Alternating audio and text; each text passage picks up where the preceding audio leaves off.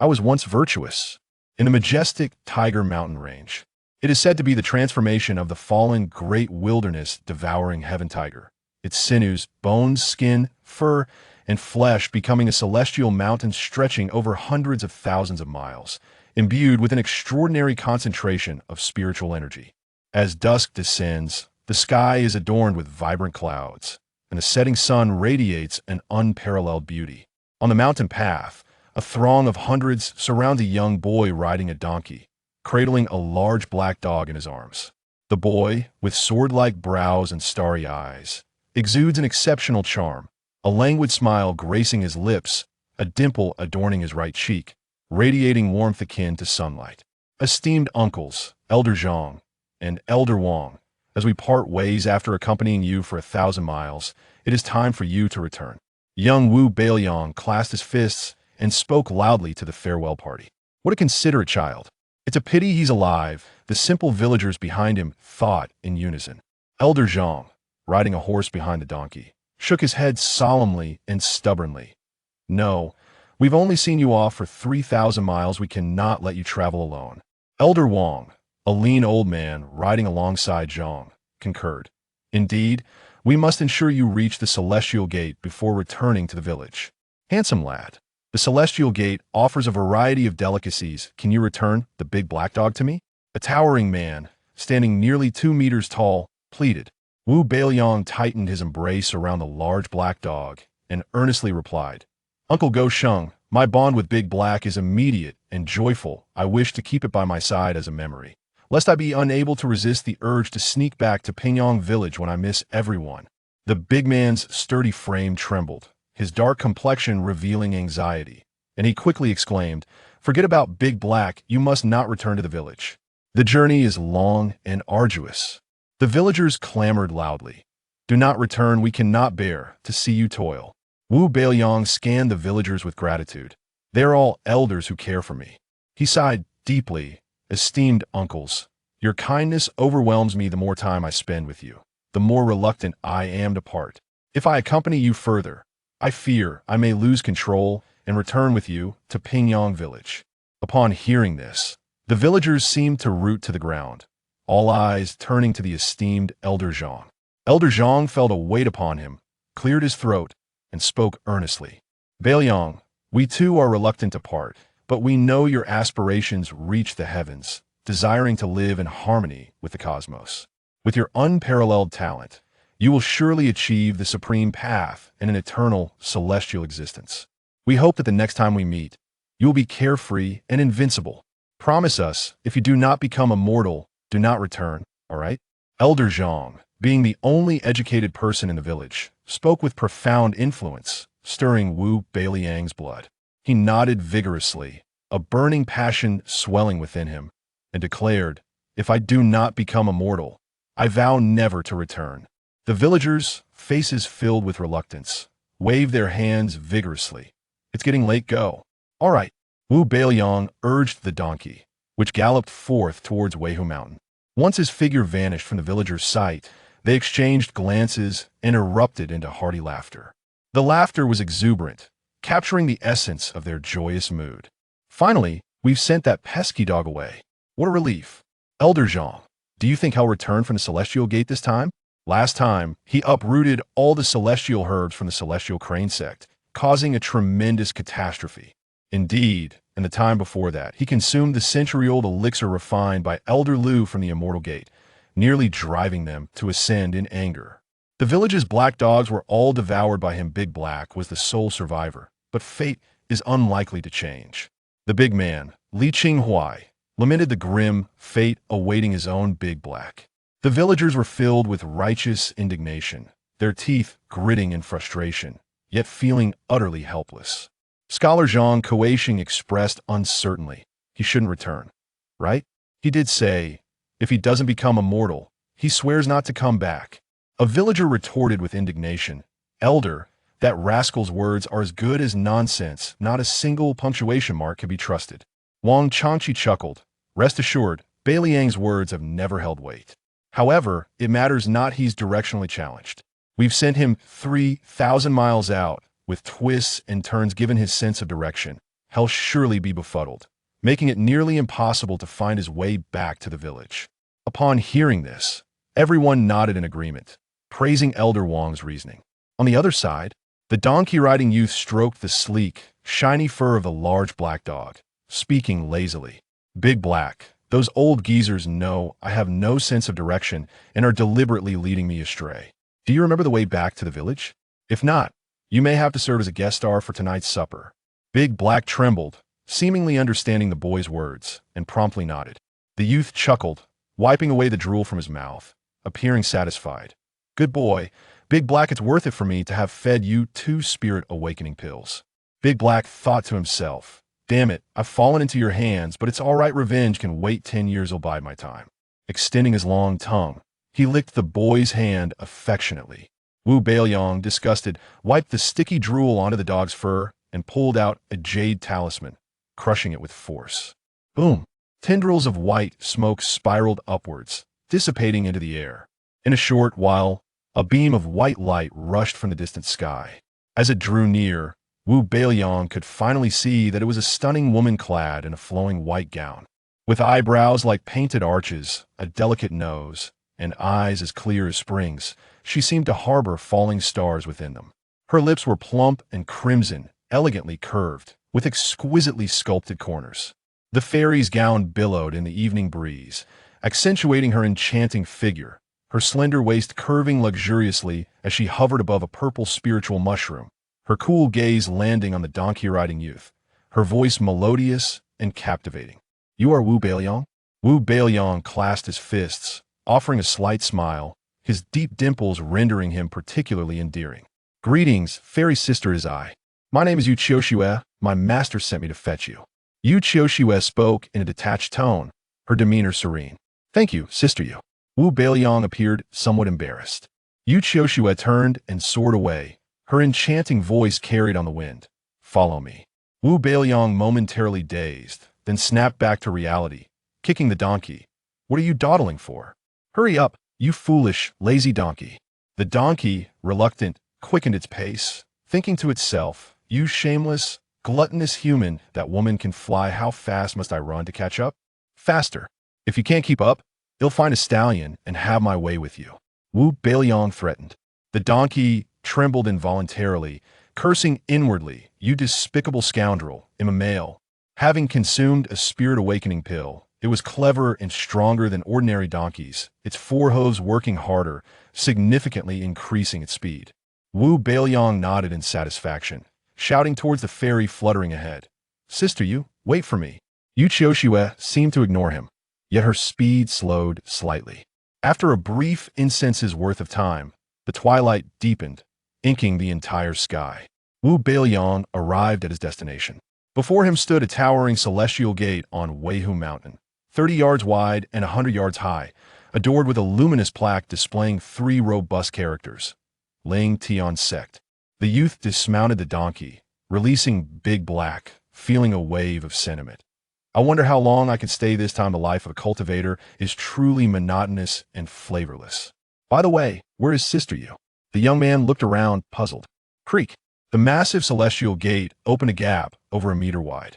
1 boy, 1 donkey, and 1 dog stepped inside. A youth with a sallow face awaited at the entrance, gazing at Wu Beiliang with evident disdain, tossing a burlap sack to him and curtly saying, report to the herb garden. Having said that, he turned and walked away. Wu Beiliang threw the sack onto the donkey's back and hurried after the young man, inquiring, Senior brother, where is the 100 herb garden? The young cultivator remained oblivious, his countenance marred by irritation. Swiftly, Wu Beiliang produced a spirit stone and pressed it into his hand. The young man's expression softened, his surprise evident as he stole a glance at the boy, not expecting that this rustic lad possessed a spirit stone and displayed such acumen.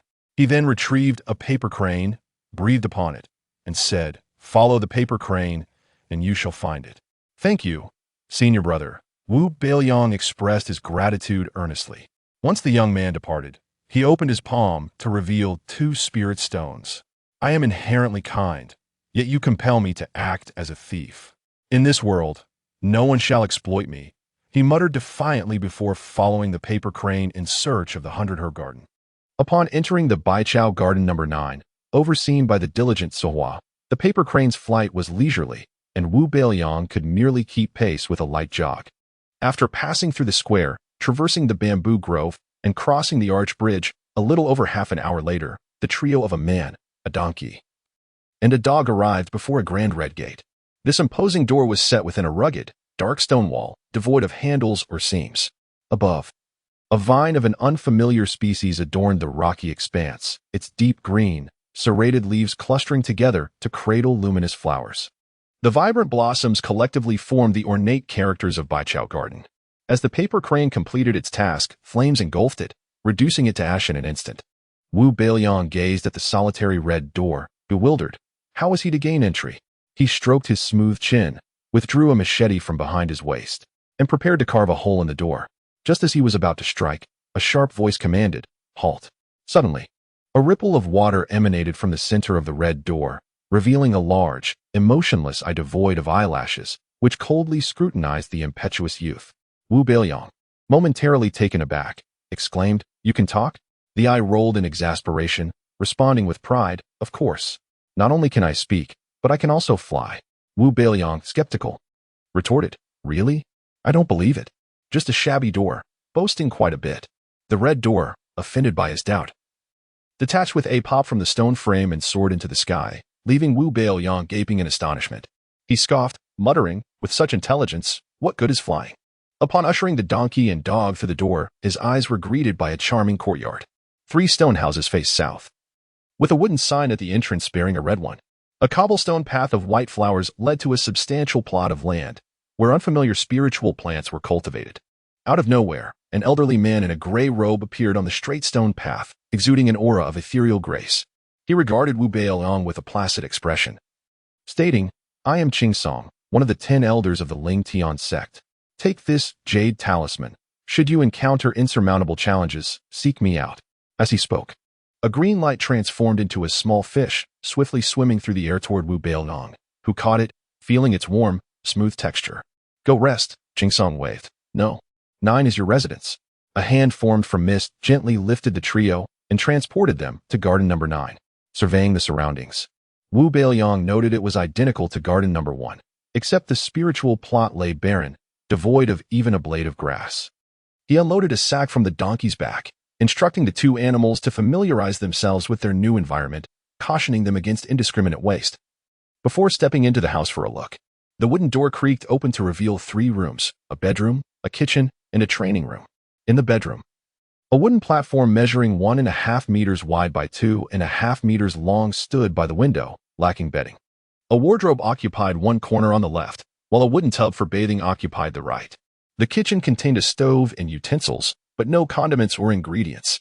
The training room featured a 30-centimeter tall octagonal stone platform with a bronze incense burner and an hourglass beneath it. Overall, this new abode was woefully lacking in essentials. Wu Beiliang, weary from 3 days of travel spanning over 3,000 kilometers, was not only fatigued but also famished. In this realm of the falling Tiger Mountain Range, where numerous sects vied for dominance, the Ling Tian sect, being a moderately sized faction, prioritized the recruitment of promising disciples and the enhancement of its strength through excellent service. Thus, he was certain there must be provisions in the sack. Muttering to himself, he excitedly opened the sack only to find a quilt, a pillow, a packet of incense, 3 seeds, and a storage bag, yet no food. Disheartened, he continued rummaging through the storage bag, eventually retrieving a bamboo scroll inscribed with treasure bottle heavenly profound art, Qi refinement chapter. He carelessly tossed it aside, collapsing onto the ground, his face a portrait of despair. This Ling Tian sect is utterly disappointing. It's worse than the Xianhe sect and the Ascension Gate, providing no sustenance. He lamented, "Thank goodness I brought my own provisions, or I would surely starve." Rising, he unfastened his clothing and retrieved a storage bag issued by the Xianhe sect from the right pocket. Pulling out an array of food, roasted dog meat, roasted chicken, sweet potato chips, rice cakes, sugar pastries, meat cakes, and honey dates, over 20 types of delicacies, alongside a bounty of spiritual herbs pilfered from the Xianhe sect. Next, he fetched a storage bag from the left pocket, bestowed by the Ascension Gate, from which he extracted a first-grade spirit source pill, promptly placing it in his mouth and crunching down. A stream of concentrated spiritual energy surged through his body. replenishing the stamina he had depleted over 3 days. Regrettably, 99.9% of the spiritual energy was drawn into the chaos residing beneath his dantian, disappearing without a trace. Despite diligently practicing for 3 months at the Shinha sect, the returns were meager. The refined energy was mostly consumed by the chaos, leaving insufficient energy to circulate through his meridians. After another 3 months at the Ascension Gate, he found himself unable to reach even the first layer of chi refinement in half a year. Typically, disciples would attain the first layer within a month, the second layer in 3, the third in 6, the fourth in a year, and the 9th layer in 3 years. At this rate, Wu Beiliang feared that even a lifetime of hard work might not suffice for him to achieve perfection in chi refinement. Initially contemplating abandoning the path of cultivation, he was unable to resist the fervent support from his fellow villagers who had signed him up and accompanied him along the journey. Thus, Wu Beiliang resolved to give himself one final chance. As he reminisced about the past, he indulged in a hearty meal. Once sated, he fed the donkey meat cakes, the dog spiritual herbs, and the 3 seeds, before spreading the quilt on the wooden platform and drifting into a deep slumber until dawn. The following day, a resounding knock at the door roused Wu Beiliang, who wished to continue his dreams with the King of Dreams. Pretending not to hear, he lay still on the platform. The persistent knocking grew louder and more insistent. Reluctantly, he climbed out of bed to open the door. Standing outside was a stout woman, well over 7 meters tall, towering over the 15-year-old boy. Her face resembled an iron pan, with sparse, short brows and piercing triangular eyes that gleamed with malice, her large mouth half open. "Who are you looking for, beautiful?" Wu Beiliang yawned, inquiring. The woman paused, taken aback. In her 20-plus years, no one had ever called her beautiful. Seeing his expression, which did not seem mocking, her anger subsided significantly. Yet, she maintained a stern demeanor, stating, "I am Tsuhua, responsible for supervising you." "Supervising me? What for?" Wu Beiliang asked. Intrigued, Tsuhua explained, "To ensure you diligently cultivate and care for the spiritual herbs. If you fail to do so, I will report your actions to Elder Huang, and he will impose punishment." Tsuhua's expression was grave. Wu Beiliang shrugged nonchalantly. "Oh, I see," he frowned. "I have to cultivate and care for the spiritual plants." Tsuhua nodded affirmatively. "Yes, the internship office provides 3 seeds to new disciples. To officially become an outer disciple of the sect, you must cultivate these 3 seeds into standard spiritual plants within 3 months. What if the seeds are lost?" Wu Beiliang asked, recalling how he had fed the seeds to the donkey the previous night. Tsuhua's mouth widened into a cruel smile. "If the spiritual seeds are lost, a small punishment shall be administered, the severing of limbs and vital organs." Wu Beiliang's expression changed dramatically, his mouth twitching in disbelief. "That is a small punishment?" In a flurry, he spun around to the donkey, grasping its neck, demanding, "Where are the seeds? Did you eat the seeds?" The donkey blinked innocently with its long eyelashes, nodding painfully in affirmation. "Hee-haw." Wu Beiliang, as if struck by lightning, his eyes ablaze with fury, bellowed, "You foolish, indolent donkey, return my seeds to me, or I shall make you pay dearly." The donkey, tightening its hind legs, broke free from Wu Beiliang's grasp and dashed to the edge of the spiritual field. With its muzzle, it pointed at a steaming pile of droppings, exclaiming, "Hee-haw." Upon closer inspection, Wu Beiliang noticed that nestled within the dark, unsightly excrement were 3 small, exquisite seeds, perfectly intact. A wave of joy washed over him, and the weight that had lodged in his throat lifted. Turning around, he found a stout woman, resembling a small mountain, glaring with furrowed brows at the offending pile.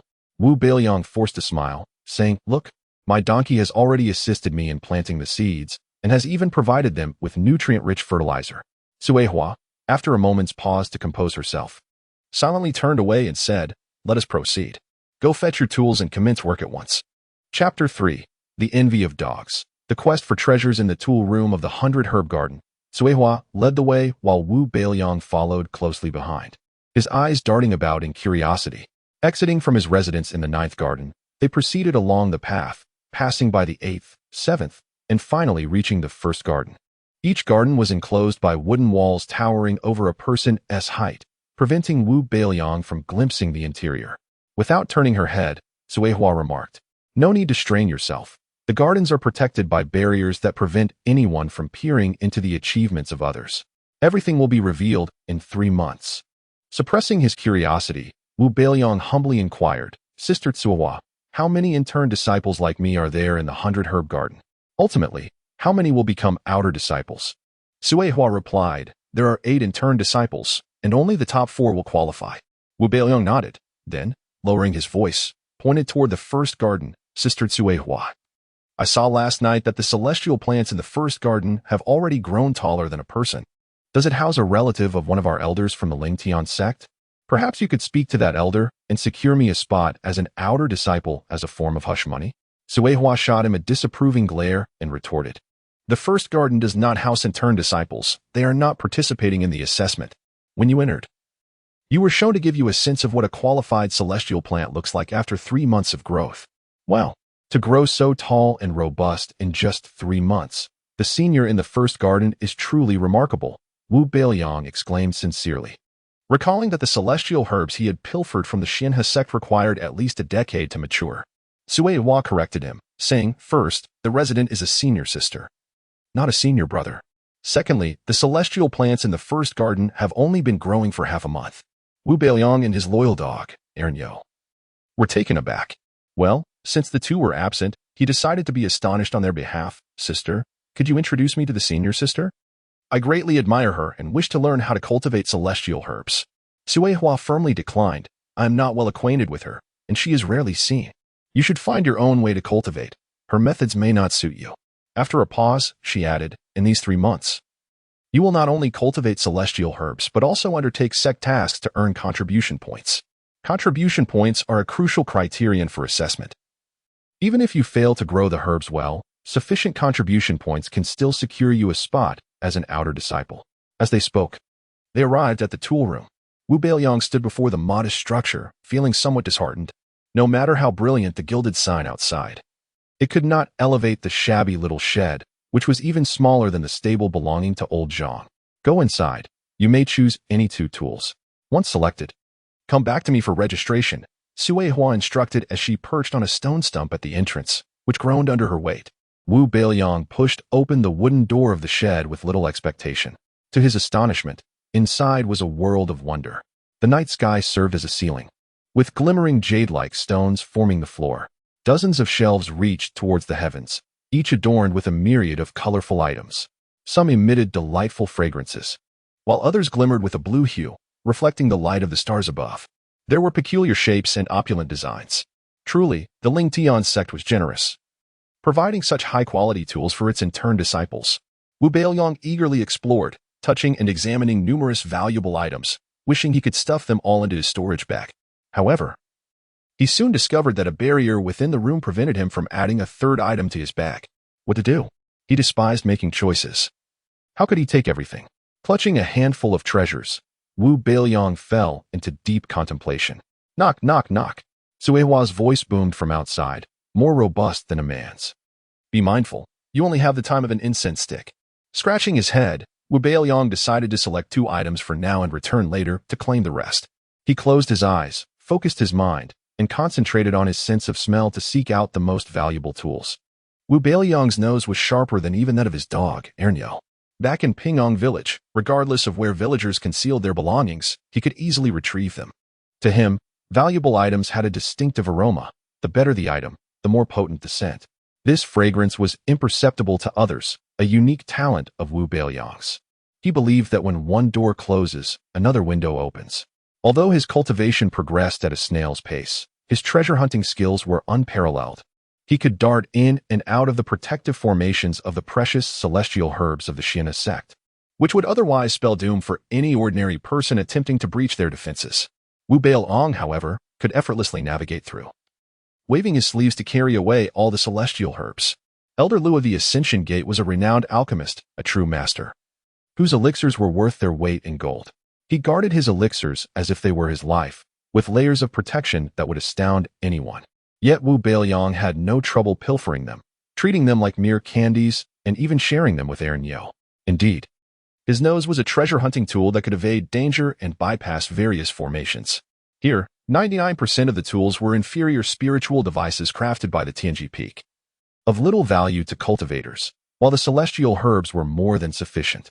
Selling them in the mundane world would yield a fortune. Wu Beiliang's task was to utilize the enviable sense of smell that even Erlǘzi admired to sift through the sands for gold. His nostrils flared slightly, detecting a faint, ethereal fragrance that danced like smoke, intertwining in the air. As he walked forward slowly, the aroma filled his senses, rich yet subtle. Treasure! Wu Beiliang exclaimed with delight, quickening his pace toward the source. He opened his eyes and halted in front of a shelf in the northwest corner. The treasure was not on the shelf but hidden in the crevice of the wall. Ah, quite well concealed. Wu Beiliang grinned, squeezing himself behind the shelf and feeling along the wall. He encountered a rough, curved surface and accidentally scraped his hand. Ouch, that hurts. What is this? He tugged at the object, pulling it free. Upon inspection, Wu Beiliang was taken aback. The shape and aura exuded an inexplicable familiarity. It bore a striking resemblance to the shovel belonging to Old Wang, though perhaps one could say it was merely a smaller version. Was it the illegitimate offspring of Old Wang's shovel? The handle was short, less than a meter long, a dusty earth-yellow color, and the half-moon-shaped head was rusty, stained with Wu Beiliang's blood. Despite its shabby appearance, unworthy of his graceful demeanor, it was undoubtedly a treasure. Wu Beiliang held a firm belief in the prowess of his nose. Just one more treasure, and he would have everything he desired. At that moment, Suehua's voice called from outside. Time is running out. Have you made your selections? Almost there, sister. Please, do not rush me, Wu Beiliang replied, his nose twitching as he hurriedly searched for another treasure. Chapter 4. The blame-shifting donkey and the master of bamboo shoots. In a fleeting moment, he discovered another fragrant treasure at the pinnacle of the central rack, a lotus-shaped iron basin, exceeding 2 feet in diameter and half a foot in height, with peculiar engraved patterns adorning its base. Just as he placed these 2 items into his storage bag, he was abruptly seized by a swirling vortex that flung him to the doorway. Suehua extracted a small iron shovel and the iron basin, diligently recording them with a booklet and brush, her eyes occasionally narrowing at Wu Beiliang with dissatisfaction as she muttered, "A grown man, so indecisive." "How do you know I am grown?" Wu Beiliang, well aware of the necessity of humility under a roof, sheepishly replied, "Sister Suehua, there are too many treasures. I succumb to a syndrome of indecision. I'm here now, aren't I?" Pausing momentarily, he added with a glint in his eye, "Beautiful lady. May I return to exchange a couple of items? The time was too rushed, and I didn't make the right choices." Suehua coldly refused. "I've already registered them. This booklet is a subsidiary record with Elder Huang. Once recorded, it cannot be altered." Wu Beiliang leaned in to examine the booklet, which read, Baichao Garden No. 9. Wu Beiliang, Xian Iron Shovel, Lotus Basin. Sister Suehua, dare you touch your conscience and claim this as Xian Iron? Wu Beiliang lamented, shaking the shovel, rust cascading like flakes. Suehua awkwardly cleared her throat. "Perhaps it has rusted due to the recent humidity. A little polishing will rectify it." Wu Beiliang grimaced. "I suspect you are deceiving me. Yet I lack evidence." Suehua closed the booklet. "Enough chatter. Return to the garden. I must attend to the sect's tasks." Upon returning to the garden, Wu Beiliang examined the small iron shovel and the lotus basin, pondering their concealed mysteries. The unremarkable shovel must possess extraordinary qualities. He decided against polishing off the rust to prevent envy from others. Woof. The dog is both hungry and thirsty. Hee-haw. The donkey is likewise hungry and thirsty. Why did I say likewise? While Wu Beiliang was engrossed in studying the shovel and basin, he dismissed the incessant clamor of the dog and donkey vying for attention. Their efforts ultimately futile. Being tethered to such a heartless master was truly a plight, especially the donkey, with its innocent, tearful eyes. Wu Beiliang could hardly bear to meet its gaze, thus turning his head away. Upon further examination, he discovered that the small iron shovel was strikingly plain, lacking the ability to slice through iron or even turn the soil with ease. He failed to notice that the blood he had previously shed upon the rust had vanished. As for the lotus basin, he gave the donkey a playful swat, and to his astonishment, the base dented slightly. How fragile! Was this not a treasure?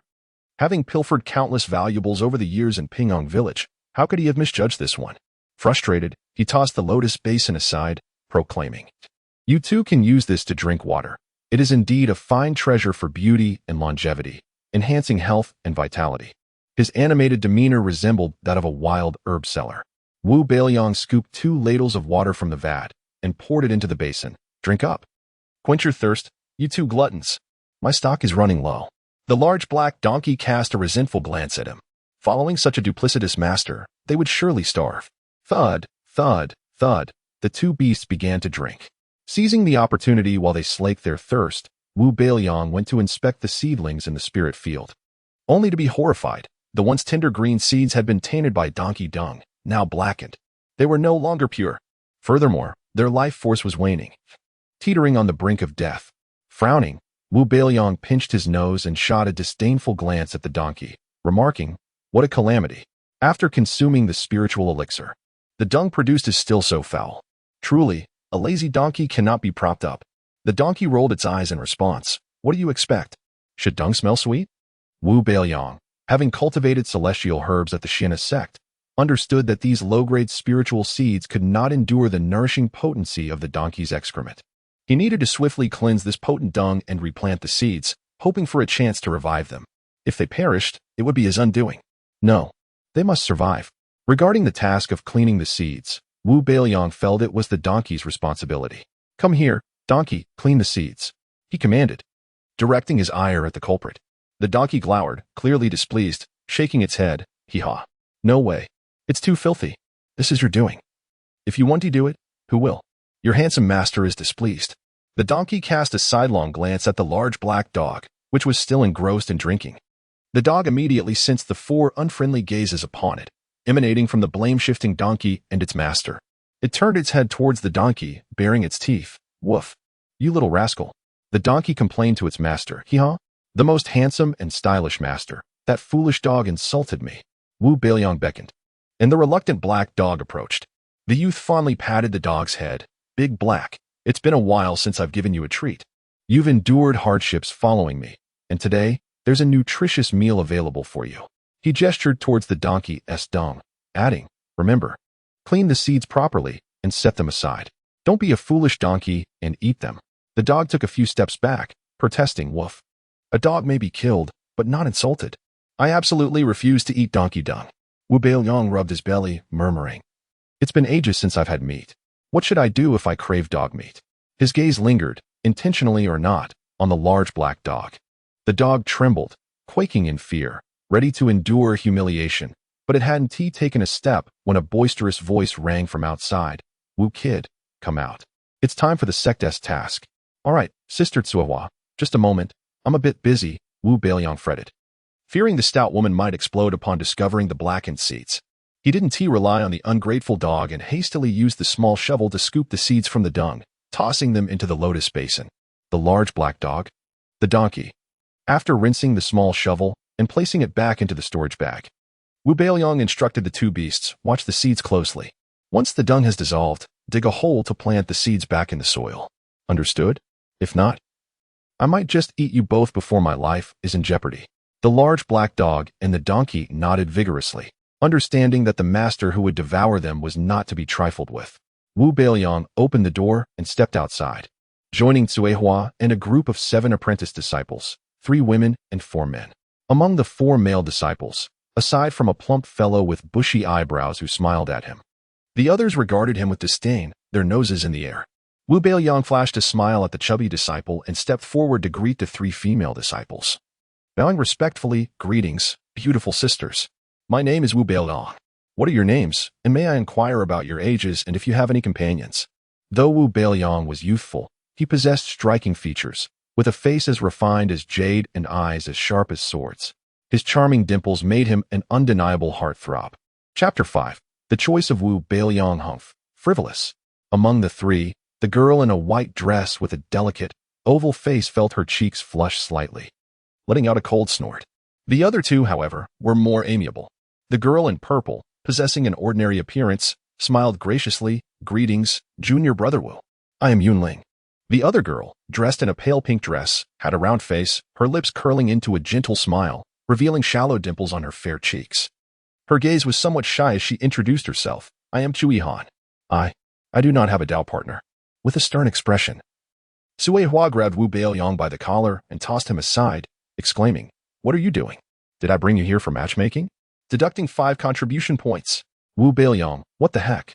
I was merely exchanging pleasantries with my fellow disciples. How did that lead to negative contribution points? The 3 arrogant, unattractive boys pointed and laughed at Wu Beiliang. The handsome youth secretly cursed them. "Laugh. Keep laughing, and your Dao partners will all beat Tsuehua." "Why are you laughing? Keep it up. and I'll deduct contribution points. Suehua warned, hands on her hips, glaring at the three. Her short brows furrowed in a fierce demeanor akin to a fierce she-devil. Suddenly reprimanded, the three ugly boys froze for a moment before quickly ceasing their laughter, their expressions turning sour. Hiding behind Suehua, Wu Beiliang silently roared with laughter, indulging in mockery. The supervisor is mocking us, the three exclaimed in unison, pointing angrily at Wu Beiliang. When Suehua turned to look at him, the young man wore a serious expression, feigning innocence. I did not. They are framing me. Suehua addressed the three ugly boys. You will each have 5 contribution points deducted. Speak further, and the punishment will be doubled. The 3 male disciples were incensed, their noses wrinkling in anger. If looks could kill, Wu Beiliang would have been in pieces by now. We're off, Suehua declared, leading the way. An hour and a half later, Suehua guided them past a small stream behind the garden, crossing over a 100-foot-long arch bridge, arriving at the back mountain. At this moment, the sun was at its most blistering, and the disciples who had been complaining of the heat just a second ago found themselves shivering as they entered the mountain path.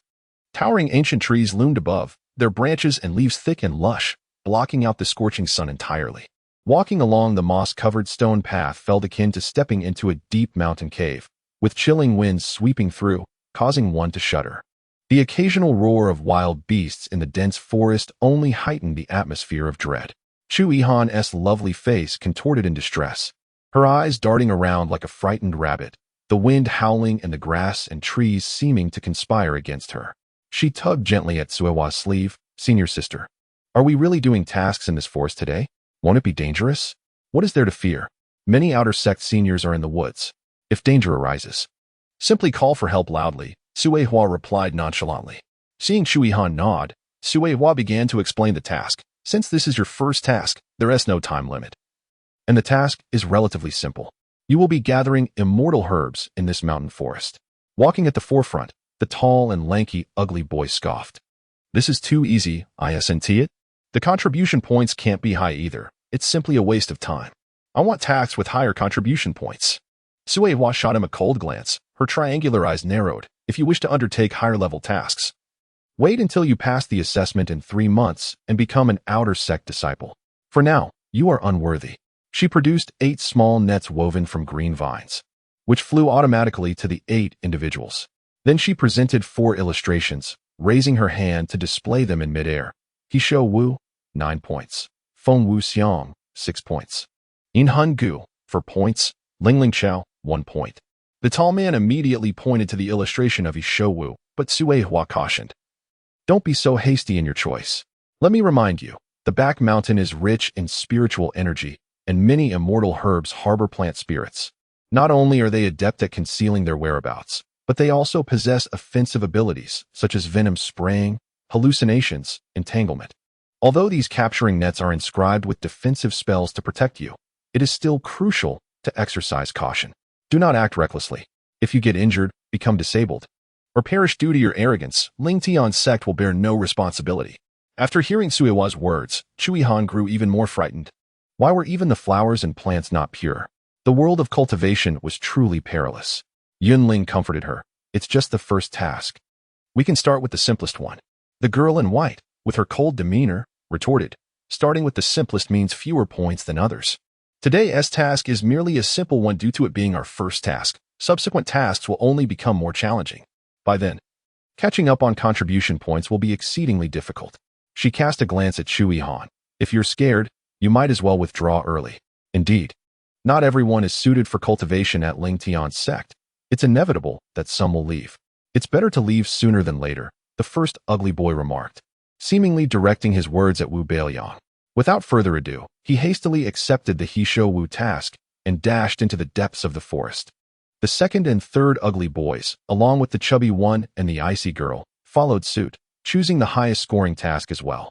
Yunling also opted for Hisho Wu, stimulated by the words of the first ugly boy and the icy girl. Chu Yihan gritted her teeth and chose Hisho Wu. The two turned to Wu Beiliang, who had yet to make his choice. What are you planning to select? Yunling inquired. Wu Beiliang waved his hand dismissively. I'm in no rush. There's no time limit. You all go ahead while I ponder my decision. Yunling frowned slightly, surprised to find that he, a man, was even more timid and cautious than Chu Yihan. It seemed he was destined to lag behind and be the first to be eliminated in 3 months. Let us go? She tugged on Chu Yihan to leave. Chu Yihan kindly encouraged Wu Beiliang. Don't be afraid. Believe in yourself. You can do it. Wu Beiliang looked at her round, cherubic face and thought. Such a cute girl. I bet she would cry for a long time if punched. He replied, thank you. After they departed, Wu Beiliang approached Cuohua and asked, Sister Cuohua, I didn't quite catch the rules. Is the 9 points for capturing one he show Wu? If I catch multiple, do I get the corresponding multiple of contribution points? Cuohua regarded him as though he were a fool, exasperatedly saying, to catch one is already impressive. Catching multiple? Do you think he show Wu are foolish birds waiting for you to catch them? Don't aim too high. I am well aware that he show Wu are difficult to catch, but I must understand the rules beforehand. What if I get lucky? Wu Beiliang stated earnestly. Cuohua rolled her eyes at him. Naturally, when he show Wu earns you 9 points, 2 earns you 18 points, and so forth. Moreover, higher quality show Wu will yield higher scores, but you won't be able to catch those at all. All right, understood. Wu Beiliang nodded, displaying an expression of confidence. He glanced at the 4 illustrations and chose Feng Wuxiang, then dashed into the forest. Cuohua stared in disbelief for a moment, then shouted after his retreating figure. After asking about his show Wu for so long, you choose Feng Wuxiang? You're simply ridiculous. Wu Beiliang ran off swiftly, pretending not to hear. Chapter 6. The plump boy and the fat sheep. Once out of Cuohua's line of sight, Wu Beiliang slowed his pace, surveying his surroundings. Towering ancient trees, some hundreds of years old, stretched their canopies above, forming a vast umbrella that shielded the sunlight from filtering through the dense layers of foliage. Only a few scattered sunbeams managed to pierce through, landing on the forest floor. Various unnamed shrubs and moss filled the gaps between the ancient trees. With no discernible paths in sight, Wu Beiliang relished the rich spiritual energy that permeated the air, feeling invigorated. Truly, this sect, nestled within the majestic Laohu mountain range, boasted an abundance of spiritual essence and resources far surpassing those of the humble Xianhe sect on the small, immortal mountain. In such an environment, not only could one find He Shou Wu, but it was also entirely plausible for the elusive Xian Chao to flourish. Ever since he ventured into the back mountain, the ethereal scents of spiritual herbs and fruits wafted around him, tantalizing his senses like a weasel entering a henhouse. As the saying goes, wherever Beiliang goes, spiritual herbs shall not thrive. Precious spiritual plants and medicines are all mine. Closing his eyes to inhale deeply, he caught a whiff of a faintly sweet aroma. After navigating through thickets and dense underbrush, he discovered a north cold pine, its branches laden with 6 fist-sized pine cones. With the agility of a monkey, Wu Beiliang swiftly climbed up, plucking all the pine cones, then leaping down as he munched on them, heading toward the next fragrant spot. As he rounded half of a small hill, Wu Beiliang suddenly heard a faint cry for help from the western foot of the mountain. He hurried over, eager to discover which unfortunate soul had found themselves in peril. Arriving at the scene, he halted in his tracks, spotting a pair of chubby white feet flailing helplessly within a thicket. Those with poor eyesight might mistake this for some spiritual herb come to life, but he recognized it as the only friendly male in turn disciple he knew, the rotund Dahei. Approaching him, Wu Beiliang confirmed that he was merely stuck in a pit and in no mortal danger, then feigned concern, saying, "Are you all right, junior brother? Do you need me to fetch a senior brother to rescue you?" Pang shook his legs vigorously. No need, no need. I don't want to lose my contribution points. Brother, just lend me a hand and pull me out. I'm afraid I can't pull you out, given your size. Perhaps I should find another senior brother to assist you. Wu Beiliang retorted, stamping his foot as if to leave. Don't go, brother. I have spirit stones. I can offer you some. Just give me a gentle tug. I'm stuck and can't move. The chubby boy strained to reach up, clutching a deep blue satin-embroidered purse that clearly belonged to a wealthy family. Wu Beiliang raised an eyebrow, reluctantly conceding, all right, since you are so earnest, I shall attempt to assist you, but I cannot guarantee success. Gripping one of Pang's hands and a leg, he pulled with all his might. With a swift motion, Pang soared upward, and Wu Beiliang extracted him as easily as pulling a radish from the ground. Dusty and disheveled, Pang quickly bowed in gratitude. Thank you, brother. Upon recognizing Wu Beiliang, he scratched his head. I should be older than you, right? Wu Beiliang clapped his hands, wiping off the pine cone residue as he continued to eat. In the sect, seniority is determined by when one arrives, not age. What?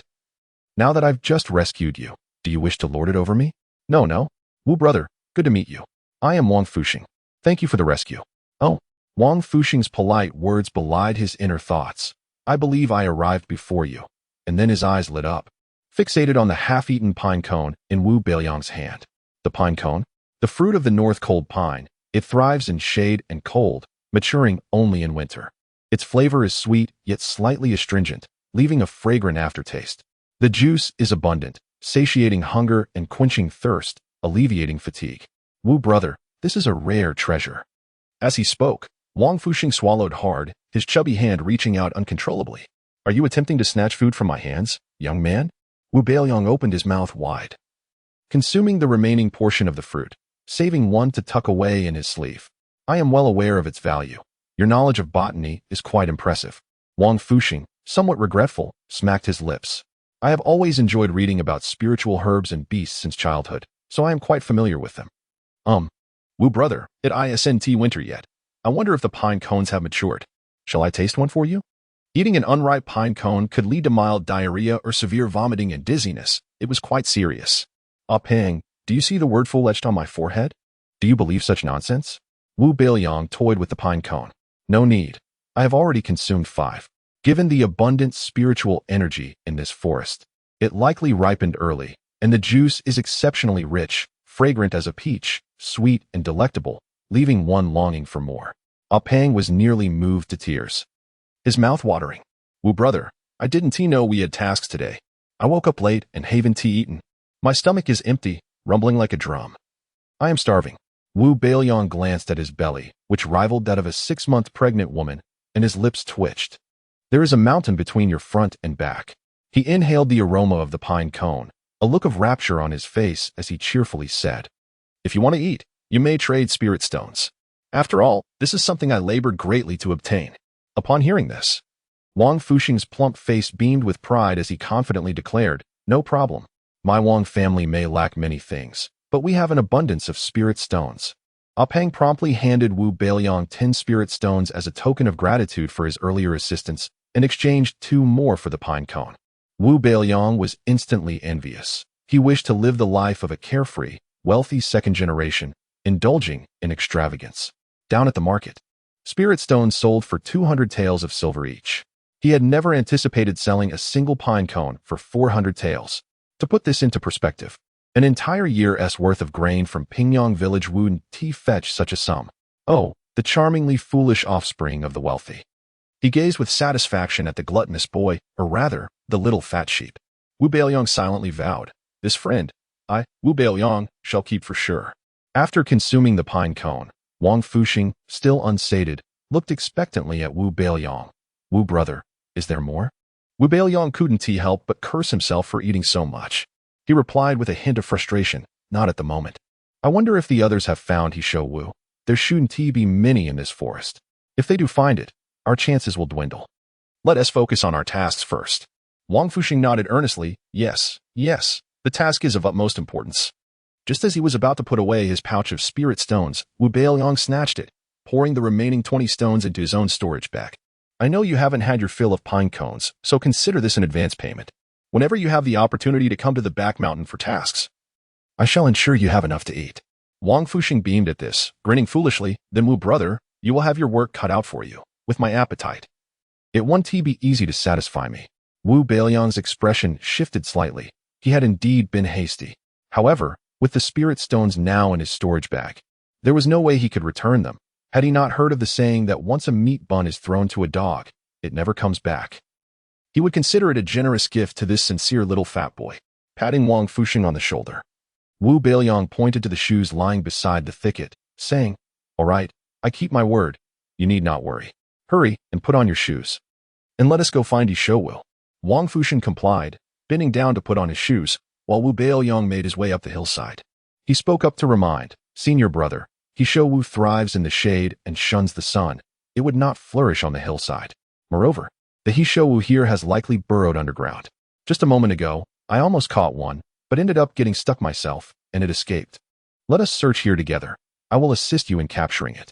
I shall merely take a glance. Perhaps there is a lost He Shou Wu nearby. Wu Beiliang casually dismissed him, pondering that this chubby fellow was quite agreeable. If he had spiritual stones, he would genuinely give them. His disposition was innocent and kind-hearted. Should he fail to capture the Hishowu, he could certainly sell him one, as he was not lacking in funds. Wang Fuxing remained silent. Wu Beiliang casually gathered some slender grass and placed it into his storage bag, contemplating using it to feed the 2 donkeys upon his return, thus ensuring both were well fed, achieving a dual purpose. However, Dahei was rather averse to the donkey's dung and would require some convincing and education. Wang Fuxing observed Wu Beiliang collecting quite a bit of slender grass, puzzled by its significance, blinking his bright little eyes as Wu Beiliang hastily ascended the hill. Disappearing from view, the chubby boy had no choice but to search for the Hishowu alone. Wu Beiliang moved with such haste because he had caught a whiff of the familiar fragrance emanating from the prickly pine cones. In a moment, a tall north cold pine stood before him, adorned with 2,000 tails of silver. Yet, how peculiar that the 5 large and round prickly pine cones were situated exclusively at the very top of the tree. Chapter 7. Suihua's Affection. Senior brother's indifference beneath the shade of a tree along the flagstone path. Suihua was drawing circles, casting a curse upon Wu Beiliang. May the heavens ensure he finds not a single phoenix dance herb, and instead plummets into some ravine, suffering a near-fatal fall, thus ensuring his elimination. Suihua, what endeavor occupies your attention here? A melodious voice echoed from nearby. Suihua, lost in the intensity of her malediction, had failed to notice the familiar footsteps. She smoothed a stray lock of hair, rose to her feet, and with a blush upon her moon-like face, lowered her gaze and softly greeted, Senior Brother Wenjia, what a serendipitous encounter. Have you just concluded your trial? The newcomer was tall and handsome, with a gentle smile playing upon his lips. Adorned in the azure robes of the Lingtian sect, he possessed an air of effortless elegance. Even amidst his fellow disciples, he was the most striking figure. It was common knowledge that Suihua harbored affections for Wenjia, but he feigned ignorance, for his taste lay elsewhere. He halted before Suihua, the white hilt of his sword adorned with a jade tassel. Gesturing behind him, he explained, I am accompanying my junior brothers on a task. We have just finished. Are you leading the apprentice disciples on a mission? Suihua nodded. Indeed. Some of these young ones are quite troublesome, not as capable as you, senior brother. She lifted her head, her gaze ardent, unwilling to miss any opportunity for confession, as if the sheer number of declarations might eventually sway Wenjia's heart. The junior brothers waited in silence, anticipating her inevitable rejection. But at that moment, a thunderous sound erupted from the depths of the forest, scattering birds in all directions. Wenjia frowned, his gaze directed towards the source of the noise. What transpired? What is the nature of your task? Suihua, flustered, replied. Merely to gather fleece flower root and phoenix dance herbs, nothing too challenging. How could such a commotion arise? In her agitation, she seized the opportunity to draw closer, clutching Wenjia's sleeve. Senior Brother Wenjia, I am quite frightened. The sight of a plump woman feigning distress was hardly appealing. The male disciples present shielded their eyes from the spectacle. Wenjia's brow twitched. His right hand instinctively gripped the hilt of his sword. Were it not for the presence of so many witnesses, he would have severed that sleeve then and there, lest his reputation be compromised. Let us proceed. He politely disentangled himself from Suihua's grasp, leading his junior brothers into the forest. Suihua hesitated, then followed. The culprit, Wu Beiliang, was equally stunned. Unable to reach the thorny pine cones, he had hurled his Xian iron spade, hoping to dislodge them. Yet, the spade proved far too effective. With a flash of cold light, it severed the entire crown of the northern frost pine. The crown crashed to the ground with a deafening roar, branches snapping, needles flying, and dust billowing. Had Wu Beiliang not reacted swiftly, scrambling away in an undignified retreat, he would have been buried alive. Good heavens, this wretched spade is terrifying. Wu Beiliang patted his chest, his heart still pounding. His gaze fell upon the unassuming spade lying on the ground. I suspect you did that on purpose, but I have no proof. Wait, he muttered. That commotion was rather loud. If someone were to discover me, I would be in dire straits.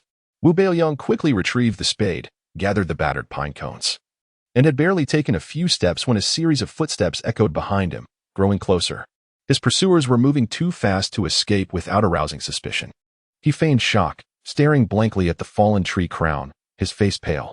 Wenjia arrived first, his gaze sweeping over the northern frost pine before settling on Wu Beiliang. What are you gawking at? Never seen a handsome man before. The boy thought to himself, maintaining his stunned expression. Who are you? Do you know who felled the crown of the northern frost pine? The cut was smooth as a mirror, the work of a master swordsman. At least at the peak of refining spirit. Wu Beiliang snapped out of his daze and respectfully replied, I am Wu Beiliang, an apprentice disciple. I was searching for phoenix dance herbs when the tree crown suddenly fell. Had I not dodged in time, I would have been crushed. It was quite alarming. I saw a flash of white, but I couldn't make out a face. He added hastily, seeing Wenjia's sharp gaze. The other disciples and Cuihua arrived.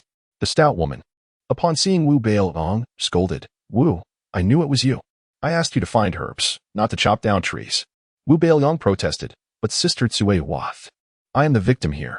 Enough with the explanations. You are excused from this task. Return." Cuihua waved her hand, cutting him off. Wu Beiliang appealed to Wenjia. "Senior brother, I am innocent. The branches of the northern frost pine are as tough as stone. An apprentice disciple at the first level of qi refining could never cut them down." Wenjia nodded, addressing the matter directly. "Cuihua, observe the cut on the tree crown. It is too smooth. Even I could not achieve such a result." The implication was clear. The apprentice disciple was even less likely to be responsible. "I see. Senior brother Wenjia is wise. My apologies for my rashness." Cuihua's tone softened, causing Wu Beiliang to gape in disbelief. 1,000 curses echoed in his mind.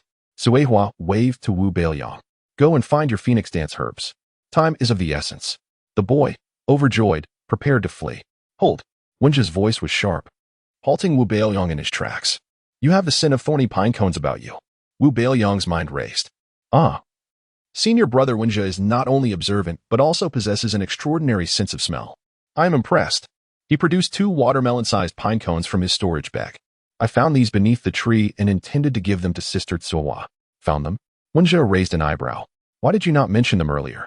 "I forgot." Wu Beiliang replied innocently. Wenjia sneered, an inexplicable dislike for the apprentice-disciple rising within him. "You appeared terrified. How could you have been in the mood to gather thorny pine cones?" Wu Beiliang shrugged. "The thorny pine cone is a low-grade yellow elixir. Would senior brother not gather them if he saw them?" Clang. Wenjia drew his gleaming sword, slicing through the air. In an instant, the blade rested against Wu Beiliang's neck. The chill of the steel piercing his skin, drawing a bead of blood. "Enough with the sophistry. Tell me the truth." Wenjia demanded, his aura of menace enveloping the boy. Fear gripped Wu Beiliang's heart. This pretty boy is trying to kill me. He prepared to crush the jade talisman given to him by Daoist Qing Song. Ready to summon help. "Who goes there?" Wenjia, sword in hand, darted past Wu Beiliang. The boy turned to see a glimpse of a pale pink skirt behind a thick tree. Cuihua emerged, her voice timid. "Senior brother Wenjia, it is I." Wenjia's dark expression vanished, replaced by a tender gaze. "Ihan, you are here as well?" He sheathed his sword, apologizing. "Did I frighten you? Forgive me. I was unaware of your presence." Chapter 8. Do not underestimate the youth's poverty, for time shall not be wasted. Cuihua, feeling aggrieved, lightly tilted her head. "I was indeed a bit startled. Senior brother is so quick. I didn't even have time to react." In the depths of his heart, Wu Beiliang was fervently lamenting. "Indeed, this rascal is exceptionally swift. A true man in 3 seconds. Who could possibly keep up?" Wenjia, filled with self-reproach yet gentle consolation, finally inquired, "Ihan, what brings you here? Did you witness who severed the Beihai song?" Cuihua displayed a fearful expression and replied, "Right where you were standing. There was originally a Hishowu. I cautiously approached, hoping to catch it. Just as I reached behind the large tree, I caught a glimpse of a white figure darting past, followed by the thunderous crash of the tree crown falling, which startled me so much that my legs buckled, and I collapsed. Then I saw junior brother Wu rushing to the tree crown to collect 2 pine cones. He even mentioned, I'll give these fruits to Sister Cuihua later, hoping to exchange them for some contribution points. Just as I was getting up and leaning against the tree, you all arrived." Wenjia's face revealed understanding as he believed the innocent and adorable words of his little junior sister. However, Wu Beiliang was astounded, muttering to himself, "Indeed. One should not judge a book by its cover. This seemingly harmless little sister spins lies without batting an eye. Moreover, her appearance is quite deceptive. Had I not been involved, I might have believed her myself." He then found himself puzzled. Why would this girl help me? Eliminating me through Wenjia would only lessen her competition and enhance her chances of standing out. Cuihua, observing Wenjia's demeanor towards Cuihua and contrasting it with his indifference towards herself, felt an acute pang of discomfort. She forced a sour smile and asked Wenjia, "Senior brother one, do you two know each other?" Wenjia smiled warmly, exuding the charm of a caring man. "Our families have been old friends, often in contact. Ihan and I essentially grew up together." This was the legendary childhood romance. Innocent and untainted, Wu Beiliang keenly noticed that the jade pendant worn at Chu Yihan's waist was identical to the one hanging from Wen Zhe's sword hilt. Sui Hua also noticed the conspicuous matching pendant and, with a tinge of jealousy, remarked, "Senior brother Wen, let us save the reminiscing for another day. They have tasks at hand. If they fail to complete them, they want to earn contribution points. Surely, you wouldn't want Chu Yihan to be eliminated? Naturally not. Yihan, keep it up. Sister Tsuehua, I bid you farewell." Wen Zhe departed with his junior brothers, leaving not even a glance at Wu Beiliang, much less an apology. Wu Beiliang ground his teeth in silence. Chu Yihan's little lapdog, this grudge has been formed today. I shall ensure you learn the dire consequences of crossing me. After Wen Zhe left, Suehua's disdain for Chu Yihan intensified as she observed her fluctuating expressions, seemingly plotting against her. Wu Beiliang hastily stepped forward, saying, "Sister Tsuehua, are you thirsty? Here, eat these 2 pine cones, they will suffice." Upon seeing the 2 melon-sized pine cones, Suehua's eyes sparkled with greed. The fruit indeed smelled delightful. She swallowed and instinctively reached for them. "We'll head off to complete our tasks now. See you later." With that, he pulled Chu Yihan away toward the distance. Once out of Tsuehua's sight, Wu Beiliang released the daughter of the Chu family, who was already gasping for breath. "Junior brother Wu, thank you for helping me," Chu Yihan said, her delicate frame embodying fragility. This girl was not foolish. She could see that Suehua favored the little lapdog and that she would be particularly targeted by the strict overseer. Wu Beiliang waved his hand, gazing intently at Chu Yihan, and earnestly asked, "Why did you lie to help me just now?" Chu Yihan, seemingly overwhelmed by his unwavering gaze, lowered her head, her long, thick eyelashes fluttering like butterfly wings. Her delicate hands clutched the edge of her clothing as she avoided meeting his gaze. Speaking in a melodious voice, "Senior brother Wen was quite aggressive towards you, which I disliked. I also disapprove of his actions to maintain a flawless persona." Wu Beiliang remained noncommittal, not fully convinced by her words. "You witnessed how the tree crown fell, did you not?" Wu Beiliang narrowed his eyes, keenly observing Chu Yihan, attempting to discern any clues from her subtle expressions. Chu Yihan shook her head innocently. "I didn't see. How did it fall?" Her demeanor appeared quite natural, and her eyes did not flicker. She seemed truthful. "I mentioned earlier that a white shadow flashed past, and then the tree crown fell. Ling Jiazhou is placing the blame on the moon autumn snow flying over the Lingxi." Chu Yihan revealed a look of yearning, her beautiful eyes sparkling as if they held light. "I wonder when I shall be able to sever the tree crown of the Bei Han Song with a single sword strike." Wu Beiliang felt a surge of pride. "I could do it right now." He cleared his throat and remarked, "By the way, weren't you with Yunling? How is it that you are alone now?" Chu Yihan regained her breath and fanned herself with her hand, saying with a hint of grievance, "We discovered a Hishowu together, but Yunling chased after it, and I couldn't keep up. She ran too fast." Wu Beiliang's lips twitched. "All right, I now understand why Yunling chose to accompany you. No matter how clever you are, you cannot outmatch someone with real strength." Observing the seemingly fragile Chu Yihan, Wu Beiliang curiously asked, "As a young lady from a wealthy family, living in luxury every day, why would you choose to cultivate?" She blinked her large, innocent eyes, paused for a few seconds, and naively replied, "I wish to become an outer sect disciple through my own efforts, surpass senior brother Wen, rendering him unable to keep up with me and voluntarily withdraw from our engagement." Wu Beiliang was infected by her whimsical aspirations. If a young lady from a prestigious family was so determined, what reason did he, who progressed as slowly as a donkey grinding grain, have not to strive as well? Do not underestimate the youth's poverty. Surely, time shall not be wasted. Coughing, he suddenly felt a surge of fervor. "Go for it. You can achieve it," he said with a perfunctory tone. Chu Yihan looked at Wu Beiliang in disbelief, her voice trembling. "You are the first to believe I can do it. Thank you." "You're welcome." Wu Beiliang waved his hand, concentrating as he inhaled a hint of a special fragrance. He pointed towards the shrubs in the west. "You should search over there." Hishowu prefers cool, damp places. They can burrow into the ground, but their legs are short and they cannot run fast. If you find one, do not make a sound, just capture it in the net. Chu Yihan nodded. "Understood, I'll head over now." "What about you? Aren't you coming with me?" Wu Beiliang shook his head. "No, I'll search elsewhere. Too many footsteps might startle it." "That's true, then let us split up." Chu Yihan waved at him as she stealthily moved towards the western shrubs. Wu Beiliang touched his nose, muttering to himself, "Sister, I can only assist you this far." With that, he turned and walked in the opposite direction. Advancing with alacrity, Wu Beiliang arrived at a precipice nestled deep within the forest. Verdant tendrils of climbing plants draped the cliff face, giving way to what seemed like the gaping maw of an abyssal chasm, its depth shrouded in impenetrable gloom. Despite his initial intention to depart, an ethereal fragrance wafted from below, stirring within him a sense of indecision. Wu Beiliang seized a stone, about the size of a fist, and cast it into the abyss. A moment later, the sound of a splash echoed upward. The precipice descended perhaps 100 zhang, with water undoubtedly residing at its base. Whether for shade-loving Yishou Wu or sun-kissed phoenix dance fragrance, all plants require water, and the spiritual energy here was palpably denser. A gamble it is. Wu Beiliang retrieved his trusty trowel, recalling its effortless severing of the northern pine's crown, a memory that instilled a sense of security. He tested 2 sturdy vines, tugging with considerable force until he was satisfied they could bear his weight. Securing his grip, Wu Beiliang began his descent. Upon reaching the base, several pools of water met his gaze. Attuning his ears, he discerned the murmur of flowing water nearby. A surge of elation coursed through him as he quickened his pace. The soil beneath was soft and moist, and with each step, he sank slightly into the earth. Before long, he discovered a slender stream meandering through the mountains, concealed amidst a tapestry of flowering vines.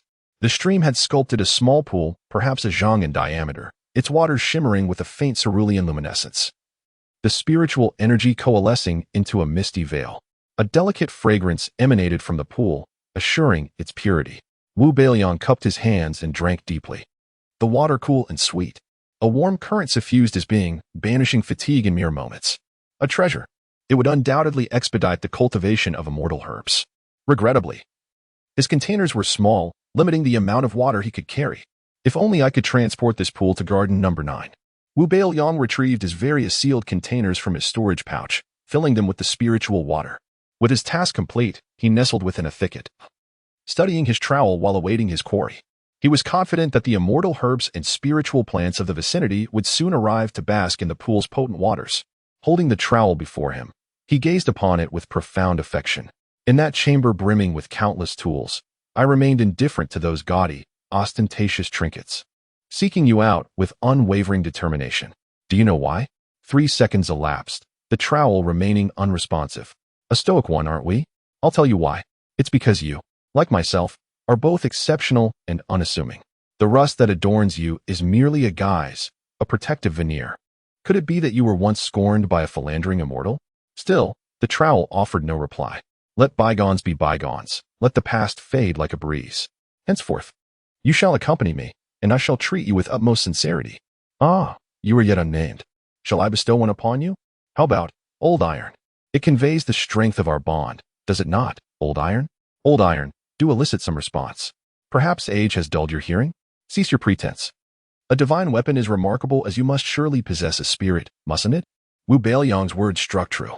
The trowel was indeed a divine weapon, and it did possess a spirit. Its former master was a figure of immense power in the great wilderness. Now, it was reduced to serving a piece of trash who had not even reached chi refining level 1, and Old Iron was in a foul mood. Had this wretch not inadvertently activated the blood contract with his blood, it would have never deigned to acknowledge this chatterbox. Do you find me irksome? If so, simply utter a sound. Wu Beiliang, noting Old Iron's continued silence, began to doubt the existence of its spirit. 3 seconds passed. Squeak. Old Iron felt a surge of shame. Forced by its useless master to emit such a sound, a grave affront to its status as a peerless divine weapon. Although scorned, Wu Beiliang was overjoyed. He had unwittingly acquired a tool imbued with a spirit.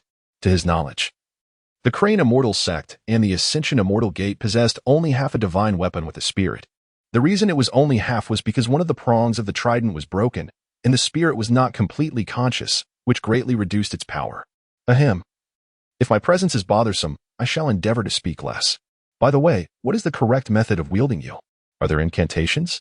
Having previously employed Old Iron as a mere brick, he had enraged it, prompting its spontaneous severance of the northern pine's crown in a desperate attempt to obliterate its useless master and nullify the blood contract.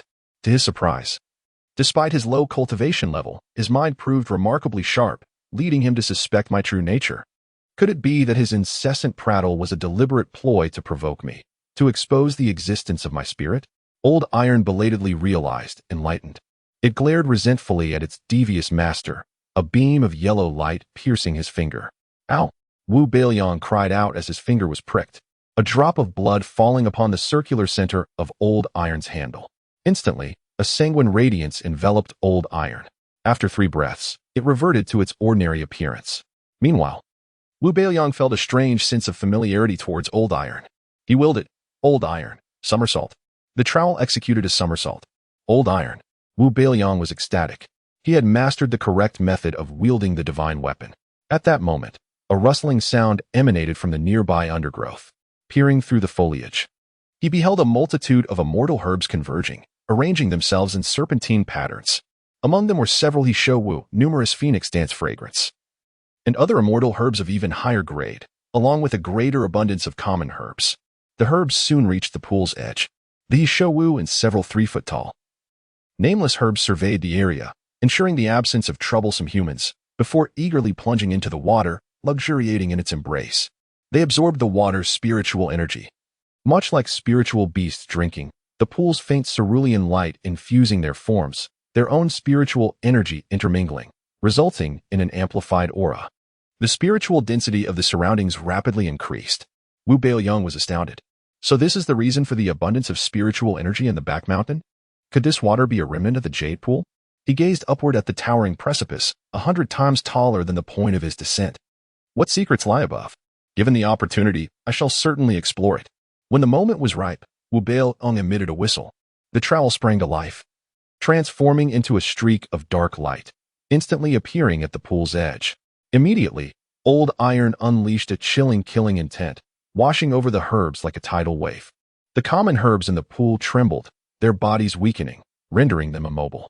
The more spiritually attuned phoenix dance fragrance, Hishowu, and other herbs clambered out of the pool, fleeing in the direction of Wu Beiliang. Wu Beiliang, hands clasped behind his back, stood tall and proud, flicking a wisp of spiritual energy into the small net. A faint shimmer flickered twice, the net expanding 100-fold, those terrified herbs plunging into it. Old Iron flew over, releasing a surge of energy, rendering the Hishowu and others unconscious. Wu Beiliang burst into laughter. This is what is known as luring the enemy into the net. Accomplished with minimal effort. Chapter 10.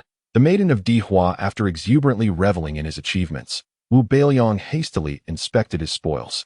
5 roots of Hishowu, 19 stalks of Feng Wuxiang, and a variety of unnamed ethereal herbs adorned his collection. Indeed, his harvest was bountiful and justified the journey. He quickly stowed them away at the bottom of his storage pouch, fearful of the spirit essence escaping and drawing unwanted attention. Retrieving the small net that had returned to its original state, Wu Beiliang closed his eyes and inhaled deeply, catching the fragrant scent of pine cones wafting nearby. Reminded of the spirit stones he had taken from Wang Apang, he set about collecting 12 of them. This would surely suffice for Wang Apang's needs. Ascending the cliffs via the descending vines, Wu Beiliang ignited a firefly lamp, holding it aloft for illumination. After traversing a distance, he faintly heard the sound of gentle weeping. Upon closer inspection, a sense of inexplicable familiarity washed over him. Were it not for Chui Han, he would have twisted the little fatty's head off and used it as a ball. Wu Beiliang's lips twitched as he steadied himself, swearing an oath on Wang Fuxing's behalf, and followed the sound. Oh, how foolish I am. As my brothers said, I should not have come. I am but a flower vase. Chui Han crouched beside a thicket, weeping as she berated herself. Finally, she had recognized her own position. Wu Beiliang couldn't help but smirk internally. Ahem. Chui Han lifted her tear-streaked face, and upon seeing Wu Beiliang, her cheeks flushed with embarrassment. What brings you here? Wu Beiliang replied nonchalantly. I was about to rendezvous with Sister Tsui Hua when I heard someone crying. I thought perhaps a young lady was in peril and I might come to her rescue. But to my surprise, it is you, junior sister Chu. What troubles you? Are you injured? She had seemed perfectly well when they parted, and he had shown her the way. Capturing a Hishowu should have posed little difficulty unless she were particularly unskilled. Yet here she was, empty-handed, her hair and clothes muddied, with specks of dirt marring her fair cheeks, looking quite disheveled. What junior sister? I am your senior sister. Chui Han protested. I have been bullied. Sob, but I am not hurt. Wu Beiliang was taken aback. If you are not injured, why are you crying? Do you believe the Hishowu possesses a sense of empathy and wishes to apologize to you, returning to sacrifice itself? Chui Han paused, her sobs momentarily ceasing. Wu Beiliang, did you manage to catch a Hishowu? Wu Beiliang nodded, stating matter-of-factly, of course. Chui Han bit her lip. I do not wish to give up just yet. I will venture deeper into the forest. Fearing she might not return, Wu Beiliang interjected. Do you possess any spirit stones? Chu Yihan shook her head. My pouch was lost while chasing the Hisho Wu. Wu Beiliang rubbed his forehead, pondering for a moment. Do you have anything of value on you? She produced a jade pendant identical to the one belonging to Wenxia. This is the most valuable item I possess. That is your token from Wenxia. Would you truly part with it for a Hisho Wu? Wu Beiliang scoffed. While he felt a twinge of sympathy for Chu Yihan, he was unwilling to simply hand over his Hisho Wu without compensation. Such acts of charity were solely reserved for himself. Anyone attempting to take advantage of him would face dire consequences. Without hesitation, Chu Yihan offered the pendant. I would. I do not care for him. If he inquires, I shall merely say I lost it. What can he do? Then I shall not be courteous. Wu Beiliang resolved. Determined to part with the pendant before Wenxia learned of it being in his possession. Accepting the pendant, he opened his storage pouch and produced a faintly unconscious Hisho Wu. Here. Chu Yihan's eyes sparkled with joy, but as she reached out to take it, she suddenly paused. Wu Shidi, if you give me the Hisho Wu, what will you do? Wu Beiliang gazed skyward and sighed deeply. I cannot bear to see a girl cry. Take it. It is of no concern to me. Chu Yihan shook her head. How can it be of no concern? You have only one Hisho Wu. If you give it to me, what becomes of your contribution? Who said I possess only one Hisho Wu? I still have 4. Wu Beiliang coughed lightly. It truly matters not, for my chosen task is Feng Wu Xiang. Look. He extracted a vibrant, multicolored herb from his storage pouch, revealing the Feng Wu Xiang. Your task is Feng Wu Xiang. Then why did you bother capturing the Hisho Wu? It is so cunning and bothersome. Chu Yihan gazed at Wu Beiliang with wide, bewildered eyes. Wu Beiliang was about to concoct an excuse when Chu Yihan's eyes lit up, as if stars had fallen within them. I understand now. You caught it for my sake, knowing I am rather clumsy and may not catch a Hisho Wu. So you helped me. You are aware that I would not take others' possessions for free, hence you sought compensation. Wu Shidi, you are truly too kind to me. I do not know how to express my gratitude. A peculiar glimmer appeared in Chu Yihan's gaze, causing Wu Beiliang to feel a prickling unease at the nape of his neck. Dear girl, how could your imagination run so wild? With your intellect, you ought to be penning stories. He hastily added, I merely wish to see you succeed as an outer disciple and excel beyond Wenxia. Take it. In truth, I am the one gaining from this exchange. Your pendant is clearly valuable. Fearing she might utter something like I shall repay you with my body, he quickly reassured her. Chu Yihan finally accepted the Hisho Wu, shaking her head. Perhaps its inherent value is great, but to me, it is worthless. What is cherished holds true value. What is not cherished, even mountains of gold and silver are mere dust and illusions. Wu Beiliang was taken aback. This clever yet innocent girl had delivered quite a profound statement. It is growing late. We should depart the mountain. It is unsafe in these remote woods after dark. Wu Beiliang proposed.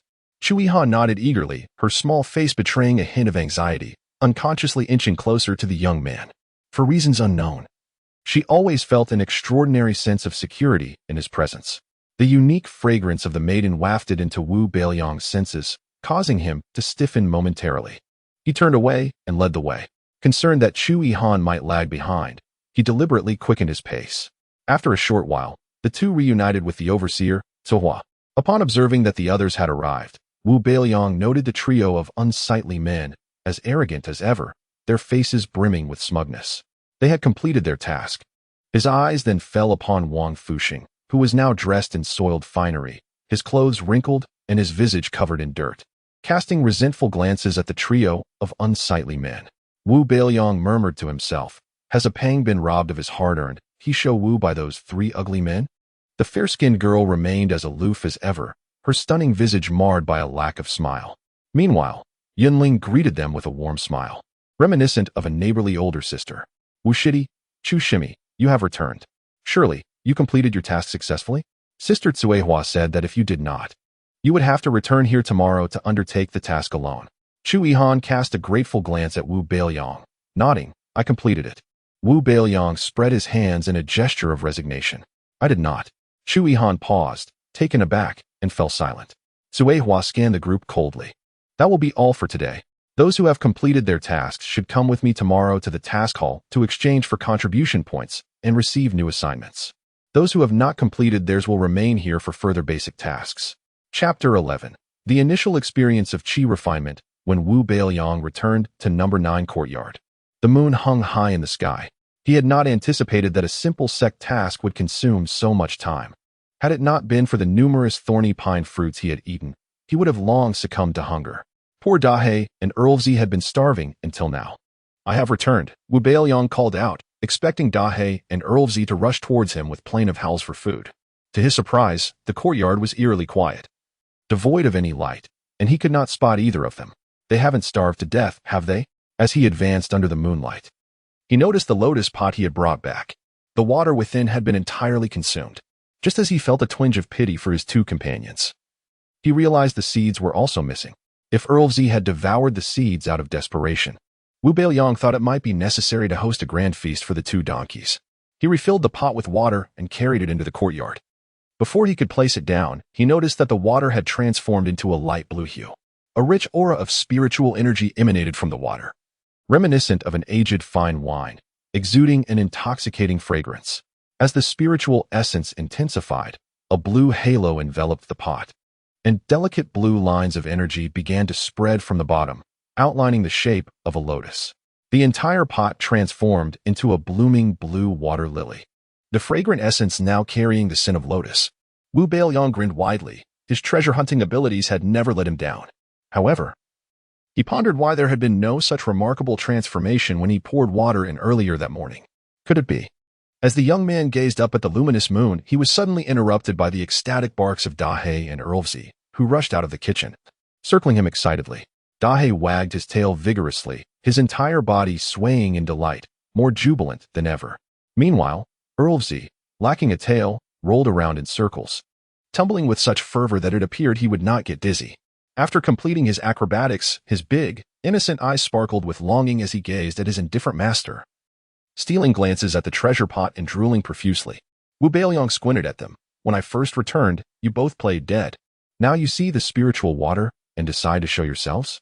Truly, two ungrateful wretches." Dahei and Erlüüzi both feigned innocence.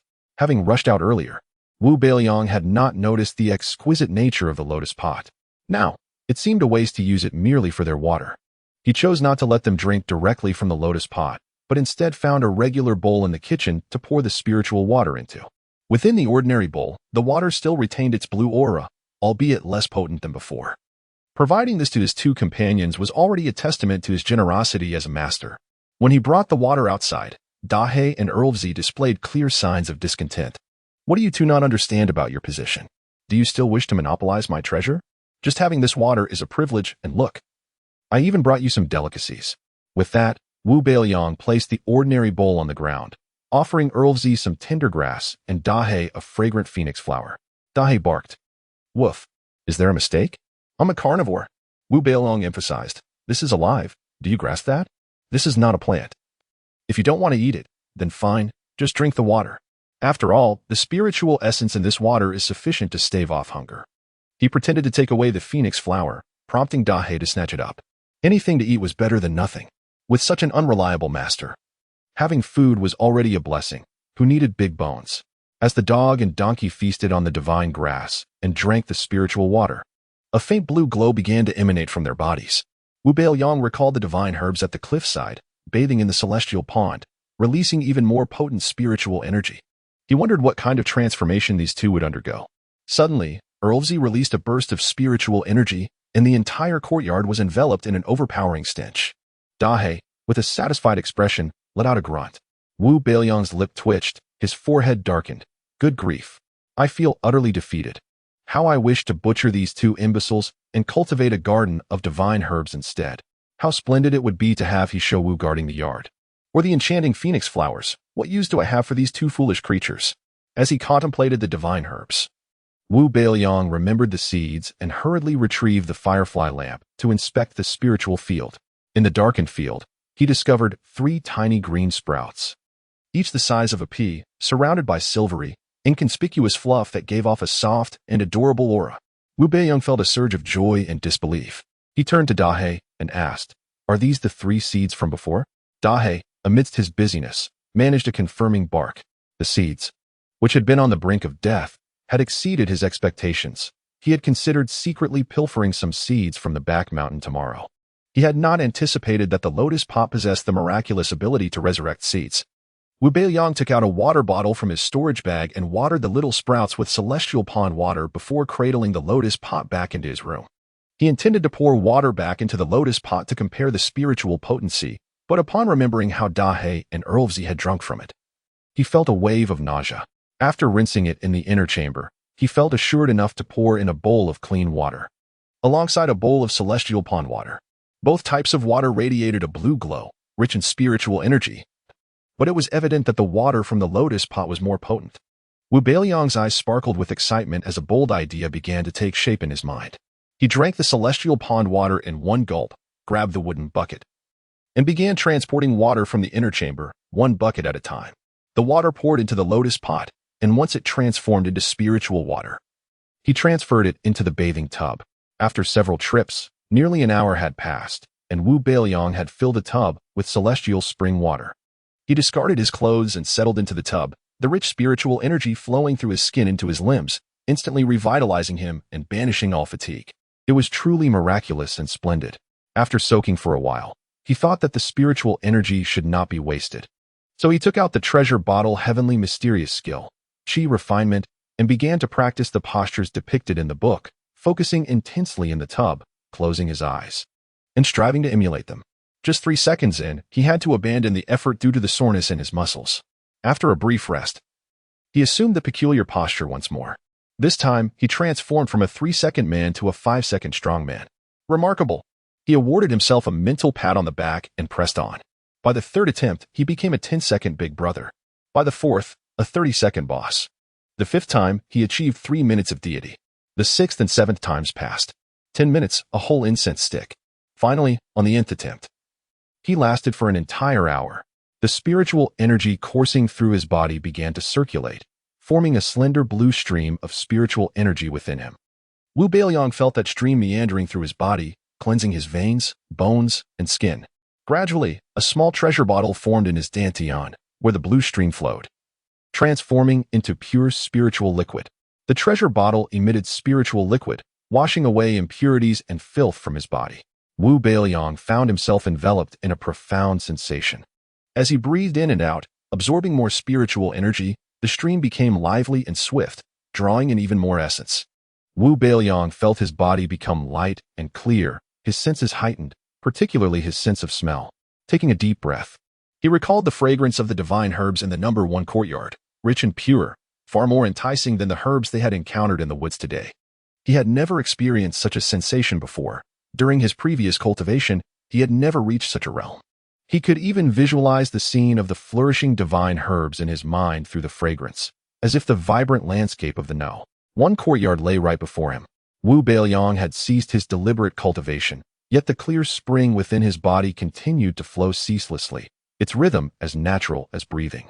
The spiritual energy was drawn in continuously, as the blue light in the bathing tub gradually faded.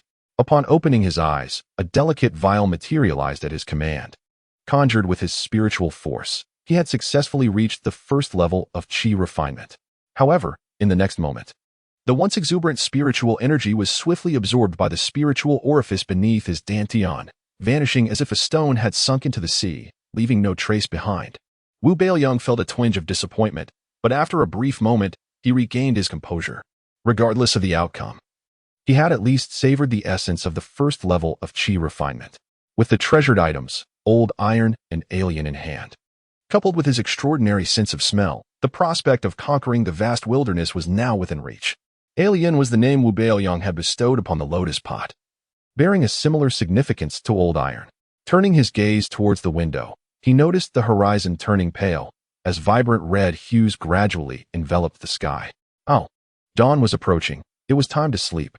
Wu Beiliang emerged from the tub, dried himself off, and nestled into bed, drifting into a deep slumber. Chapter 12. The waters of the Yao pool and the silver snake fish in a state of drowsiness. I had scarcely slept for long when a loud banging echoed from outside my door. It was an utterly rude and impolite noise, devoid of any courtesy. Woof, woof, woof. The barks of Dahei filled the yard, fiercely guarding its domain, yet its efforts proved futile, only amplifying the cacophony. I, Wu Beiliang, begrudgingly emerged from my cocoon of blankets, my temper flaring as I swung the door open, my eyes reflecting my displeasure and the remnants of sleepiness. Dahei promptly silenced itself, and Erlǘzi sensibly retreated a bit, yet the hammering on the door continued unabated. Peering outside, I scowled and asked, "Who are you?" Four disciples clad in azure robes of the Ling Tian sect stood before me, one of them banging the door with a boisterous voice. "Hey, watch your tone. We are your senior brothers. Shouldn't you greet us properly? How about I greet your grandpa instead?" I rolled my eyes in response. The four of them exchanged glances, clearly taken aback. "You seem to be asking for a beating, don't you?"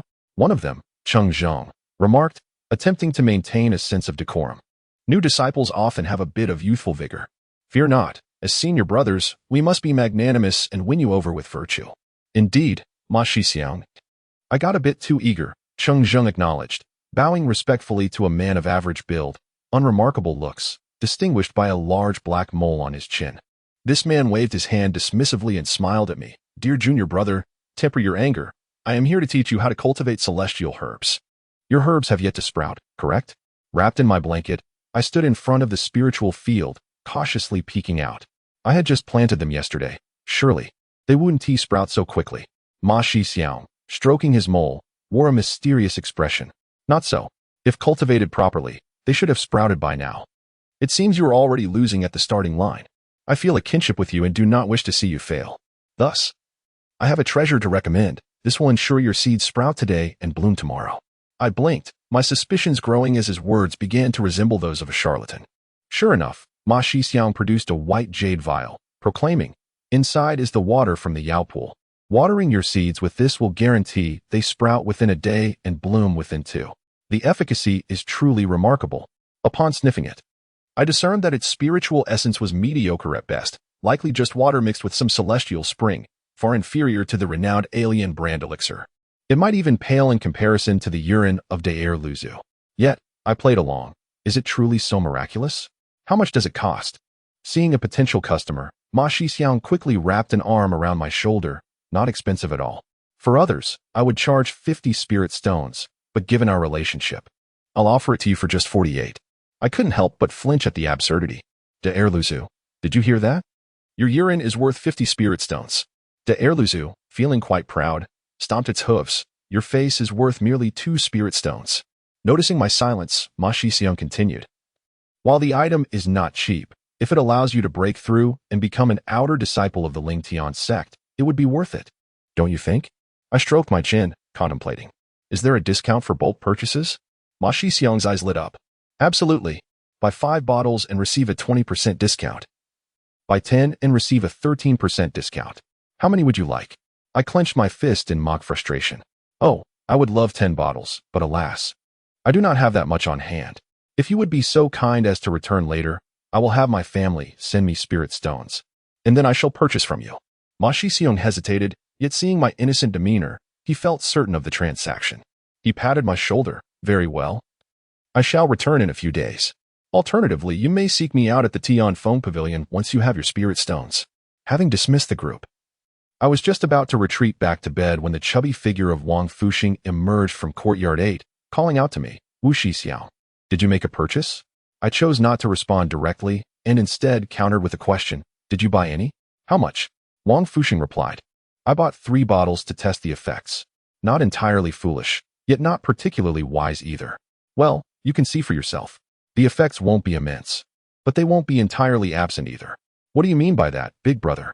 Wang Fuxing looked perplexed. I smiled slightly. Old Ma claims he sells Yao pool water, a miraculous liquid said to extend life and revive the dead, for only 50 spirit stones a bottle. Consider that for a moment. Your reasoning is sound. I have read about the Yao pool in ancient texts, but that pertains to tales of the divine realm. There are also claims of a Yao pool here on Earth.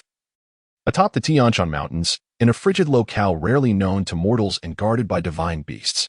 They surely cannot procure Yao pool water. I nodded. Be more confident. Eliminate the surely. Wang Fuxing's demeanor visibly soured.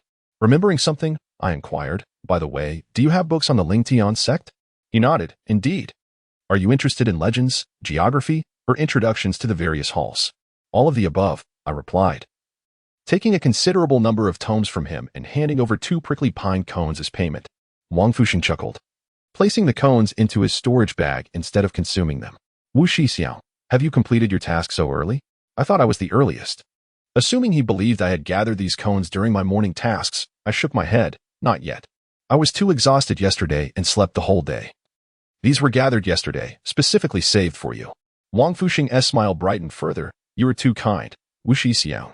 How about I give you 10 spirit stones? His offer truly struck a chord with me. Yet for the sake of maintaining a long-term friendship with this money tree, I declined. No need. I have already received your advance payment. How could I ask for more of your spirit stones? Are you going to do your task? Let us go together. I caught a Hishowu yesterday, but it was snatched away by Shi Shiyang, Gu Fengyin, and Jian, who warned me not to tell Sister Cui Hua, lest they break my legs. I had suspected as much and crossed my arms. So, you wish for me to accompany you to settle the score? Wang Fuxing shook his head. No, I merely fear encountering them again. With you around, they might hesitate to steal my Hishowu. I appreciate your faith in me. However, I had no intention of heading to the back mountain just yet. Before I could respond, Chui Han approached, overhearing Wang Fuxing's concerns. She smiled. You need not worry. Those who completed their tasks yesterday will not be in Shifeng Forest today. New tasks are being assigned at Half Moon Lake. As she spoke, she displayed a small fish net in her palm. Are we to go fishing? I chuckled. Will tomorrow bring bird hunting? Chui Han appeared somewhat concerned. Perhaps. I suddenly envy you. Yesterday I should have just skipped my task. Now that you've come this far, be bold and forge ahead. The boat will naturally reach the bridge when it arrives. Perhaps fortune will smile upon you, I encouraged. Wang Fuxing added a warning, however. Steer clear of Gu Fengyin and his group. They lack honor and will not refrain from taking your fish simply because you are a girl. By the way, what fish are you after? Chui Han displayed her sketch with a sorrowful face. Wang Fuxing stroked his chin, initiating an analysis. This is the silver snake fish.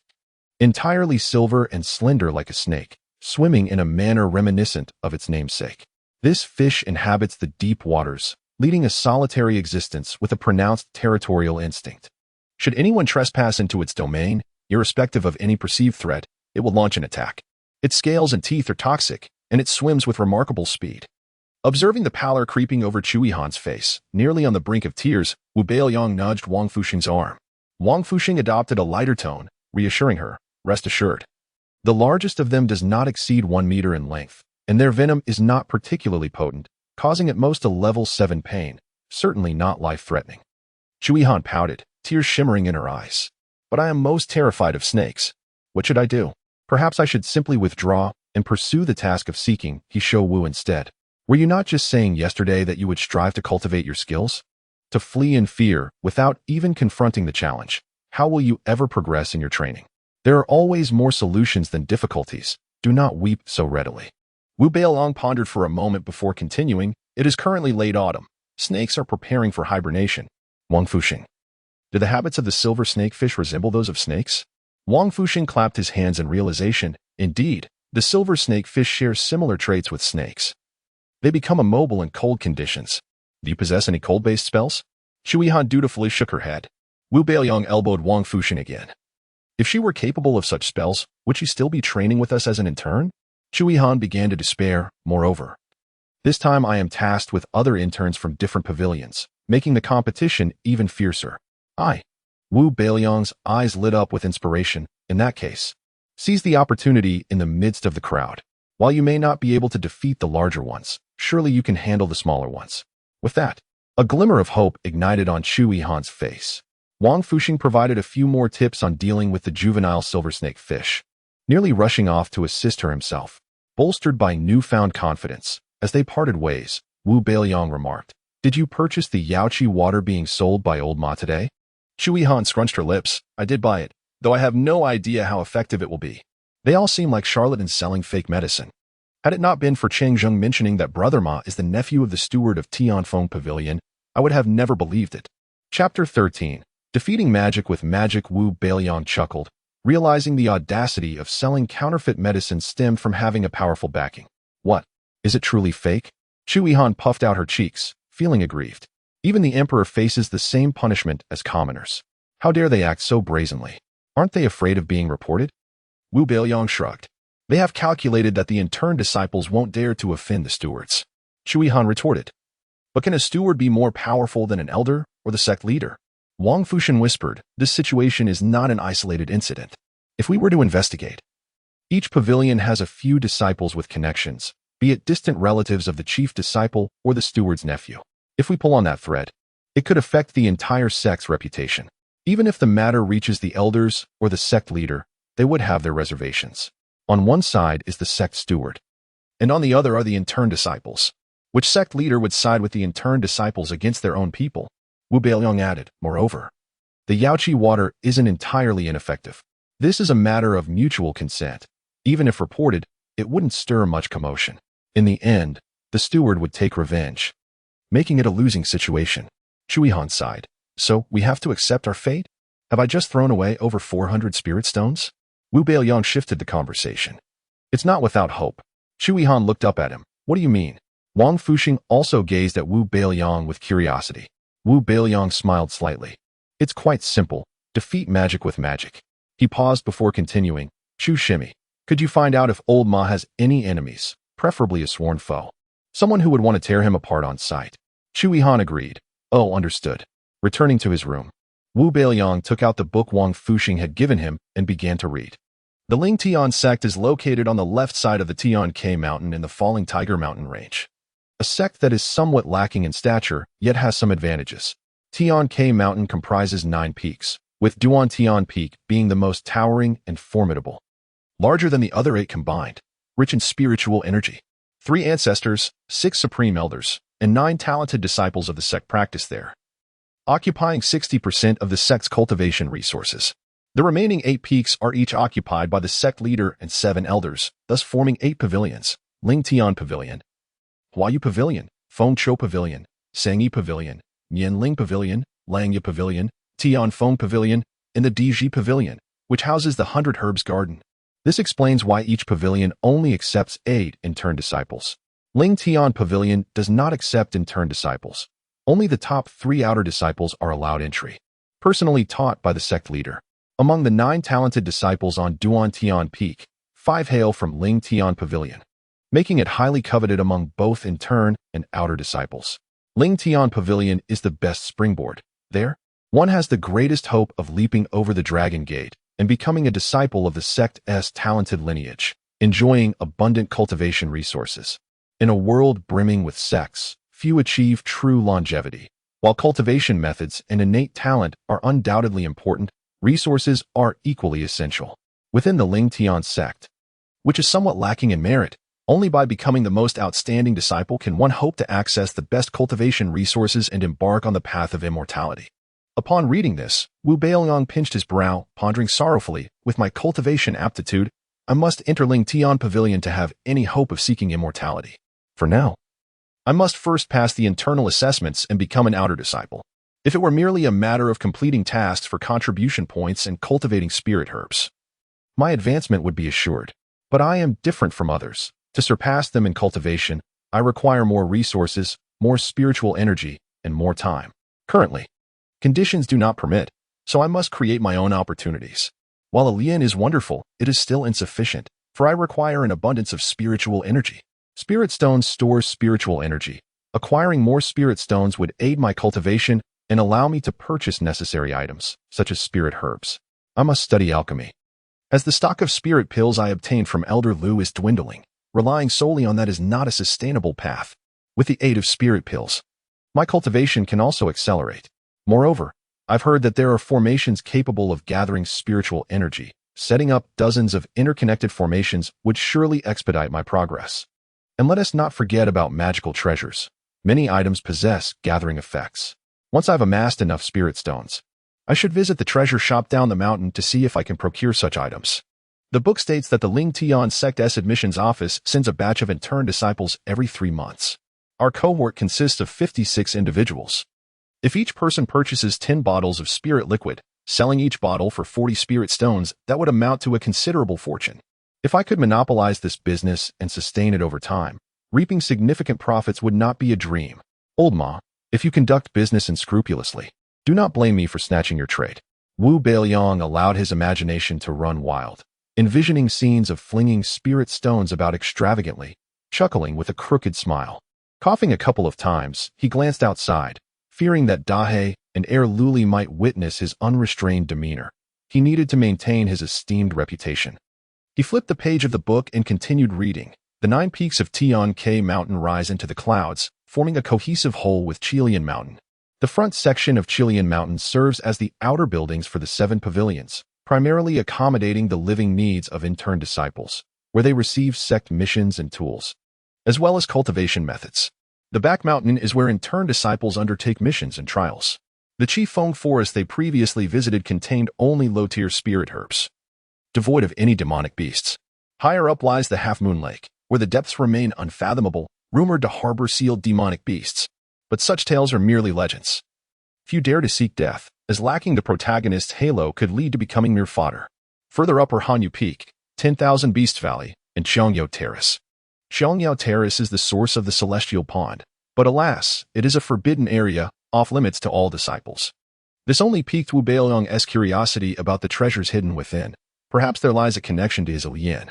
As for the bizarre and absurd legends surrounding the Ling Tian sect, Wu Beiliang had no interest in perusing them. Tossing the book aside, he promptly buried himself in sleep once more. It was not until evening that Wu Beiliang regained his vitality, rising to prepare a simple meal. He then approached the spirit field to check on his beloved little sprouts. The sprouts had grown taller, and their leaves had expanded slightly. Wu Beiliang was pleased with their growth rate and tenderly watered them with some celestial pond water, pouring the remainder for Dahei and Erlüüzi. Dahei barked in dissatisfaction. Woof. Woof woof. Beiliang, you ungrateful son, you haven't cooked at all. I've gone 2 days without a decent meal. Wu Beiliang paused, squatting to stroke Dahei's shiny back. Dahei, are you floating away, or am I just unable to wield the knife? How dare you bark at me? All my hard work and cultivation is for whom, if not to ascend with you two to the heavens? If I hear you complain again, I might just turn you into a meal, taking only Erlüüzi with me to the skies. That would be much easier.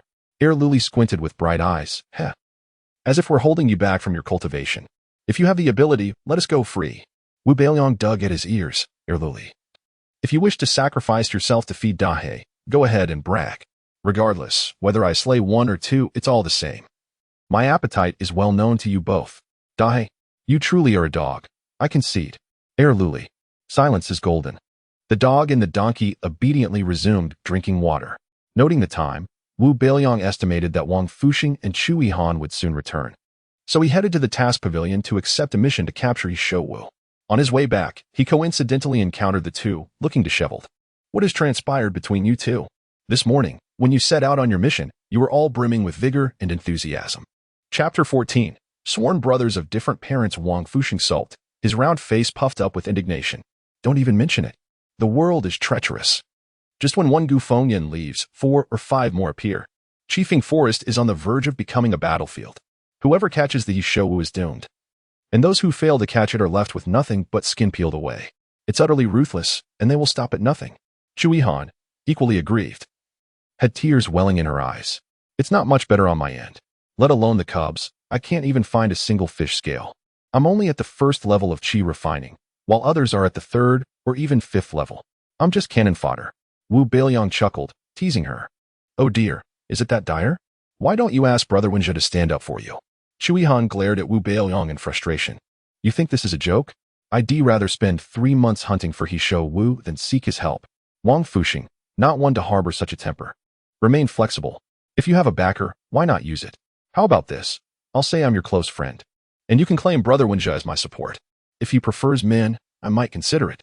Chu Yihan shot him a disparaging look, noticing the footprints on his clothes, and felt a pang of sympathy.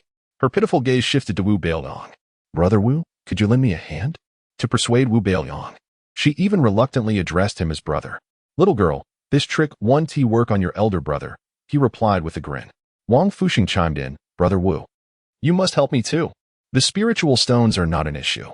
Wu Beiliang felt a swell of appreciation for the chubby lad, finding him increasingly likable. This rotund fellow truly radiated joy. When Chu Yihan saw Wu Beiliang's expression, she understood. I've already given my spiritual stones to Master Ma. If I give you this hairpin, it's worth a lot since it's made from Phoenix bloodstone. Wu Beiliang coughed, feigning displeasure. Look at you two. What do you take me for? I consider you friends, and yet you want to offer me a reward? Fine, I'll give you a discount. Wang Fuxing and Chu Yihan exchanged glances, feeling a chill wash over them after a brief moment of warmth. Wu Beiliang declined the hairpin. You should return to rest. Tomorrow we will go catch the silver snake fish together. Chu Yihan's tears turned to laughter, comforted by his words. What about the reward? You don't want it? Want it? Little girl, are you dreaming? You keep giving me these things meant for women. It's inconvenient for me to take. Just consider it a debt for now. Believing he was merely making excuses to avoid taking her money, she felt a small flutter of gratitude and shyly glanced at him. Then I'll head back. You too. Good luck. With a light step, the girl departed. Wu Beiliang caught her mischievous glance and furrowed his brow. This little girl must have misunderstood my intentions. Thinking I'm not planning to accept a reward. How could that be? Do you think I'm a philanthropist? I'm well aware of the principle of benefiting from passing geese. He pondered whether to ask her for an IOU to clarify matters. Wang Fuxing, noticing Wu Beiliang's changing expressions, cleared his throat to draw his attention. Brother Wu, shall we return together? There aren't many people left in Chiefing Forest. But with the night so dark, it might be hard to track down his Wu. Wu Beiliang pulled him aside to a less conspicuous location and whispered, How many spiritual stones do you have left? Wang Fuxing produced a lavishly embroidered purse from his storage bag, shaking it with bravado. Brother Wu, name your price. I promise I won't argue. Such generosity. I'm moved, Wu Beiliang said, patting Wang Fuxing's shoulder heavily. He then casually tucked the entire purse into his own storage bag and, with a flick of his wrist, retrieved the struggling Wu, which he handed over to Wang Fuxing. Brother, all of this is yours. Wang Fuxing was taken aback. Brother Wu, how did you acquire so much Wu? Did you catch all of this just now? You've given it to me, and you plan to score 0 points? Brother Wu. Exceeding 2 rounds with 0 points makes it hard to stand out. I can't believe you're willing to sacrifice for me. You're simply magnificent. How can I ever thank you? Do you fancy men? I could. Wu Beiliang's mouth twitched. No, I don't fancy men. Brothers are just fine. Had he caught a case of overthinking from Chui Han's influence? Brothers.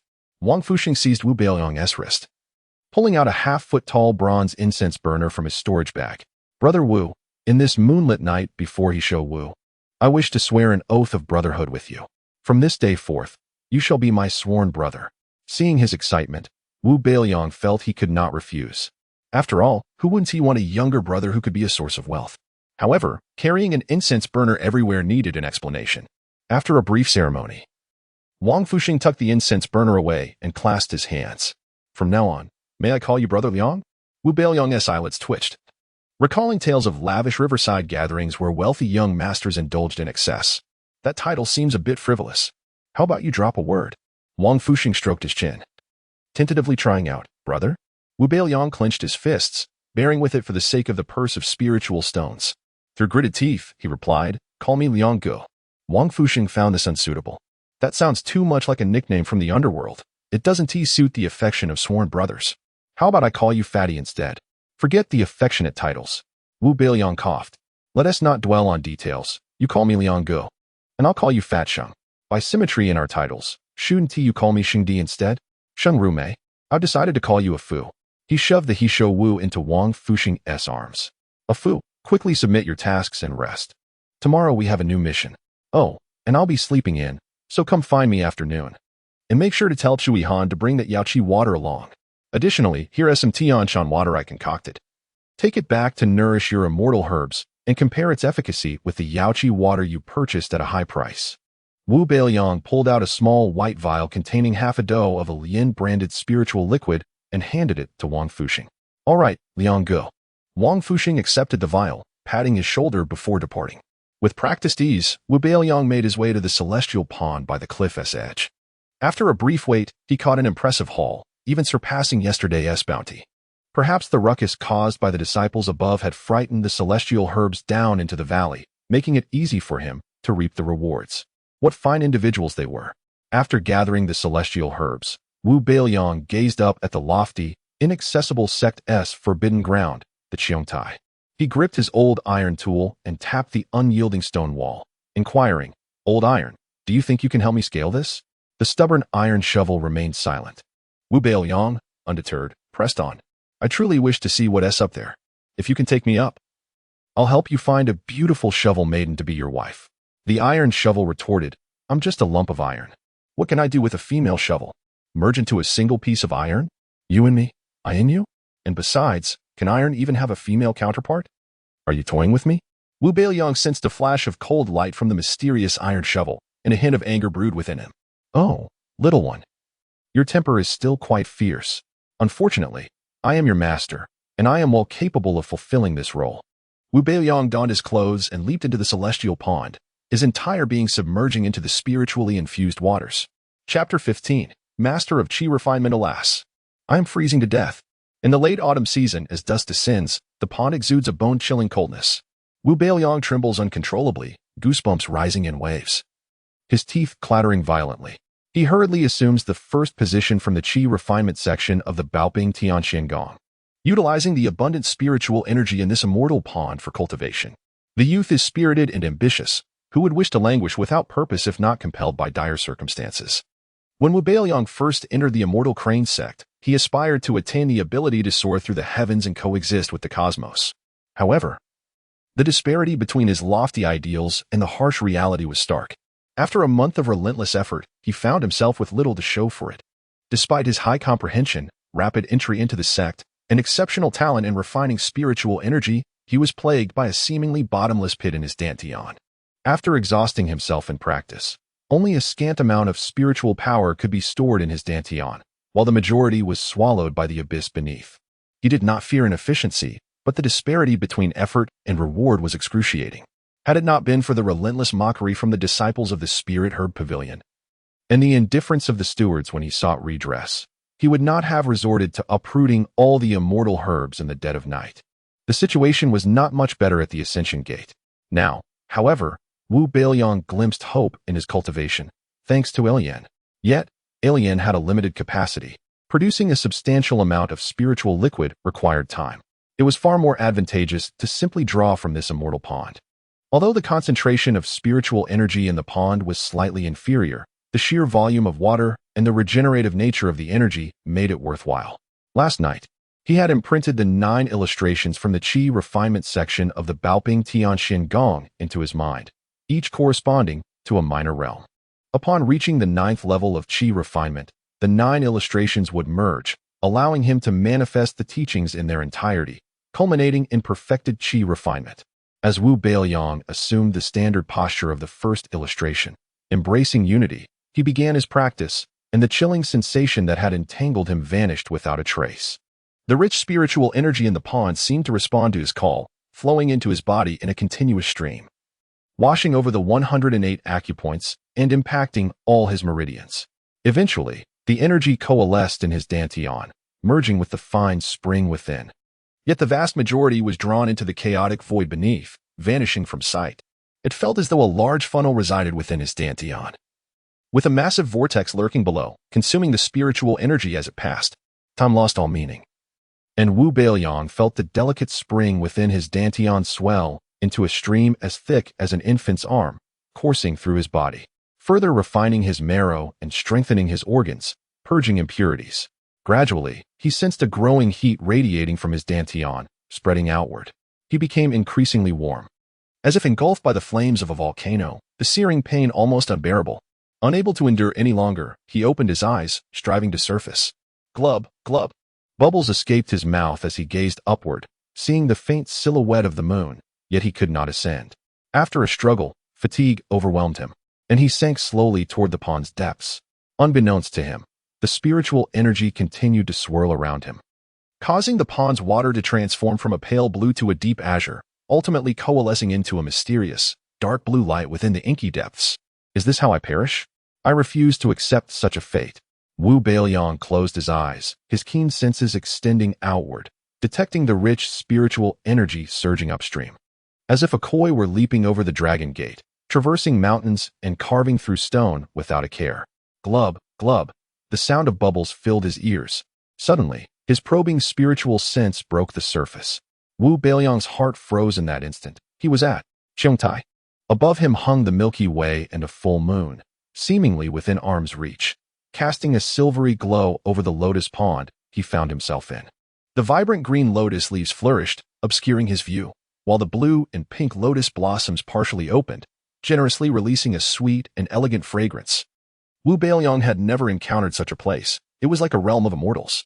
Suddenly, footsteps approached. Wu Beiliang peered through the lotus leaves to see a graceful figure entering the pond. Her fair back bore 2 striking burn marks, which gradually eased as she submerged in the azure water. So this water has healing properties? Could this be a fortune? A thought crossed his mind, startling the figure in the water. Who goes there? She turned, her piercing gaze locking onto him. In an instant, two enormous wings, each a long, erupted from her back where the burns were, fanning out majestically, adorned with fiery feathers, making her appear as a majestic deity descending to earth. Under the moonlight, those fiery red wings were dazzling, breathtaking. Crack! Wu Beiliang's probing spirit was repelled by the blaze, and he snapped his eyes open, propelling himself like a swift arrow out of the icy pond. Huff, huff. Wu Beiliang found himself somewhat disoriented, unable to discern whether what he had witnessed was real or a hallucination born of his near demise. The woman's features remained obscured, as if shrouded in thick mist. He gazed upward into the boundless void, and amidst the moonlight, it seemed a stunningly beautiful woman stood suspended in midair, her crimson wings fluttering, flames roaring, consuming all in their path. That goddess-like figure, with eyes sharp as blades, was fixated upon him. Startled, Wu Beiliang disregarded the water clinging to his clothes and fled. He sprinted like the wind, faster than ever before, maintaining an unprecedented pace, covering great distances without slowing. He dashed straight back to the 9th courtyard, secured the door, and leaned against it, gasping for breath. To his surprise, he was not utterly spent. This was the latent potential humans could unleash in the face of overwhelming threat. Wu Beiliang reveled in his triumph. Upon examining his dantian, he was astonished to discover a small pool of dense blue spiritual energy. Struggling to contain his excitement, he conjured a delicate treasure vial in midair with a thought, flicking his fingers to send it flying toward the wall. Bang! The sound echoed as the wall cracked like a spider's web, leaving a hole the size of a head. Wu Beiliang rejoiced. It worked. I have truly become a master of the first level of qi refinement. Ha ha. Overwhelmed with joy, he twirled around with his friend Lao Tai, then with Dahei, rewarding the latter with 3 pieces of phoenix dance fragrance. Dizzy from the excitement, Dahei collapsed beside the fragrance, his eyes swirling. Erlǘzi, come here and share in my joy. Erlǘzi took off running, circling the courtyard. Hee-haw, hee-haw. Curse you, you perverted fiend. Wu Beiliang, light on his feet and swift as the wind, chased after Erlǘzi without pause, declaring, Erlǘzi, just yield to me. Your cries are futile. There are restrictions in the courtyard, and no one can rescue you. Erlǘzi, hee-haw, get lost. With a swift kick, he knocked Wu Beiliang unconscious. Despite being a master of qi refinement, he was still no match for the 2-legged Erlǘzi, who had spent all day drinking spiritual water, consuming immortal herbs, and honing his senses. Fearing Wu Beiliang's wrath upon waking, Erlǘzi cautiously carried him to bed, even using his mouth to cover him with a blanket. As Wu Beiliang drifted into slumber, he entered a peculiar dream. In the dream, the enchanting woman with flaming wings approached him step by step. Her alluring figure enveloped in mist, her face obscured, save for her captivating, expressive eyes. You naughty boy, you've seen my form. You must take responsibility. Wu Beiliang pushed her away. No. I seek to cultivate immortality. How can I be ensnared by beauty? Upon hearing this, the beauty became enraged, sending a burst of flames his way, reducing him to ashes. Wu Beiliang was suddenly jolted awake, and he slapped himself across the face. How foolish of you. Is there a conflict between longevity and having a partner? Absolutely not. After all, there are indeed cultivation techniques designed for dual practitioners. As the saying goes, a harmonious pairing makes cultivation less burdensome. Moreover, with such a beautiful partner, her figure is undeniably exquisite. Chapter 16. The task pavilion. Wu Beiliang glanced at the time and noticed it was still early. He lay down, intending to return to his dreams to apologize to his beloved partner, but sleep eluded him. His mind was exceptionally alert, and his body, like the previous night, showed no signs of fatigue. Indeed, he had cultivated to a certain level, and his physical capabilities were naturally different now. Wu Beiliang decided against sleeping, consumed 2 stalks of phoenix dance fragrance, and the spiritual essence within coursed through his limbs. He continued his practice of the Baoping Tianxian Gong's qi refinement chapter. Unlike his initial training, his body no longer felt uncomfortable. It seemed he had already opened the Ren and Du meridians, making his cultivation progress smoothly. However, reality proved that even when water flows, it does not necessarily form a channel. It may instead flow downward. The spiritual energy he refined did not merge into the spring at his feet, but rather vanished into an abyss-like spiritual aperture. Wu Beiliang was momentarily stunned, thinking perhaps that the abyss had been filled with celestial spring water, allowing him to cultivate the chi refinement to the first tier, while the abyss merely showed mercy, leaving him a trace of spiritual power for his diligent efforts. No matter, a bit of cultivation was better than none. As long as he proved he could cultivate, he would eventually fill that abyss and attain longevity. Knock, knock, knock. A loud knocking sounded from outside, followed by a syrupy voice calling, "Liang, are you awake?" "It's me, your fortunate brother." Wu Beiliang felt his temples throb. "If you keep speaking in that tone, I swear I'll turn you into a plaster doll and stick you to the wall." Hearing no response from the courtyard, Wang Fuxing called again, "Liang, are you still asleep? No worries, I can wait outside for you. If you don't get up, I'll just wait indefinitely." Shivering at the thought, Wu Beiliang was relieved he had finished his cultivation. Otherwise, enduring Wang Fuxing's nauseating chatter might have driven him to madness. "Liang." When Wang Fuxing called out tenderly for the third time, Wu Beiliang burst from his room, halting him. "Enough, enough. Close your mouth and give me half a stick of incense time." He quickly washed his face, changed his clothes, fed the dog and donkey, and went to the spirit field to check on the growth of the celestial herbs.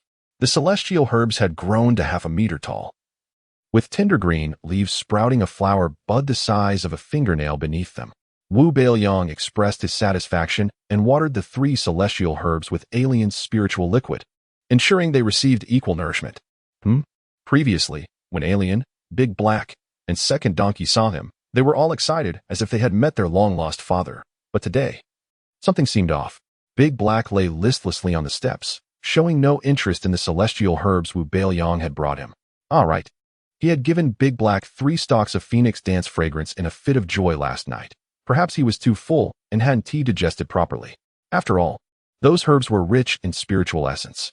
As for Second Donkey, Wu Beiliang's gaze drifted over, and Second Donkey pretended not to see, burying his head in the water basin.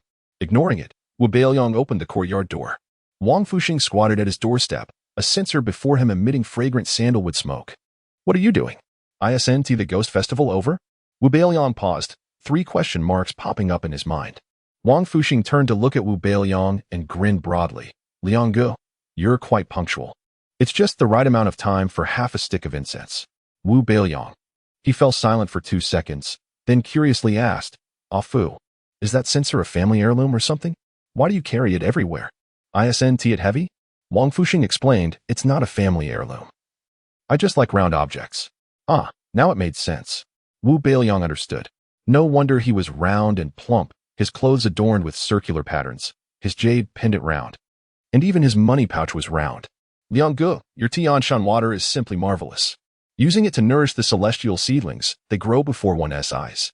It's a million times better than old Ma's Yaoqi water. Do you have any more?" "I'd like to buy some," Wang Fuxing exclaimed, his thumb nearly cramping from enthusiasm. "We have everything we need. Let us first focus on the task." "The Tianshan water can wait," Wu Beiliang replied with a smile. At that moment, Chui Han approached with a wooden bucket, struggling under its weight. She looked at Wu Beiliang and complained, "It's so heavy. Why did you make me bring the Yaoqi water?"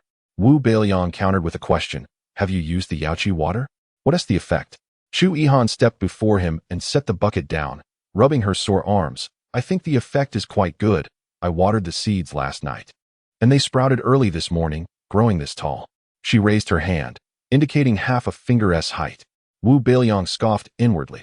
"Half a meter tall celestial herbs, now that's something. The effect really is remarkable, as if she hadn't used anything at all. In that case, I'll help you process and improve the Yaoqi water, and then you'll truly understand what effective results are." Chui Han looked at him skeptically. "You can improve the Yaoqi water? How do you plan to do that?" "Mountain dwellers have their own clever tricks," Wu Beiliang said mysteriously. "I have Alien." Chui Han pouted. "By the way, I found out what you asked me to investigate. The steward Ma from Tianfeng Pavilion has a sworn enemy, the steward Xiao from Lianling Pavilion. They have been at odds since their days as apprentice disciples, and now they are like fire and water. Steward Xiao's niece is an outer disciple of Lianling Pavilion, named Zhu Yi." Wu Beiliang nodded. A girl as charming and innocent as Chui Han was indeed the most suitable for gathering information. He turned to Wang Fuxing and said, "Now it's your turn. Find a way to get close to Zhu Yi, earn his trust, and casually mention that the Yaoqi water is ineffective compared to my Tianshan water." Hearing Wu Beiliang's words ignited the merchant spirit within Wang Fuxing, who clapped his hands. "Brilliant, Liang." Chui Han blinked. "Is this what you mean by using magic to defeat magic? Are you planning to sell fake medicine? Pfft. Am I that kind of person? The secrets of heaven cannot be leaked. Just continue pretending you know nothing, Wu Beiliang replied. Shu Han gasped, tears welling in her eyes.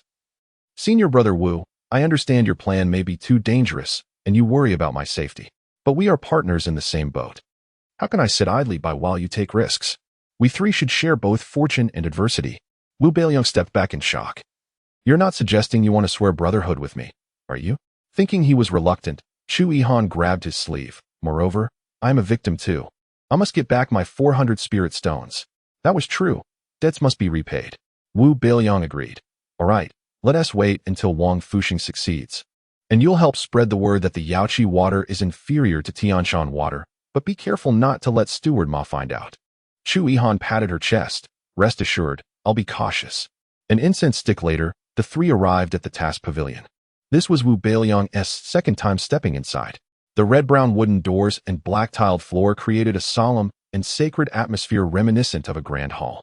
The first room upon entering was where the apprentice disciples received their tasks. The walls were constructed of dark bricks, adorned with golden patterns that seemed to form strange incantation-like characters, shimmering with brilliance. However, upon closer inspection, the characters would fade into the wall, leaving only a cold darkness. Only one person could enter the room at a time. Companions could not enter simultaneously and had to wait outside. Atop a high redwood table sat a man clad in black, his expression serious. Before him was a golden nameplate identifying him as Lu Chuanfeng, an executive officer of the task pavilion. The officer, expressionless, picked up his pen and asked, Submit? Accept? Chapter 17, Crescent Lake. A narrow path of enemies. Wu Beiliang stepped forward, presenting the freshly caught he show Wu from yesterday. Senior brother Lu, please take a look. Lu Chuanfeng accepted the herb without scrutinizing it, tapping his fingers on the table. The drawer beneath the table opened on its own, and he placed the Yishouwu inside, jotting down, Wu Beiliang, 9 points. Wu Beiliang continued, I am here to take on a task. The man waved his hand, conjuring 4 images into the air. The task with the highest score was the silver snake fish, which Shu Han had acquired yesterday for 18 points. Followed by the Bodhi barbarian at 14 points, the windbell flower fish at 9 points, and the bamboo fish at 6 points. The scores had remarkably doubled. Wu Beiliang stroked his smooth chin thoughtfully, making his choice. As he exited, both Shu Han and Wang Fuxing gazed at the images in his hands. Intentionally, he allowed them to see. Their eyes widened in surprise. They were puzzled as to why Wu Beiliang had made such a choice. Yet they opted for the same image to stay with him, leaving the task pavilion and en route to Crescent Lake. Shu Han could no longer contain her curiosity. Senior brother Wu, why did you choose the Bodhi barbarian? Everyone else is catching the silver snake fish, which has a higher score. If we don't hurry and catch up, we stand no chance. Wang Fuxing interjected, not at all. Brother Liang's choice is for our benefit. The Bodhi barbarian is entirely black, with spiral bumps on its head resembling the shape of a Buddha's crown. It is as hard as black iron, and smaller than the silver snake fish. Moreover, it is gregarious, making it easier to catch. Shu Han pondered, realizing she had been so focused on the silver snake fish that she had completely overlooked the Bodhi barbarian. But doesn't it resemble a kind and gentle bodhisattva? Won't it attack us? How could that be? Wu Beiliang corrected her. It only reveals its sharp teeth when feeding. Otherwise, it uses its body to fend off intruders. Moreover, it possesses less intelligence than the silver snake fish, making it easier to ensnare. Shu Han was perplexed. What do you mean? Please wait for me, Wu Beiliang said. Returning to courtyard 9, addressing the foolish donkey that had offended him. Come here, you foolish beast. It's time for atonement. The donkey trembled, braying, Please, dear master. Don't eat me. I've gone a whole day without food and have become nothing but skin and bones. I'm not worth eating. Spare my life and I promise to serve you faithfully. If you ask me to spin in circles, I will spin. If you want me to defecate for Big Black, I will comply. Big Black lazily lifted its eyelids. How about we just end it? It seems to be incorrigible. Wu Beiliang patted the donkey's head, speaking solemnly. After spending so long together, saying I have no feelings for you would be untrue. Don't worry, I want to eat you. At most, I'll just frighten you. The donkey, however, was not reassured, fully aware of its master's wickedness. What good is he at? He is the number 1 troublemaker, even starving the iron-eating beast. And then, Wu Beiliang rode it to Crescent Lake, lying in the center of a mountain plain. Crescent Lake glimmered like a piece of azure jade, tranquil and serene. Yet the three knew the tumultuous undercurrents and lurking dangers beneath its surface. Today, the task for the apprentices who had completed their missions yesterday remained the silver snake fish, so aside from the 7 who had yet to catch any Showu, the remaining 49 were in the lake, capturing silver snake fish. Wu Beiliang was concerned about whether the lake's silver snake fish population would dwindle in the next few days. The donkey was apprehensive as well, fearing that Wu Beiliang would kick it into the lake, feigning ignorance of swimming, and watch it drown, thus circumventing the need for a pre-meal cleaning. "Ah Fu, do you have a rope?" Wu Beiliang inquired, glancing back. The donkey gasped, sensing its fears were coming true. Its eyes filled with a pleading expression, hoping for a change of heart from Wu Beiliang. Wang Fuxing chuckled. "How did you know that the treasure I selected is the universal rope?" "What a coincidence," Wu Beiliang remarked, stroking the donkey's sleek coat. "The universal rope can bind anything, without rest, right?" Wang Fuxing humbly replied, "It's not that impressive. My cultivation level limits its capabilities. It can only tie up livestock. Otherwise, how could I fail to even capture a Showu?" The donkey brayed, "Hey, I'm not livestock. I'm your little donkey." Wu Beiliang ignored its pleas, instructing Wang Fuxing to bind it. The donkey began to wail helplessly as Wu Beiliang picked up a vine to tie its mouth shut. Finally, there was silence. Wu Beiliang dug at his ear, scanning the lake's surface for a suitable place to enter. Chu Yihan felt a twinge of sympathy for the donkey. "Senior brother Wu, isn't this a bit cruel? It's still a life, and it hasn't wronged you." Wu Beiliang replied softly, "It has wronged me. It kicked me last night." Chu Yihan fell silent, surprised that the seemingly innocent and kind Wu Beiliang possessed such a ruthless side. Yet, it was precisely this aspect of him that filled her with gratitude, as he extended all his patience and understanding towards her. Surely, he must harbor feelings for me. But I am still young. Wang Fuxing's thoughts mirrored those of Chu Yihan at this moment. He lamented, regretting that he was not a woman. Otherwise, he would have certainly married this brother from different parents. Wu Beiliang was preoccupied with serious matters, oblivious to the melodrama unfolding behind him. Just then, Gu Fingyan's irksome voice interrupted. "Oh, who do we have here? Just the 3 of you useless fools? I suppose it's true that birds of a feather flock together. You truly have some self-awareness." Jian trailed behind him, haughtily adding, "I advise you to save your energy. Even a donkey seeking a deity won't help you. We're already over 50 points. In 3 months, the only ones likely to advance will be the 3 of us." Shi Xiang's gaze landed on Chu Yihan with a playful glint. "I happen to be in need of a warming companion. If you wish to accompany me, you can do so as my maid and advance alongside me. Treat me well, and I shall teach you the ways of the celestial." Chu Yihan rolled her eyes. "Dream on.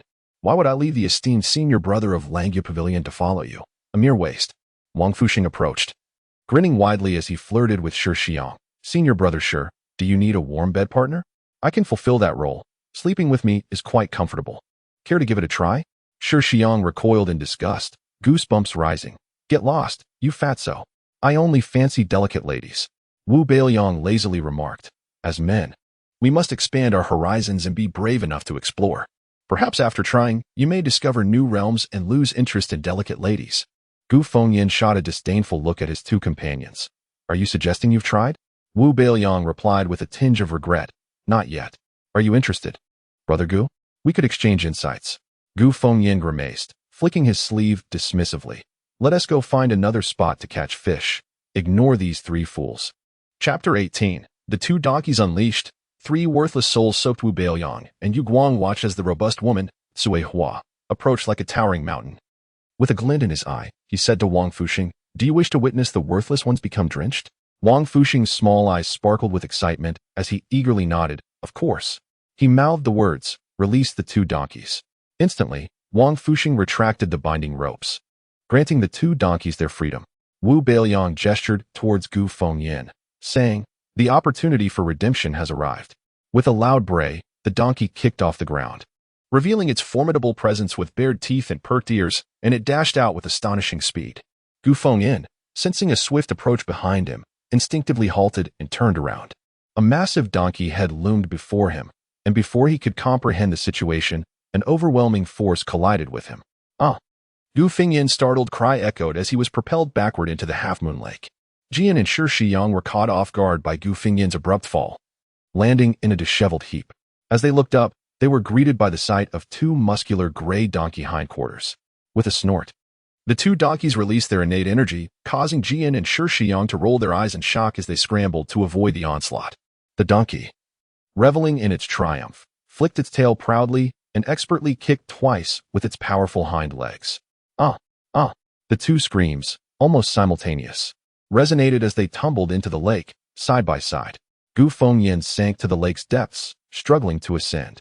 Suddenly, he felt something biting at his rear, yanking him downward. The pain forced him to grimace, and he channeled his energy to shake off the fish that was gnawing at him. With a powerful kick, he surged toward the surface. Just as he broke through, the familiar voices of his companions drew near. Ah! Gu Fengyan screeched once more as Shishiyang struck him back into the depths, rendering his previous efforts futile. Moments later, the three managed to swim back to the shore. Climbing out with great effort, Wu Beiliang burst into laughter, pointing at the trio. "Afu, did you see? 3 worthless souls, soaked to the bone." His laughter echoed loudly, and even Chu Yihan couldn't suppress a giggle. Fuming with anger, Gu Fengyan and his companions glared at them, and Jian charged forward. "Wu Beiliang, Wang Fuxing, I will kill you." Wu Beiliang quickly hid behind the imposing figure of Cui Hua, peeking out. "Sister Cui Hua, save me." Cui Hua, with her short eyebrows knitted, placed her hands on her hips and barked, "Stop right there. You dare to defy me? Private fights are forbidden in my presence." Jian hesitated, glancing at Gu Fengyan for guidance. Stepping forward, Gu Fengyan addressed Cui Hua. "Sister Cui Hua," he commanded the donkey to charge at us. "How is that fair?" Cui Hua turned to Wu Beiliang. "Did you do that?" Wu Beiliang shook his head. "No, that donkey is just too foolish to understand human commands." Shishiyang, infuriated, retorted, "Nonsense. If it can't understand human speech, why did it charge at us?" Wang Fuxing, with a mocking grin, interjected, "That's a question for the donkey itself. Perhaps it simply finds you too unappealing, haha." Shishiyang glared menacingly. "You." Wang Fuxing swiftly ducked behind Cui Hua, feeling safe. Gu Fengyan glanced between Cui Hua and Wu Beiliang, then with a flourish of his sleeve declared, "I refuse to believe Sister Cui Hua can protect you forever. Just wait and see." "Sister Cui Hua, Gu Shidi is threatening us. I'm so scared." Wu Beiliang chimed in, feigning distress. Cui Hua replied coldly, "Gu Fengyan, if you dare to bully others without cause, I will ensure you lose your qualification for the assessment." Though the three were furious, they could do nothing but storm off, their sleeves flaring in annoyance. Once they were out of sight, Wang Fuxing sighed in relief. Finally, they're gone. Those three are nothing but bandits, never taking their tasks seriously and only scheming to benefit themselves. They are more shameless than my father's business rivals. I wonder how many disciples' blood and tears those over 50 points represent. Wu Beiliang produced several pine cones he had gathered the previous day, offering them to Cui Hua.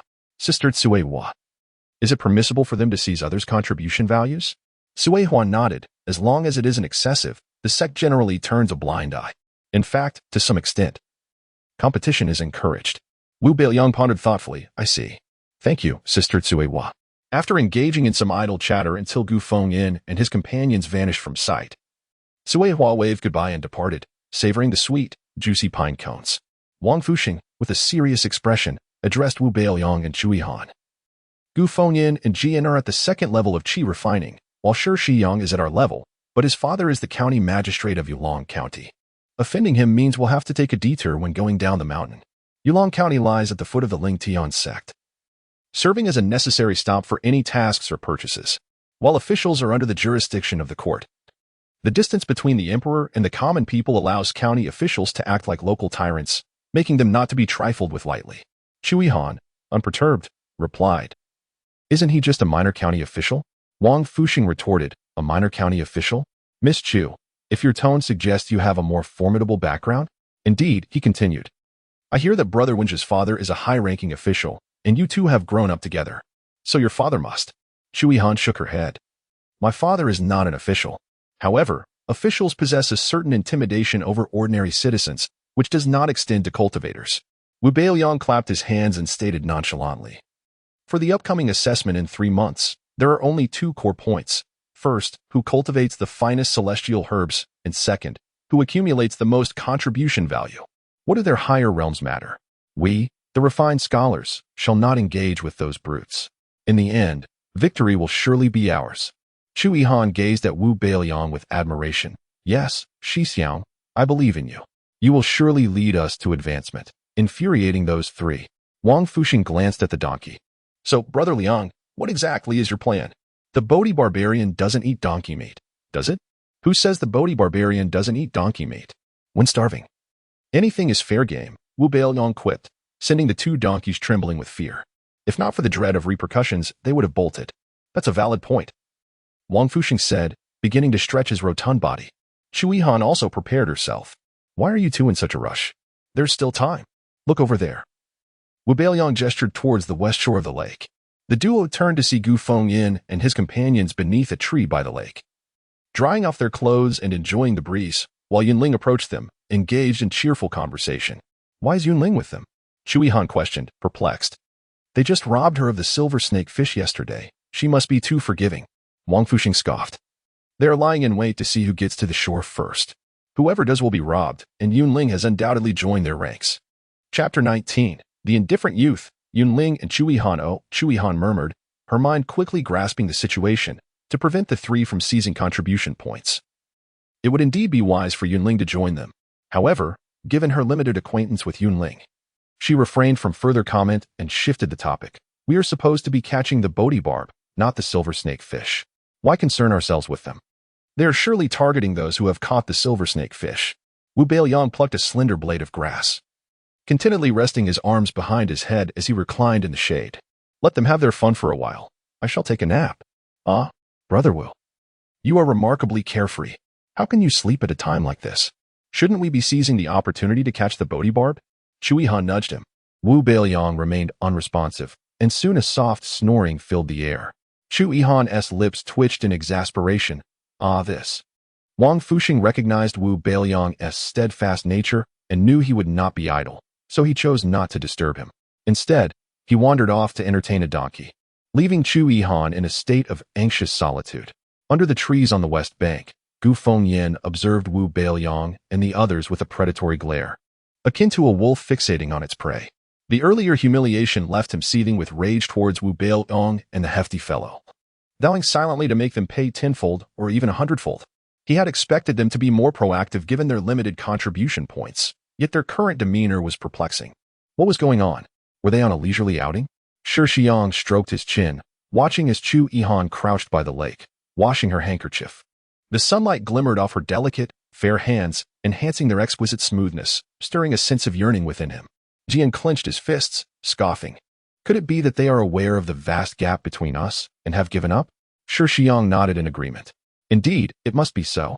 What a pity for Chu Yihan. If she were to be eliminated, I would miss her a little. And those two rascals must be dealt with thoroughly. One meal will not suffice to quell our grievances. It should be at least 3. Jian said through gritted teeth. Gu Fengyin temporarily suppressed his animosity. Sensing that Wu Beiliang was not as simple as he appeared, he beckoned to Yunling. Go find your dear sister and probe for information. Yunling understood his implication. To join their ranks, she must prove her worth. All right, she replied sweetly, lifting her skirt as she approached Chu Yihan. Chu Yihan remained oblivious to Wu Beiliang's ulterior motives, gazing at the shimmering surface of the crescent lake, the sunlight making it difficult for her to open her eyes. Suddenly, she considered that perhaps Wu Beiliang was merely concerned about her enduring the heat while on a task, prompting him to suggest she rest. Yes, that must be it. Her senior brother was always so considerate. Yihan, Yunling said, settling beside her on a stone, her lavender skirt cascading over Chu Yihan's pink one, resembling 2 blooming begonia flowers in vibrant splendor. Chu Yihan replied coolly, shifting slightly away. Her disdain for Gu Fengyin's clique extended to Yunling, and thus she offered no warmth. Yunling, linking her arm with Chu Yihan's, said, Dear sister, I've accepted a task for the silver snake fish. And it seems there are even more competitors today. What should I do? Chu Yihan reached for a stone, tossing it into the lake, inadvertently freeing herself from Yunling's grasp. What you do is not my concern. I cannot catch the silver snake fish. Yunling sighed, Sister, please do not treat me this way. Did you misunderstand my conversation with Gu Fengyin? I had no choice. They stole my silver snake fish yesterday. If I didn't say a few kind words, I feared they would seize more. Chu Yihan felt a flicker of doubt, realizing she might have misjudged Yunling. Wang Fuxing approached, positioning himself in front of Chu Yihan and seizing Yunling's hand. Ah, we truly are kindred spirits. I have also been robbed of my shouwu. Should we not unite to expose their misdeeds? Yunling, pulling her hand away with a look of disdain, replied. That may not be wise. I do not wish to offend them. I simply want to complete my task quickly. Do you have any plans? If we act together, perhaps they will hesitate to rob us. Chu Yihan nodded earnestly. Yes, strength in numbers. Wu Beiliang interrupted her. No? There are more people in the lake than fish. We cannot provoke them. Today we plan to lay low. Sister Yin, care to join me? Come. Let us enjoy the shade together. Yunling. Wu Beiliang assumed this would deter Yunling, yet she boldly walked towards him, a charming smile upon her face. Since Brother Wu has so graciously invited me, I shall not be coy. With that, she sat beside Wu Beiliang, her skirt brushing against his shins, and she playfully tossed her hair, strands dancing across his arm. Chu Yihan's eyes widened in shock. Brother, you. Yunling feigned innocence. Sister Yihan, do not misunderstand. Brother Wu merely wishes to chat with me. Wu Beiliang rubbed his nose, spitting out the grass, and stood up. Oh, no, this won't do. I am allergic to tea. Sister Yin, please relax while I attend to a matter. Ah Fu, come along. Wang Fuxing nodded. All right, Wu Beiliang added. Sister Yihan, would you care to join us? Chu Yihan, still bewildered, stammered. Ah, that might not be appropriate. The donkey sensed its moment to shine and, without complaint despite its numb legs, swiftly hoisted Chu Yihan onto its back, following Wu Beiliang. Thus, the three departed Crescent Lake without a backward glance. Yunling, feeling her allure unappreciated, could only sigh. Gu Fengyan and his companions dashed over, with Shi Shiyong inquiring, why did they leave? What did you discuss? Yunling, utterly frustrated, replied, they said they were going to lay low today and wouldn't be catching any fish. Do you truly believe that? Jian smirked, rolling his tongue against his molars. I shall follow them. No need, Shi Shiyong interjected, blocking his path. Hurry and complete your task so we can rest. Even if they possess 3 heads and 6 arms, their scores cannot surpass ours. Once everything settles, we will seize our chance to deal with them. Very well, Jian conceded after a brief pause. Wu Beiliang, accompanied by Wang Fuxing and Chu Yihan, meandered around Chiefing Forest before leisurely returning. By the lake, Gu Fengyan and his crew had vanished, leaving only a few other apprentices muttering curses and some in tears. It appeared they had departed, and the timing was right. Wu Beiliang pulled Wang Fuxing aside, instructing the donkey, we will scout the conditions in the lake first. You keep an eye on Chu Yihan. Do not let her wander off. Chu Yihan pouted, confusion evident in her sparkling eyes. Brother Wu, have you got it wrong? Shouldn't I be watching the donkey instead? The donkey merely brayed in agreement, sensing a chance to shine and not daring to complain despite its fatigue. Chapter 20. The cohesive Bodhi Barbarian and the bait with a fierce glare from Wu Beiliang. The second donkey fell silent, obediently nibbling on the grass by the lakeside. Wu Beiliang turned to Chu Yihan and said, you needn't compete with the donkey for credit. After all, who is watching whom? Chu Yihan scratched her head, finding the statement initially reasonable, yet sensing an underlying peculiarity. As she lifted her gaze, a ripple echoed across the lake, leaving only 2 distinct circles on the surface. Within the water, Wu Beiliang and Wang Fuxing were encased in a blue light barrier shaped like a precious vase, sustained by their spiritual power. In this luminous cocoon, they could breathe. Though speech remained elusive, and movement relied on swimming, albeit at a swifter pace than ordinary mortals. Their location was shallow enough for them to perceive their surroundings through the sunlight filtering in from above. Their eyes fell upon 3 individuals engaged in a fierce struggle with a silver snake fish ensnared in a net. The valiant silver snake fish, undeterred, dodged and counterattacked while desperately attempting to free itself from the fisherman-esque trap. The strength of the 3 men indicated they were at the second tier of chi refinement. The commotion caused by Wu Beiliang and Wang Fuxing's descent alerted them, igniting a moment of tension. However, upon assessing the duo's cultivation levels, they relaxed and resumed their assault on the fish. The ruckus they caused obscured their view of any Bodhi barbarians in the vicinity. Wu Beiliang signaled to Wang Fuxing, and the 2 separated, swimming towards deeper waters. After the passage of a fragrant incense stick's duration, they resurfaced, one behind the other. Did you find the Bodhi barbarians? Chu Yihan hurried to the lakeshore to inquire. During this idle time, she had been engaging in a staring contest with the second donkey, and now her enchanting eyes felt somewhat dry. I discovered 2 groups, approximately 7 or 8 individuals, hidden among the aquatic plants, Wang Fuxing reported. Utilizing the keen sense of smell that would make Dahei envious, Wu Beiliang uncovered an even deeper hiding place of Bodhi barbarians. I also found 2 groups, nestled within a pile of colorful stones, not too far away, perhaps over 10 in total. However, I sensed something amiss with those Bodhi barbarians. Ordinarily, they wouldn't attack humans. When I merely approached them, they bared their teeth, and some even charged at me as if intent on a confrontation. Hearing this, Chu Han grew anxious. You weren't injured, were you? Wu Beiliang shook his head. I swam swiftly. They didn't pursue me for long before returning. This was indeed peculiar, even in their social clusters. Bodhi barbarians possessed a sense of familial awareness, typically avoiding congregating in large numbers. Could it be that the recent influx of novice disciples in the lake has made them skittish and led them to band together? Wang Fuxing speculated. Wu Beiliang promptly dismissed this notion. That's unlikely. The silver snake fish are the natural enemies of the Bodhi barbarians, with novice disciples fiercely capturing silver snake fish. This is actually beneficial for the barbarians. In their instinctive logic, with fewer predators, they might spawn earlier. Spawn earlier? Chu Han's face reflected her confusion. Wang Fuxing retrieved a book from his storage bag to consult.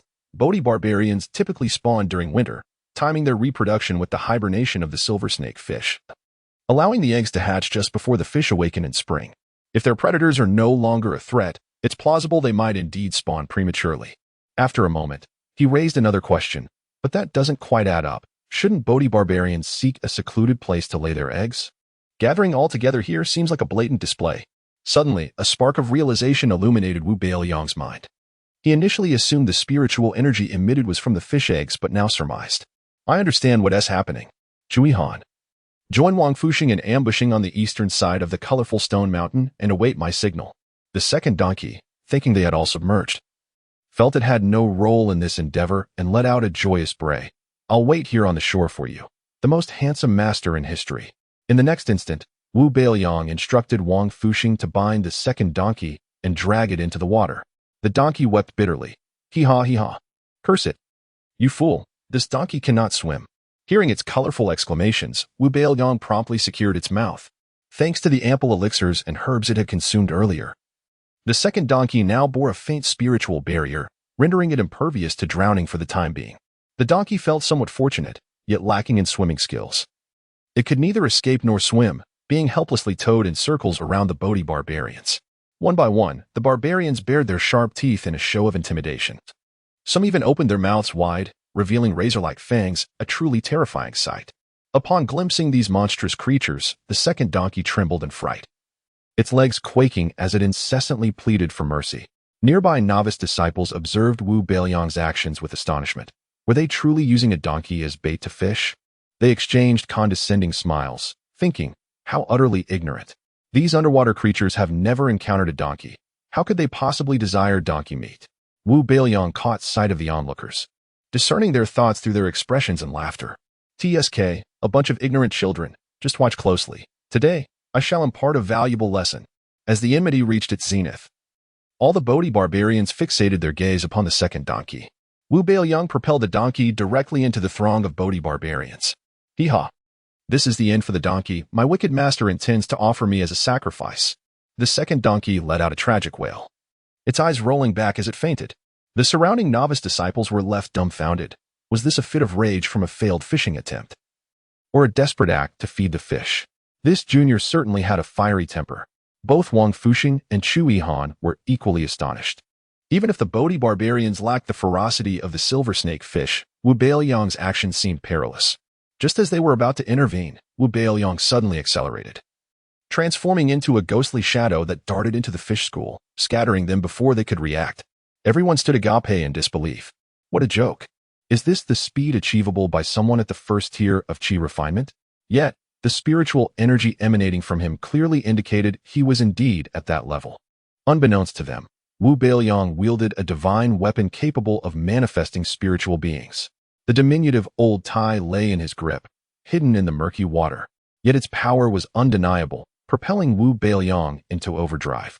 Realizing the ruse, the Bodhi barbarians, enraged and humiliated, pursued Wu Beiliang and the second donkey. The latter, feeling no pain from bites, opened its eyes to witness a horde of fearsome beasts with gaping mouths and razor-like teeth in hot pursuit, causing it to faint once more from sheer terror. The timid second donkey had not acquired an ounce of the bravery that would have come from a donkey facing its demise. Wu Beiliang mentally cursed the second donkey as he navigated through the furious Bodhi barbarians, circling the colorful stone mountain. After 3 laps, observing that the Bodhi barbarians had reached full speed, he signaled to Wang Fuxing. Wang Fuxing hurriedly prepared to cast the net alongside the astonished Chui Han. Chapter 21. Brother Wu's charisma shines. Danger for Erlüüzi. Wu Beiliang slightly reduced his speed, wrapping his arms around Erlüüzi's neck, anxious that a sudden turn might hurl it into the net. As the net stretched open before him, Wu Beiliang accelerated once more. Just as he approached within an arm's length of the fishing net, he pivoted gracefully toward Chui Han, executing a flawless maneuver in the water, escaping the confines of the net. The pursuing Putimian, lacking such finesse, crashed into the net with no defense. Wang Fuxing had calculated the force of impact from the enraged Putimian when pulling the net. However, when the collision occurred, his heart sank. He had underestimated them. His plump body was nearly dragged along, and gritting his teeth, he summoned all his strength akin to that of devouring abalone and lobster, barely managing to hold his ground. But wait, it struck him. If he was exerting so much effort, how was Chui Han remaining so composed? How could her delicate arms withstand such tremendous force? Wang Fuxing leaned forward, his gaze sweeping past the fish school towards her. He saw that Chui Han, her face pale with fright, had curled up in Wu Beiliang's embrace. Wu Beiliang, with one hand gripping the fishing net, wore a tense expression, his usually gentle and handsome visage now radiating an unprecedented coolness. When Chui Han looked up, her eyes sparkled like stars. Oh my, Brother Wu is incredibly handsome. Her heart raced, her fair cheeks flushed with a rosy hue, enveloped in a blissful sensation of being protected. A ludicrous thought flitted through her mind. Brother Wu, I am willing to be your partner, to engage in shameless dual cultivation with you, and bear your little Beiliangs. At that moment, Wang Fuxing felt not merely as if he had been force-fed dog food, but as though he had gulped down a mouthful of aged vinegar. Brother Liang, you are too mischievous, prioritizing romance over brotherhood, leaving no strength for your comrades. Noticing Wang Fuxing's pitiful gaze, Wu Beiliang almost tossed a Putimian at his fat face, hurriedly gesturing toward the net, indicating he should not be careless. The net was on the verge of breaking. Wu Beiliang too was astonished by the strength of the Putimian, quickly channeling spiritual energy to reinforce the net while simultaneously releasing his hold on Chui Han's waist. He tossed the other end of his net to Wang Fuxing, and together they worked to subdue the frenzied Putimian. Though reluctant to leave Wu Beiliang's warm and sturdy embrace, Chui Han knew she could not indulge in comfort while they struggled, so she sprang into action to assist. Wu Beiliang pointed toward the slowly sinking Erlüüzi at the bottom of the lake, implying, you don't need to worry about this. Use your net to bring Erlüüzi back up. With her cheeks flushed, Chui Han nodded eagerly and dashed off. Her heart raced with excitement, and she would have followed Wu Beiliang anywhere, even to the peaks of Tian Shan or into boiling oil. Yet, her pace lagged. Despite Erlüüzi's spiritual defense, it sank swiftly, its forelegs refusing to move. As it slipped past the sex formation and into the dark depths of the lake, a chill gripped Chui Han's heart. It felt as if a pair of menacing red eyes were watching her from the abyss. By the colorful stone mountain, Wu Beiliang and Wang Fuxing retrieved the net. With ample space in his storage pouch, Wu Beiliang first stored the captured Putimian, commanding Lao Tai to render them unconscious, while Lian distributed spiritual liquid to ensure they would not perish from thirst anytime soon. Having completed these tasks, Wang Fuxing was deeply impressed by Wu Beiliang's adept maneuvers, inching closer to offer 2 thumbs up, his eyes brimming with flattery. Brother Liang, you are truly incredible. My admiration for you is like. Wu Beiliang shoved his face away, returning the net to him and pointing toward the colorful stone mountain. What do you see over there? Wang Fuxing followed his gesture, spotting a hidden small cave beneath the aquatic vegetation, its entrance barely the size of 2 fists, difficult to discern unless one looked closely. Could this be the lair of the Putimian? Wang Fuxing approached, but Wu Beiliang promptly kicked him away. As he stumbled, his vision blurred, and he narrowly avoided colliding with several silver flashes darting past him. Upon closer inspection, he realized the flashes were none other than silver snake fish. The little fatty inhaled sharply. Had it not been for Brother Liang's swift kick, he might have been injured. Wang Fuxing squinted at the silver dragonfish. Their eyes reddened from hunger after being disturbed continuously by the novice disciples over the past few days. They had taken refuge in the Putimian's lair, feeding on their eggs to coerce the Putimian into protecting them, lest they devour all the fish eggs. When Wu Beiliang first noticed the unusually behaving Putimian, he had surmised this possibility. Initially, he intended to disrupt the Putimian's feeding, waiting until they were famished to use Erlüüzi as bait to ensnare them all. Yet, the other novice disciples' relentless fishing had inadvertently created an opportunity for him, sparing him considerable effort. Now, with the Putimian captured, The insatiable nature of the silver snake fish would undoubtedly compel them to burst forth in a desperate bid for survival. Wu Beiliang cast his net to catch the fish, leaving no chance for the silver snake fish to retaliate. He then stored them in his pouch, where Lao Tai, though begrudgingly, complied with Wu Beiliang's commands. To vent his frustrations, he swiftly dispatched 5 of the fish, the pouch falling silent as the fish's murderous intent transformed into resentment, returning to their bellies. As the spectators, the novice disciples, watched in awe, their mouths agape, nearly rivaling the gaping maw of the Putimian. Wang Fuxing's eyes sparkled with excitement. He had not anticipated capturing the silver snake fish so effortlessly. Just as he was about to laud Wu Beiliang with a thumbs up, he was abruptly pulled along as Wu Beiliang swam toward the lake's depths. Realizing what was happening, some of the observing novice disciples rushed to follow Wu Beiliang, while others began their search among the colorful stone mountain, hoping to uncover any remaining fish. However, Wu Beiliang knew that 2 silver snake fish had slipped away through another small cave while they were distracted with the catch. Suddenly sensing a strong surge of spiritual energy from the lake bottom, Wu Beiliang grew anxious over Chu Yihan and Erlüüzi's extended absence. He valued their safety far more than catching fish. The formation at the lake's bottom only affected humans, preventing Chu Yihan from descending. But Erlüüzi had plunged directly into the depths. Fearing some monstrous creature lurked below, Chu Yihan could not bear to watch Wu Beiliang's donkey fall prey to danger. Mustering her courage, she positioned herself at the formation's edge, using the fishing net to rescue Erlüüzi.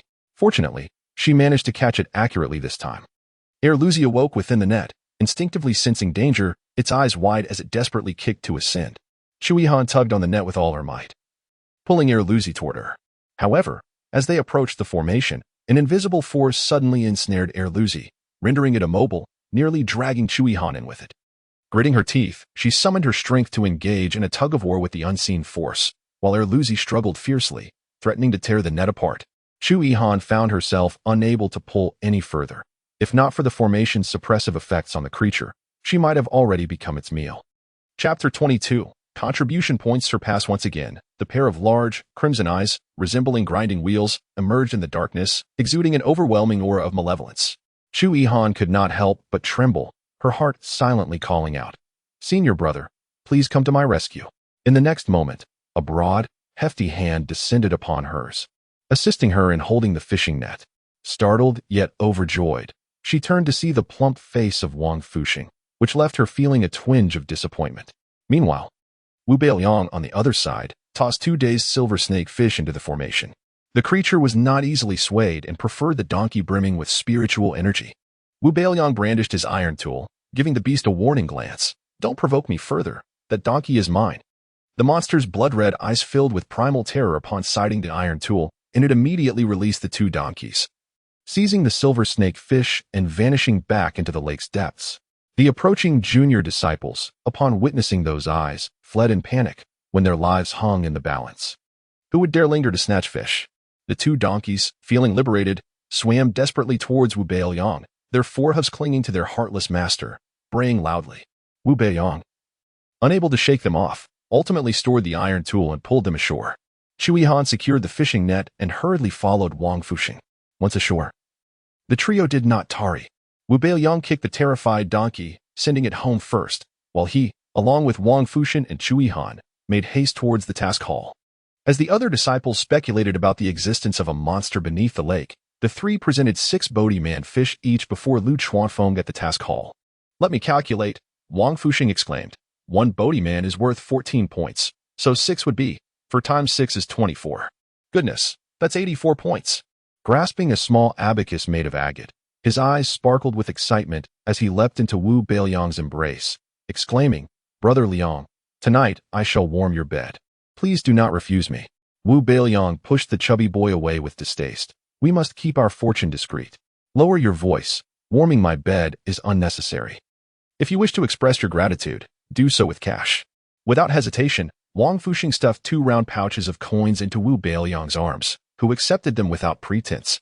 Chu Yihan, still shaken, tugged at Wu Beiliang's sleeve with reddened eyes. "Senior brother, could you stay and talk with me tonight? I am frightened and fear nightmares."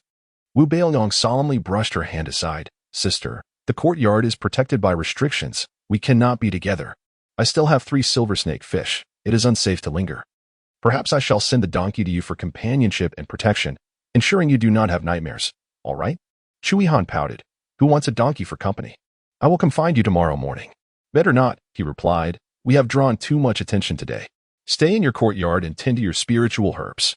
If you find yourself restless, you can catch some herbs in the phoenix nest forest. After all, our scores cannot be quickly surpassed. Let us take it easy for now. The tale of a monster in the lake would surely be embellished as it spread, deterring many from attempting to catch silver snake fish.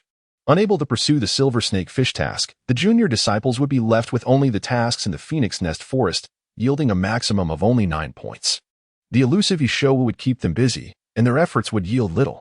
He refilled the spiritual liquid from the alien and handed it to Chu Yihan for her herbs, then took Wang Fuxing with him. After walking a distance, Wang Fuxing could no longer contain his curiosity. Brother Liang, what do you think that monster in the lake was? Its eyes were so enormous. Its body must be colossal. Reflecting on it, he felt a chill run down his spine. Wu Beiliang was uncertain of the creature's identity, but he sensed its fear of the iron tool. He could not help but feel grateful for having discovered such a valuable asset, and he reassured Wang Fuxing, do not dwell on it. Every sect has its share of suppressed beasts. With the restrictions in place, it cannot escape. This was an anomaly. Just exercise caution next time you approach the lake. It's still early. Why not seek out Zhu Yi? Upon hearing this, Wang Fuxing's mercantile nature resurfaced, and he nodded with a sly grin. All right. I will go find him now. Later, I shall write a letter to my father requesting a high-quality, glazed bottle. We cannot let the packaging of our Tianshan water fall short of that of the Yaoqi water. With that, he hurried off to find Zhu Yi.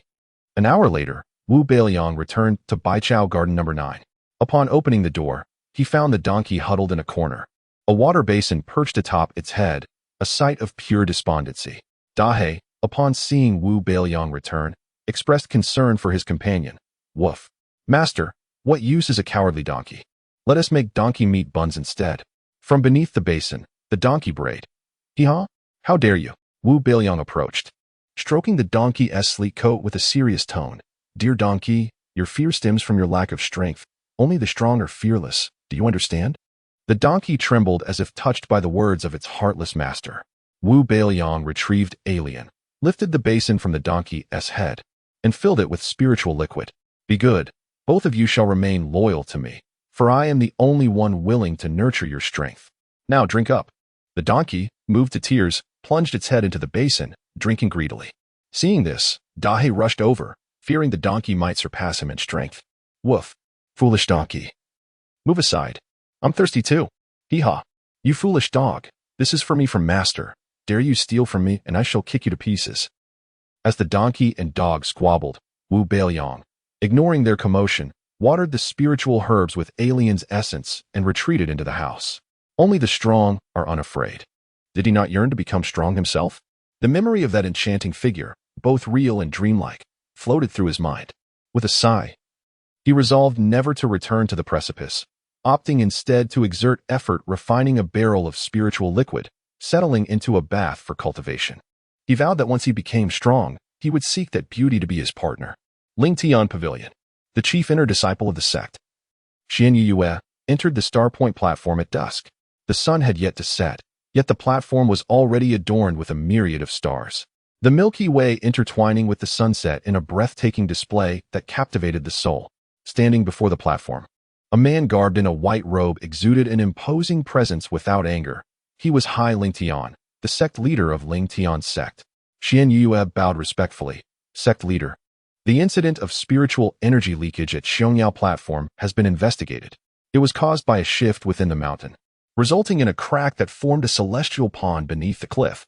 I have sealed the pond, and the elders have reinforced the formation to stabilize the mountain and prevent a recurrence. Hai Ling Tian nodded, his gaze shifting towards Half Moon Lake. I have heard that several junior disciples encountered a monster at the lake's bottom today. Have you looked into it? The disciples have investigated. The formation remains intact. One junior disciple's donkey fell into the lake, passing through the formation, which startled the lake's beast. Elder Qingsong is concerned about the possibility of another incident and inquired whether we should temporarily seal Half Moon Lake. The sect leader chuckled lightly, his expression kind yet authoritative. If we were to seal Half Moon Lake over such a trivial matter, how would other sects perceive Ling Tian's sect? It is merely a 1,000-year-old beast. Elder Qingsong is overreacting. Issue an order. Everything shall proceed as usual. Chapter 23. The plan comes to fruition the following day. As Wu Beiliang had anticipated, despite Sohua and the stewards assuring that Half Moon Lake posed no danger, no apprentice dared to undertake missions there. The task pavilion even elevated the point value of the missions at Half Moon Lake, with the silver snake fish now worth 20 points, yet still, no one was willing to take the risk. Even the desire to pass the assessment and become an outer sect disciple was not enough to tempt anyone into jeopardizing their lives. No one would jest with their existence. Although they refrained from taking on tasks, the apprentice disciples did not simply idle away their time in their respective corners. Human beings possess an innate curiosity, and they yearn to uncover more information regarding the lake's mysterious creature, what manner of beast it was, its immense power, the reasons for its confinement at the lake's bottom, and which esteemed sect master had orchestrated this.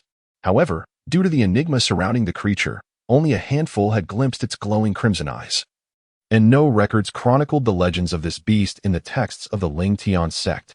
As discussions meandered without arriving at any credible conclusions, their interest began to wane.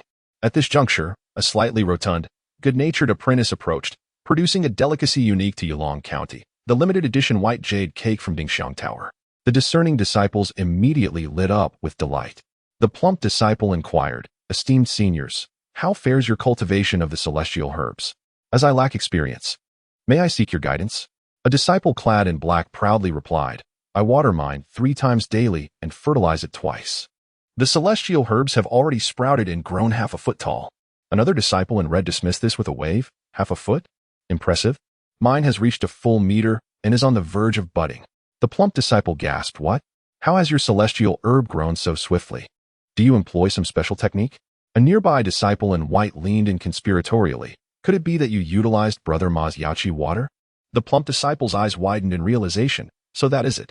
I am aware of Yaoqi water, but its price is rather steep, and I hesitated to purchase it." The black-clad disciple felt a pang of envy. "If it truly yields such results, I could overlook the expense. Had I known it was effective, I would have bought it initially. Now that we cannot undertake sect missions, I must invest more effort into cultivating celestial herbs. Brother Ma, might you assist in introducing me? I too wish to acquire Yaoqi water." However, the red-clad disciple shook his head. "It is not Yaoqi water, to be honest. I found it too costly and only bought a single bottle. Later, I discovered a more effective and affordable alternative, Tianshan water, and with a trial-and-error approach, I purchased 2 bottles. My celestial herbs thrive solely due to it." The plump disciple pressed on, "Then where can one procure this Tianshan water?" The red-clad disciple fell silent, clearly reluctant to divulge this secret. "Come now, brother, we have conversed for so long. We are all good friends. Why conceal such information?" The others surrounded the red-clad disciple, urging him incessantly, yet he steadfastly refused to relent. Thus, news of the miraculous Tianshan water spread among the apprentice disciples, eclipsing the intrigue surrounding the creature of Half Moon Lake and becoming a topic of fervent inquiry. By evening, the sky was ablaze with vibrant orange hues. Wu Beiliang, Wang Fuxing, and Chu Yihan rushed into the task pavilion just before it closed, each submitting a silver snake fish and receiving 20 contribution points in return. On their way back, Wang Fuxing, somewhat impatient, remarked, "The trap is set. We are merely waiting for Zhu Yi to make his move. All the apprentice disciples are inquiring about Tianshan water. I thought he would come to you before dark, yet he remains remarkably composed. At this rate, I fear it will be Ma Binyuan and his cohort who approach us first." Wu Beiliang smiled slightly, exuding calmness. "That won't happen. We are being exceedingly cautious. Those spreading the gossip do not even know our identities. How could Ma Binyuan come seeking us? I specifically utilized a pink pouch. If he were to search, he would begin with the female disciples. You too should return. I will inform you at the earliest opportunity should news arise." Wang Fuxing and Chu Yihan made their way back to the courtyard, while Wu Beiliang was about to enter when he noticed someone concealed in the corner. The figure was clad in black, with hair tied high and a complexion of deep brown. Their piercing gaze scrutinized him. Wu Beiliang raised an eyebrow and stepped forward, clasping his hands in greeting. "Brother Zhu, I have awaited you for some time." Zhu Yi remained silent, folding his arms and turning to leave. Wu Beiliang hesitated briefly, recalling the presence of his companion in the storage pouch, and his courage surged, prompting him to follow. Zhu moved swiftly, propelled by his spiritual energy. The pressure of his 8th-tier qi refinement was immense, and had he not deliberately slowed his pace, Wu Beiliang would not have been able to keep up.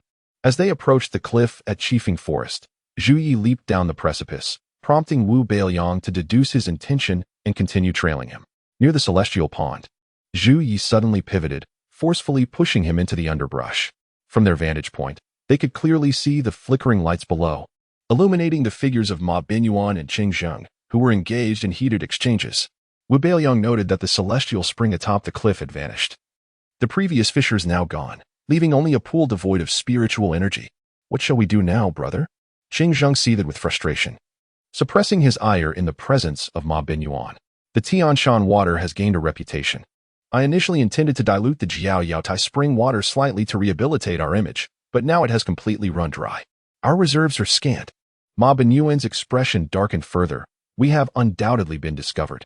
Let us return and devise another plan. Once they were out of earshot, Zhu Yi stood, looking down at Wu Beiliang. That Tianshan water of yours originated from here, did it not? Wu Beiliang rose, brushing off the dirt from his clothing, and did not deny it. Zhu Yi continued, I am not oblivious to their schemes. However, this matter involves a forbidden area. Should it come to the attention of those above, it could implicate my uncle.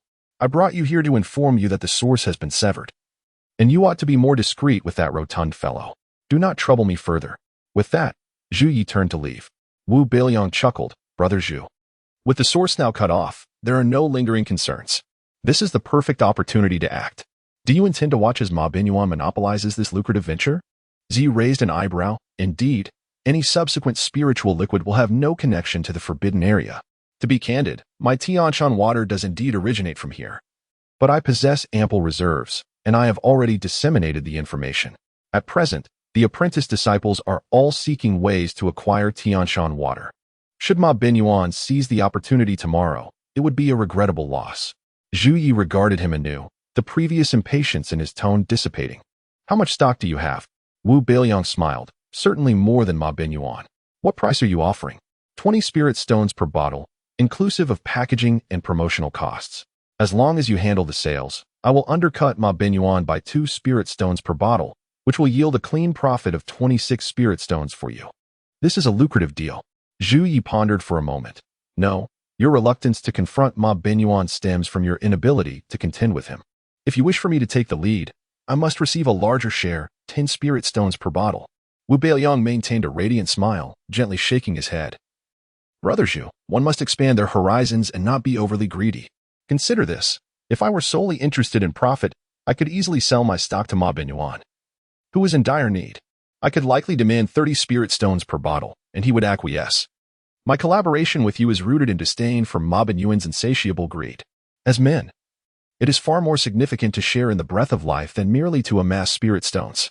I have heard that during the last assessment of the inner disciples, Tianfeng Pavilion was suspected of bribing the examiners, resulting in the promotion slots originally belonging to the disciples of Liling Pavilion being usurped by the disciples of Tianfeng Pavilion. Such conduct, while tolerated by Elder Xiao for the sake of the greater good, is something I cannot abide. This year, Brother Zhu is also set to participate, correct?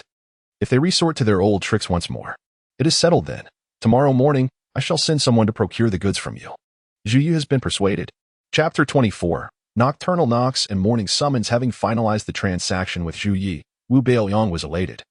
Humming a cheerful tune as he made his way back, he intended to share the good news with Wang Fuxing and also to caution Chu Yihan. As he reached the rear of Compound 9, the old iron piece within his storage pouch vibrated twice. Wu Beiliang furrowed his brow, puzzled. Old iron. What's the meaning of this? Are you experiencing an urgent need? Old iron. Ah, you're a spiritual artifact. You don't have such physiological demands. What then? Causes your tremors? Is there a looming danger? Involuntarily, Wu Beiliang held his breath, slowed his pace, and advanced cautiously along the wall's base. Reaching the outer corner, he cautiously extended a fraction of his head, spotting a shadowy figure lurking furtively before his Compound 9's gate, peering about with a suspicious air. An idea sparked in Wu Beiliang's mind. Instead of alarming the figure, he detoured to seek out the stalwart Sui Hua. Shortly thereafter, Sister Sui Hua. There truly is a serpent demon, thicker than my thigh, with a crimson tongue extending over a meter, hissing menacingly and howling terribly. The discovery of the monster at the lake bottom had already frightened me immensely, and now, to see a serpent demon loitering before my gate, I'm utterly terrified. My heart is pounding incessantly. Wu Beiliang feigned fragility, clutching his chest and embellishing the tale extravagantly. He advanced, concealing himself behind Suehua's mountainous form, cautiously peering ahead. Suehua, somewhat impatient, would not have bothered with this nocturnal errand had Wu Beiliang not presented her with 2 thorny pine cones upon his arrival. There's no serpent demon to be found. Can't you, a grown man, display a bit more fortitude? It's just ahead. The darkness conceals it. If only there were lights, I wouldn't be so apprehensive. Suehua sighed, and with a flick of her hand, dozens of firefly lanterns soared into the air, adorning the courtyard walls and illuminating the flagstone path with a warm glow. Before the gate of Compound 9, the furtive figure was startled by the sudden illumination. Upon seeing Suehua and Wu Beiliang approaching together, he fled without a word. That is, Suehua squinted, unable to discern the retreating figure. Wu Beiliang feigned recognition. Ah, it's Jian. I mistook him for a serpent demon. What could he be doing at my gate so late? Could he perhaps be coveting my beauty? Sister Suehua, this depraved homosexual intends mischief. You must stand up for me. Enough with the nonsense. He was likely just passing by. Return to your rest and refrain from wandering about after nightfall. Suehua yawned. And as she raised her hand to retrieve the firefly lanterns, Wu Beiliang interjected. Sister Suehua, the monster scare is causing widespread unease. Perhaps these firefly lanterns could remain, allowing everyone to feel the warmth of your concern. Suehua rolled her eyes but conceded that his point was valid. A small gesture could indeed assuage anxieties. Very well. Let them remain lit. I'm off. Excellent. Sister Suehua, you're the best. Good night, sweet dreams. Wu Beiliang remained rooted to the spot, waving farewell to Suehua until she vanished from sight. Only then did he sneak to the gate of Compound 4 and knock forcefully several times. Soon, the pure and charming young woman, Chu Yihan, opened the door. Upon seeing Wu Beiliang, the corners of the young girl's lips tilted upward involuntarily, revealing pearly white teeth and shallow dimples. Her beautiful eyes were filled with shy delight. Brother Wu, why are you visiting me at this hour? Is there something the matter? In her excitement, she nearly uttered me instead of me, catching herself just in time. Chu Yihan was draped in a pale azure cloak, beneath which the hem of a white petticoat peeked out. Her dark, silky hair, still damp, cascaded over her shoulders, and her fair, delicate face bore the rosy flush of a recent bath. Wu Beiliang's dark, luminous eyes gazed upon the exquisite young woman, fresh as a lotus emerging from water, his thick brows furrowing slightly. The young woman lowered her gaze, a blush creeping up her cheeks, like the gentleness of your bowed head, akin to the shy tenderness of a water lily unable to bear the cool breeze. The line sprung to Wu Beiliang's mind, and he coughed to dispel it. Chu Yihan, a naive young woman, felt a mixture of shyness and trepidation under the intense scrutiny of an impure young man. Brother Wu, why are you looking at me like that? Wu Beiliang crossed his arms, adopting an expression of disappointed exasperation. You don't ask who's knocking before opening the door. And you dare to open it dressed like this? What if it weren't me but Shi Shiyang, that lecherous pervert? What if it were Gu Fengyin, that brigand? I thought you, a young lady of privilege, merely lacked the ability to care for yourself, but it seems you lack even the most basic sense of danger. Aren't you supposed to be clever? Where's your brain? Did a donkey devour it? As he spoke, Wu Beiliang tapped her forehead. Remember, starting tomorrow, do not leave the house, nor open the door to anyone, no matter who it is, unless it's me, Wang Fuxing, or Suehua. Ah? Chu Yihan rubbed her forehead, her eyes filled with grievance. Why?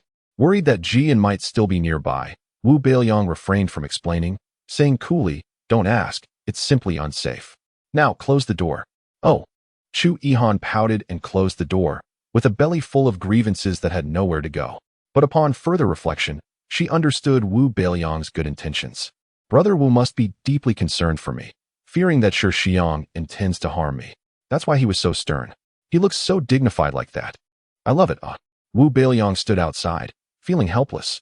He was clearly the creditor, yet he had to worry like an old father. No, I must collect more interest later, or this is simply too unfair. He then went to Compound 8 and knocked for a long while before the little fatty emerged, bleary-eyed. Brother Liang, why are you waking me up so late? What do you want? The deal is done, Wu Beiliang stated succinctly. Wang Fuxing's sleepiness vanished instantly, replaced by elation. Really? Brother Liang, you're incredible. Wu Beiliang smiled smugly. Have the glass bottles arrived? Ji will be here tomorrow to collect the goods. Yes. Wang Fuxing produced a storage pouch and handed it over. They're all inside. Calculate the cost, and we'll settle it later. Also, don't leave the house these next few days. lest you be ambushed by Gu Fengyin and his cronies. Now, go to sleep. Wu Beiliang returned to his courtyard and began diluting allium's spiritual fluid twofold to create celestial spring water before filling the glass bottles. He stopped only after filling 60 bottles. Since Ma Benyuan's stock was dwindling, he would undoubtedly dilute his product further to maintain his business. However, this would inevitably lead to celestial spring water crushing his jade pool water. With this thought, a complacent smile appeared on Wu Beiliang's face, and he entered his house to cultivate. The following morning, before the sun could pierce the layers of mist that shrouded Flag Lotus Mountain like a veil, Wu Beiliang's courtyard gate was being pounded upon. Wu Beiliang, draped in his robe, went to the door and whispered, "Who is it?" "It's me." It was Zhu Yi himself. Wu Beiliang quickly opened the door, noticing that Zhu Yi was still wearing the clothes from the previous night. His eyes dark-circled. He had likely spent the entire night agonizing over the pros and cons and had not dared to entrust this matter to anyone else. This is good. Caution is the parent of safety. I prefer to collaborate with prudent individuals. Brother Zhu, here are 60 bottles of celestial spring water. Wu Beiliang handed over the storage pouch containing only the celestial spring water. Zhu took the pouch, removed a bottle, opened it, and inhaled. The rich spiritual energy permeated the air, invigorating him and uplifting his spirits. He produced 4 pouches filled with spiritual stones. But as he was about to hand them over to Wu Beiliang, he hesitated. Wu Beiliang, seeing this, took 2 pouches of spiritual stones and said, "You can pay half now. Go back and test the effects and listen to the buyer's feedback. I assure you, you'll come back to me." Zhu Yi had already smelled it. In terms of spiritual energy concentration, it was diluted with water by at most a quarter. This was far superior in quality to Ma Benyuan's jade pool water. Coupled with Wu Beiliang's calm demeanor, which was quite infectious, he gritted his teeth and gave all the spiritual stones to the other party. "I believe you. This time, I'm going to thoroughly humiliate Ma Benyuan." Chapter 25. The bullying by the big black donkey. If only this kind of spirit had been displayed earlier, would there have been a need for sleepless nights? Ma Benyuan's visage would be pummeled into a grotesque state by Brother Zhu, while he would find himself underfoot, subjected to relentless torment. The only recourse for him would be to weep and call out to you as father. Wu Beiliang once again invigorated Zhu Yi, watching him depart before turning to close the door and resume his slumber. On this day, 3 individuals had knocked at his door: Ma Benyuan, Yunling, and Shi Xiang.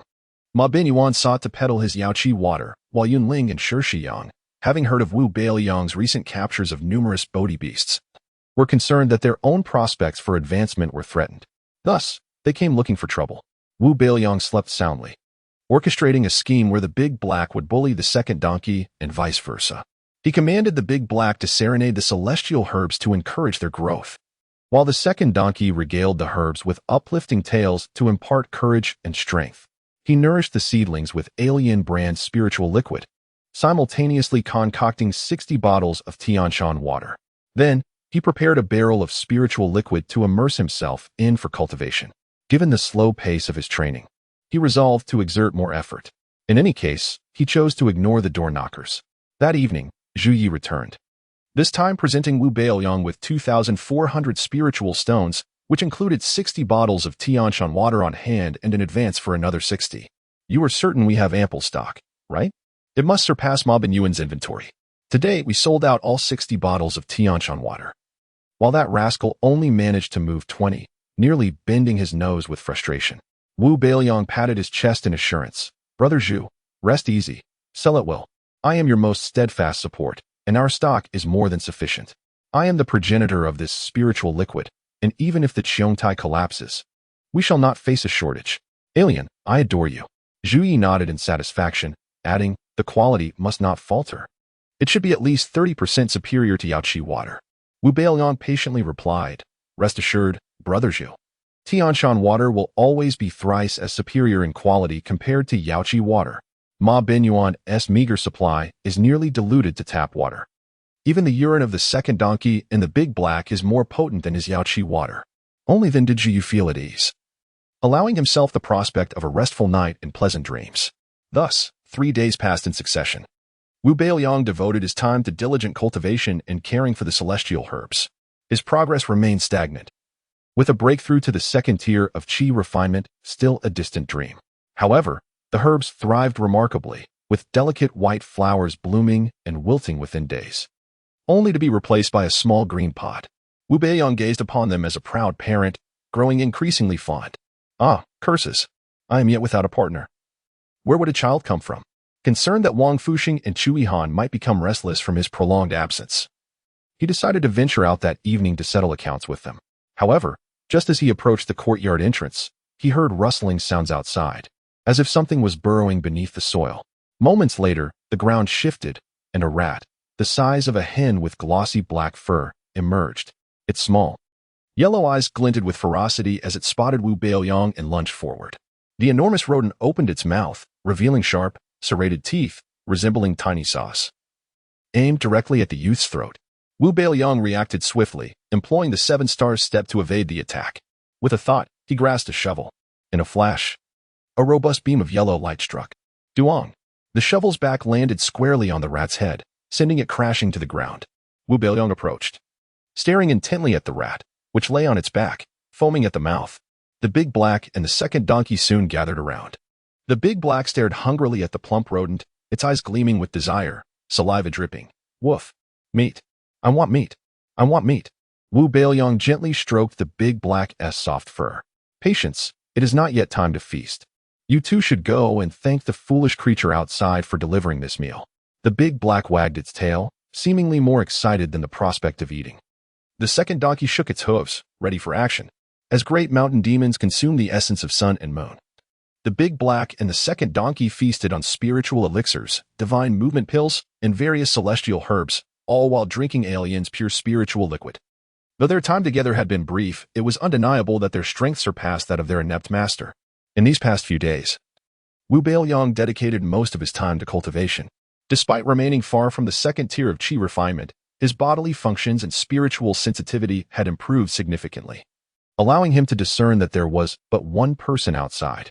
No matter how formidable the two beasts grew, they would not dare challenge Wu Beiliang directly.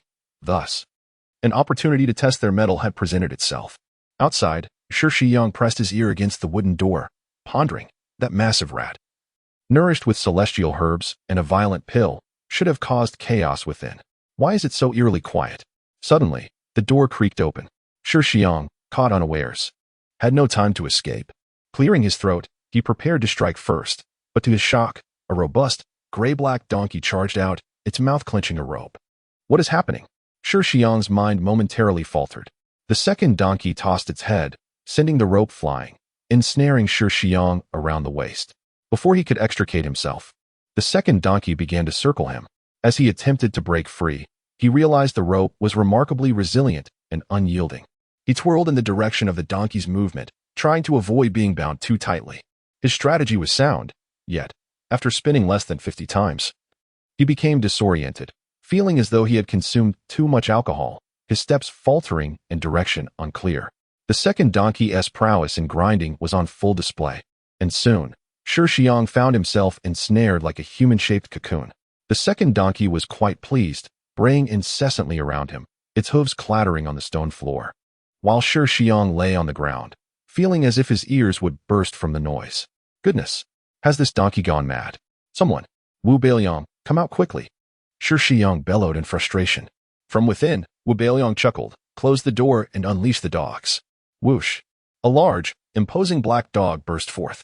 It stomped directly onto Shi Shiyang, exuding an air of dominance, as though it were a wolf.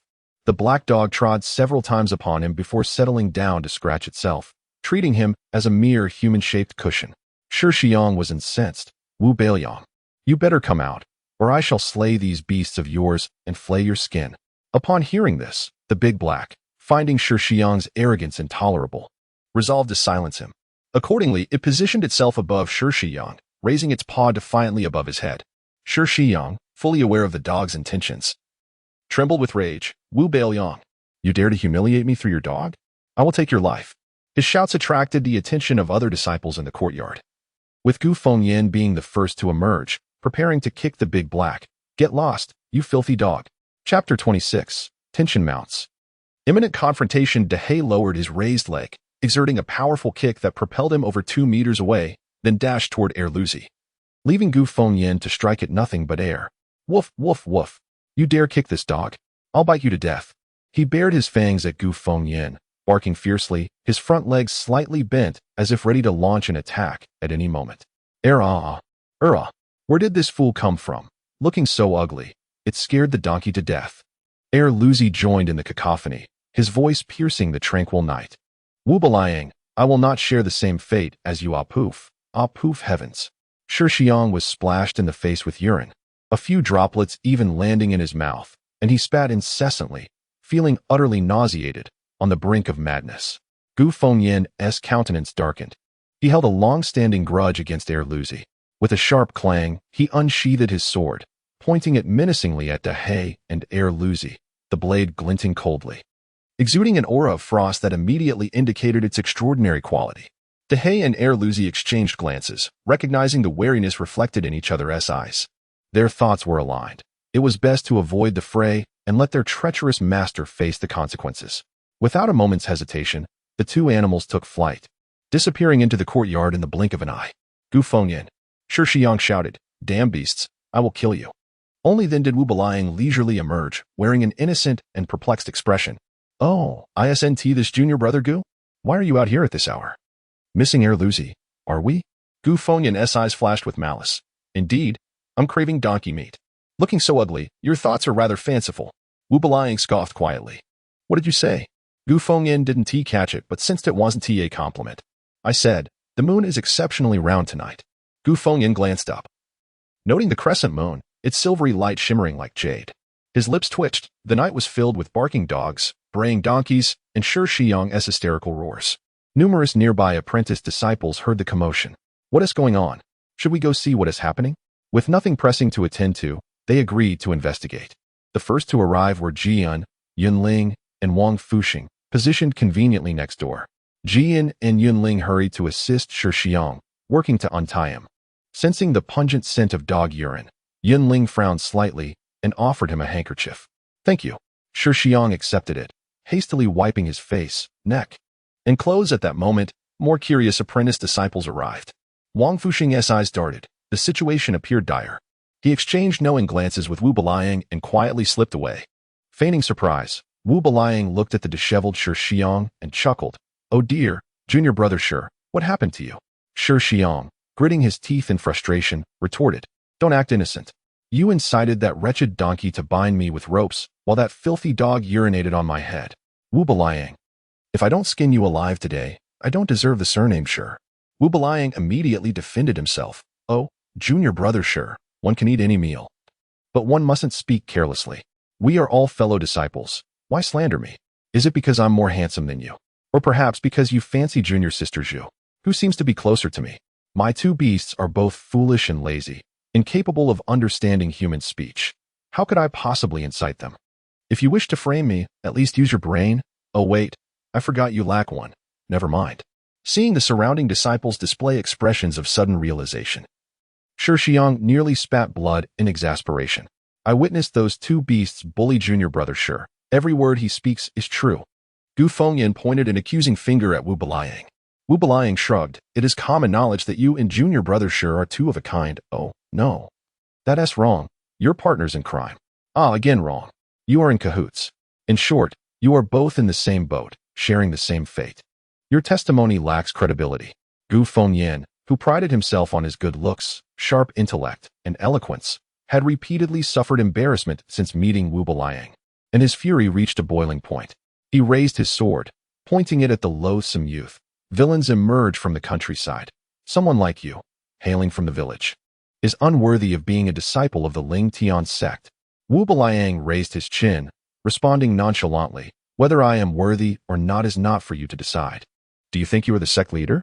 Moreover, the term villain is not exclusive to the countryside. Cities are rife with pretentious scoundrels, and their misdeeds are often more heinous. For instance, robbing others of their celestial herbs and spiritual fish, bullying fellow disciples, and being thoroughly wicked. Such individuals are truly unworthy of being disciples of the Ling Tian sect. Wouldn't you agree? Among the apprentice disciples, those frequently bullied remained silent, while several higher-ranked apprentices had also pilfered from others. Thus they would not side with Wu Beiliang. The atmosphere grew increasingly awkward. Yet Wu Beiliang firmly believed that as long as he remained unembarrassed, the awkwardness belonged to others. At that moment, Jian, flushed with anger, pointed at him. Who are you calling a villain? Wu Beiliang pointed at the tip of Gu Fengyan's sword. Isn't it obvious? Are you still asking? Are you foolish? I think you're courting death. Jian raised his fist, ready to strike. Stop. Xu Yihan, arriving late from the crowd, rushed forward, her exquisite features pale with anger. What are you doing? Bullying someone in public? Are we? And you still deny being a villain? Only a villain would casually point a sword at someone, shouting threats. The first rule of the sect is to not harm innocent fellow disciples. You lot, ganging up on the few, are worthy of being disciples of the Lingtian sect? Shi Shiyang, infuriated, retorted, what innocence does he have? I am the one who is innocent. Today, I have endured this humiliation if I do not kill him. How can I swallow this grievance? As he spoke, he drew a bronze sword, infusing it with spiritual power, slowly raising it. Gu Fengyan, Shi Shiyang, and Jian surrounded the youth, cutting off all avenues of retreat. At the same time, a murderous aura surged forth, locking onto the youth, poised to strike. Wu Beiliang remained calm and composed, seemingly unafraid, earning silent admiration from the other apprentice disciples, not to mention anything else. Just this calm demeanor in the face of danger was far superior to that of Gu Fengyan and his companions. Xu Yihan stood beside Wu Beiliang, side by side. Drawing a petite white jade sword, she exclaimed, 3 against 1? Do you not have any shame? Shi Shiyang's heart burned with jealousy as he gritted his teeth. Junior sister Chiri, do not be obstinate. It is not too late to wake up now. Xu Yihan's beautiful eyes shone with determination, even if I die. I will stand on the side of justice. Gu Fengyan, growing impatient, declared, then do not blame us for being merciless. Enough of your prattle. Make your move. Xu Yihan huffed disdainfully. With swords drawn and tension palpable, the battle was on the brink of erupting. Chapter 27. Silver Tongue and Superb acting as Gu Fengyan and his companions were about to take action. A voice suddenly rang out from outside the crowd. Sister Tsuwa has arrived. Make way, everyone. The crowd instantly parted, revealing a path. Shi Shiyang and the others exchanged glances, inwardly cursing their misfortune. The portly and unattractive Tsuehua approached, her face contorted with anger, resembling a small mountain in motion. Wang Fuxing followed closely behind, strutting with an air of arrogance. Upon reaching the front, the chubby figure discreetly gave Wu Beiliang a thumbs up. Wu Beiliang, not one to be outdone, reciprocated with a nod of approval. In truth, he had intentionally provoked Gu Fengyan and his friends upon noticing Wang Fuxing and Suehua's arrival. While the chubby individual was merely holding Suehua back, allowing her to hear the full story before intervening. It was merely a small tacit understanding among sworn brothers. Gu Fengyan and his companions did not disappoint Wu Beiliang, their brazen arrogance inflating Tsuehua's ire. What are you doing? It's late at night, and instead of resting, you're causing a ruckus. If you don't wish to cultivate, then leave the mountain. No one will stop you. Shi Shiyang, suppressing his anger, explained, Sister Tsuehua, this is a misunderstanding. I was passing through when Wu Beiliang incited his beasts to harm and insult me. Thankfully, Gu Fengyan and Jian came to my rescue. Wu Beiliang adamantly denied the accusations, deliberately provoking them to retaliate. He is merely acting, he implored. I ask Sister Tsuehua to deliver justice. Tsuehua turned her gaze toward Wu Beiliang. Is that true? How can that be, Sister Tsuehua? You know me well. I am but a gentle and delicate beauty, incapable of causing harm without provocation. Wu Beiliang replied with feigned innocence. Just moments ago, a gigantic rat invaded the courtyard and attacked me. Fortunately, I was quick-witted enough to subdue it, or else I would never have the pleasure of seeing you again, dear Sister Tsuehua. Upon opening the door, I spotted the sneaky Shi Shiyang, and I suspected he had unleashed the great rat upon me with malicious intent. Just as I was about to inquire, my loyal beasts rushed out and bound him, fearing he might harm me again. Their actions were purely protective, not malicious. Otherwise, Shi Shiyang wouldn't have the strength to twist the truth. At the very least, he bears some marks from my beast's teeth. Shi Shiyang immediately protested. Who is twisting the truth? You were the one who commanded your beasts to attack. I heard it all. You must have instructed them not to bite me, hence leaving no evidence behind. Sister Tsuehua, he is cunning and malicious. It seems he must be tortured to reveal the truth. Tortured? This is the Lingtian sect, not your county office. Do you wish to coerce a confession? Wu Beiliang retreated behind Tsuehua, pleading, Sister Tsuehua, you must advocate for me. Can you hear the words he speaks? He claims I ordered my beasts not to bite him. If I truly possessed the ability to command animals, would I live in constant fear of being robbed of my precious spiritual herbs and fish? Stop the charade. Clearly, you aim to harm me. Your beasts are clearly enchanted. It would be effortless for you to control them. You claim they are enchanted? Why not say one is a celestial dog and the other a Qilin beast? Wu Beiliang countered, turning to Cuihua. Sister Cuihua, you have seen my pets. One is a laboring donkey and the other a mutt. Where is the resemblance to a mythical beast? Dahei, Erlüüzi, come forth. Dahei and Erlüüzi, resigned to their owner's antics, emerged and performed ridiculous antics, one spinning in circles chasing its tail, while the other rolled on the ground, clumsily resembling a turtle. The crowd erupted in laughter, while Shiyang's face turned pale, unable to believe he had just been humiliated by such foolish creatures. Wu Beiliang sniffled, approaching the dog and donkey, a forlorn smile gracing his face as he spoke in a deep voice. I have been an orphan since childhood, forlorn and lonely, with no one to accompany me. They have been my steadfast companions, enduring countless cold nights by my side. To me, they are not mere livestock, but my friends, my family. Regardless of others' mockery of their foolishness, I shall never abandon them.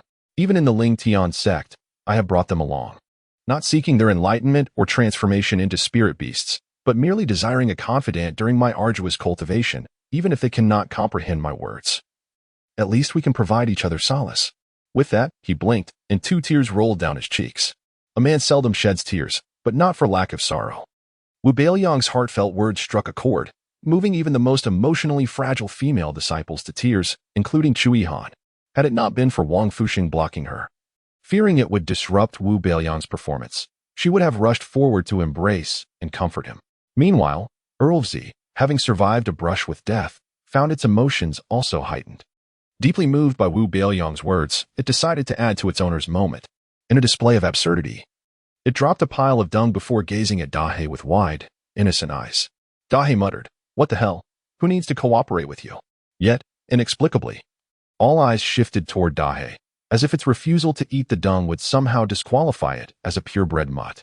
Wu Beiliang calmly regarded Dahei, a glint of menace in his eyes. Whether you consume the dung or become a pot of dog meat hot pot, the choice lies in your hands. Dahei trembled, letting out a woeful yelp before dashing into the courtyard with the dung clenched in its mouth. The crowd gasped, witnessing the foolish dog not only eating dung but also guarding its prize, a definitive proof of its stupidity. Now, Xiang found himself in a precarious situation. Whether he accused Wu Beiliang or admitted to being humiliated by the foolish dog and donkey, neither was a dignified outcome. He forced a smile and said, "Sister Cuihua, there seems to be a misunderstanding. I merely happened to pass by and was mistakenly injured. We should quickly identify the person who intended to harm Wu Beiliang. I shall return to tend to my wounds. I am magnanimous and will not pursue this matter further." As he spoke, he gestured for Yunling to assist him in making a hasty exit. "Wait, you think you can just leave after failing to tarnish my reputation?" Wu Beiliang stepped forward, arms crossed. "You may lack evidence to prove I harmed anyone, but I possess evidence that you were indeed the one who unleashed the great rat." Shiyang's expression faltered, but he quickly retorted, "Impossible. I know nothing of any rat. I have let go of this matter. Do not push your luck." Who is truly pushing their luck? If I do not clarify this today, next time it may not just be a rat that comes my way. Wu Beiliang turned and produced the enormous rat from his storage bag. "Sister Cuihua, please take a look." Cuihua squinted her eyes, her short brows knitting together as she scrutinized the rat, which was larger than her face. She could not suppress a gulp. Cuihan, standing nearby, gasped and fried upon seeing the enormous rat, her tears nearly spilling over. "Oh my goodness, is that really a rat? How can it be so big?" Other disciples observed with curiosity, "What breed of rat is this? It appears rather ordinary aside from its size. It must have consumed some elixir to grow so large." "Not likely. Elixirs are not easily accessible to rats. Clearly, this is a domesticated creature." Chapter 28, Contribution Ranking. Upon hearing the comment, Wu Beiliang immediately agreed, stating, "Indeed, what this junior brother has said is quite accurate. This is certainly a domesticated giant rat. In the realm of folk practices, certain factions specialize in breeding animals, transforming them into colossal and ferocious beasts for the purpose of engaging them in combat for profit. The rat in question is a prime example of this." The crowd understood, and Cuihua nodded, inquiring, "How can you be certain it belongs to Shiyang?" Shiyang, feeling guilty, licked his lips nervously and feigned calmness. "Just because the rat is artificially bred does not imply it is mine, does it? Are you suggesting it can speak?" "Indeed, I can make it speak," Wu Beiliang exclaimed, prying open the rat's mouth and calling out, "Dahei, Dahei," with a long face and feeling nauseated after rinsing its mouth for quite some time. Emerged to see Wu Beiliang prompting it to sniff the rat's mouth, which made it feel queasy once more. However, it held back from vomiting, prioritizing the situation at hand. Sniffed the rat's mouth, then circled the crowd before finally standing before Shishiyang. Shishiyang's expression turned grim, and he stepped back, even pulling Yunling in front of him. "What are you doing? Wu Beiliang, are you planning to let your dog bite me?"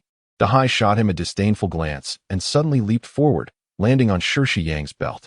With a snap, Shishiyang's belt broke, and as he quickly grabbed his clothes, intending to curse, he noticed a small blue vial that had fallen along with the belt. His eyes widened as he reached for it. But Dahei swiftly picked up the vial and brought it to Wu Beiliang. Shishiyang was the first to strike. "Everyone, look. Did you see that? This dog possesses intelligence. It can even snatch things from people." Wu Beiliang scoffed. "Tracking sense is merely a dog's natural ability. Do not attempt to divert attention, Sister Cuihua. You must have heard of this pill, right?" Cuihua, who managed the herb garden, was certainly familiar with the effects of various pills. She took the vial, opened it, and sniffed, immediately furrowing her brow. "This is a violent pill." Wang Fuxing covered his mouth in shock. "Violent pill? Isn't that a prohibited drug?" Wu Beiliang nodded. "Indeed. This is a forbidden substance, originally concocted in beast-fighting arenas to incite animals to become more savage. Later, it was misused by malicious individuals against their enemies. The result was madness. The person killed their entire family, prompting the court to classify the violent pill as a prohibited drug, banning its production and use among the populace. The reason this rat has become so vicious and robust, wanting to bite me upon seeing me, is due to having consumed the violent pill." And Dahei fortuitously found this item on Shishiyang. "Sister Cuihua, this is irrefutable evidence, is it not?" Cuihua shot Shishiyang a glare, retrieved a burlap sack from her storage pouch, and instructed Wu Beiliang to place the rat inside. "You will come with me to the disciplinary office. The rest of you may disperse." Shishiyang attempted to argue, but Cuihua swiftly threw a net made of hemp rope, ensnaring him and tightening it quickly. Within moments, Shishiyang struggled in vain, unable to move, his mouth sealed by the ropes. He looked at Gu Fengyan, exerting all his strength to seek his aid. For after all, this scheme was his idea. He believed he would be saved. However, Gu Fengyan coldly averted his gaze, deeming Shishiyang no longer valuable. Cuihua surveyed him. Jian and Yunling, stating icily, "You three will return to your courtyard and be confined. You are not allowed to leave until I have thoroughly investigated this matter." Yunling's face paled, and she hurriedly defended, "Sister, this matter has nothing to do with me. Just because you say it has nothing to do with you, does that make it so? You four are always together. Do you think I am blind? Moreover, I will take all of you to the disciplinary office." Yunling fell silent, lowering her head as she walked back to the courtyard. Jian shot a resentful glance at Wu Beiliang, darkening his expression as he returned to the courtyard. Gu Fengyan remained indifferent to him. Losing Shishiyang held little consequence as long as it did not hinder his own advancement. However, Wu Beiliang must be eliminated. As he passed by Wu Beiliang, he whispered, "Do not rejoice too soon. The days are long." Wu Beiliang chuckled lightly, waving him off. "Safe travels, junior brother Gu. I shall not see you off." Chu Yihan approached curiously, asking, "Brother Wu, why do you call everyone junior brother?" "From what I know, he was the first in-turn disciple to report to the sect." Wu Beiliang replied proudly, "What does it matter if one arrives early? In my eyes, they are all younger brothers." Dahei squatted at the door, looking mournfully discontented, having lost the morsel it had anticipated. The following day at noon, the disciplinary office announced Shishiyang's punishment. He was stripped of his in-turn disciple status and sent down the mountain. Observing the notice posted on the task pavilion's door, Wang Fuxing anxiously remarked, "Brother Liang, we have truly offended him. We must train diligently from now on. With higher cultivation, we can fly over Yulong County." Wu Beiliang dismissed his concerns, saying, "What is there to fear? Thanks to me, he has become the first disciple in decades to be expelled for misconduct from Ling Tian's sect. His name will be etched in history. Perhaps when he descends the mountain, he might even invite me for a drink." "You truly have an open mind. You are indeed my brother Liang," Wang Fuxing admired. Chu Yihan, on the other hand, did not dwell on Shishiyang's matter, instead feeling a breath of fresh air without such a lecher around. "Brother Wu, shall we tackle today's task? It is still worth 20 points. Wang Fuxing shook his head vigorously. "Of course not. Who would dare take that risk?" He lowered his voice, "Moreover, we are already in the lead, so there is no need for us to push ourselves." Wu Beiliang countered, "No, I believe we have been complacent long enough. It is time to stretch our muscles." Mimicking Wang Fuxing's tone, he added, "Who could possibly complain about too many points? Besides, no one is currently taking tasks. The competition is low. This is a once-in-a-lifetime opportunity." As soon as he finished speaking, Lu Chuanfeng emerged, casting him a bland look, clearly having overheard his boast. Then, with a wave of his hand, a massive black stone slab, 2 meters high and resembling the wall of the task pavilion, appeared beside the announcement board with a thunderous crash, attracting numerous intern disciples to gather around in curiosity. "What is this?" Wang Fuxing asked, intrigued as he approached for a closer look. Lu Chuanfeng waved his hand again, and golden-stamped characters appeared on the stone slab. The title reading, Contribution Ranking of Intern Disciple Sects, DE Pavilion. First place, Wu Beiliang. Second place, Chu Yihan. Third place, Wang Fuxing. Fourth place, Situlan. Tianfeng Pavilion. First place, Kong Chenheng. Second place, Zhou Shifan. Third place, Lin Che. Fourth place. Each pavilion disclosed only the top 4 names, implying that those listed were the provisional acceptance roster. Wu Beiliang was taken aback, wondering if this was truly how it was played. He approached Lu Chuanfeng and asked, "Senior brother Lu, what does this mean? Wasn't it previously undisclosed? Why the sudden transparency now?" Lu Chuanfeng replied flatly, "This is the sect master's intention, to encourage you to strive for progress and complete tasks. Furthermore, there is no need for you to be overly anxious. This is merely a contribution ranking. Advancement still depends on the quality of your spiritual herbs and fruits, so it is not entirely transparent. The sect master truly knows how to play. However, on second thought, this could be beneficial as it would likely intensify the competition among intern disciples, thus boosting his Tianshan water sales." Wang Fuxing could not help but chuckle. "Brother Liang, Gu Fengyin and his group have committed so many misdeeds, yet they didn't even make it into the top 4. Do you think they will be furious when they see this?" As if summoned by the mention of his name, Gu Fengyin, Jian, and Yunling arrived, their expressions furious upon seeing the ranking list.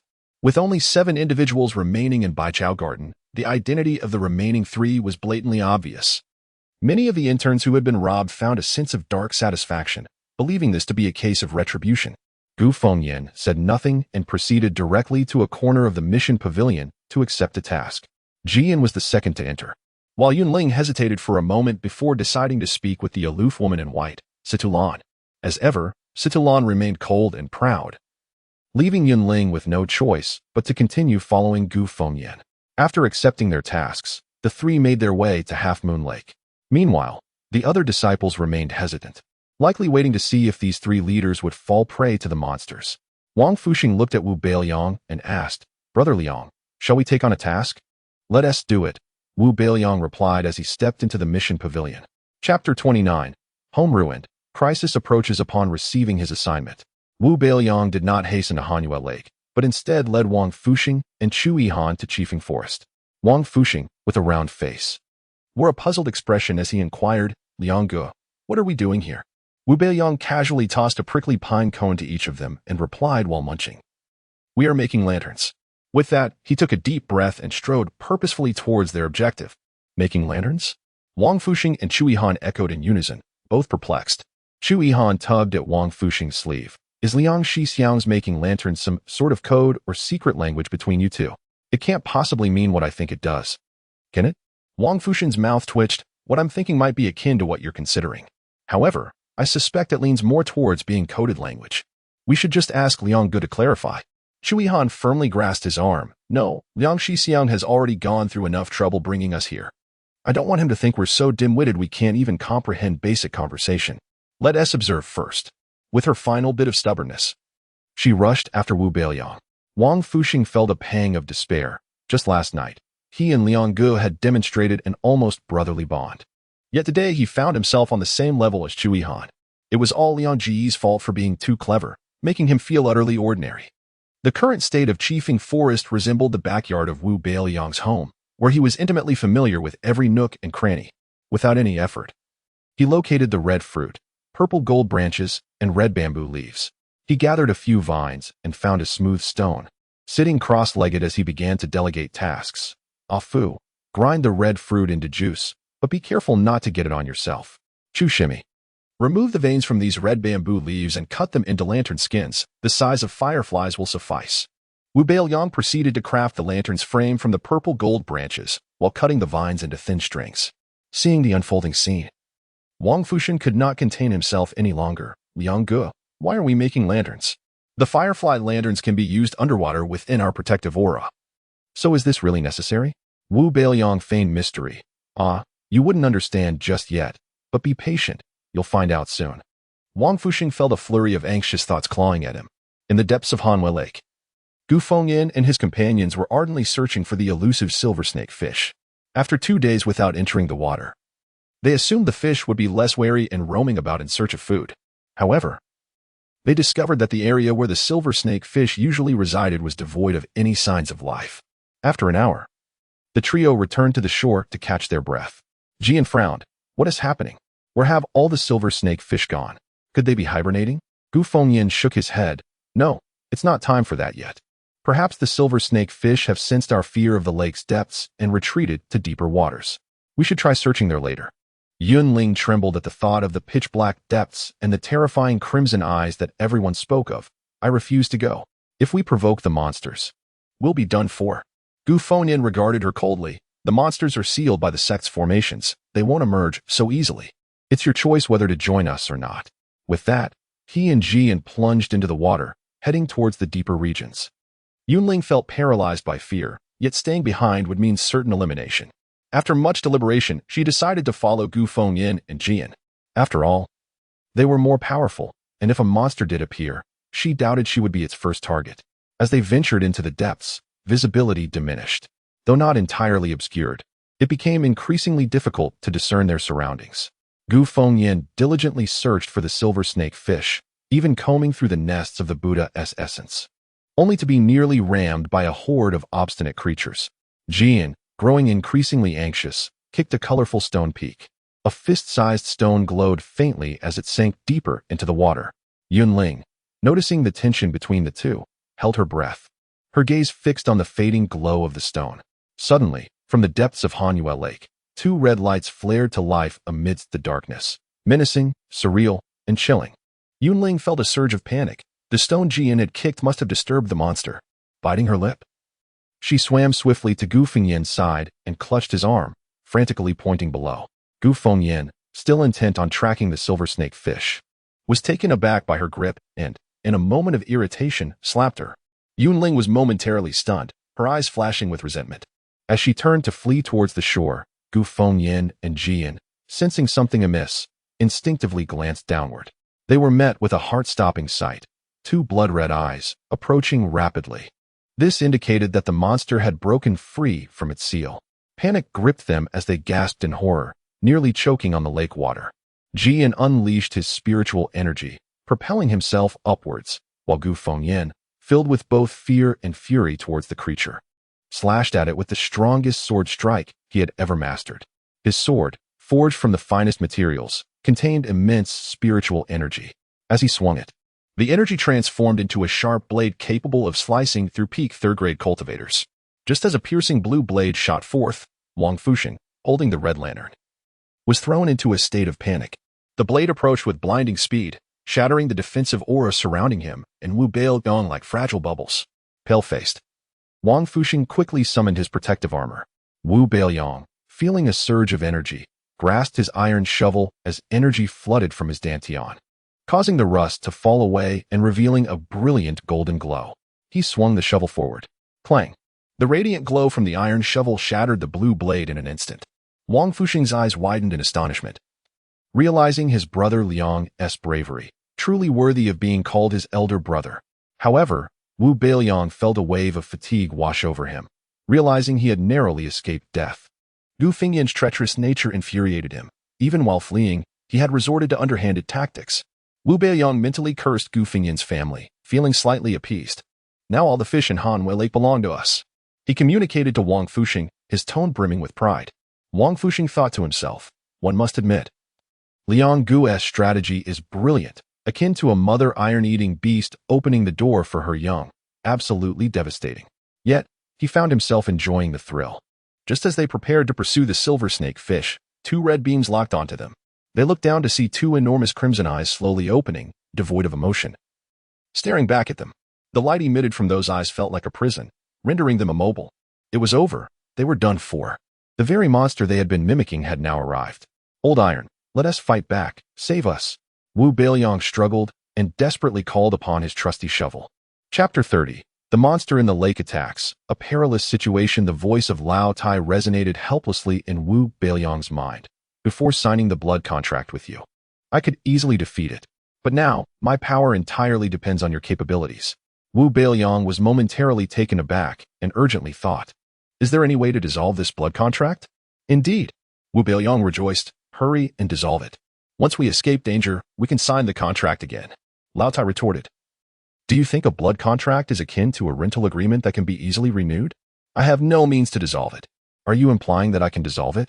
That is not my intention, but it can indeed be dissolved. How can it be dissolved? Please tell me. Wu Beiliang felt an overwhelming sense of insecurity as the terrifying monster stared at him like prey. By committing suicide. If you die, the blood contract will automatically dissolve. Wu Beiliang erupted in anger. You old rascal, you want me dead? Not a chance. The chubby boy was also struggling desperately, sweating profusely, but he could not escape the invisible beam of confinement. Brother Liang, what should we do? We can't hold on much longer.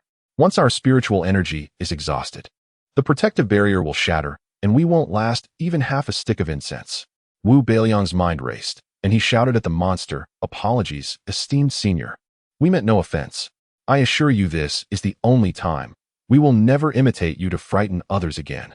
3 breaths later, the red glow enveloping the two dissipated. They rejoiced, thinking, this monster is rather easy to communicate with. However, before they could relish their relief, 2 crimson beams surged toward them. Though they appeared slow to the naked eye, the two soon realized that no matter how they evaded, it was futile. They would ultimately be engulfed by the beams, reduced to powder. Wu Beiliang hastily activated the spiritual spring within his dantian, channeling the energy through the Baoping Tianshan technique. Mobilizing the spiritual energy dispersed within his limbs to thicken the protective halo around him. Though he recognized the futility of this endeavor, like a mantis attempting to stop a chariot, he felt compelled to act. Even if Wang Fuxing reacted and attempted to mimic him, their feeble efforts would stir no waves. Crack! A sound of shattering resonated beneath Wu Beiliang's feet, as the defensive halo, as fragile as a balloon, was easily pierced by the beam. In that moment, Wu Beiliang clearly understood the disparity in strength and felt the first pangs of fear at the brink of death. Am I to perish? No. I have yet to attain the celestial abilities of flight and earth traversal. Nor have I amassed the wealth of the world to wed a beautiful partner. I have not fulfilled a single aspiration of my life. How could I simply fade away into obscurity? With this thought, he fervently channeled every ounce of spiritual energy within him, pouring it into Lao Tai. Lao Tai was his greatest trump card, a divine artifact of uncertain depth. Only by unlocking its latent power could he hope to turn the tide. Regrettably, his internal energy was swiftly depleted. The small spring within his dantian completely dried up, devoid of even a drop of liquid. Why? Why have I labored so hard in my cultivation, absorbing vast amounts of spiritual energy, soaking in precious elixirs daily, consuming dozens of spiritual pills and thousands of celestial herbs, only to find myself at the first level of chi refinement after nearly a year? What is this insatiable abyss beneath the dantian? Where has the 99% of my absorbed energy gone? Is this not supposed to be the spiritual aperture that geniuses possess? To assist the master in absorbing more spiritual energy and growing faster? What kind of aperture is this? A spiritual energy thief's aperture? Return my energy. Wu Beiliang roared inwardly. Alas, despite his utmost efforts, the aperture beneath his dantian remained silent, like a stagnant pool. Visions of those who had ridiculed him as a failure throughout his life flashed through his mind. Gritting his teeth, he swallowed the 7th-tier Xianpin spiritual pill he had always hesitated to consume. Instantly, a fiery inferno ignited in his lower abdomen, the spiritual energy surging forth, nearly destroying his internal organs. Fortunately, the aperture abruptly formed a vortex akin to a black hole, swiftly consuming the unleashed energy. With a pale visage but eyes shining like stars, the youth internally proclaimed, I care not what you are. If I die, you shall perish with me. I have nurtured my strength for 1,000 days only to use it for a fleeting moment. If you refuse to grant me energy, then we shall depart for the underworld together.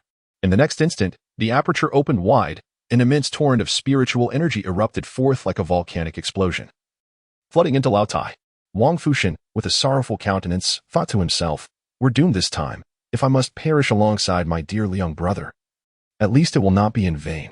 At that moment, Lao Tai radiated an overwhelming light, illuminating the entire underwater realm. The power emanating from it was colossal, unstoppable, and utterly destructive. Even though this pressure was not directed at Wang Fuxing, he was caught off guard and flung far away. "Break!" Wu Beiliang exclaimed, striking the two beams of crimson energy with the iron shovel. Whoosh! The beam shattered into countless motes of light, scattering across the crescent lake. The terrifying energy rippled outward, instantly incapacitating over 20 silver snake fish that couldn't escape in time. The monster's scarlet eyes slowly closed, falling into silence.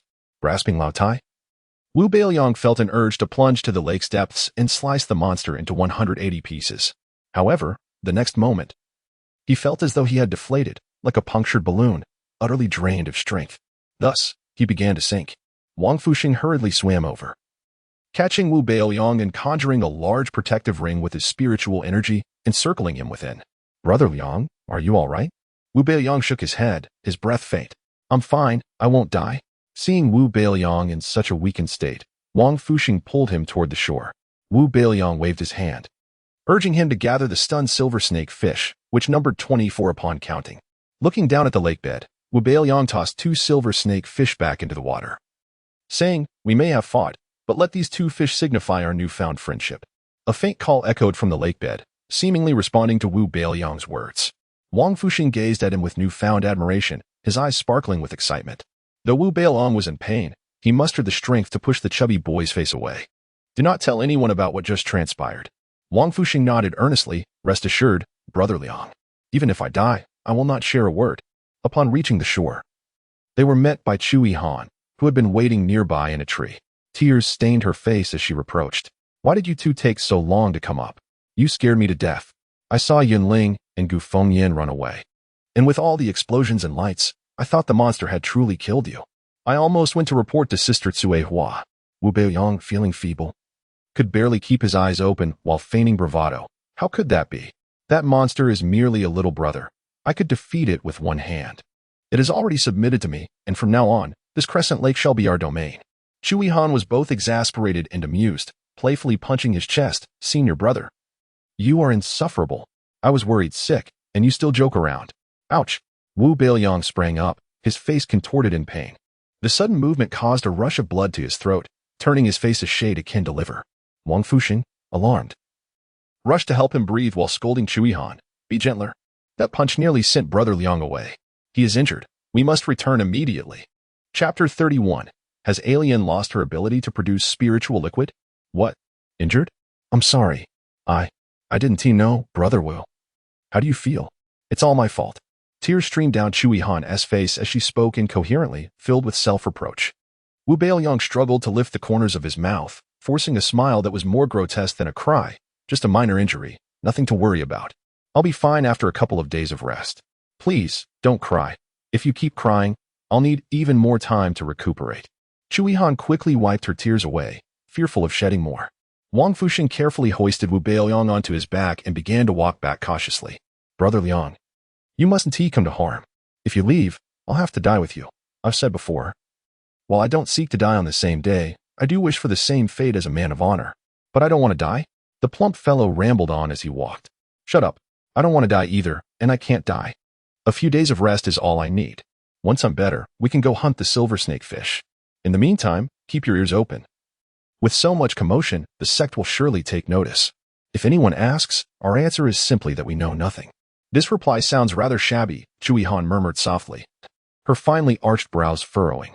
As soon as Wu Beiliang and the others departed, several figures swiftly approached the half-moon lake from various peaks. What could have prompted the entity beneath the lake to employ the blood-eye technique? A woman clad in moon-white robes, her figure delicate, with slender brows and glistening eyes, spoke with a slight frown. She exuded charm, and her every smile and frown could leave one parched, a true beauty beyond compare. Her name was Han Lingji, the head of the Huawei Pavilion and one of the 10 elders of the Ling Tian sect. Countless cultivators desired to become her partner. With 3 among the 10 elders alone, hasn't he always been in slumber? Why has it awakened? Wu Qing, the head of the Ling Ridge Pavilion, spoke impassively. Her appearance strikingly pure and her aura dignified, standing in stark contrast to Han Lingji. True to her name, she was devoid of emotion in her youth. When a senior brother proposed to become her partner, she coldly rejected him, declaring, "I live solely for the path of the sword." Wu Qing had mastered the sword path. Capable of wielding 13 swords simultaneously, ranking among the top 3 in combat strength among the 10 elders. The Half Moon Lake served as a task site for novice disciples. Could it be that one of them inadvertently provoked the entity? The head of the Tian Feng Pavilion, a long-faced elder with a dark complexion, maintained a serious demeanor. It's inconceivable. If it were a novice disciple, how could they withstand the destructive power of the Blood Eye technique? Even if the entity were injured and sealed, capable of only unleashing a fraction of its power, it would still be beyond a novice disciple's endurance. Lu Qidong, the head of the Finqiu Pavilion, stout and with a kind appearance, spoke straightforwardly. Let us investigate and uncover the truth behind this matter.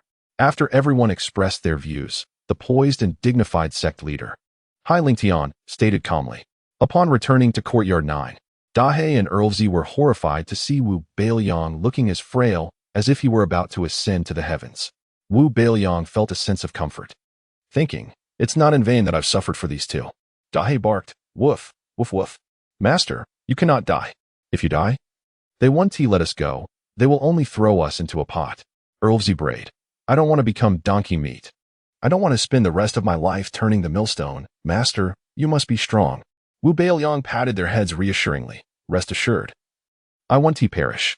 Even if I must die, I will first eat you two and venture into the underworld together. My path is not solitary." Dahei and Erlüüzi exclaimed, "Damn it!"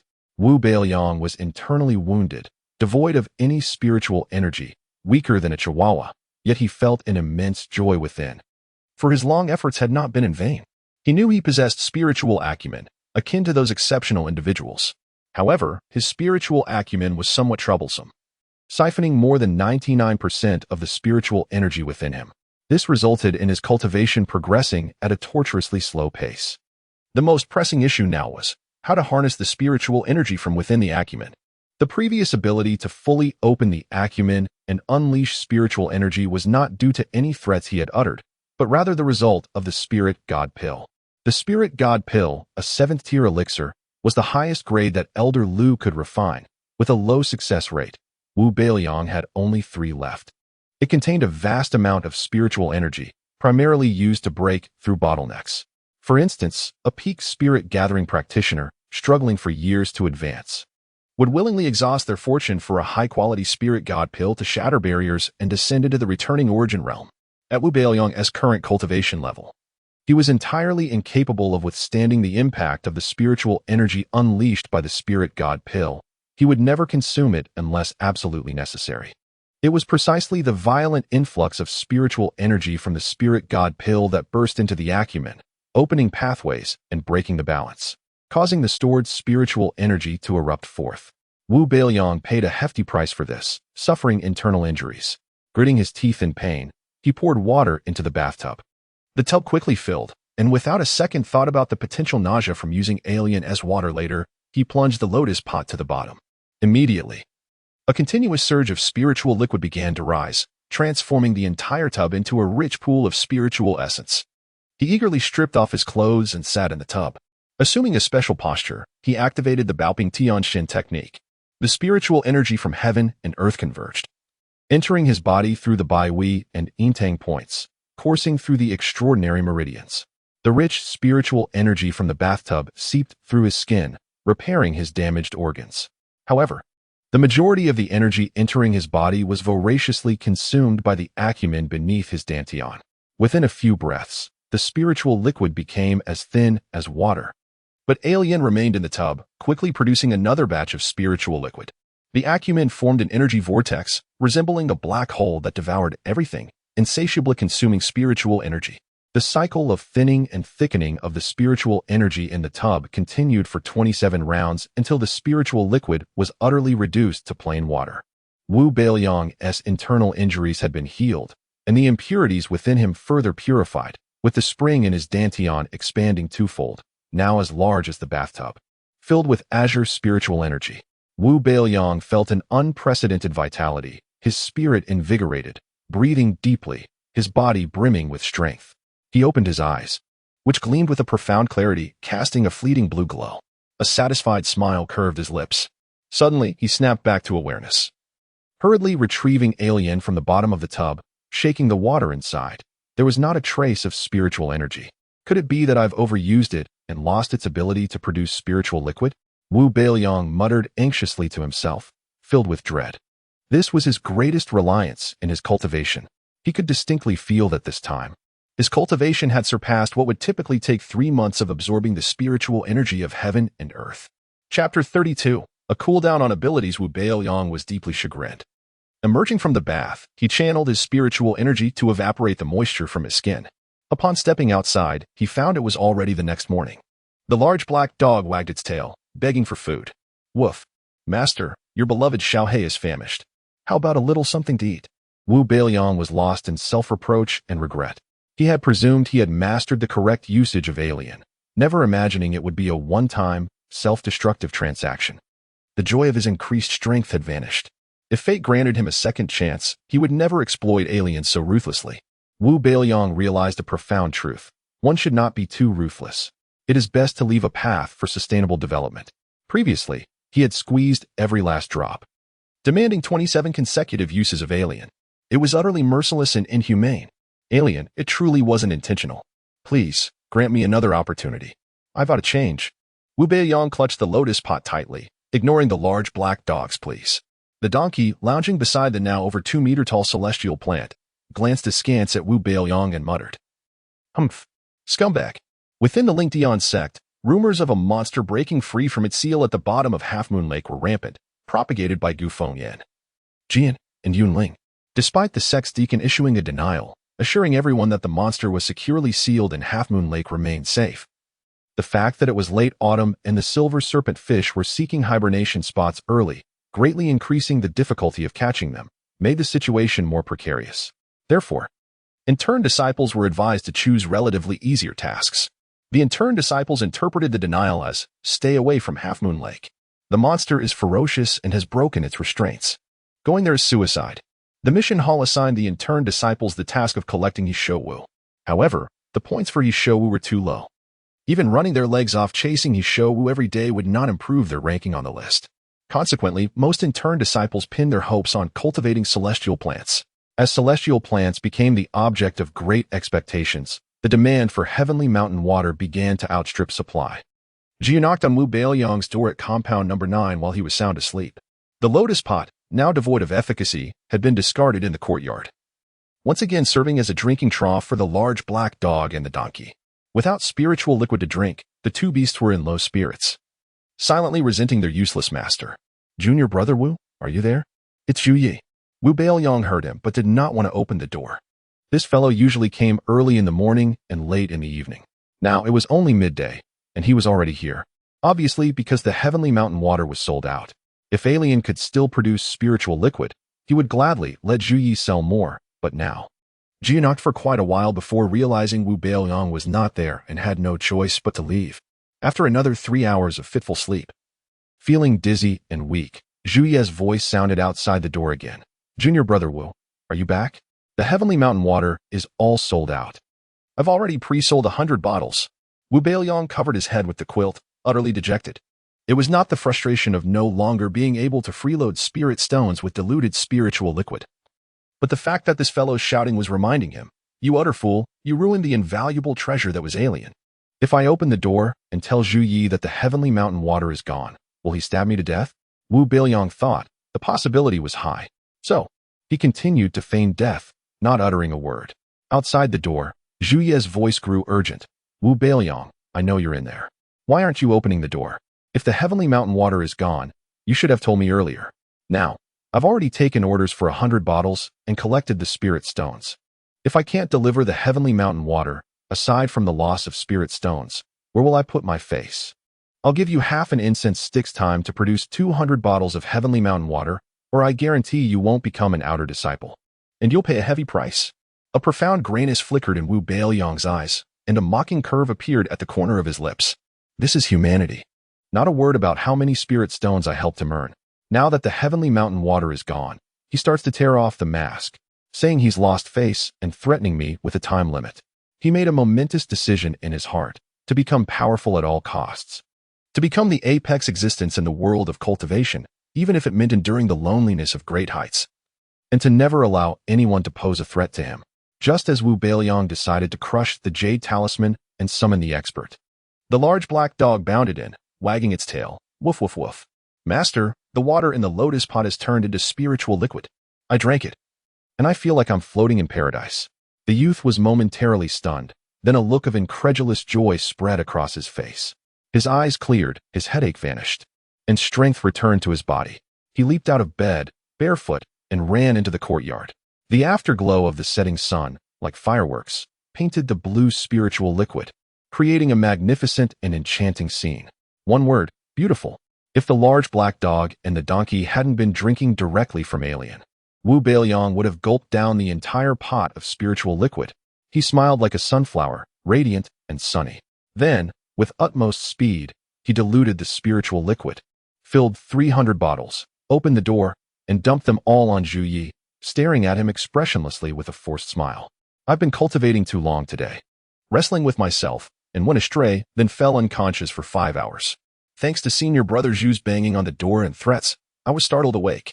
This is the last of my 300 bottles of stock. Senior brother Zhu, take your spirit stones and leave. Let's part ways amicably. We don't need to greet each other if we meet in the future. Let's just pretend we don't know each other. Zhu Yu was inwardly furious but dared not show it. For the sake of spirit stones, he quickly flattered him. Junior brother Wu, you're being too serious. I was too anxious and spoke without thinking. I apologize to you. As a token of my sincerity, I'll pay you 30 spirit stones per bottle for these 300 bottles. You must not cut off my supply of heavenly mountain water. Wu Beiliang's expression melted like ice and snow meeting the scorching sun, and a smile instantly bloomed. Oh, I remember now. There was some stock that I hid away. All right, senior brother Zhu, come find me again after you've sold these. Whether it was his strength or his background. Now is not the time to form a feud with Zhu Yu. He would temporarily feign civility and act as a business partner. Deep friendship was out of the question. Not in this lifetime. Zhu Yi handed 3 storage bags to Wu Beiliang and patted him on the shoulder. Junior brother Wu, rest well. Cultivation is a long journey, and you can't rush it. The youth gave a perfunctory bow and said insincerely, thank you for your concern, senior brother Zhu. I've learned from your words. After seeing Zhu Yi off, Wu Beiliang closed the door and ran back to pick up the lotus pot, holding it in his arms as if it were a priceless treasure. From now on, you two will use that water basin for drinking. Donkey, go fertilize the 3 celestial herbs. Big Black, sing them a few songs to help them grow. In truth, those 3 things in the spiritual field could no longer be called celestial herbs. 2.5 meters tall, as thick as watermelons, with 3 emerald green miniature gourds hanging on each one. Could that be called grass? The donkey neighed. Master, I want to eat slender grass.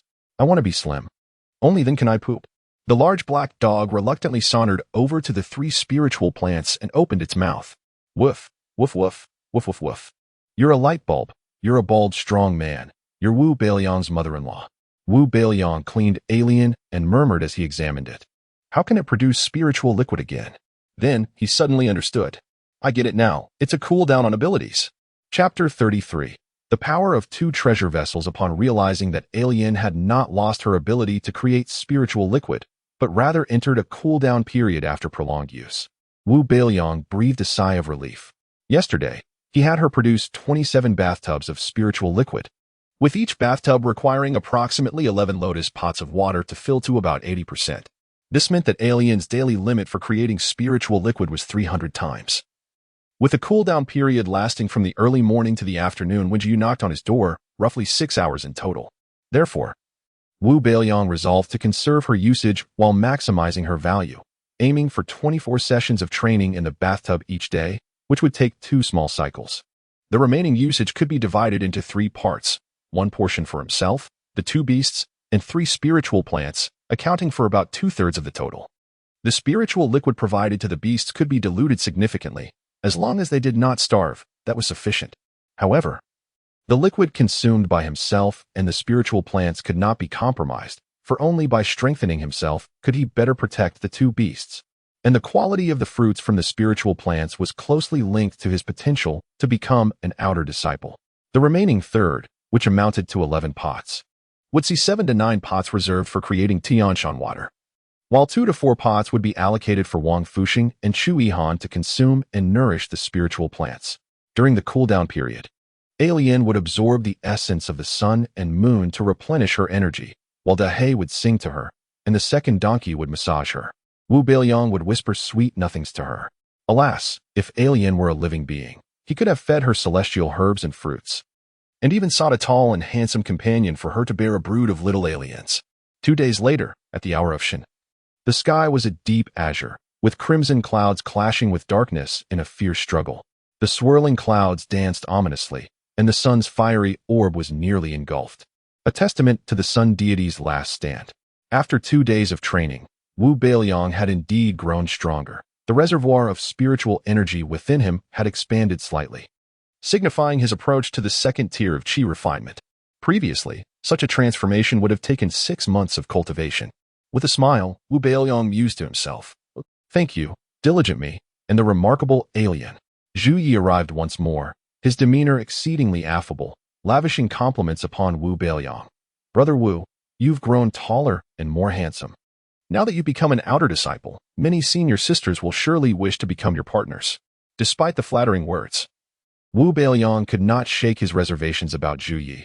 The fellow was a blatant opportunist, suitable only for business collaboration, but not for deep friendship.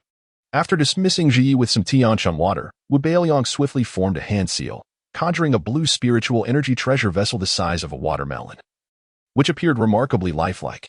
With a snap of his fingers, the vessel shot towards a boulder as tall as a person. With a resounding crash, the rock exploded upon impact.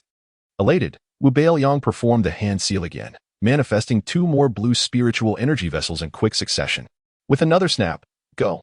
They soared through the air, colliding with another large boulder. Boom! The stone shattered into countless smaller fragments, indicating that the power of the 2 vessels was not merely additive but exponentially multiplied. Wu Beiliang took out Alien and reflected, "Alien, this is all your merit. You have given me hope and confidence, making me feel like a true man." Suddenly, he sensed something amiss. Observing Dahei and the second donkey gazing at the lotus pot with infatuation, he realized they might feel neglected. The spiritual liquid they had consumed over the past 2 days had been diluted beyond recognition, leaving the second donkey indignant, lamenting that its urine was now more potent than the diluted liquid. With big, watery eyes, the second donkey protested, "Hey, master. Do you remember your second donkey by the beautiful Ming Lake? Please don't forget about me just because you have Alien. The spiritual liquid is insufficient. I'm starving. I can't eat the herbs you reserve for Alien to bear offspring." Dahei barked, "Woof. The second donkey is right. I'm so hungry that my droppings have dried up." "Don't ask how I know." Wu Beiliang felt the weight of his promise to Alien. Knowing he could no longer treat her as he had the night before, brutally selfish, she had a mission beyond his own cultivation. Standing up, he gently wiped the base of Alien's pot with a silk handkerchief gifted by Chu Yihan. "All right, I will go find some celestial herbs for you. You two behave and guard Alien. Don't make a fuss, or you'll disturb her rest. If you hinder her recovery of power, I'll stew you both and feast with Alien."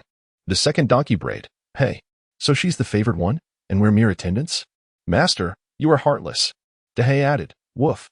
And while you're at it, see if you can catch any big mice. If not, bring back some small ones. I desperately need meat. Please stop trying to fool me with wild herbs." Wu Beiliang responded dismissively and departed. An hour later, he beheld the Chiefing Forest, under the dark night sky, with a solitary moon hanging high. He initially thought the forest was deserted. To his surprise, it was quite lively, with fireflies illuminating the area. One might mistake it for a camping trip of disciples from some pavilion. Though the forest appeared vibrant, only 7 or 8 individuals were scurrying about, comprising other eager trial disciples and 3 of Wu Beiliang's old acquaintances. Gu Fengyan and Ji Yan's eyes were bloodshot, sweat-soaked, and they bore little resemblance to their former aristocratic selves. They were chasing a phoenix-scented herb, their eyes gleaming with a green light, akin to 2 cunning weasels. Yun Ling trailed behind them, her makeup disheveled, hair tangled, and her exquisite dress stained and soiled, with tears streaking down her face. It seemed she was torn between resisting the predicament and desperately seeking the opportunity to advance to an outer disciple. Wu Beiliang chuckled quietly from the shadows, observing their struggle. They had finally caught a phoenix-scented herb, and Jian wiped his brow, saying, "Is this really effective?" We've been at it for 3 days without rest and have only caught 5 Ishowu and 8 Phoenix scented herbs. This isn't nearly enough to share. Gu Fengyan continued rummaging through the bushes, muttering angrily, "We must catch more. There will always be a chance. If we give up, we will have no opportunity at all." Yunling nodded, gritting her teeth to persist. "Yes, there must be a chance. Oh, look, there's a Hishowu. I'll get it." Gu Fengyan leaped forward. Seeing this, Yunling felt a pang of gratitude, believing Gu Fengyan was helping her. However, as an observer, Wu Beiliang saw clearly that Gu Fengyan was stashing all the herbs he caught into his storage bag, likely planning to keep them for himself. The contribution value of the herbs was negligible when split among 3 people, but if hoarded by one, it could propel them to the top of the leaderboard. This was Gu Fengyan's intent, but for Wu Beiliang, "Young man, you will soon learn the meaning of despair." With a smile, Wu Beiliang chose not to linger any longer and proceeded directly towards the cliff. Chapter 34. Deceiving Situ Lanet remains uncertain whether that group of apprentice disciples is merely timid. The grass on the cliff's edge is nearly stripped bare. Yet none dare to descend the precipice. Perhaps they have been frightened by the monsters of Half Moon Lake. The sight of the dense, fog-laden abyss below deters their descent. In truth, this is simply a natural occurrence of the deep autumn, a normal transformation within the dense woods. Lacking even the slightest common sense, what use is cultivation? Their minds seem to be quite muddled. Wu Beiliang descended the cliff using the vines, enveloped in the thick fog that obscured the moon and sky, limiting his visibility. However, he had no intention of searching aimlessly like Gu Fengyan, who flitted about like a headless fly. He infused a small net designed to catch spirit herbs with a modicum of spiritual energy, expanding it to over 2 meters and laying it upon the ground, covering it with fallen leaves. In the center, he dug a shallow pit and poured in some alien brand spiritual liquid. Once this was accomplished, he concealed himself in a tree, patiently awaiting the outcome. The light blue spiritual liquid, rich in energy, surpassed the previous spirit pond water, with the spirit pond now vanished. The spirit herbs here had long been parched and hungry. Upon detecting the enticing aroma of the concentrated liquid, they gathered eagerly, drooling, and hastily converged. Although they had developed some intelligence, they were far from matching the cunning of the young boy. Little did they realize, this was a sweet trap. 1 herb, 2 herbs, 5 herbs, 10 herbs. Wu Beiliang sniffed the air, noting that nearly all the spirit herbs were present. With a flick of his fingertip, a strand of spiritual energy surged through the void. Swish! The net tightened instantly, ensnaring the spirit herbs that were greedily consuming the liquid. They struggled desperately within the net, emitting squeaks of protest. This time, he refrained from calling upon Lao Tai for assistance, opting to concentrate his own spiritual energy and unleashed a gusting palm wind, which unfortunately only rendered 3 phoenix fragrance herbs dazed. Wu Beiliang shook his head, reconcentrating his energy, this time allowing the spiritual energy to flow through the 8 extraordinary meridians before pooling in his dantian, then drawing from it directly. Just as he prepared to launch an attack on the herbs in the net, he suddenly sensed an approach from behind. He turned sharply, delivering a palm strike. The wind surged ferociously, swirling the fallen leaves into a towering vortex, intensifying in strength. The surrounding leaves were drawn in, forcing Wu Beiliang to squint against the onslaught, ultimately hurling towards the graceful figure emerging from the fog. Clang! The figure unsheathed her sword, releasing a radiant red light that instantly transformed into thousands of paper cranes, slicing through the whirlwind and shredding the leaves to bits. The young woman, adorned in a flowing white gown, possessed a delicate face adorned with striking features. Her nose was aristocratic, her lips a shade of crimson, and her exquisitely chiseled jawline was slightly raised, exuding an air of aloofness and coldness. Her clear, piercing eyes mirrored a tranquil spring, gazing disdainfully at the carefree youth. Countless fragments of leaves danced in the air, yet all avoided her. Her white dress remained untainted, and the blue and white sword hilt in her hand shimmered as if imbued with life. Wu Beiliang fixed his gaze upon the newcomer, momentarily taken aback. A radiant smile blossomed upon his face, revealing his dimple. I wondered who it could be. It turns out to be Sister Situ. As he spoke, he swiftly dispatched a gust of wind behind him, knocking out a few more Ishowu herbs, though several remained obstinately bouncing about. With a few decisive kicks, he finally subdued them all, satisfied as he stored them away in his pouch. He also collected the spiritual liquid, erasing the evidence. Afterward, he tidied his clothes and turned around, presenting an innocent smile. In this long, sleepless night, I thought I was alone in my insomnia. Unexpectedly, Sister Situ also finds herself awake. Is this the famed connection of minds, a fateful encounter across 1,000 miles? Situ Lan remained silent, her elegant, long brows slightly furrowed, her lively, cool phoenix eyes fixated on his storage pouch. Wu Beiliang hastily pressed down on the pouch. Sister Situ, what are you planning? Robbery does not suit someone of your noble character. Why not engage in a transaction instead? I detest dealing with insincere individuals like you, yet I must advance in rank. Situ Lan replied coldly, drawing her sword, its glimmer reflecting a chilling aura. She was at the 3rd tier of chi refinement, in a real confrontation. Wu Beiliang stood no chance. Of course, if it came to desperate measures, he had the spirit god pill with him. Sister Situ, let us converse amicably, let us negotiate. As a lady, it is unbecoming to resort to blades and swords. Wu Beiliang continued, you must have noticed that Gu Fengyan is hoarding spirit herbs, aiming to monopolize the contribution value and secure the top rank. If you wish to rise to the top, I can assist you. There is no need for us to come to blows. Situ Lan scoffed. You would help me for no reason? I do not believe that. Gu Fengyan's ascension to the top rank did not affect Wu Beiliang's advancement, yet it would mean her elimination, thus her disbelief. Wu Beiliang retrieved the 9 Hishowu herbs he had just caught, grinning as he said, you need not doubt. There are indeed charming men like myself who are easily swayed by spirit stones.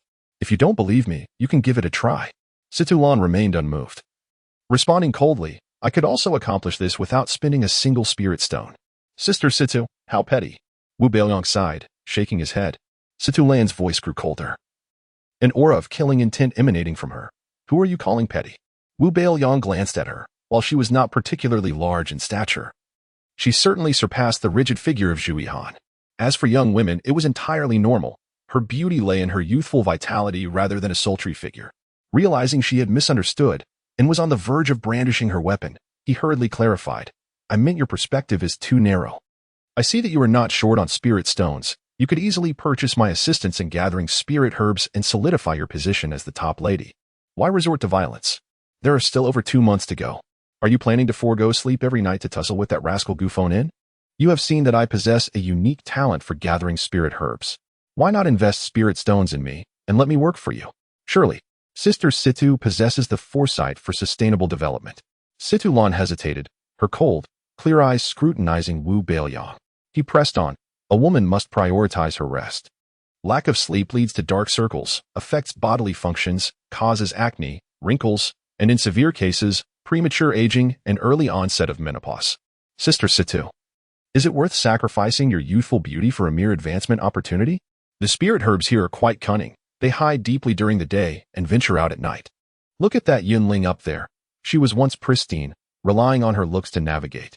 Yet now a change of clothes and a broken bowl could see her working at the city gates. Her downfall stems from her narrow vision, following those 3 selfish individuals. Sister Situ, you are a wise person. The choice between a sustainable partnership or a rash robbery is yours to make. Situ Lan took a deep breath, her sword pivoting to point at the Hisho Wu. Name your price. Wu Beiliang smiled slightly. I assure you, Sister Situ, the price is fair, 10 spirit stones per herb. Chapter 35. The Great Fool and Barbecue. Sister Situ Lan nearly unleashed her spiritual energy in a fit of rage, exclaiming, why don't you just seize it? Wu Beiliang, this is a mere trifle compared to your beauty and future. You must broaden your horizons. He replied, feigning sincerity. The more Situ Lan gazed at him, the more incensed she became.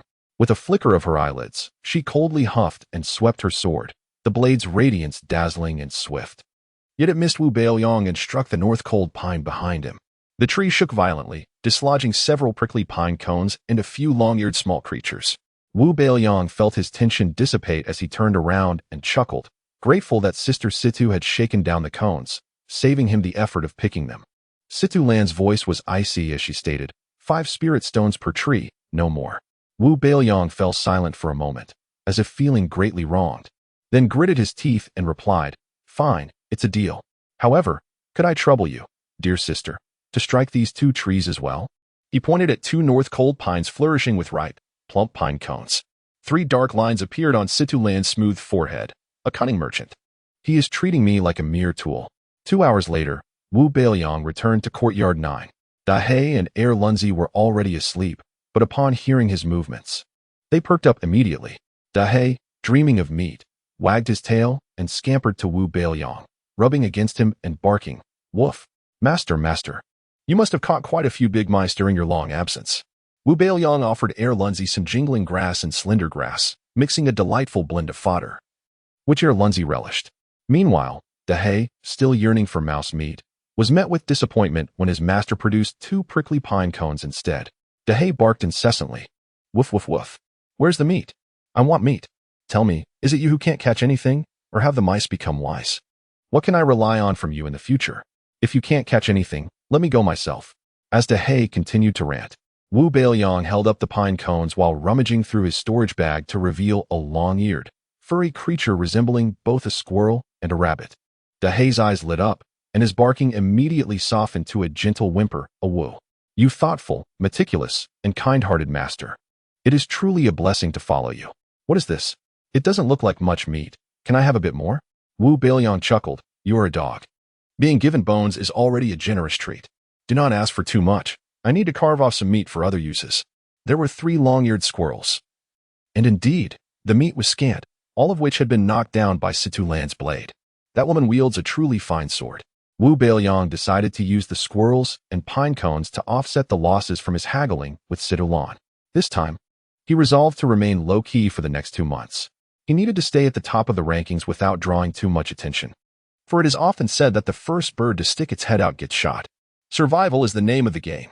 His ambitions extended beyond merely becoming an outer sect disciple. He intended to hollow out the entire mountain peak. The following morning, after breakfast, Wu Beiliang sought out Wang Fuxing. The plump lad had also received some intriguing tidbits to share. Upon opening the door, he was met with Wu Beiliang's approach. Wang Fuxing grinned widely, his small eyes narrowing into slits. "Brother Liang, are you feeling better? Do you need something from me? I was just about to seek you out. We truly are in sync." Wu Beiliang raised an eyebrow, boasting, "A mere scratch, nothing to worry about. I'm already fine. What do you need to say?"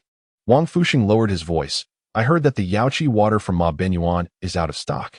They accepted numerous spirit stones as deposits, but what they provided turned out to be ordinary well water mixed with spirit fruit juice, significantly diminishing the nourishing effect on the immortal plants. Many in-turn disciples are enraged, claiming that even if they are eliminated, they will report him to Elder Shui of the Tianfeng Pavilion. Right now, Ma Zhishe has temporarily suppressed the matter, refunding half the spirit stones, yet complaints abound, with many openly and secretly cursing Ma Benyuan. Wu Beiliang had anticipated this. Ma Benyuan's greed made fools of everyone. It was no surprise that things had turned awry. Now, Zhi had taken over many of Ma Benyuan's clients, feeling quite pleased with himself. Their rivalry, already fraught with tension, was bound to escalate into a fierce contest. The Tian Mountain water supply must be gradually reduced, otherwise, it could lead to trouble. If Ma Benyuan discovers that I am the supplier of Tian Mountain water, it would spell disaster for me. Wang Fuxing nodded in agreement. "As long as you are cautious.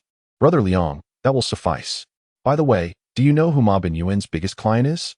Wu Beiliang didn't need to guess. Among the people he knew, the one most reminiscent of a great fool was Gu Fengyan, with Ji and trailing close behind. Wang Fuxing asked this question, and naturally, the answer was no stranger. "Gu Fengyan?" Wang Fuxing's face lit up with admiration as he gave a thumbs up. "As expected of my brother Liang, wise and perceptive, it is indeed him. I heard Gu Fengyan bought 200 bottles of Yaoqi water in one go, 100 of which were the diluted well water. He was so infuriated that, had it not been for his promotion, he might have been the first to report Ma Benyuan." Wu Beiliang silently applauded the great fool and shifted the topic. "We made quite a stir at Half Moon Lake. I was worried the sect might send someone to interrogate us, but they never came. What could be the reason?" Wang Fuxing shook his head. "It is said that the matter alarmed the 6 elders of the sect, and even the sect leader went to investigate personally, intending to uncover the truth. However, for some reason, the thunderous commotion resulted in little rain. The investigation team formed by the outer disciples of Ling Tian Pavilion was disbanded that very day." Wu Beiliang sensed that there was more to the story, but as an intern disciple, he had no means to delve deeper. Regardless, it was best for him if the sect did not investigate. It would save him from concocting tales. He relaxed, reaching into his storage bag to retrieve a plate of barbecued meat, glistening with oil and exuding an irresistible aroma. As a seasoned foodie, Wang Fuxing's small eyes widened, sparkling with excitement akin to a weasel spotting a hen, and he gulped, meat? Brother Liang, where did you get this meat? Typically, intern disciples were responsible for their own meals, sourcing grains and oils from Sui Hua, yet meat was always scarce. Moreover, most intern disciples lacked culinary skills, living off bland broth, proudly calling it sustained solely by a breath of celestial energy.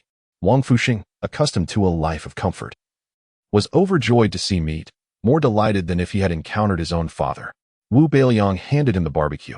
I caught 3 long-eared squirrels yesterday and stayed up late to roast them, knowing you would crave something rich. Just remember to leave a few pieces for Chui Han to taste. Wang Fuxing stuffed the meat into his mouth, his cheeks bulging, making his already round face even fuller. Delicious, absolutely delicious. A taste of heaven. It is no wonder the long-eared squirrels thrive on prickly pine cones. Their meat is tender and flavorful. Wang Fuxing could not stop praising as the plate of meat visibly dwindled.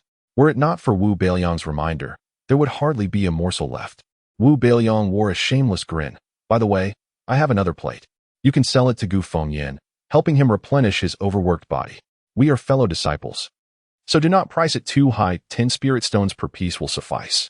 Wang Fuxing gasped in astonishment. This is not expensive at all.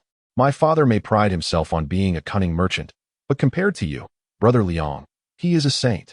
Chapter 36. Inheritance and Estrangement. It had been several days since Wu Beiliang last saw the innocent, tearful girl, and he found himself missing her. It was time to settle his debts, so he resolved to find her alongside A Pang. Wang Fuxing, with immense willpower, managed to refrain from devouring all the grilled meat, leaving 3 pieces for Chui Han. When they knocked on the door of courtyard number 4, a charming girl in a green dress emerged. Upon seeing Wu Beiliang, her bright eyes sparkled like stars, and her smile was as radiant as a flower as she greeted him sweetly. Wu Shixiang, you're here. Wu Beiliang responded coolly with a simple The chubby boy promptly handed her the grilled meat, saying, this is grilled by Liang Gu himself. Do try it. Chui Han, blushing and pleased, stole a glance at the exceptionally handsome youth, feeling he was extraordinarily attractive. She mused to herself, Wu Shixiang personally grilled meat for me? Is this a confession? He must be concerned about my meals, going up the mountain to catch beasts just for me. With such deep feelings, how can I repay him other than giving myself in return? Why are you dawdling?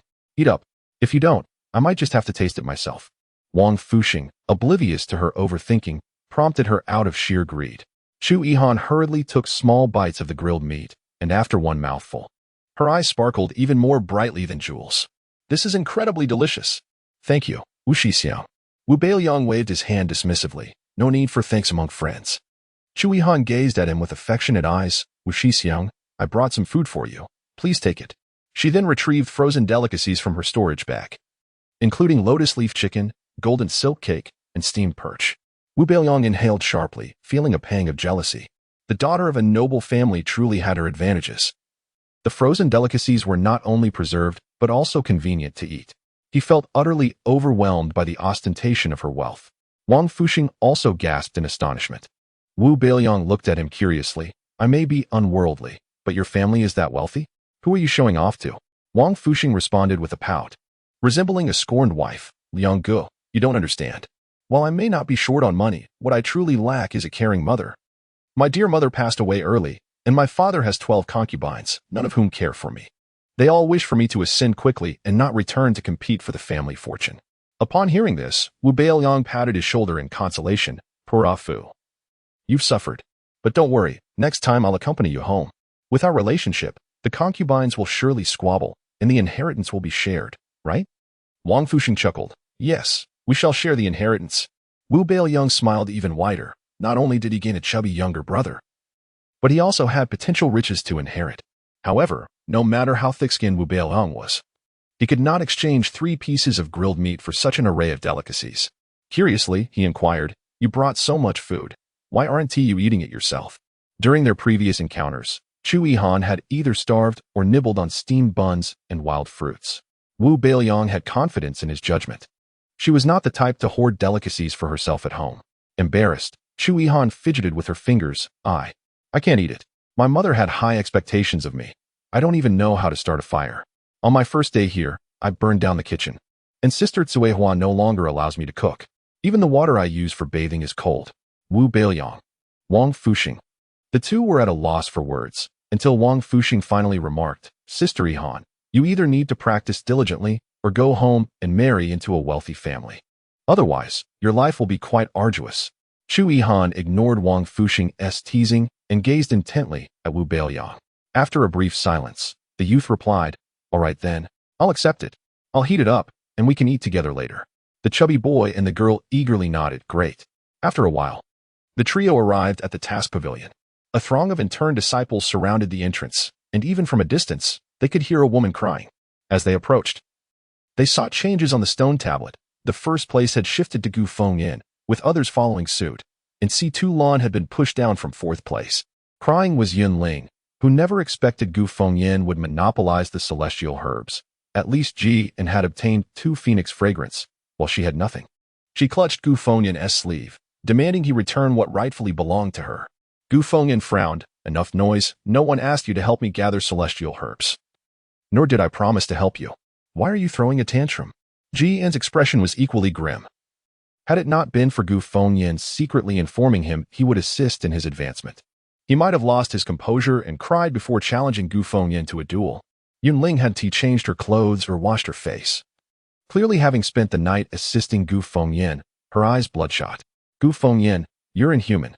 When you needed me, why didn't you clarify your intentions? Now you're eager to distance yourself from me? I tell you, I don't only throw tantrums. I will fight back."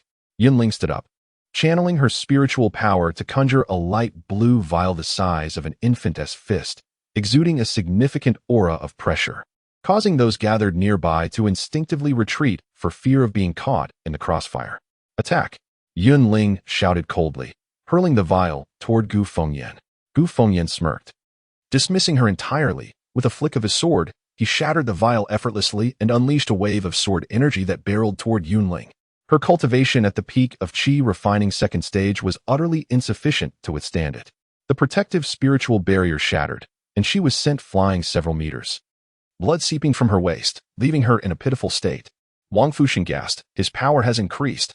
I heard he has been tirelessly gathering celestial herbs day and night. How could he possibly improve?"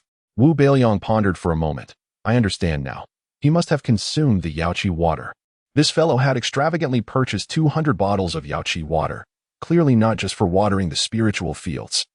He must have realized the spiritual energy in the Yaoqi water could be absorbed, hence his continuous purchases. Can it be drunk? Wang Fuxing had never considered this, as he always thought it was merely fertilizer for the spiritual fields. Of course, if you wish to drink it, the Tianshan water I give you will greatly benefit your cultivation." Wu Beiliang referred to the unrefined liquid as Tianshan water, while in reality, he provided Wang Fuxing and Chu Yihan with the undiluted essence. Wang Fuxing was thrilled, eager to return and try it immediately, and he told Chu Yihan, "Sister Chu, did you hear? You should try it when we get back. Gu Fengyan is truly a scoundrel, a piece of trash." Chu Yihan exclaimed angrily.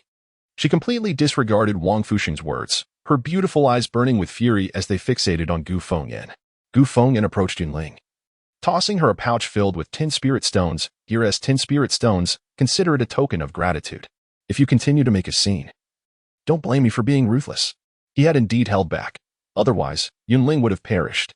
Yunling, on the verge of tears, didn't he take the spirit stones and ran away? Chu Yihan was about to chase after her when Wu Beiliang stopped her. She brought this upon herself. There is no need for sympathy. You and Wang Fuxing should accept the task for the phoenix fragrance. Go on. Chu Yihan always listened to Wu Beiliang. She calmed her emotions and asked, "Wu Shixiang, aren't you going to take a task? Your top position has been taken by Gu Fengyan. It's fine. Let him revel for a few days. You two go ahead. I have my own plans." Wu Beiliang replied nonchalantly. Chu Yihan and Wang Fuxing exited the crowd, heading toward the task pavilion. Chapter 37. I still prefer your untamed nature. Having dealt with Yunling, Gu Fengyan turned his gaze toward Wu Beiliang, a smirk of triumph gracing his lips. "Wu Beiliang, I am eager to see what means you possess to reclaim the top spot. I, Gu Fengyan, am prepared to outlast you." Wu Beiliang shrugged nonchalantly. "If you desire the top spot, then by all means, take it. No need for formalities." Gu Fengyan's temper flared. "Do not speak as if you are graciously conceding. I earned this through my own efforts." Wu Beiliang nodded, feigning seriousness. Indeed. It is not easy to deceive women through hard work. It requires a certain audacity to achieve such a feat, which I, for one, lack. Therefore, I genuinely admire your shamelessness, dear junior brother. You exhibit a flair reminiscent of my youth and possess great potential. He continued, however, such behavior may invite divine retribution. I shall certainly be present when the time comes. Wu Beiliang, I advise you to temper your words. Gu Fengyan seethed inwardly in the realm of sarcasm. He could not outmatch this sharp-tongued lad. The top spot has changed hands. Truly, the tides of fortune shift, and who can escape the gaze of fate? Wu Beiliang remarked, treating Gu Fengyan's words as mere air. Gu Fengyan was taken aback and turned to the stone tablet, his expression one of disbelief. He could hardly fathom that the coveted top position now belonged to Sidulan. Wu Beiliang, stroking his chin, deliberately provoked him. It appears your efforts were insufficient. The top spot secured through the aid of a woman must ultimately be returned to her. This is what one might call karmic retribution, is it not? In a furious rage, Gu Fengyan nearly choked on his own indignation. Had it not been for the crowd, he would have gladly silenced this insufferable brat. Sidulan emerged from the task hall, offering Gu Fengyan no glance as she passed by, yet she nodded slightly to Wu Beiliang in acknowledgement. Zhu Han, having just received her task, pouted at the sight. Why is she greeting Senior Wu? How did she ascend to the top spot? Wang Fuxing's pout deepened. I, too, am puzzled by her greeting towards Liang Go, but her being at the top is far more palatable to me than Gu Fengyan's presence there. Moreover, I am on the verge of elimination. After leaving the task hall, Wu Beiliang found a secluded spot to divide the Fengexing he had acquired with his younger brother and sister. Wang Fuxing handed Wu Beiliang a pouch filled with spirit stones. Zhu Han gazed at Wu Beiliang with her big, innocent eyes, her long eyelashes fluttering like butterflies poised for flight, signaling her lack of funds. Feigning innocence does not work on me. Wu Beiliang waved his hand dismissively. No need, you can keep it. Zhu Han's face lit up with a radiant smile. Joyfully thinking, Senior brother truly treats me the best, not even wanting to accept my money. However, her joy was short-lived as Wu Beiliang pulled out a small notebook from his storage bag, muttering, Zhu Han owes me 20 spirit stones. Zhu Han was left speechless, her smile frozen in disbelief. Noticing her expression, Wu Beiliang reassured her, rest assured, I've given you a discount and rounded down the amount. No need to thank me. Next time, when your family sends delicious treats, be sure to save me a portion. Yet, Zhu Han firmly believed, Senior brother must have feelings for me. He simply does not want Wang Fuxing to notice his special treatment towards me. The two deliberately delayed their return, finally submitting the Fengexing in the afternoon. Consequently, the rankings shifted once more. Wang Fuxing claimed the top spot, Zhu Han the second, while Sidulan and Gu Fengyan fell to third and fourth, respectively. Upon learning this, Gu Fengyan was nearly driven to madness, nearly spitting blood in frustration, as his promise to assist Jian fell through. He frantically searched the Qifeng forest for his Shouwu Fengexing, his eyes ablaze with fury. Many junior disciples who witnessed his rage felt as if they were encountering a ravenous beast, instinctively avoiding him. That night, Wu Beiliang set traps to capture Fengexing and Shouwu, selling 3 of the latter to Sidulan, while instructing Wang Fuxing to sell the remaining 3 to Gu Fengyan at 30 spirit stones each. Gu Fengyan expressed endless gratitude, informing that disciple to sell him Shouwu in the future, regardless of the price. The following morning, Zhu Yi sought out Wu Beiliang again for Tianshan water. Brother Zhu, the sales of Tianshan water have surged several-fold these past few days. My stock is nearly depleted, leaving only 100 bottles. Zhu Yi frowned. 100 bottles is hardly sufficient. You know the current situation. We have monopolized the market, and the demand is substantial. Wu Beiliang sighed. I, too, wish to sell more and earn spirit stones, but I genuinely have none left. However, this last 100 bottles could yield you a hefty profit. Zhu Yi grumbled. With such a meager quantity, how can I make a significant profit? Wu Beiliang explained, there is a junior disciple named Gu Fengyan among the trainees. He was once a client of Ma Binyuan, naive and wealthy, a prime target. Approach him to sell Tianshan water at 3 times the normal price. 3 times? Will he truly buy it? Zhu Yi gasped, astonished at the outrageous price. He believed himself to be cunning, yet Wu Beiliang surpassed him in guile. Just tell him this is the last batch of Tianshan water. Purchasing it would be a rare opportunity, making it possible for him to advance to an outer sect disciple. He will undoubtedly be interested, Wu Beiliang stated confidently. All right, I'll go gauge his interest first. If all goes well, I'll return for the Tianshan water. Since unlocking the correct method of cultivation with Alien, Wu Beiliang's progress had accelerated tremendously, bringing him great satisfaction, yet the side effects soon revealed themselves. He found himself easily hungry. After merely 4 hours of cultivation, Wu Beiliang had completed 2 cycles. Before he could even introspect within his dantian, his stomach growled uncontrollably, leaving him dizzy with hunger, and he felt as though he could devour the 2 donkeys whole. Fortunately, rationality prevailed. Well, mainly because he had chased the 2 for over 20 laps and had yet to catch them, with no other option. Wu Beiliang heeded the delicacies Zhu Han had given him and savored them, casting aside the promise he had made to share with his companions. The aroma of the food was overwhelmingly enticing, and Dahei, in a frenzy, wagged its tail and rubbed against Wu Beiliang. The youth tossed a piece of meat to it, which it swallowed whole, its tail wagging even more vigorously, its tongue eagerly licking its handsome master. Since stealing it from Uncle Gosheng, Wu Beiliang had never seen Dahei display such obsequiousness. I still prefer your untamed nature. Promise me, do not become a shameless sycophant, Wu Beiliang said, pushing the dog's head away with disdain. Before nightfall, Zhu Yi rushed to find Wu Beiliang, excitement evident in his demeanor. Just as you said, Gu Fengyan immediately expressed his desire to buy, and he even offered an additional 50 spirit stones as a deposit. As brothers, consider this deposit my gratitude for introducing me to this lucrative opportunity. Chapter 38. The King of Bamboo Shoot Theft and the Significance of the Nirvana Competition. Wu Beiliang chuckled. I allowed you to earn so much, and you only give me 50? Very well, I shall no longer deal with you, you wretched creature. He instructed him to return first, promising to retrieve the Tian mountain water later that night. After Zhu Yi departed, Wu Beiliang began to bathe, placing a lian into the tub and preparing a barrel of spiritual liquid. He then dove into the tub, vigorously scrubbing every part of his body while humming a little tune.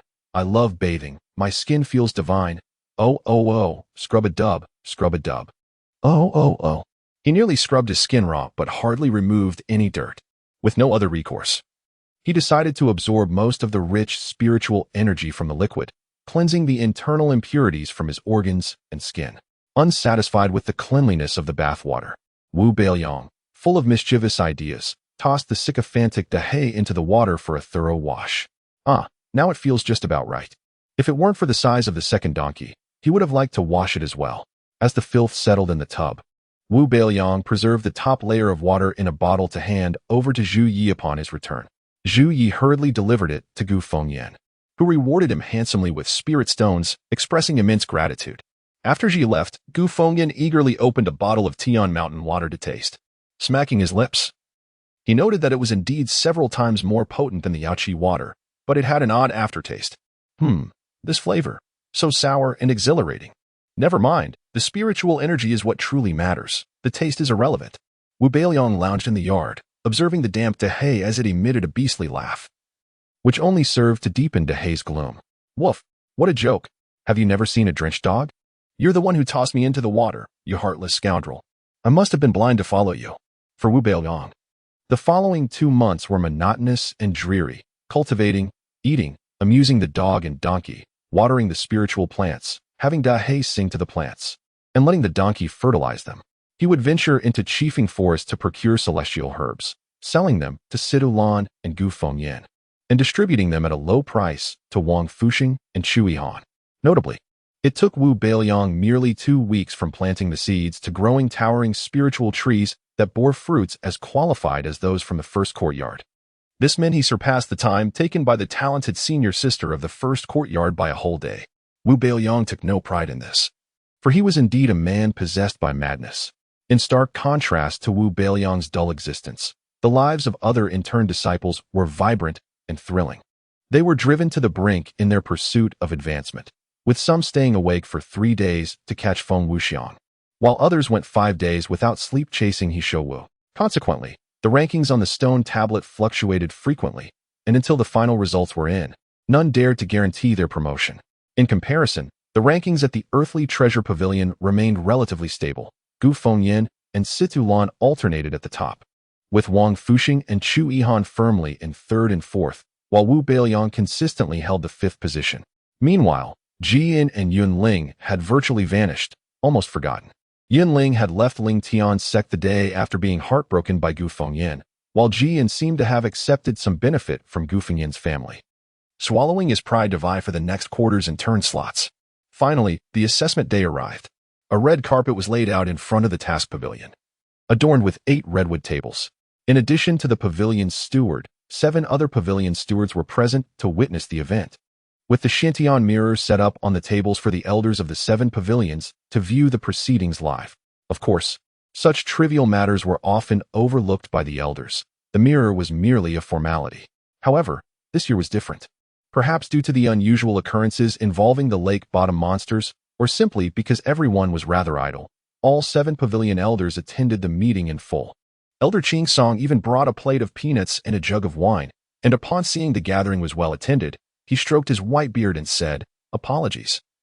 In previous years, you seldom came, so I only prepared for myself." Wu Qing, the head of the Yingling Pavilion, smiled faintly. "No worries. We did not come here solely for the wine." Conversely, Lu Qidong, the head of the Fengxiu Pavilion, shared a drink with Elder Ching Song. "Ah, fine wine. I knew you were holding out on us. It must be exquisite. Before you even start, you already reek of alcohol. What would the disciples think if they saw you like this?" Shui Anjin, the head of the Tianfeng Pavilion, known for his intolerance of disorder, reprimanded not only the disciples under him, but even his fellow elders, speaking bluntly. "Everyone has their preferences. We are all elders here, on equal footing. Your tone suggests you think you are the sect leader." Han Lingji, the head of the Huaiyue Pavilion, entered wearing a flowing robe, her demeanor direct and unyielding. She spoke her mind without fear of offending anyone, for who could dare to cross her, with her enchanting figure and celestial beauty? Moreover, Shui Anjin had once spent lavishly to win her smile, but she did not appreciate his rigid demeanor and dark temperament. In such a setting, only she could silence him with a single word. "Esteemed elders, greetings." A young man clad in a deep blue robe and a half-silver mask entered, his fair skin and bright eyes contrasting with the older individuals present. Although he appeared youthful compared to the others, he was actually over 40 and had held the position of head of the Sangyi Pavilion for 5 years. His courteous demeanor stemmed from being the late sect leader's prized disciple, placing him a generation below these elders. He had risen to prominence during the battle against the ferocious beasts, recommended by the late pavilion master, Long Yu, and had since led his disciples to remarkable achievements. He quelled all dissent within the Sangyi Pavilion, securing his position as pavilion master. His striking beauty and legendary background attracted many female disciples to join Sangyi Pavilion and seek him as their mentor, leading to an influx of female practitioners, nearly turning it into a female-exclusive cultivation pavilion, much to the envy of other sect elders. Yet, he found this situation quite burdensome, prompting him to don a mask, only to find it had the opposite effect, making him appear even more mysterious and alluring in the eyes of the female disciples. "Loli, come sit here." Han Lingji beckoned Loli to join her at her side. Shui Anjin scoffed, "So effeminate." Just then, heavy footsteps approached, and a figure swiftly occupied the seat beside Han Lingji, nonchalantly propping his long, sturdy legs on the table. With a loud thud, a heavy black iron long knife landed nearby, almost creating a dent in the ground. "This is my spot." The knife's owner crossed his arms, casting a challenging glance at Han Lingji, exuding a carefree and rebellious attitude. His features were chiseled, with thick eyebrows and a robust physique, embodying the essence of masculinity and righteousness, representing the strength of the sect. Shui Zhao, the head of the Langya Pavilion. He wielded a mountain guarding knife, slaying countless demonic beasts and shedding much blood in battle. Han Lingji shot him an annoyed glance. "I know, no one is taking your spot. Just let your knife stay there." She then teased Loli. "Loli, why are you here today, with so many female disciples under you? Are you worried that no one will represent Sangyi Pavilion in the Nirvana competition?" The Nirvana competition is a prestigious assessment event co-hosted by Ling Tian's sect, Xin Tian's sect, Blood Heaven sect, and True Heaven sect, held every 3 years, where numerous prodigies rise to prominence, receiving robust support from their sects and paving their paths to immortality. The prizes of the competition are exceedingly generous, causing all disciples to covet them intensely. In addition to the competition rewards, the top 5 prodigies from each realm will gain entry into the secret realm, where they may have the opportunity to acquire magical artifacts, techniques, or weapons. The more significant implication of the Nirvana tournament lies in establishing the ranking of the sect within the Tiger's Haunch region. Those sects that consistently find themselves at the bottom risk being opportunistically absorbed by others, resulting in the division of territory and cultivation resources. Consequently, the 4 sects place immense importance on the Nirvana tournament, exerting every effort to cultivate disciples to bring glory to their names.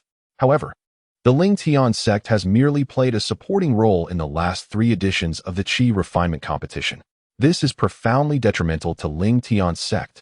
Hence, during this selection of outer disciples, the elders are particularly attentive. With less than a year remaining before the competition commences, if they can identify and nurture disciples with potential, there exists a hopeful chance to reclaim their standing and redeem their past failures. Luo Li stepped forward with a humble smile, saying, "Elder Han, we all share the same objective. Why must you belittle me? It is essential for us to unite and train our disciples to break through the competition in the Nirvana tournament." Nevertheless, despite her words, who would not desire that much-admired celestial seed prodigy to emerge from their own pavilion? Chapter 39. The assessment begins. Elders compete for disciples. Bang, bang, bang. The resounding chimes of the gong marked the official commencement of the assessment for the interned disciples. Du Tianhui, the steward of the task pavilion, and Lu Chuafeng, a manager from the first division, occupied the front row, while the 7 pavilion stewards settled in the back. Numerous outer disciples, with nothing else to do, gathered around to witness the spectacle, eager to see if any of this year's interns stood out or were particularly eccentric. Lu Chuanfeng unfurled the task scroll and gestured toward the black stone tablet behind him, speaking in a deep voice. "We will begin with the assessment of the Tianfeng Pavilion." The stone tablet displayed the rankings of the 8 interned disciples affiliated with Tianfeng Pavilion, based on their contribution values. The first was Kong Chenhang, followed by Zhou Shifan, Lin Che, and Xiao Wanwan. This ranking had remained unchanged for 2 months, causing the other 4 unranked interns to grit their teeth in frustration. Lu Chuanfeng continued. "Now, for the assessment of the spiritual fruits. According to the rules, each of you need only present your finest quality fruit." The 8 disciples took turns retrieving the celestial gourds they had cultivated from their storage bags. Each gourd was a vibrant green, though varying in size, hue, and quality. Steward Du meticulously evaluated each one, recording the corresponding scores on the scroll. The 7 stewards behind him assigned scores as well, ultimately discarding the highest and lowest scores to calculate the average from the remaining 6. In this regard, fairness prevailed. Among the Tianfeng Pavilion, the best spiritual fruits were those of Kong Chenhang and Zhou Shifan. Both of their green gourds stood at about 1 meter tall, glistening and translucent, barely qualifying as first-tier yellow grade. However, Zhou Shifan's gourd bore a few visible black spots, indicating insufficient moisture, which would inevitably result in a score deduction. Ultimately, Kong Chenhang scored 65, Zhou Shifan 60, Lin Che 40, Xiao Wanwan 37, while the remaining 4 disciples hovered around 20 points, adding their contribution values from task exchanges. It was clear that these 4 would advance. Kong Chenhang lifted his chin, exuding an air of pride, while Zhou Shifan smiled gently, bowing slightly to the stewards. Appearing humble and courteous, Lin Che cast a sidelong glance at Kong Chenhang, scoffing inwardly. What is there to be proud of? It's just that he has a rich family that can afford to buy more Yaoqi water. Xiao Wanwan sighed with relief, stretching and declaring, "Finally made it. I'm going to sleep for a few days. I'm utterly exhausted." In the conference hall, the elders assessed the qualifications of the advancing disciples. Wu Qing remarked calmly, "Kong Chenhang possesses an exceptional spiritual aperture and excellent qualifications, but his demeanor is overly ostentatious. In contrast, Zhou Shifan is steady and humble, albeit only of superior quality. If there are no objections, I shall claim Zhou Shifan for my Enling Pavilion." Han Lingji interjected unabashedly, "I quite admire Kong Chenhang's unabashed pride. He has every right to it, so he shall be mine." Shui Anjin stroked his small mustache, sarcastically retorting, "Here, there is no precedence for ladies. Kong Chenhang is, after all, an intern disciple of Tianfeng Pavilion, and thus should belong to us." Han Lingji laughed sweetly. "Oh, Shui Elder, have you perhaps forgotten the rules of the sect in your old age? No matter. I can show mercy and remind you that intern disciples are assigned randomly to their practice locations upon entering the sect, and they must choose anew upon advancement. Therefore, he belongs to my Huaiyue Pavilion. First come, first served, understand?" Shui Anjin, captivated by her radiant smile and graceful demeanor, fell silent. Wu Qing and Han Lingji each released paper cranes to their respective stewards.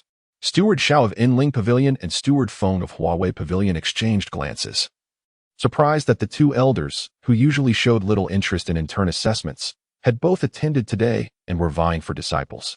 With the elders having spoken, the 2 stewards complied without question. Steward Xiao selected Zhou Shifan, while Steward Feng chose Kong Chenang. Zhou Shifan bowed deeply again and stepped forward to receive her advancement scroll, heading to the outer disciple reception of Inling Pavilion. However, Kong Chenang lingered, visibly displeased, and instead directed his gaze at Steward Su of Langya Pavilion, asking, "Why did Langya Pavilion not choose me?" This remark left Steward Feng feeling somewhat humiliated, cursing the disciple for his lack of understanding. The surrounding outer disciples began to murmur, "What is with Kong Chenang? Having seen the paper cranes fly, he should know the elders have chosen him. Yet he dares to show displeasure and seek another option? He is bound to offend both Elder Han and Elder Shui." An outer disciple from Huaihua Pavilion scoffed. Relying on a bit of talent to act so recklessly, who would want such a disciple? Last year, there was one just as arrogant, because no pavilion wanted him. He ended up in the kitchen. He thought merely staying in the sect would lead to success, not realizing the kitchen was too busy for cultivation, and to this day, he remains at the third stage of qi refinement, unable to break through. Upon hearing the discussions of the outer disciples, Kong Chenhang's expression darkened considerably. Yet, having spoken, he could not retract his words. He could only fix his gaze on Steward Su, waiting for a sign of goodwill. In the conference hall, Shui Anjin burst into laughter. Teasing Han Lingji, Elder Han, no matter how quickly you seize disciples, they clearly do not regard your Huawei Pavilion. Han Lingji shot him a glare. "What are you laughing at? He didn't choose you either." Shui Anjin, still smiling, replied, "I didn't choose him either. I have no shame." Elder Shui, what do you think? Elder Shui Zhao, renowned for his formidable mountain-suppressing blade, attracted many strong disciples wishing to join him. After a moment of contemplation, he tossed out a paper crane. Steward Su, already aware that Elder Shui was present in the hall, remained silent, awaiting the elder's directive. Just as Kong Chenhang was about to lose his composure, the paper crane flew into Steward Su's hand. Upon unfolding it, he found a negative response written upon it. Steward Su tucked the paper away, shaking his head without lifting his gaze towards Kong Chenhang. Kong Chenhang's face fell, and upon glancing at Steward Feng, he saw him tearing up the scroll bearing his name. It was over. Kong Chenhang felt as if he were on the brink of collapse. Attempting to salvage the situation, Steward Feng, "I've reconsidered. I'll choose Huaihua Pavilion." But Steward Feng paid him no heed. At that moment, Steward Ma of Tianfeng Pavilion stood up, presenting a scroll. "In that case, Kong Chenhang shall come to Tianfeng Pavilion." Han Lingji glared at Shui Anjin in annoyance. "You really are something. Just waiting to pick up the scraps, aren't you?" Shui Anjin clasped his fists, unable to hide the smugness in his expression. "It's purely luck." Following this little episode, Kong Chenhang complied and went to Tianfeng Pavilion, while Lin Che chose Fengqiu Pavilion, and Han Lingji opted for Xiao Wanwan. Next came the assessment for the interned disciples of Inling Pavilion. Among the 8, 2 distinguished themselves, with the first and second ranked disciples having been selected by Luo Li. The remaining 2, of average qualifications, were chosen by the stewards themselves. One interned disciple from Huawei Pavilion stood out remarkably. Her name was Yi Hang, possessing stunning beauty and an exceedingly rare perfect spiritual aperture. The gourd she cultivated was as translucent as jade, shining brightly, reaching a height of 2 meters, graded at third-tier yellow quality. Steward Du awarded her an impressive score of 83, the highest thus far for the spiritual fruits. Moreover, her contribution value from task exchanges was also exceptionally high, placing her at the top among all interned disciples. In the conference hall, Han Lingji was once again intent on claiming her, while Shui Anjin was equally unyielding, their rivalry intensifying. Lu Qidong, not particularly tall, stood between them and declared loudly, "It's my turn now, right? Please, stop arguing." Elder Shui Zhao rubbed his ears, frowning and speaking with a voice like thunder. "Luo Li, come sit with me. It's too noisy here. I'll go to your side." Elder Shui, "What are you thinking?" Luo Li ignored him, snapping her fingers, and a paper crane swiftly flew out.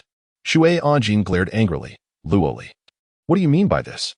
Taking advantage of our recruitment efforts, you stealthily intervened. Is that not rather unscrupulous?" Luo Li rose, a faint smile gracing her lips. It was Elder Han who said, "The early bird catches the worm. I have not breached any rules." Han Lingji was incensed, her irritation palpable as she exclaimed, "Luo Li, how could you use my words against me?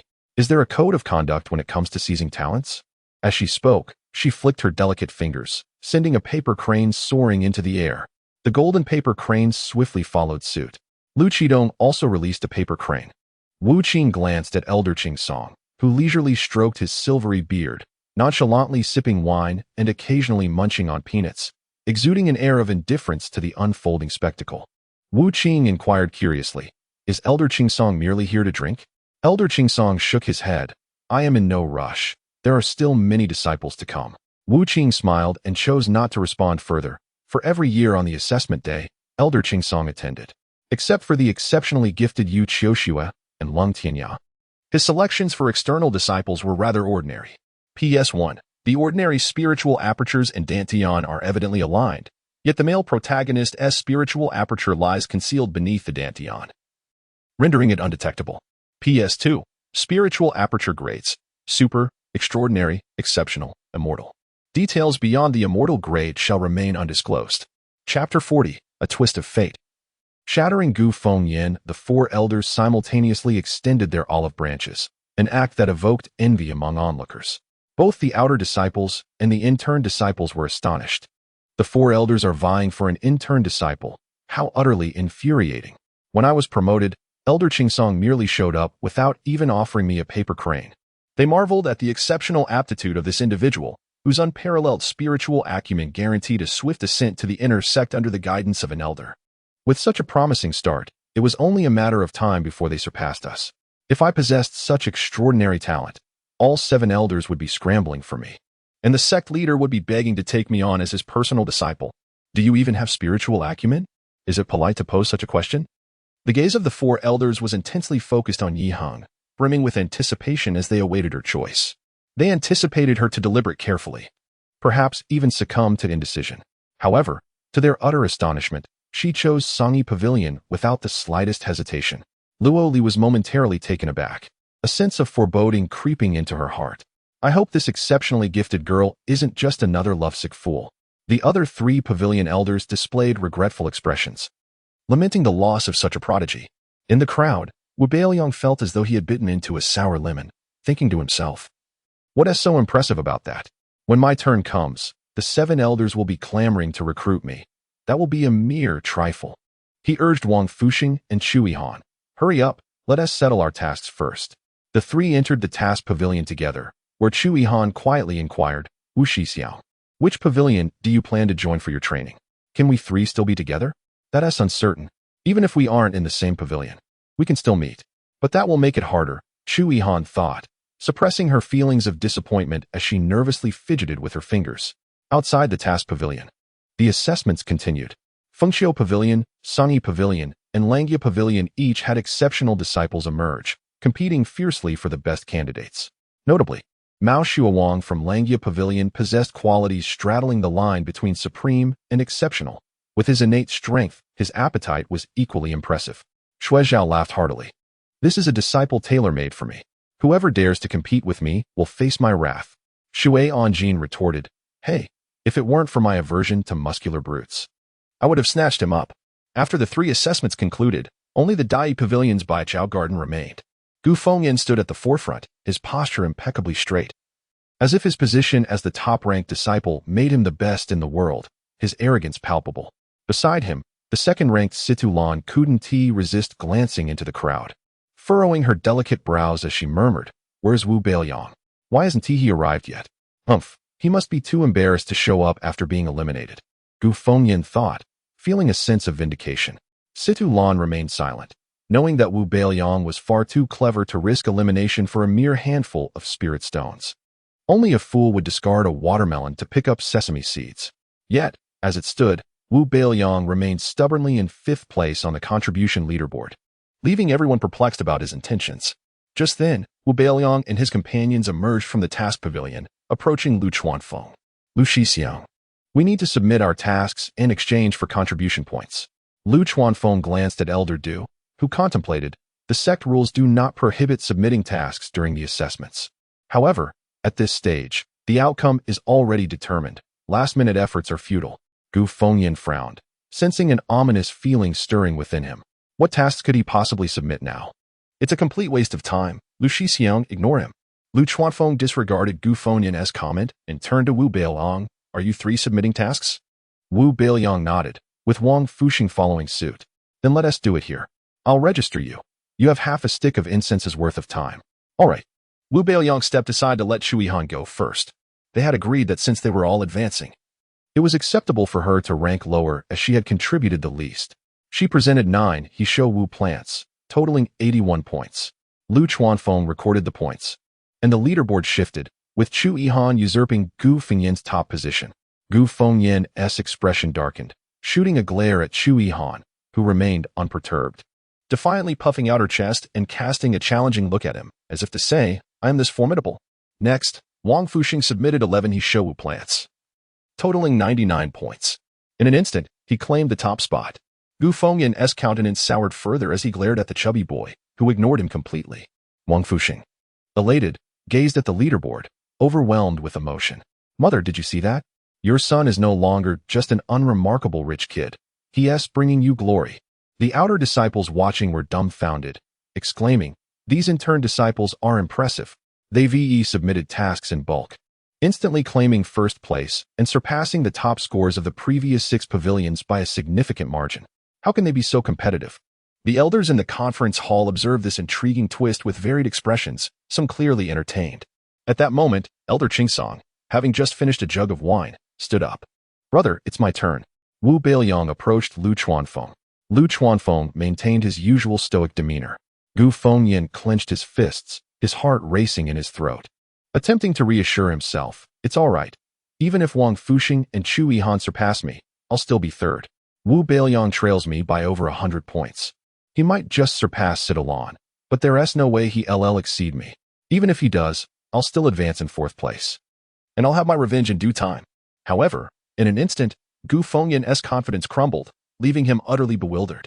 He stared in shock at Wu Beiliang as though confronted by a prehistoric beast. The fellow pulled forth a large bowl from his storage bag, revealing 20 silver snake fish, their tails flicking defiantly as they expressed their dissatisfaction. Originally, there had been 22. However, one day, Wu Beiliang, driven by hunger, had roasted 2, thus leaving him with the current number. Lu Chuanfeng, known for his cool demeanor, began to show signs of disbelief, his calm facade cracking. Elder Du and the 7 pavilion elders stood, astonished by this outrageous display. The elders in the conference hall were visibly unsettled. What on earth is this kid doing? Is he running a wholesale operation? The outer and intern disciples were left in a daze, their expressions frozen in shock. 20 silver snake fish. Can this be real? Is it some kind of illusion? Surely he wouldn't dare use an illusion in front of the elders, would he? The half-moon lake has been sealed. So how did he manage to catch them? This thought jolted Gu Fengyan back to reality, and he shouted, He*s cheating. The task for silver snake fish has ended. Those points shouldn't count.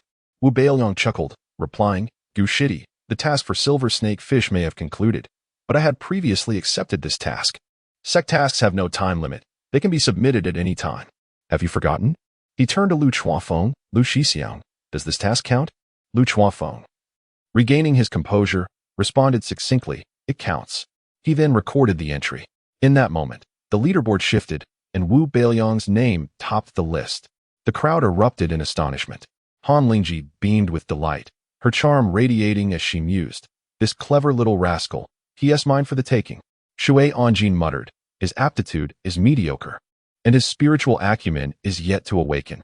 What use could he possibly have for you? Han Lingji slightly parted her crimson lips and chuckled, with such handsome features. You are indeed a delight to behold, unlike certain individuals whose mere glance can deter one from eating for days. Shui Anjin's expression darkened, akin to a pot's bottom, feeling decidedly offended. At the examination site, as everyone was captivated by Wu Beiliang's cunning and flamboyance, Situlan let out a soft sigh. She truly hadn't anticipated being so easily deceived. A glint of cold light flashed in her icy gaze as she fixed her eyes on the self-satisfied youth, gripping the hilt of her sword tightly, silently vowing, Wu Beiliang, just you wait. Unexpectedly, Wu Beiliang approached her and Gu Fengyan, stating, You too, what a coincidence. Due to my failure to submit the silver snake fish task, I haven't accepted any other assignments. I still have 2 Hisho Wu plants on hand. Would either of you like them? Upon hearing this, Gu Fengyan immediately interjected, I want them. 30 spirit stones per plant. No, 40 spirit stones per plant. Please, hand them over. Although he knew he could not defeat Chu Yihan with these 2 plants, if Sitalan were to obtain them, she would surpass his score. Thus, he could not allow her to have them under any circumstances. Realizing Gu Fengyan's exorbitant offer, Situlan knew her chances were slim. Her capacity for monetary expenditure fell short. Wu Beiliang, who cherished spirit stones dearly, would undoubtedly sell them to Gu Fengyan. Yet, he gazed expectantly at Situlan, awaiting her bid. With a cold sneer, she gritted her teeth and declared, 5 spirit stones, not a single one more. Wu Beiliang raised an eyebrow, a radiant smile curving his lips as he replied, deal. What? Situlan and Gu Fengyan exclaimed in unison. Situlan was puzzled by Wu Beiliang's willingness to sell the Hishowu at such a low price, foregoing substantial profit. Meanwhile, Gu Fengyan was astounded that Wu Beiliang would not sell to him. Did you misunderstand? I offered 40 spirit stones per plant. 50 spirit stones would be acceptable as well. Name your price. I have spirit stones aplenty. Gu Fengyan urged anxiously. Wu Beiliang shook his head.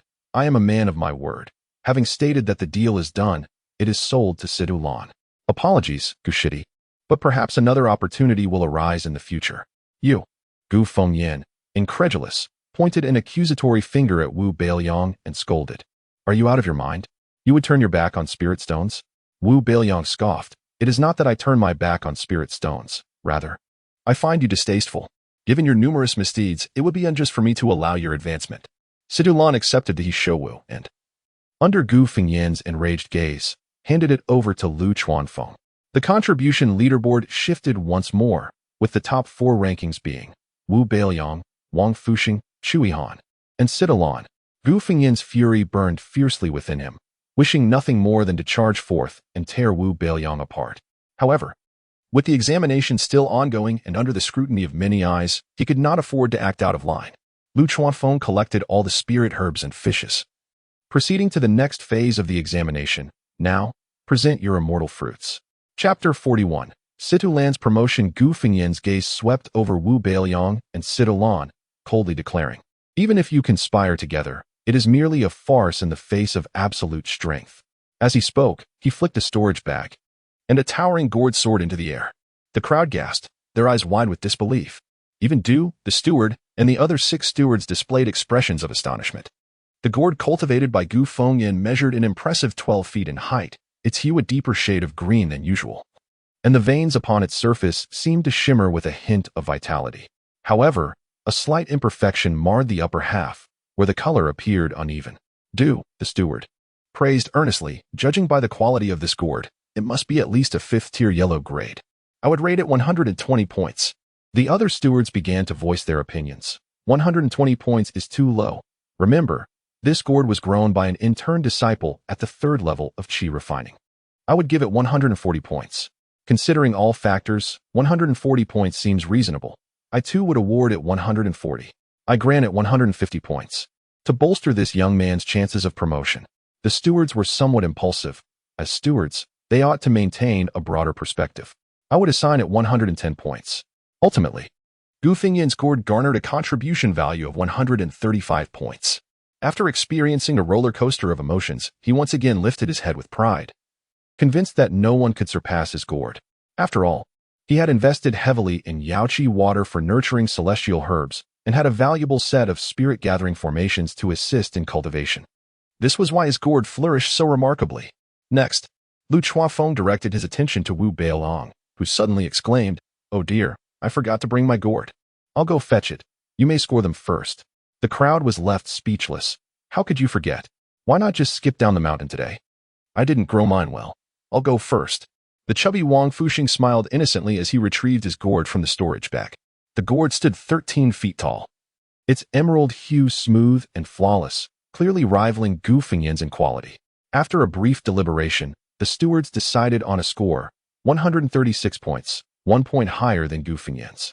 Emotionally distraught, Gu Fengyan struggled to comprehend how this rotund youth had cultivated such a fine gourd. Could he also possess a spirit-gathering formation? The other intern disciples cursed Wang Fuxing internally. You call this not well-grown? What do we count as, then? Grown with our toes? Chui Han shot a glance at Wang Fuxing. If only you had put in more effort, your gourd wouldn't be so small. Wu Shixiang will surely scold you. With that, the girl opened her storage bag, pointed with her delicate finger, and a 5-meter-tall gourd emerged, landing steadily in the arena. Initially, the crowd dismissed her words, viewing her as an innocuous little rabbit, unaware of the significance of size. But upon seeing the gourd, they were all convinced. The 7 stewards rose in astonishment. This was the finest gourd produced by an intern disciple in 3 years. Not only them, but the elders in the discussion hall also exhibited signs of emotional fluctuation, albeit more out of confusion. This disciple possesses merely an extraordinary spirit aperture and is not particularly gifted. How did she cultivate such a quality gourd? After deliberation, the stewards unanimously awarded Chu Yihan's gourd a contribution value of 200 points. With a sweet smile and sparkling eyes, she thought, thanks to Wu Shixiao, I can now advance to become an outer disciple. How should I express my gratitude? Should I offer myself? But he is still so young, perhaps in 2 years. When I am older, Gu Fengyan was on the brink of madness. How could this timid girl, who would cry at the sight of a caterpillar, have grown such a massive gourd? This is utterly absurd. Yet he still held onto a sliver of hope. His true rival was Sidu Lan. And as long as his contribution value surpassed hers, he could still be promoted. The usually indifferent Sidu Lan, dressed in a flowing white gown, felt a shift in her expression upon seeing Chu Yihan's gourd. In disbelief, she felt her face flush. At the beginning of their tasks, she had suggested that Chu Yihan withdraw if she was afraid. Now, it seemed the jester was herself. Situ Lan produced her gourd, which stood approximately 10 feet tall. A deep green hue radiating with restrained brilliance, indicating its high grade. Yet, whether it surpassed Gu Fengyan's gourd remained uncertain to the onlookers. Upon examining Situ Lan's gourd, Gu Fengyan's racing heart steadied. He believed it to be inferior to his own. Finally, he felt a sense of relief. Though 4th place was not ideal, it was certainly better than being eliminated. Du, the steward, scrutinized Situ Lan's gourd with a serious expression before declaring, this is a 6th tier yellow grade. I assign it 150 points. Gu Fengyan thought he misheard, stuttering, what? Her gourd scored 150 points? The stewards in the back chimed in. This gourd could reach the 7th tier, worth 170 points. At first glance, it appeared to be a 6th tier yellow grade. Upon closer inspection, it might even approach the 8th tier, warranting 178 points. Soon, Situ Lan's gourd received a score, 172 points. Promotion. Gu Fengyan felt as though he had plunged into an icy abyss. Disbelief etched across his face. Why? Why is her gourd smaller and less visually appealing than mine, yet scores higher? Du raised an eyebrow. Aesthetics have never been our judging criterion. The score is a consensus among all stewards. If you disagree, you may voice your concerns to the elders. He then scanned the surroundings. Where is the intern disciple who forgot to bring his gourd? If he does not return within half a stick of incense, we shall consider his promotion qualification forfeited. Upon hearing this, Gu Fengyan, who had initially intended to confront the elders, momentarily quelled his thoughts, rekindling a flicker of hope. He stared intently in the direction of the herb garden, silently praying. Do not come back, do not come back.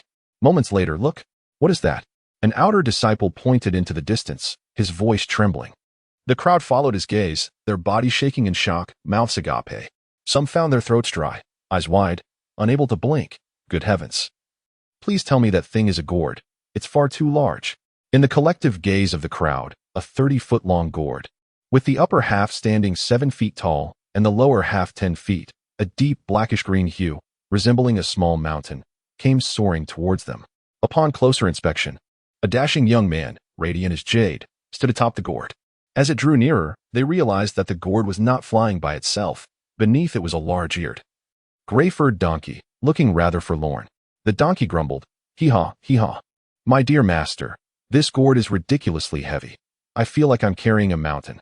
This burdensome life of a donkey is far from easy. Behind the donkey, a large black dog barked intermittently. Hurry up, you lazy donkey. My brilliant master rarely calls upon you. Get it together and don't embarrass him. Chapter 42. Wu Beiliang. I challenge you soon. Erlüüzi transported the large gourd to the assessment venue. After unloading the gourd, the donkey collapsed onto the ground, and the innocent, big-eyed Kazi Lan appeared utterly dazed. Oh, this donkey is utterly exhausted. My spirit has nearly departed. Wu Beiliang jumped down from the gourd and addressed Deacon Du. Esteemed deacons, please take a look. This is merely a trivial gourd cultivated by me. His words were akin to a colossal stone tossed into a serene lake, instantly stirring a tremendous uproar. Wow, can someone truly grow such a large gourd in just 3 months? Unbelievable. Is this fellow even speaking rationally? A trivial gourd? I propose we unite and teach him a lesson. Who's with me? Indeed, this is utterly infuriating. Count me in for the beating. This is preposterous. How could he cultivate a gourd the size of a small mountain? What sorcery is this? Absurdity. It's absurdity personified. This must be an illusion. The outer disciples were frantic, unable to contain the primal force within them that yearned to unleash their fury. The interned disciples felt their dignity being ruthlessly trampled upon. The deacons rose one after another, rushing to the center of the field to closely examine the enormous dark green gourd. Wow, the spiritual energy contained within is incredibly potent. At least at the 5th rank of the Xin grade, an interned disciple producing a high-tier spiritual fruit of the Xin grade. Who would believe such a tale? Could he possibly be the reincarnation of a flower deity? The deacons marveled and debated, diverging in their opinions regarding the gourd's quality. Am I dreaming? Gu Fengyan was utterly shocked, rubbing his eyes. Upon closer inspection, he saw the disheveled Wu Beiliang standing atop the gourd, which was as large as a small mountain. At that moment, he felt utterly defeated, even questioning his own existence. I hail from a prestigious cultivation family within the Ling Tian sect, possessing an exceptional spiritual aperture, with commendable aptitude, and I've been bestowed with a gathering spirit array and a shimmering sword by my ancestors. To advance, I brought along tens of thousands of spirit stones. Employing unscrupulous means to gather like-minded allies and seize other spiritual herbs and fish, and I spared no expense in purchasing Yaoqi water and Tianshan water, tirelessly completing tasks to amass contribution points. I was clearly the top contender. How did I become the pathetic one being eliminated? It's all Wu Beiliang's fault. That smirking little brat has ruined my chances, manipulating the entire leaderboard by himself. I, Gu Fengyan, will not rest until I see him vanquished before all today. His expression darkened, and his gaze toward Wu Beiliang was filled with an intense, unrelenting hatred. In the council hall, most elders could no longer remain seated. They too wished to witness the quality of the gourd produced by the interned disciple. Han Lingji's beautiful eyes sparkled with excitement as she fixated on the youthful, handsome boy, her breath quickening with anticipation. I'll say it again, this lad belongs to my Huawei pavilion. Anyone who dares to compete with me shall face my wrath. Shui Anjin frowned. Is it really necessary? To be honest, are you more captivated by his ability to cultivate spiritual herbs or by his looks? Han Lingji giggled. Can it be both? Shui Anjin, Wu Qin, the leader of the Ling Pavilion, rarely contested for someone. This young man possesses remarkable spirit and is not at all irritating, quite a rarity. Elder Han, let us have a duel later. Shui Zhao, with eyes as round as bells, interjected, compared to the gourd, I admire his noble character even more. This young man is valiant and righteous, truly to my liking. Elder Han, please forgive me. Han Lingji, you wouldn't block. Do you intend to crush me? Shui Zhao scratched the back of his head, pausing for a moment before replying. I will show restraint. Han Lingji turned her head away, unwilling to engage with someone so dim-witted. Daoist Qingsong supported his forehead, never having imagined that Wu Beiliang would become such a sought-after figure. At that moment, Deacon Du's voice echoed through the sound-transmitting conch, esteemed elders. We are unable to ascertain the quality of the gourd grown by Wu Beiliang. We seek your guidance. All the elders unanimously turned their gazes toward Elder Qingsong, the foremost alchemist of the Ling Tian sect, well-versed in botany. Qingsong set down his cup and spoke nonchalantly. The gourd is mountain-sized, its spiritual energy contained within is profound, and its dark green hue indicates it has absorbed a substantial amount of spiritual essence, evenly distributed and flawless. Therefore, in my humble opinion, this gourd is of the 9th rank of the Xin grade. Elder Qingsong's voice was not only heard by the elders, but also by all disciples in front of the task hall. Deacon Du waved his hand. Wu Beiliang, 1,000 contribution points for the spiritual fruit. All disciples. Thus, the quarterly assessment for the transition from intern disciple to outer disciple concluded successfully. The elders began a frenzied competition for disciples. The young woman in white, Situ Lan, also possessing an exceptionally rare spiritual aperture, chose to join the Ling Pavilion after all the elders extended their invitations. The chubby boy and Shui Han, both having superior spiritual apertures, generally would not be contested. Yet they had cultivated high-quality spiritual fruits, granting each 3 opportunities to choose again. Wang Fuxing, with his small eyes darting, pondered for a moment before selecting the Earthly Craft Pavilion. Shui Han, aware that Wu Beiliang was likely to join the Earthly Craft Pavilion, initially intended to follow suit. However, when Daoist Qingsong did not select her, the young girl felt exceedingly upset. With no other option, she could only choose Han Lingji's Huaiwa Pavilion, her eyes reddening. Finally, when it was Wu Beiliang's turn, Everyone expected him to be besieged by the 7 pavilions, becoming the most coveted rising star. Yet, unexpectedly, only Elder Qingsong's paper crane soared forth. Wu Beiliang was equally taken aback by this outcome, pausing for several seconds before accepting. In truth, even if everyone were to compete for him, he would still choose the earthly craft pavilion. There were 2 reasons for this. First, upon arriving at the Lingtian sect, Elder Qingsong had bestowed upon him a spiritual talisman, indicating there was a reason he was unaware of, which he intended to investigate. Second, the exceptional elegance and beauty of senior sister Yu Qiuxue frequently lingered in his mind, and he longed to see her often to alleviate his yearning. It was simply the innocent affection of a young heart awakening to love. In the council hall, Shui Anjin remarked, "Esteemed elders, with less than a year remaining until the Nirvana War, I believe we should adopt unconventional measures to nurture talent. Gu Fengyan possesses an exceptional spiritual aperture and is at the 3rd tier of qi refinement. He is a promising seedling. His failure does not stem from lack of excellence, but rather from facing an overwhelming opponent, or rather, an opponent who played unpredictably, leaving him at a loss." Elder Lu Qidong pondered, "In urgent times, we must act pragmatically. Allowing an exceptional spiritual talent to slip away would be a loss to our sect. Let us take him in." Shui Anjin snapped his fingers, and a paper crane flew out, landing in Gu Fengyan's hands. Gu Fengyan was taken aback. "This Senior Water has chosen you. Are you willing to cultivate in the Tianfeng Pavilion?" Deacon Ma inquired with a smile. In such a turn of fate from hell to heaven, Gu Fengyan was overjoyed, nodding fervently. "I am willing, of course I am." Thus, Gu Fengyan joined the Tianfeng Pavilion. Wu Beiliang shrugged. This loser actually remains. Just as he was about to ride away on his donkey, Gu Fengyan called out loudly to him, "Wu Beiliang, I challenge you. Do you dare to accept?"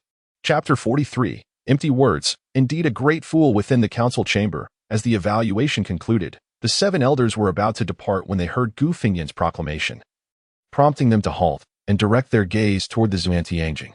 Wu Beiliang turned to Gu Fengyan, a sardonic smile tugging at his lips as he retorted, "Have you lost your mind, junior brother Gu? You are at the 3rd level of qi refinement while I am only at the 1st. Do you truly believe I would accept your challenge?" Wang Fuxing echoed, "Gu Fengyan, do not take your arrogance too far. Is this how you choose to challenge someone? Indeed, it is blatant bullying. Brother Wu, do not engage with his madness. Let us hurry and report our findings." Chui Han chimed in, tugging at Wu Beiliang's sleeve, a mixture of anger and trepidation evident on her face.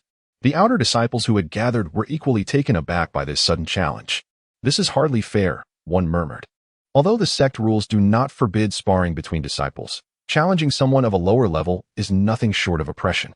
Yet, Wu Beiliang's behavior is rather excessive. Who could swallow such indignity? While their words held truth, Gu Fengyan understood all too well the implications of his actions. At this moment, he could not afford to be concerned with the opinions of others. Wu Beiliang's provocations had reached a tipping point.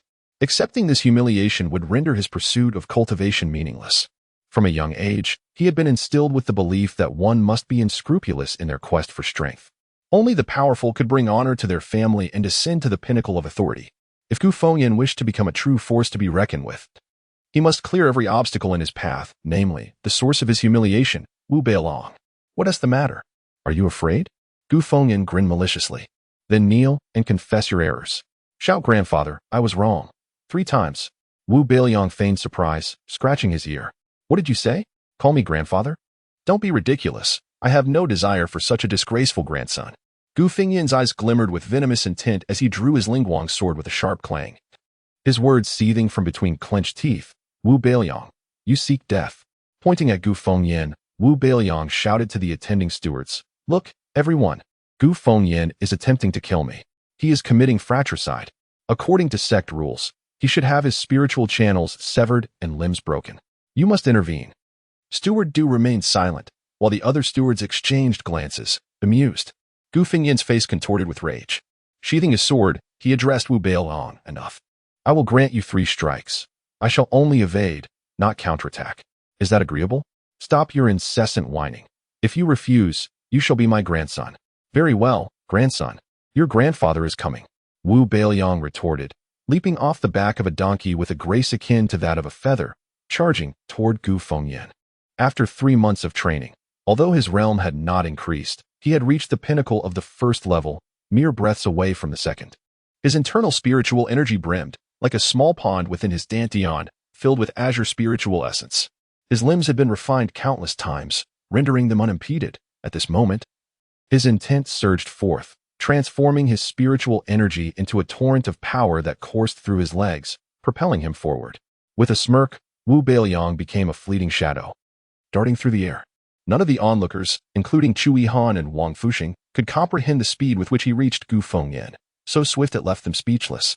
In a heartbeat, he pulled back his elbow, his fist rocketing toward Gu Fengyan's chiseled profile. Is this the speed of someone at the first level of qi refinement? Even those at the fourth level cannot match it. Unbeknownst to them was Wu Beiliang's unwavering dedication to speed. Gu Fengyan, startled, turned sideways to evade, forgetting the terms he had set, and reached for his sword. This is merely the first strike. To break one's word is to be a great fool, Wu Beiliang taunted, his fist crackling with energy aimed directly at Gu Fengyan's face. With gritted teeth, Gu Fengyan arched his neck to avoid the blow, only to realize too late that it was a feint. Wu Beiliang transformed his punch into a grasp, seizing the hilt of Gu Fengyan's sword while simultaneously bending his knee to deliver a crushing blow to Gu Fengyan's abdomen. Ack! The force of the impact sent shockwaves through Gu Fengyan, causing him to double over in pain, reflexively cradling his midsection. In agony, he fell to his knees before Wu Beiliang, his Lingguang sword now in the hands of his adversary. How pathetic, Wu Beiliang remarked, twirling the sword deftly in his fingers. With a mere thought, the sword shattered in two with a resounding crack. Gu Fengyan's eyes bulged with fury as he glared at Wu Beiliang, his teeth grinding in rage. You dare! Wu Beiliang, you have shattered my Lingguang sword. You shall pay for this. I, Gu Fengyan, will not rest until your blood stains the ground. Feigning innocence, Wu Beiliang addressed the gathering crowd. Did you all witness this? He challenged me first, then demanded 3 strikes, and now, having lost, he threatens me. Stewards, should we not render his spiritual channels useless and cast him down the mountain? The crowd was left speechless, witnessing the embodiment of opportunism. The stewards paid him no mind. Wu Beiliang cleared his throat, looking down at Gu Fengyan. Grandson, a wager is a wager. Do not abuse your lineage to bully others. There are those you cannot oppress. Should you provoke me further, next time, it will not be your sword that breaks, but something far worse. With that, he tossed the broken sword at Gu Fengyan's feet, straightened his posture, and departed with an air of superiority. Gu Fengyan's face flushed with humiliation. How could he endure such disgrace? In a fit of rage, he reached into his sleeve to retrieve a pouch of spirit-eating powder, intent on destroying Wu Beiliang. Woof, woof, woof. The large black dog, having awaited this moment, lunged forward, biting down on Gu Fengyan's hand, preventing him from throwing the powder, which spilled onto the ground. Grandson, dare you play tricks in front of me? I shall teach you your place. The dog growled. In pain, Gu Fengyan grimaced, unable to shake off the dog, spinning in place. You wretched mutt, release me at once. Wu Beiliang, let us settle this like men. What kind of hero resorts to a dog? Wu Beiliang chuckled. Indeed, I am no hero. Yet you, who speak dishonorably and employ underhanded tactics, claim to be one. Gu Fengyan, do you even know how to spell shame? Air. The donkey brayed, charging toward Gu Fengyan. Suddenly, it halted, spun elegantly, and delivered a precise kick to his face with its hind leg. As the large black dog released its grip, Gu Fengyan let out a pained wail, flying 3 meters through the air. Overwhelmed by rage and excruciating pain, his vision darkened, and he fell unconscious. A crescent-shaped bruise forming on his face, a mark that would take weeks to heal. The entire scene unfolded with a surreal fluidity, leaving the onlookers in stunned silence. It was only when Gu Fengyan lay motionless on the ground that they regained their senses. Wang Fuxing and Chu Yihan rushed forward, with Wang Fuxing exclaiming, Brother Liang, you are incredible! You are so impressive. I admire you. Chu Yihan pulled Wang Fuxing aside and threw herself into Wu Beiliang's arms, her beautiful eyes brimming with tears of relief. Brother Beiliang, you scared me. I never imagined he would resort to poison even after losing. It is utterly shameless. Caught off guard by Chu Yihan's embrace, Wu Beiliang stood still. Having never interacted closely with beautiful girls, he was momentarily taken aback by this sudden intimacy. Is this what it feels like to embrace a girl? His mind wandered to the exquisite Yu Qiuxue and the proud beauty from that night on the Qiangyao terrace. How wonderful it would be if he could embrace them instead. Yihan.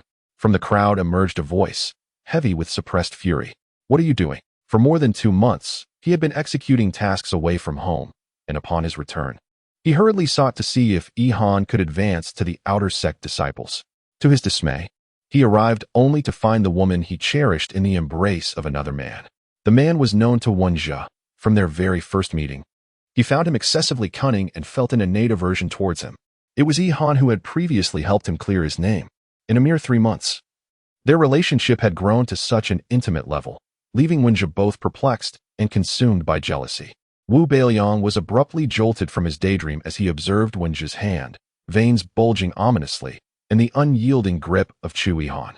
He was bewildered. Chu Shimi's grudge was remarkably precise. With a frown, a self-rescue plan came to his mind. Thus, in front of all, he embraced Chu Yihan, dramatically resting his head on her slender shoulder, his voice affected and delicate, resembling that of a woman. He lamented, "Oh, Yihan, I am truly terrified. That scoundrel ambushed me when he could not defeat me in a fair fight. He is utterly shameless. I never wish to see him again." In the face of Wenjia, Chu Yihan's intellect seemed to surge. She gently patted Wu Beiliang's back, speaking in a soothing tone akin to that used for a child. There, do not be afraid. You are in different pavilions. You shall not see him often." She turned her head towards Wenjia, offering a resigned smile. "Wenjia, forgive my dear sister. Though she appears carefree, she is quite timid at heart." As they naturally separated, Chu Yihan's heart raced, her ears flushed, yet her expression remained composed. Wenjia scrutinized Wu Beiliang with suspicion, unable to believe that this lad could possess a feminine disposition, yet he refrained from voicing his doubts. He smiled warmly at Chu Yihan. "These past 2 months, my junior brothers and I ventured to the Valley of 10,000 Demons to hunt. I returned just to see you, Yihan. Which pavilion did you choose?" Chu Yihan replied obediently, "The Huaiwa Pavilion." Many female disciples sighed inwardly, lamenting how such a handsome junior had devolved into this peculiar being. Just moments ago, they had found him irresistibly charming, and now. Wu Beiliang raised his head, concealing his face with his sleeve. "Wenjia, Yihan, you carry on with your conversation. I must return for a sip of water to calm my nerves. Donkey, come carry me. I can hardly move." Donkey looked on disdainfully. "Humph. Is this demon still my illustrious and formidable master? I refuse to carry you. It may turn me into a woman, and then I shall never find a beautiful female donkey." Wu Beiliang seized its ear and climbed onto its back as it kicked its legs in resistance. He whispered in its ear, "Hurry and carry me away from this place of turmoil. Do you wish to use your donkey legs to serve me in Dahei roasted donkey meat?" At the mention of meat, Dahei disregarded Wu Beiliang's feminine demeanor and transformed into an eager companion. Donkey, frightened, bolted away, galloping swiftly, leaving even the outer sect disciples responsible for Wu Beiliang's reception in the dust. Chapter 44, Wild Roses and Little Yellow Flowers within the council chamber. The 6 elders simultaneously shifted their gazes toward the position of Elder Qingsong at the back, only to find it empty. Just moments ago, as the elders prepared to roll up their sleeves to contend for Wu Beiliang, Elder Qingsong had risen, clasping his fists solemnly, and addressed them. "Esteemed elders, I must confess. This Wu Beiliang is the son of an old acquaintance. Before his demise, he entrusted this child to me, requesting that I care for him. I have sheltered him in Pingong village for 15 years. It was only 3 months ago that I brought him to the mountain and personally met him in the Baichao garden. He lacks spiritual channels and possesses mediocre talent. Yet he has an extraordinary memory and a unique affinity for flora. His aptitude for alchemy is remarkable. While he may blend into the crowd under your tutelage, he could truly shine and make significant contributions to our Ling Tian sect under my guidance. I implore you to allow me to nurture him into a master of alchemy, thus fulfilling my promise to my late friend." Elder Qingsong, known for his amiable nature, seldom competed for disciples, making his request all the more compelling. The other elders found it difficult to refuse, particularly since Wu Beiliang's lack of spiritual channels indicated a limited potential for cultivation, rendering extraordinary achievements nearly impossible. The sole point of intrigue was how this young man managed to cultivate a 9th-tier spirit fruit in merely 3 months. Now, as Wu Beiliang engaged in combat with Gu Fengyan, the elders were taken aback, despite being at the peak of the first rank of qi refinings. His precise control and application of spiritual power were noteworthy. Furthermore, he demonstrated remarkable intelligence, provoking Gu Fengyan into promising him 3 moves and then opting for the most advantageous combat strategy. If he had chosen to use a treasure vessel for long-range attacks, Gu Fengyan could have easily evaded, and after 3 moves, defeat would have been inevitable for Wu Beiliang. Aware of this, he leveraged his speed to close the distance rapidly and launched a fierce assault. This unexpected turn of events threw Gu Fengyan off balance. In battle, Confidence and momentum are paramount. Panic often heralds failure. Wu Beiliang feigned an attack aimed at Gu Fengyan's face. But his true intention was to seize the latter's most formidable weapon, the scale sword. The swift maneuver to snatch the sword, followed by a knee strike, completely dismantled Gu Fengyan, who was at a loss for how to respond. What appeared to be a trivial skirmish among low-ranking disciples left a profound impression on the elders. Elder Qingsong, sensing the shift in their emotions, discreetly withdrew. Han Lingji, visibly displeased, clutched her slim waist and exclaimed, "What is the meaning of this? Did that old codger not say Wu Beiliang had talent only in alchemy and was lacking in other areas? Clearly, that is not the case." Shui Zhao gritted his teeth. Indeed, he is an exceptionally gifted individual with robust physical capabilities. He ought to be a disciple of our Langyu Pavilion, that old scoundrel Qingsong. Wu Qing wore a look of exasperation. I never imagined that the esteemed elder Qingsong would stoop to such shameless tactics to snatch a disciple. I am truly astounded. With that, Wu Qing turned on her heel and departed. Han Lingji, however, was not so magnanimous. No, I must confront him and demand that he relinquish the boy. Shui Zhao caressed his sharp blade. It has been a while since I sparred with elder Qingsong. Today seems like an opportune day. Let us go to Jinshan and practice. After the three departed, Luo Li shrugged, rose gracefully, and flew away. Having secured the exquisite spirit channel of Yihang, he was confident that, given time, he would surpass Wu Beiliang among the newly initiated outer disciples. Unaware of each other's schemes, Shui Anshan and Lu Qidong exchanged glances and left together. The following day, Wu Beiliang visited the Langyu Pavilion to report to the senior brother in charge of reception. "Greetings, senior brother. My name is Wu Beiliang. I look forward to your guidance." The senior brother, with a kind visage and elegant demeanor, had his hair neatly tied up with a crystal-clear jade hairpin, indicating his noble lineage. "Junior brother Wu, greetings. You are quite the celebrity within our sect now. Guidance is unnecessary. I can certainly show you around and introduce you to the facilities of the Dili Pavilion. My name is Qian Yutong. I arrived a year before you and am still an outer disciple, practicing under senior brother Lung." "Thank you, senior brother Qian. I appreciate your assistance," Wu Beiliang replied, eager to display his politeness, especially given Qian's amiable nature and shared surname, which resonated with him. The two walked in step, passing through a colorful glazed door into the training grounds for outer disciples of the Dili Pavilion. The previous Baichao Garden was merely a makeshift area for novice disciples to cultivate medicinal herbs and appeared somewhat rudimentary, but the outer disciples' training grounds, named Launching Garden, were far more splendid. As the name implies, this place was rich in spiritual energy and featured an elegant environment, with exquisite orchids blooming along the pathways, filling the air with their sweet fragrance. Taking a deep breath, Wu Beiliang savored the fragrant air, feeling invigorated. He perceived the Launching Garden not merely as a place for cultivation but as an exquisitely designed garden. From Qian Yutong, he learned that Elder Qingsong was adept at alchemy and fond of plants, hence the naming of the areas within the pavilion. Unlike other pavilions that simply referred to their training areas as the outer or inner disciples' training grounds, this distinction, however, bore little relevance to cultivation. Wu Beiliang shifted the conversation. "Senior brother Qian, now that I am an outer disciple, will I receive a greater allocation of resources?" Qian Yutong smiled. "The supplies are already at your training area. We shall head there now. As for cultivation, you may collect a volume of secret techniques from the library, primarily based on your interests. If you are uncertain, you may delay your selection for up to a month. Beyond that, it will be considered forfeited." Wu Beiliang nodded, his mind preoccupied with thoughts of what useful items he might acquire, prompting him to quicken his pace.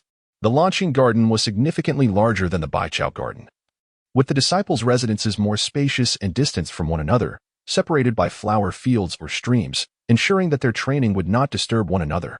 This arrangement pleased Wu Beiliang, as the constant noise from his donkey and large black dog could be bothersome to others. "Your training area is just ahead."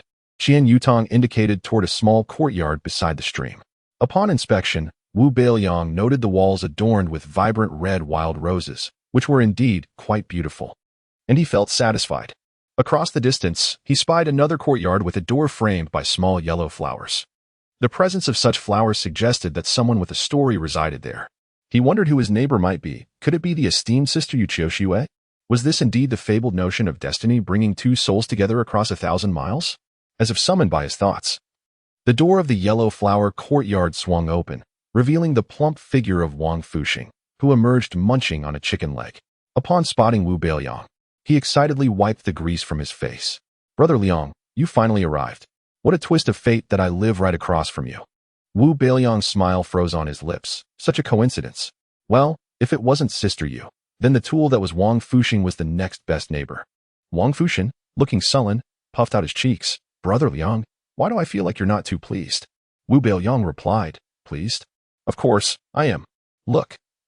Even Dahei has caught my enthusiasm. Dahei, go. Dahei's eyes gleamed with greed. It wasn't Wu Beiliang's excitement he felt, but rather the sight of the chicken leg. With a swift command, Dahei darted forward like an arrow. Ah! Wang Fuxing barely had time to exclaim before Dahei snatched the chicken leg from his grasp. Fearing that Wang Fuxing might attempt to reclaim it, Dahei bared his teeth and emitted a threatening growl. Wu Beiliang followed Qian Yutong into the courtyard. This was a small two-courtyard compound. From the outside, it appeared modest, but it likely possessed some unique formation for enhancement. After rounding the front porch, they entered the main courtyard, which comprised 2 main rooms and 2 side rooms, one designated as a bathing area and the other as a kitchen. Qian Yutong elaborated. Within the kitchen lies an ice cellar, stocked with vegetables and grains. Should supplies dwindle, one may seek out Sister Tsuhua, the steward of the herb garden, to procure a monthly allocation. Failure to claim it will be deemed as forfeiture. The bathing tubs are enchanted. Upon uttering the phrase water, come while standing beside them. They will automatically fill with warm spring water, beneficial for nourishing the body. Behind the house, there exists a spiritual field where one can obtain seeds from Steward Huang. The seeds are random, and the quality of the immortal herbs cultivated depends solely on the individual's skill. Wu Beiliang surveyed the surroundings, noting only essential supplies. Feeling somewhat disheartened, is there truly nothing such as elixirs or rare spiritual herbs as rewards? Indeed, they are all within the house. Before Qian Yutong could finish his sentence, Wu Beiliang transformed into a fleeting shadow and dashed inside. Brother Qian, I must take my leave for now. Qian Yutong was unperturbed and called out to him from outside. Very well, I shall take my leave. I reside in the courtyard of the Golden Flower in front. Should you have any questions, do not hesitate to ask me. Certainly. Thank you, Brother Qian. Wu Beiliang's voice echoed from within. Chapter 45. Women only affect the speed at which I draw my sword. On the table in the main house lay a brocade box measuring 5 feet long and 1.5 feet wide. Upon seeing such a luxurious box, especially one custom-made in the hue of red roses, Wu Beiliang anticipated it contained numerous treasures. However, upon opening it, he was met with considerable disappointment. Inside were merely 2 sets of outer sect disciples' uniforms, a peachwood sword, 2 first-grade yellow elixirs, a first-grade spirit herb, and a palm-sized silver 3-legged cauldron, nothing more. Wu Beiliang even extracted the velvet lining from the box, confirming its emptiness repeatedly before resigning himself to the reality. As he began to pack the elixirs and spirit herb, he couldn't help but grumble. Elder Qingsong is rather stingy. He should take a cue from Elder Lu of the Ascension sect, who generously gifts me with hundreds of years' worth of refined elixirs all at once. Such magnanimity. He sighed, deciding to head to the library to select a cultivation technique. Strengthening oneself was the only true foundation for survival, for both Gu Fengyin and Wenzhou were latent threats. Wu Beiliang donned the pristine sect uniform, a light blue long robe that fit him well and accentuated his tall, elegant stature. He styled his hair in a high bun reminiscent of Qian Yutong's look and lacking a jade hairpin. He plucked a branch from the peach tree by the spiritual field in the backyard to use as a makeshift adornment. Gazing into the mirror, he couldn't help but appreciate the transformation. He had gone from a street urchin to a refined young master of a scholarly family. The peach branch served as the perfect finishing touch, adding a hint of whimsy. He wondered if Sister Yu would feel her heart flutter upon seeing him. Subsequently, he arranged accommodations for Dahei and Erlüüzi near the kitchen and retrieved the basin from the Jiuhua garden to pour them some spiritual liquid. Dahei, having relished a chicken leg from Wang Fuxing, was already content, sipping the spiritual liquid before dozing in the sun. Meanwhile, Erlüüzi eagerly awaited his feeding. Wu Beiliang inspected the ice cellar. Though there was still no meat, there were plenty of fresh vegetables and seasonal fruits. He took an apple for himself and tossed a few cucumbers to Erlüüzi. Having completed these tasks, Wang Fuxing arrived. Upon seeing Wu Beiliang leaning against the kitchen door, he lamented, Liang Gu, why do I look like a faded green caterpillar in the same clothes, while you appear so dashing and regal? Wu Beiliang patted his shoulder and comforted him. Afu, the ways of heaven are impartial. After bestowing upon me a life of poverty and isolation, How could it still expect me to grow into your physique? I do not envy your wealth. You should not begrudge me my looks. Have you been to the library yet? Let us go together. This place is vast and easy to get lost in contrast to the small Baichao garden, where there was only a single path to the back mountain. Now at the Tiangong Pavilion, he needed to be cautious. If Wang Fuxing was also unfamiliar with the route, he would have to bring Dahei to avoid inadvertently wandering into a forbidden area. Wang Fuxing, finding Wu Beiliang's insight admirable, responded without further thought. I came to find you to go to the library. Don't worry, I've memorized the paths here in advance. With this reassurance, Wu Beiliang felt a sense of relief, instructing Dahei to guard the home before stepping out with Wang Fuxing. Wang Fuxing, a veritable walking encyclopedia, enlightened Wu Beiliang along the way about the medicinal properties, toxicities, and meanings of various plants. For instance, he pointed out the wild roses in front of them, saying, "These flowers thrive by the roadside and near fields, flourishing best where there is water. They bloom for a long time, exuding a rich yet unpretentious fragrance. The dried petals can be used in medicine, helping to dispel dampness, promote circulation, and stop bleeding, symbolizing passionate love." He nudged Wu Beiliang's elbow, a good omen. Liang Gu. Feigning indifference, Wu Beiliang waved his hand dismissively. Women only affect the speed at which I draw my sword. Until my cultivation reaches fruition, I will not entertain matters of the heart. A man, once entangled in love, may find his heroic spirit diminished.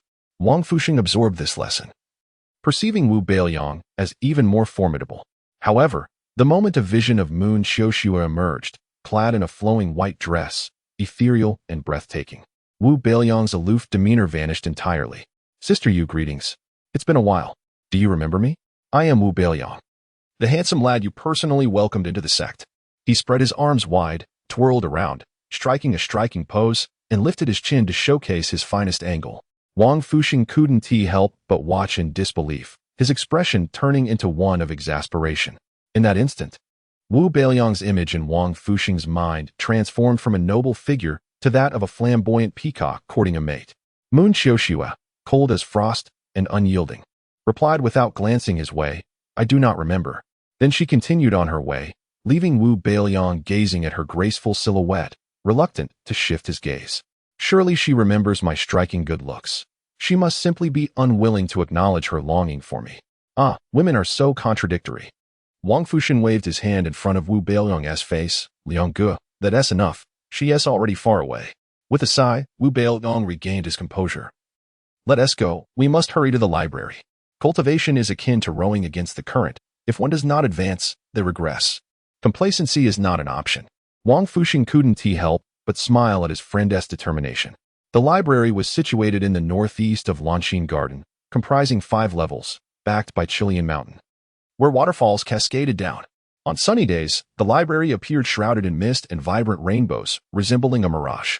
Disciples flowed in and out, both outer and inner sect members, distinguishable by their differing attire, outer sect in light blue, inner sect in white. Upon entering, they encountered a black stone wall resembling that in the task hall, with golden characters shimmering across its surface. In front sat an elderly man clad in a dark blue robe, his hair white as snow. Wu Beiliang displayed his signature friendly smile and clasped his hands, addressing the old man. "Sir, we are newly promoted outer sect disciples. May I inquire where we can obtain the cultivation secret records?" The elder glanced at him, then retrieved 4 tomes from the drawer of the long table. The Methods and Prohibitions of the Three-Legged Cauldron, Introduction to Alchemy, Volume 1.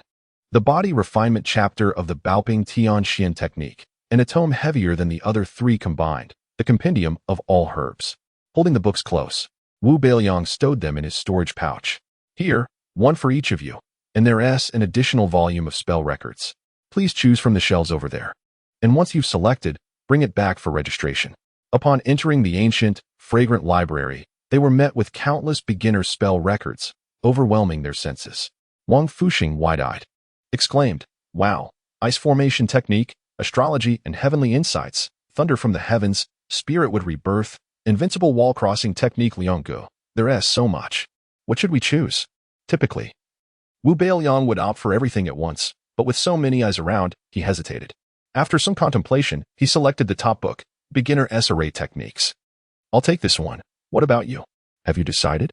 he asked, glancing over at Wang Fuxing, who was fixated on a book titled Revival Technique, Beginner Volume. his expression grave. Yang Ge, do you think this technique can bring someone back to life? Can my mother come back? Chapter 46. The turmoil in the library. Wu Beiliang was overwhelmed with mixed emotions, relieved that he remained unaware of his parents' identities, thus sparing himself from any baseless fantasies. Ah Fu, he mused, life and death are predetermined. Once departed, one cannot return. Such notions defy the natural order. Consider this. If your mother were to return, witnessing your father wed to numerous concubines, how would she fare? Would she engage in daily strife with them for your father's affection, or would she languish in solitude? If your aspiration is to master the healing arts and become a renowned physician, bringing benefits to many, I wholeheartedly support you. Your extensive knowledge of herbal medicine will undoubtedly prove invaluable. However, let not your mind wander into folly, for it may harm both yourself and others, jeopardizing your path of cultivation. What say you? Wang Fuxing pondered for a moment, then selected the book titled Elementary Techniques of Resurrection. This will suffice. I shall heed your counsel, Brother Liang. Wu Beiliang nodded, and the two proceeded to register. Upon registration, Wu Beiliang noticed that the inner disciples ascended directly to the second floor and inquired of the elder, "What lies on the second floor, sir?" The elder lazily replied, "The second floor houses intermediate techniques and corresponding manuals, not meant for novices like yourselves. There exists a threshold of contribution points. Borrowing requires redemption with these points. Focus on your cultivation for now, and perhaps in a year or so, your contributions may suffice to ascend." What is the threshold? How many points are deducted for borrowing? Wu Beiliang asked, his curiosity piqued. The elder remained taciturn, as if disregarding him entirely. To him, Wu Beiliang appeared merely a bothersome disciple, and engaging further would be a waste of time. "Hey, old man," Wang Fuxing exclaimed, but the elder shot him a glare that rendered him speechless. Wu Beiliang refrained from further inquiries, observing the elder as he processed the borrowing requests of other disciples. The elder would ask for their names, inscribe them on a black wall, and their contribution points would then be displayed. One disciple had 420 points. The elder deducted 20 points and, with a flick of his pen, the disciple's name vanished. Wu Beiliang comprehended the process. As the elder inscribed another disciple's name, he swiftly darted past the elder and snatched the pen from his grasp, inscribing his own name on the black wall. The elder, furious, reclaimed the pen, exclaiming, "Are you itching for trouble? How dare you seize my pen?" Before he could finish, the wall displayed the youth's contribution points, 1,680. The elder was taken aback. Was this truly a new disciple? Such a high contribution was extraordinary. Typically, it took 3 years of cultivation in the outer sect to accumulate such points. The elder, having been absent from the library for too long, was unaware that this disciple had cultivated a 9th-grade spirit fruit, earning the highest contributions among all apprentices. Not only could he access the second floor, but he could also ascend to the third. Qian Yutong appeared behind Wu Beiliang, his voice low yet audible enough for several disciples to overhear, casting curious glances at the young man. Wu Beiliang smiled shyly, humbly stating, "It is merely good fortune." The elder snorted and pointed at Wang Fuxing, asking, "What is your name?" Wang Fuxing, the plump boy, stammered. The elder, having released his silent spell, expected little contribution from him. Upon writing his name, however, it revealed a surprising 480 points. "You may ascend," the elder remarked dismissively. Qian Yutong accompanied them, having aided Wang Fuxing the previous day, thus they were acquainted. As they ascended to the second floor, Wu Beiliang interjected, "Brother Qian, that old fellow." He coughed to halt Wang Fuxing before he could utter something untoward. Qian Yutong explained, "The elder is not malevolent. He merely holds antiquated views and is rather obstinate. Not targeting you personally." Wang Fuxing nodded in understanding, ceasing his complaints. "Ah, I see," Wu Beiliang chimed in, his gaze wandering the shelves. "What book are you seeking?" Qian Yutong inquired. "Books related to formations," Wu Beiliang replied. Qian Yutong led him past 2 shelves, pointing to the last one. "All intermediate formation manuals are located here, including some practical applications. However, intermediate formations are exceedingly complex, far surpassing the simplicity of novice formations in intricacy. Furthermore, the quality of the formation core is paramount, often requiring treasures of immense value. Lastly, intermediate formations demand a significant expenditure of spirit stones for energy support. Thus, in our Lingtian sect, even inner and outer disciples seldom invest their efforts in intermediate formations. If you truly wish to pursue formations, it would be prudent to thoroughly comprehend the elementary formation techniques downstairs first." Wu Beiliang grinned. "Thank you, Brother Qian, for your enlightening guidance. I shall peruse the texts to familiarize myself with formidable formations, lest I encounter them in the future and be deemed ignorant. With that, he placed 5 formation books into his storage pouch. After circling the shelves a few more times, he selected Steps of the Horizon, Introduction to Diamond Divine Skills, and Fragments of Thunderclap Palm before preparing to depart. Before descending, he noticed a book titled The Great Demon Pill lying dusty on the floor. An impulse surged within him, and he retrieved it, flipping through its pages. His heart racing with excitement, he discreetly stowed it away in his pouch and descended with Wang Fuxing. Brother Qian, we have yet to dine. We shall take our leave for now and seek your counsel another day. Upon reaching the first floor, Wu Beiliang observed the elder still appearing displeased. Seizing the opportunity while few were present, he filled a bottle with alien brand spirit liquid and offered it to the elder. Sir, you've been busy for quite some time. Perhaps a sip of water would quench your thirst? Initially, the elder regarded it with disdain, but after Wu Beiliang coaxed him into tasting it, the wrinkles around his eyes unfurled in delight. Ah, this water, he exclaimed, gazing at Wu Beiliang, his mood lifted. Wu Beiliang placed the spirit liquid on the table. To quench your thirst, I apologize for any previous transgressions. We are newcomers and humbly request your forgiveness. The elder's demeanor softened considerably, primarily due to the spirit liquid revitalizing him, dispelling his fatigue. You too seek enlightenment in your cultivation. How could I hold grievances against you youngsters? If you wish to borrow any books, present them, and I shall assist with the registration. Wang Fuxing eagerly produced intermediate techniques of resurrection. The elder recorded it, then turned to Wu Beiliang, who tidied up the table to create space. The elder, beaming, remarked, Ah, this child is considerate. No need to tidy up. I shall handle it myself shortly. Wu Beiliang replied, It is necessary. I cannot leave it in disarray. With a flourish, 9 books appeared on the table. The elder stared in disbelief at Wu Beiliang and cautioned, Are you certain you can read all these? There is a borrowing limit of 3 days. Exceeding this will incur deductions from your contribution points. Not to worry, I have ample points. Feel free to deduct as needed. If necessary, I shall deposit additional points on your behalf, Wu Beiliang declared extravagantly. Upon departing the library, the two made their way to the deacon's hall, where they collected a pouch of seeds from Deacon Huang, before finally returning home. Upon entering his residence, Wu Beiliang did not rush to peruse the books, but instead headed to the backyard. The spirit field in the rear emanated a gentle aura, with soft, moist soil. He opened the seed blind box, revealing 6 seeds. After soaking them in alien liquid until they absorbed the spirit energy, he carefully planted them. He then watered the seeds with more spirit liquid and instructed Erlüüzi to tend to them diligently, promising a generous reward for cultivating high-quality, immortal herbs. In the ensuing days, Wu Beiliang devoted himself to intense study.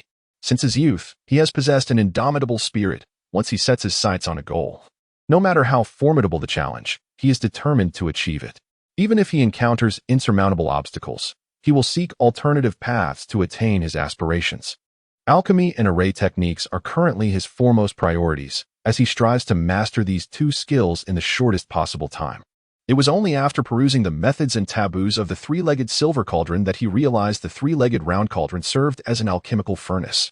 Elder Qingsong, a renowned master of alchemy within the Ling Tian sect, insists that as a disciple of the earthly jade pavilion, one must grasp the fundamentals of alchemy and the compendium of all herbs, regardless of one's interest in the craft. Chapter 47. The first alchemy. Wu Beiliang aspired to cultivate rapidly and grow stronger, yet he was not one to reach for the unattainable. He understood that a solid foundation was essential. After comprehending the methods of utilizing the 3-legged cauldron, he began to fervently memorize the 10,000 herbs compendium. To avoid squandering time, he recited while seated in a tub, absorbing spiritual liquid and practicing the Baoping Tianxian Gong's Qi refinement chapter.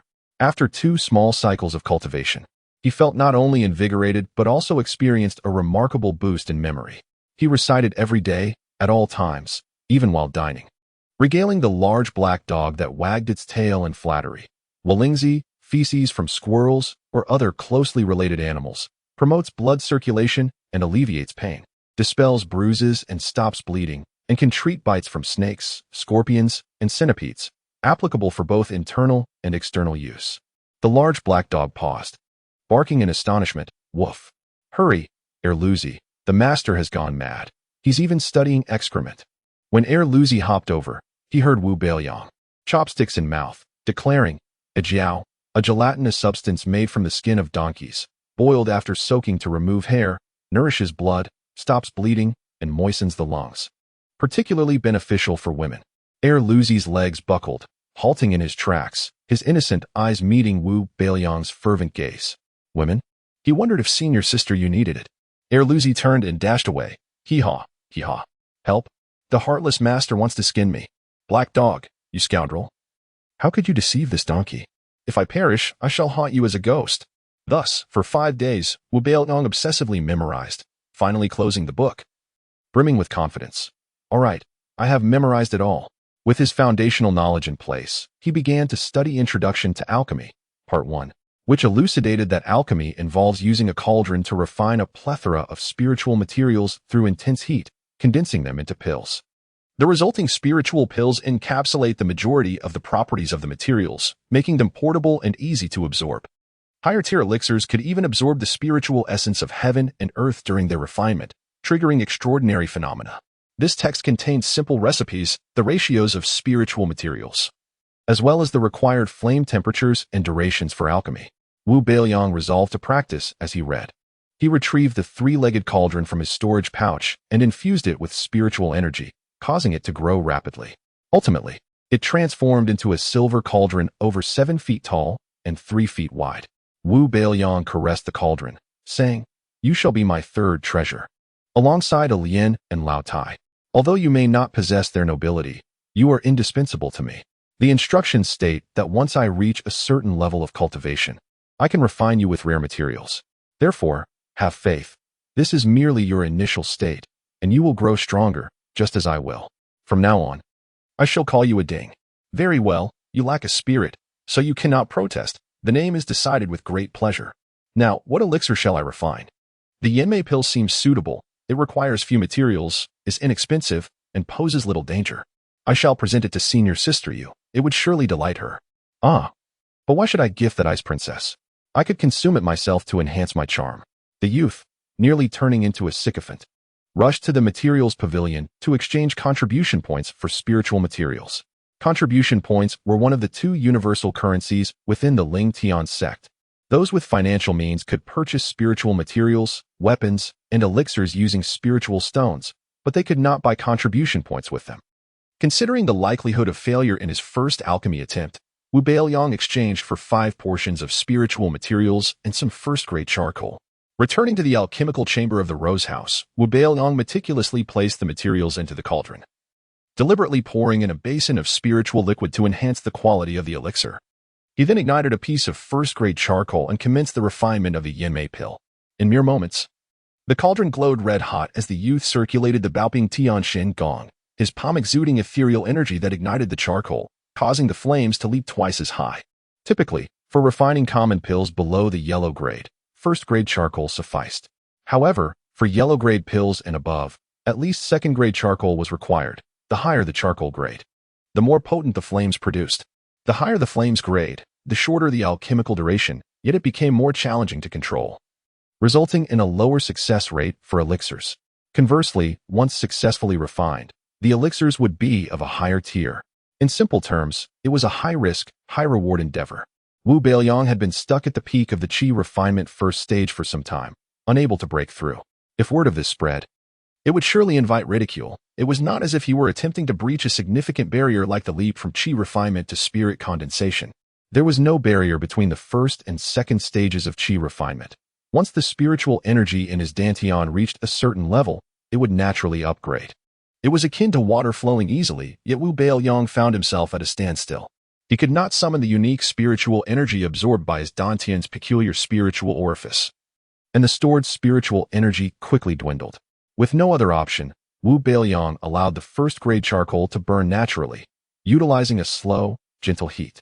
After 10 hours, a fragrant aroma wafted from the cauldron. Wu Beiliang's heart soared.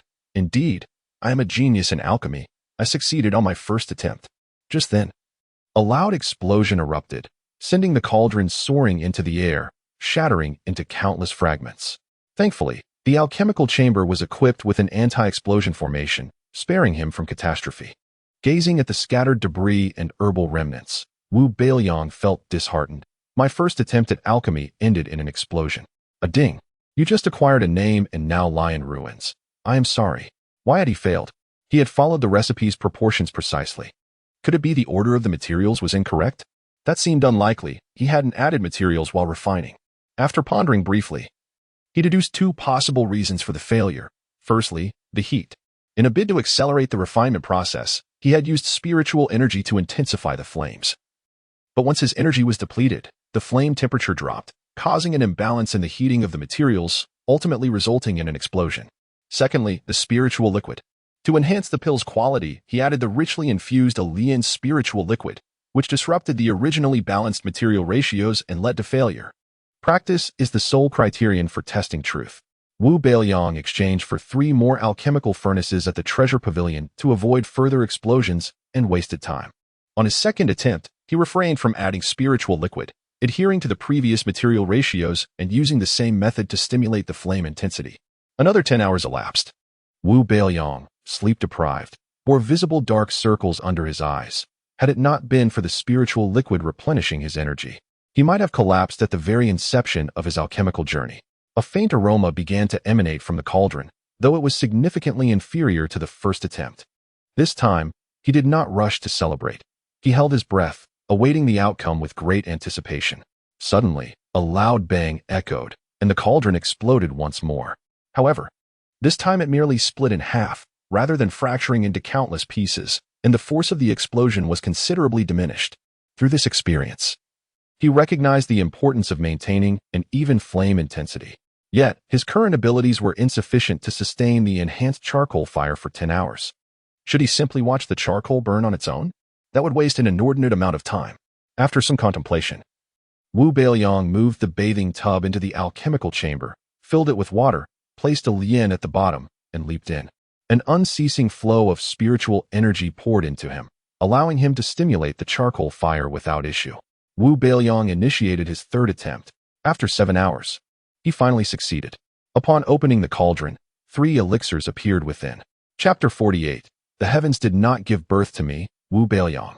The path of alchemy is as eternal as the long night. This is my first attempt at concocting an elixir, and truly, it is utterly disappointing. As Beiliang observed the temperature drop, he extracted 3 dark red pills, his dissatisfaction evident. The contained spiritual energy was scarce, and the impurities numerous, leaving it leagues away from being classified as a quality elixir. With a common alchemical furnace, ordinary materials, and standard fuel, even someone as exceptional as myself could not transcend mediocrity in my creations. Such pitiful concoctions are unworthy of being gifted. Senior sister, you would surely scoff at them. Given the quality of these pills, they are only fit for Dahei. The youth grimaced, preparing to refine a 4th batch of Yinmei pills. This time, he added double the materials and poured in 2 basins of spiritual liquid. Once the materials absorbed the liquid, a pungent scent reminiscent of inferior perfume filled the air, causing him to frown slightly as he retrieved 3 Tsanchi herbs. The acrid odor diminished somewhat but remained unpleasant, prompting him to extract a bit of aloe ginger. After much toiling for the span of half a jaw stick, a harmonious aroma finally emanated from the materials. With the furnace sealed, the refining commenced. 8 hours later, an enticing fragrance wafted from the alchemical furnace, rich yet not overpowering. As the flames subsided, the elixirs took shape. Beiliang opened the furnace, his face alight with excitement. He could tell from the scent alone that this batch was of superior quality. He retrieved 7 elixirs, and upon closer inspection, his mouth twitched. The aroma was rich. Spiritual light flickered. With only 30% impurities, this must be at least a 6th-grade yellow-tier elixir. However, the pills appeared deep brown, easily mistaken for dung if cast aside. Dahei, come here, my good boy, he called. Dahei approached cautiously, wary of his master's gentle tone, which often preceded mischief. Beiliang produced a chicken leg from his storage bag. Would you like a bite? Open wide. Dahei's mouth watered profusely as it eagerly complied, only to find itself stuffed with a mystery pill. Beiliang pinched the dog's mouth shut, preventing it from spitting out the morsel, and with a swift motion, the elixir was swallowed. As soon as he released Dahei, the dog dashed away, lapping water voraciously by the basin. Woof, woof, woof. What have you given me? You deceitful creature? Poison? This tastes dreadful.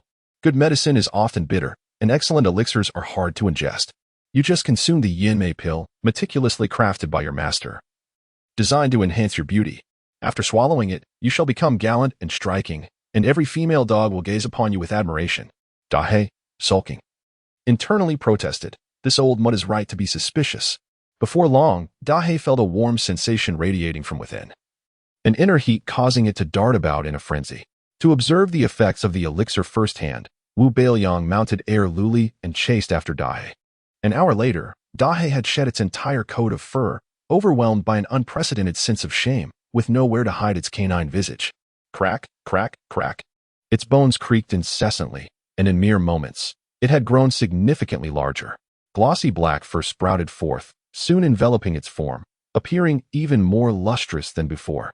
Moreover, its face had taken on a more distinguished appearance. Beiliang was astounded. While the visual appeal of the Yinmei pill was lacking, its effects were truly remarkable. Using Dahei as a test subject, Beiliang consumed 2 pills himself. Though he was already exceptionally handsome, one could never have too much charm. Surely, the next time senior sister you sees me, she will be captivated by my allure. After 3 hours of shedding, hair loss, and bone elongation, Beiliang underwent a transformation. He grew 4 centimeters taller, his physique became sturdier, his abdominal muscles more defined, and his facial features more sculpted, his brows sharp as swords, eyes twinkling like stars, a prominent nose, and a jawline as refined as if chiseled. In essence, he was now so striking that he could outshine the stars. After consecutive days of refining Yinmei pills, Beiliang felt he had overexerted himself. Thus, he resolved to take a break for a couple of days. He retrieved the Tianya step from his storage bag and began to study it earnestly. The Tianya step is a form of movement technique for disciples of the cultivation sect.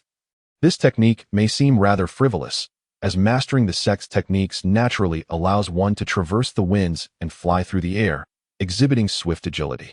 Spending 20 contribution points on a technique that hardly spans 10 pages feels like a waste. Yet, Beiliang held a different perspective. To become a stronger, tougher, and swifter man, one must possess a broader skill set than others. He opened the first page, which read, Tianya step, as the name suggests, when perfected, allows one to traverse great distances in a single step. Mastering this technique enables one to eliminate foes, silence witnesses, and escape at will, roaming the vast wilderness with ease. Beiliang felt a surge of determination. He resolved to master the Tianya step, facing foes boldly and retreating swiftly when necessary. For a gentleman's revenge is best served after a century. He did not rush to practice, but instead absorbed all the content, imprinting it in his mind. After all, the deadline for returning the borrowed materials had passed. Once he had committed the technique to memory, he retrieved the introductory text on the Vajra divine art. This was a body refinement technique. In the world of the great wilderness, practitioners tend to prioritize spiritual perception and magical arts, often neglecting body refinement, as a plethora of magical artifacts can provide protection, making the investment of time and body training seem unnecessary. After all, one risks developing an unsightly mass of muscle. Divine beings are often perceived as ethereal and enigmatic, and a body brimming with muscle hardly fits that image. Beiliang believed that no matter how many artifacts one possesses, they are ultimately external. Nothing surpasses the reliability of one's own robust physicality in withstanding blows. He swiftly finished reading and memorizing the introductory text on the Vajra divine art, which merely detailed how to make one's skin impervious to knives and blades. Representing the first layer of the technique, he would refine his skin into Vajra's skin before seeking the advanced chapters. The youth then pulled out a third text, the Heavenly Strike Thunder Palm fragment. Upon opening it, Beiliang gaped in astonishment. 3 black lines appearing on his forehead. It was indeed a fragment. Each page contained only the upper half, with the text abruptly cutting off at crucial points, and the illustrations of palm techniques incomplete, leaving him utterly bewildered. This was exceedingly frustrating. After several deep breaths, he managed to calm his tumultuous emotions and retrieve the neglected tome, Great Demon Pill Formation. This book detailed how to cultivate top-tier demon pets. Presenting an unconventional approach, young demons often lack intelligence and seldom possess suitable techniques. Thus, the only 2 shortcuts to their growth are consuming demon pills and spiritual elixirs. Beiliang diligently transcribed the recipes for elixirs suitable for demon consumption, intending to later gather the materials to concoct them for Dahei and Erlüüzi. Should they evolve into great demons, he would gain 2 formidable allies. After recording everything, Beiliang returned the books to the library. After discreetly slipping a vial of spiritual liquid to Elder Huemu, he began to voice his grievances. Elder Huemu, this book is quite the ripoff. Only half of the content is present. Could you forego deducting my borrowing points? As the saying goes, a short hand cannot refuse a short gift. Having just accepted the spiritual liquid, Elder Huemu found it difficult to decline. He cleared his throat and said, "Rules are rules. I cannot waive the contribution points. However, I shall gift you this fragment of the Heavenly Strike Thunder Palm. It's not as if anyone else would want it." Though it was only a partial text and incomprehensible, the written words and half-drawn illustrations convinced Wu Beiliang of the technique's immense potential. Should he ever find the other half, he would be able to practice this powerful palm technique. Though retaining it might be of little use, it was certainly better than losing contribution points. On his way home, Wu Beiliang encountered Qian Yutang. "Ah, junior brother Wu, it seems you have grown taller and even more handsome since we last met." Wu Beiliang cleared his throat and pointed at his boots. "I have some padding inside." Qian Yutang paused momentarily before deftly shifting the conversation. "Junior brother Wu, the other day I passed by your courtyard and heard an explosion. Was it the alchemical furnace that detonated?" Wu Beiliang nodded. "Indeed. I had hoped for a successful outcome on the first attempt." Qian Yutang chuckled, shaking his head. "Even with a well-crafted formula and superior materials, successfully refining a pill is exceedingly challenging. It took me 3 months to produce my first elixir. Our most gifted senior brother Lang and junior sister Yu also required over half a month for their initial success.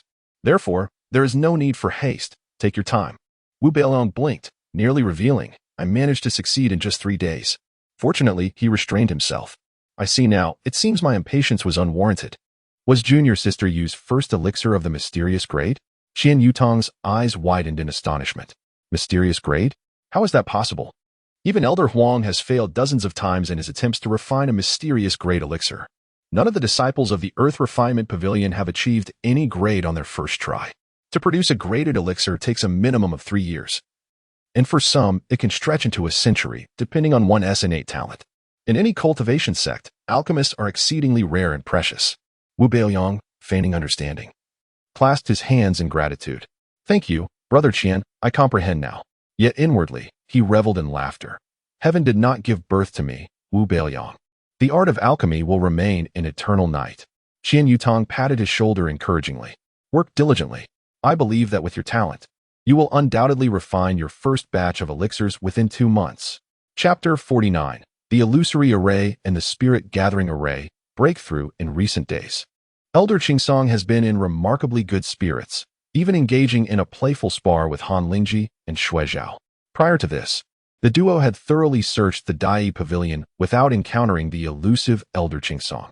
Their motivation was not merely the absence of Wu Beiliang, but rather the lingering frustration at having been deceived by the cunning old man. After their bout, Han Lingji furrowed her beautifully arched brows and inquired, "Qingsong, what delightful news has brought such a glow to your countenance?" "Oh, it's nothing much," Elder Qingsong replied with a smile. "I simply feel that the long, tedious years of cultivation have suddenly been infused with color." Shui Zhao, his brow knitted in curiosity, speculated, "Could it be that you have found a new romantic companion?" With a twitch of his lips, Elder Qingsong retorted, "Nonsense. At my age, such thoughts are far from my mind." "Then what is the source of your joy?" she pressed. "Is there?" "No, there isn't," he exclaimed. "I have matters to attend to, farewell." With that, he transformed his whisk into a celestial crane and soared towards Duantian Peak. He was eager to inform his master that he had taken on a prodigy in alchemy.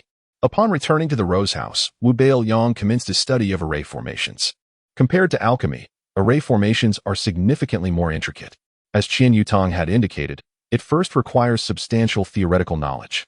After finishing the introductory manual on array manipulation, he found himself compelled to borrow additional texts on yin-yang, 5 elements, and 8 trigrams from the library. Moreover, array formations demand a greater expenditure of spirit stones and materials, with the core materials being relatively precious. Within the entire Lingtian sect, only Elder Wuyin of Duantian Peak and a handful of venerable elders, who had not emerged from seclusion for centuries, had truly mastered array formations. Furthermore, the initial activation of an array requires a vast amount of spiritual energy. If one's cultivation is insufficient, even setting up the array becomes a daunting challenge. The sect's protective mountain array was established by the founding ancestor in conjunction with the highest elders. Had it not been for his lucrative ventures involving Wang Fuxing and Zhu Han, and the profits from selling Tian Mountain water, Wu Beiliang would have found despair after merely reading the introductory manual. Just 2 days prior, Zhu Han had gifted him 1,000 spirit stones as a token of gratitude for aiding her in becoming an outer disciple. As long as it wasn't a betrothal gift, he felt justified in accepting it. His motivations for learning array formations were twofold. First, both a Lian and old iron were exceptional treasures that should not be easily revealed, along with the astonishing growth of the spirit plants. He wished to keep this knowledge from others. Previously, when he had severed Gu Fingyan's scale light sword with old iron, he had only demonstrated a fraction of its true capabilities, thus avoiding attention. Now, at Dahei Pavilion, he needed to exercise even greater caution, as the multitude of disciples made it imperative to be wary of appearances and intentions. Second, the primary array, the spirit-gathering array, could assist in cultivation. Although its efficacy paled in comparison to higher-level arrays, it could significantly accelerate his progress. Driven by the desire to grow stronger and qualify for the triennial Nirvana competition, Wu Beiliang exerted every effort. 3 days later, after nearly exhausting his theoretical studies, he ventured to the material pavilion and spent a staggering 1,200 spirit stones on the materials and core required for both the spirit-gathering array and the illusory array, leaving him breathless at the expense. Such a waste of spirit stones. All the hard-earned stones, gone in an instant. Upon returning, he meticulously followed the instructions in the introductory manual to establish the core of the array in the alchemy room, securing the phoenix spirit feather, which he had purchased for 500 spirit stones, in place. He then arranged spirit stones and corresponding materials according to the directions of the 8 trigrams, with the core at its center. After 2 hours, he finally completed the spirit-gathering array. Wu Beiliang directed his spiritual energy into the phoenix spirit feather, which immediately radiated a faint, multicolored glow. The light spread outward, forming invisible connections with the various materials, while the corresponding spirit stones released their energy, merging with the light. Gradually, the glow from the phoenix spirit feather intensified. Filled with delight, Wu Beiliang thought, "Indeed, I am a genius. The array appears to be working." However, reality proved him premature in his celebration. The spirit-gathering array did not succeed. It seemed that his spiritual energy had been depleted, rendering him incapable of activating it. Undeterred by this failure, he recognized that there were no actual losses involved. After a few hours of rest, his spiritual energy replenished. The following day, he immersed himself in the spirit liquid once more to activate the spirit-gathering array. This method proved effective. He was not drained by the core phoenix spirit feather this time. Yet again, he failed to activate the array, indicating that the issue lay elsewhere. Upon careful examination, he suspected that the positioning of the materials might not have been precise enough, prompting him to make cautious adjustments. The next day, after a lian had cooled, Wu Beiliang attempted to activate the array once more, only to encounter yet another failure. What is going on? This shouldn't be. Puzzled, he resolved not to waste any more spiritual energy on the spirit-gathering array until he identified the issue. The subsequent day, he set up the illusory array in the courtyard. If successful, the exaggerated growth of the spirit plants in his field would remain hidden from outsiders. Even if they reached heights of 100 feet, ordinary disciples would remain oblivious. That evening, Wu Beiliang carried a wooden tub into the courtyard and utilized a Lian-S spirit liquid to activate the illusory array. This array enveloped the entire rose house. Concerned about insufficient spiritual energy, he placed an extra 2 spirit stones at each node. After 2 hours, with a resounding boom, the illusory array activated successfully. Points of light flickered, and spiritual energy surged, intertwining with the spiritual strands in the void, flowing into the core of the array, the 9-life cat demon SI. While the energy from the spirit stones sustained the array's operation, the youth within rejoiced, his smile brighter than the sunflowers. It worked. I truly am a genius. Woof. Master Silver, dear Master Silver, where are you? I cannot see you. Dahei stood less than 3 meters from Wu Beiliang, turning its head in confusion, unable to spot him, as if a leaf had obscured its vision. Yep. Master Silver, can't you see me? Why can I only hear your voice? Where are you, Master Silver? The pitiful voice of Erlüüzi echoed, standing less than 5 meters away from Wu Beiliang, with a twitch of his lips. Wu Beiliang thought, these two certainly know how to play their parts. A thread of spiritual energy shot from his fingertip, striking the invisible core of the array. The 9-life cat demon SI, causing the array to deactivate. Dahei and Erlüüzi rushed towards Wu Beiliang, joyfully licking his handsome face. Damn it. After the success of the illusory array, Wu Beiliang felt a surge of inspiration. After giving the two creatures a good scolding, he returned indoors to add an additional spirit stone to each array node. The next day, once the spiritual energy in his dantian had replenished, he once again attempted to activate the array. 1 hour later, a resonant hum filled the air as multicolored light flowed within the alchemy room, bursting forth through the roof, forming an inverted, luminous funnel. The spiritual energy floating in the void seemed summoned, rushing toward Wu Beiliang's alchemy room with fervor. In an instant, the concentration of spiritual energy within the room surged to over 100 times its usual density. Filled with elation, Wu Beiliang quickly utilized the spirit gathering array along with a Lian-S spirit liquid to cultivate the Tian Xin Gong SG refinement chapter. After 2 hours, he heard a series of cracking sounds in his dantian. When the cracking ceased, the small pond within had expanded by 1/3. He had finally broken through the minor bottleneck and advanced to the second tier of Qi refinement. Chapter 50. The explosive spirit pill and minor progress in the diamond technique. Wu Beiliang assumed the posture depicted in the second illustration. As the dense spiritual energy within the alchemy chamber surged into his body, coursing through his limbs in 108 vital points. As was customary, an overwhelming 99,999 parts of the spiritual energy vanished into the chaotic abyss beneath his dantian. The remaining essence transformed into pure spiritual energy, converging in the small pond within his dantian. After another hour, Alien entered the cooling phase. Wu Beiliang opened his eyes, their clarity and depth intensified, his senses sharpened, while a foul, sticky residue clung to the surface of his skin. After cleansing himself, he felt elated. With the enhancement of the spiritual gathering array, his cultivation speed accelerated by nearly half. Upon halting the array's operation, Wu Beiliang deftly gestured with his hands, and 4-foot-tall treasure vials materialized before him. With a mere thought, the vials soared in different directions, shattering 4 stones, each towering over a person. In the ensuing days, he practiced the Tianyab, the diamond technique, tended to the spiritual plants, and amused himself with the dogs and donkeys by day, while at night he immersed himself in Alien's spiritual liquid and trained in the bottle technique. The Tianyab was not particularly challenging. In just 3 days, he matched the speed of the second donkey, and in 5 days, he surpassed Dahei. When he executed the technique, he resembled a gust of wind, leaving only an afterimage to the untrained eye. However, this agility consumed considerable spiritual energy, which was understandable, as any explosive movement necessitated immense energy expenditure. Conversely, the diamond technique was far more arduous.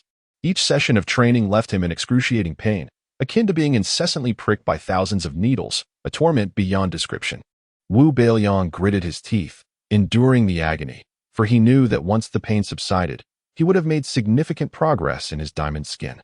The energy circulation method of the diamond technique was exceedingly peculiar, contrasting starkly with orthodox cultivation methods, often leading to erratic surges.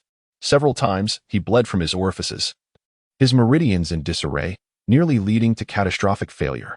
Fortunately, the alien spiritual liquid provided internal restoration following each session. Time, in its busy nature, seemed fleeting, like a child slipping away unnoticed from home. 2 months later, Wu Beiliang had reached the pinnacle of the second tier of Qi refinement, preparing to break through a minor bottleneck. His rapid cultivation was largely attributed to the dual support of Alien and the spiritual gathering array. To enhance the array's efficacy, he soaked dozens of spiritual materials in the spiritual liquid and doubled the use of spirit stones. It proved effective, multiplying the array's performance several times, rivaling that of an average mid-tier gathering array. In addition, he had successfully refined pills 12 times, boasting a 50% success rate, an unparalleled achievement in the realm of cultivation.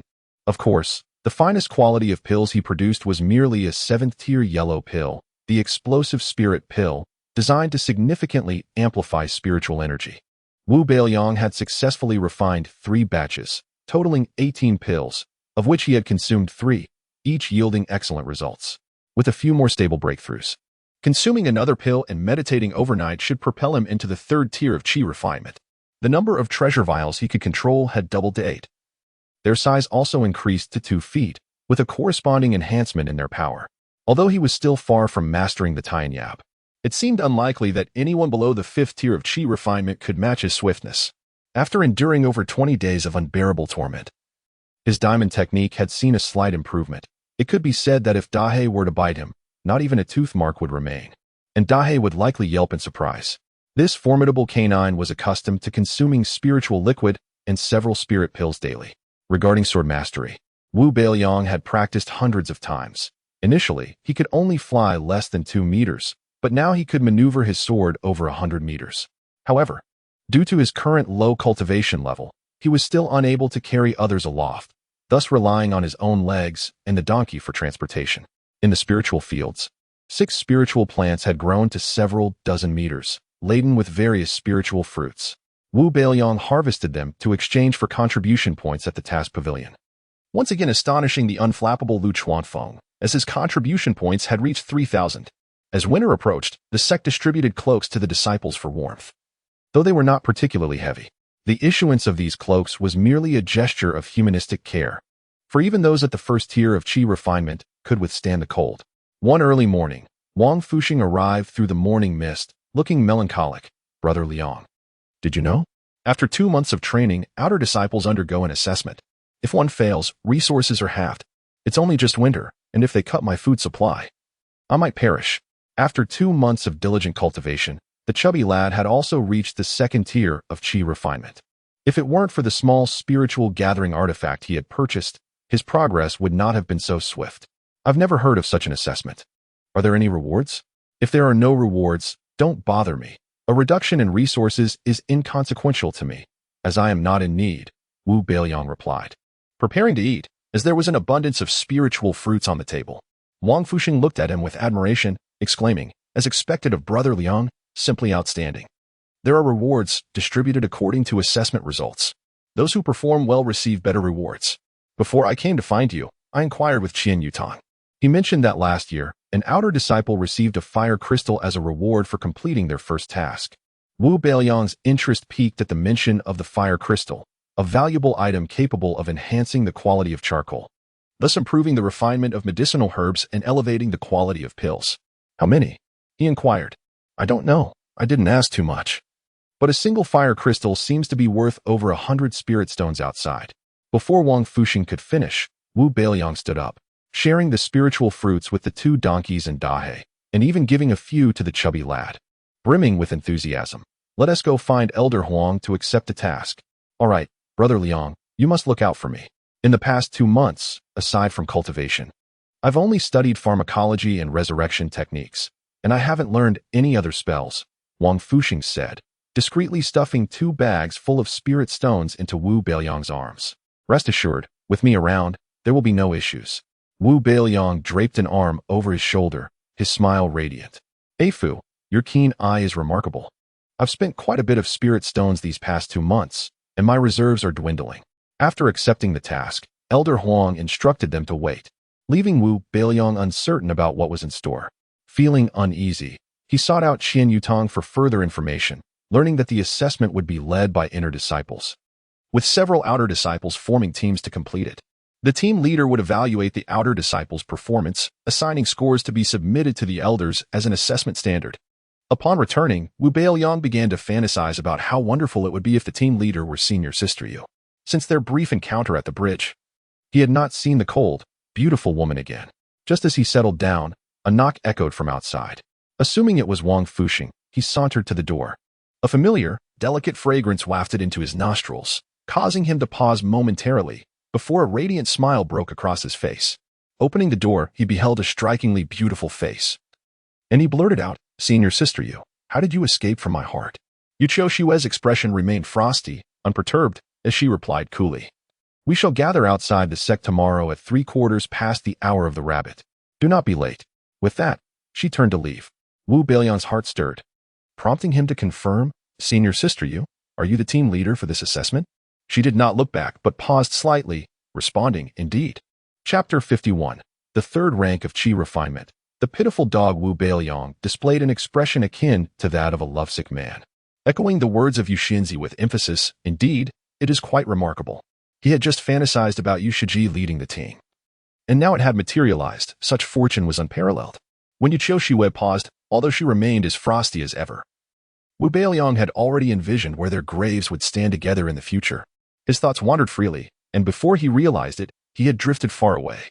Yu Qiushui was also somewhat surprised by Wu Beiliang. More than 5 months ago, he was still an immature youth, with a mischievous glint in his eyes, reminiscent of a playful child. But now, 5 months later, he seemed to have undergone a transformation, while he still retained his cunning nature. He appeared as a refined and elegant figure, strikingly handsome. Yu Qiuxiue loathed his flattery and chose to ignore him, elegantly flicking her finger as she soared away on a spirit herb, resembling a celestial being. The youth gazed longingly in the direction she departed, his heart filled with yearning. Akin to a stone that longs for its beloved, he mused, when will I be able to snap my fingers and have a companion appear to carry me to the heavens? Wang Fuxing approached with a spring in his step, waving his chubby hand in front of Wu Beiliang. Liang Gu, stop staring. She's already far away. Wu Beiliang swatted his hand aside, casting a sidelong glance at the little chubby figure. Did Yu Shiji inform you as well? Wang Fuxing nodded. Yes, this is a team mission, executed by our respective halls.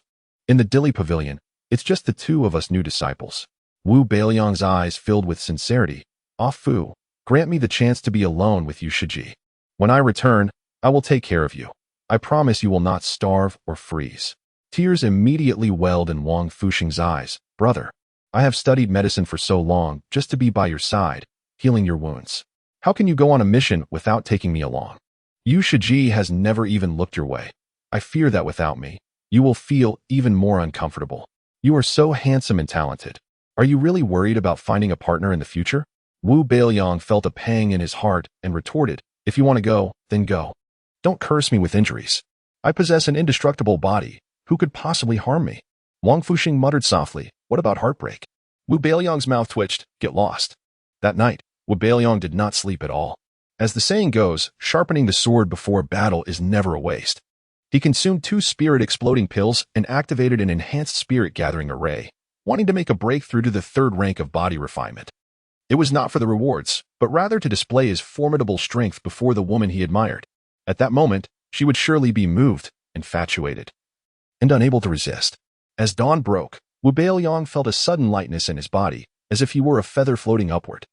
With a series of cracking sounds, the small pond of spiritual energy in his dantian expanded into a larger one, further enhancing his 5 senses. He opened his eyes, his gaze bright and radiant, and through the window, he clearly saw a small piece of fruit stuck between the teeth of the large black dog. In order to survive, it had abandoned the basic principles of being a dog and had begun eating fruits and vegetables. There was no alternative.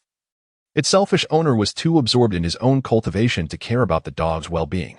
Feeling the confidence of having reached the 3rd rank of qi refinement, Wu Beiliang's lips curled into a confident smile. It's almost time, Yu Shiji, I am coming. He dashed out like a mad dog, sprinting with astonishing speed. Moments later, Wu Beiliang arrived outside the gates of the Lingtian sect, where Yu Qiuxiue was already waiting. She resembled an otherworldly goddess, adorned in a simple white dress as pure as snow, carrying a green sword on her back, her beauty unparalleled, exuding an ethereal aura. Good morning, Yu Shiji, the youth exclaimed, his eyes lighting up as he flashed a radiant smile. Yu Qiuxiue turned her head, her gaze indifferent.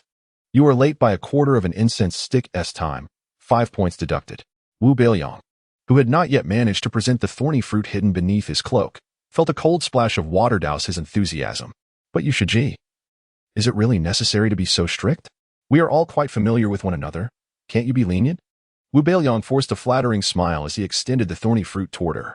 Yu Qiuxiue shot him a glance. First, I am not familiar with you.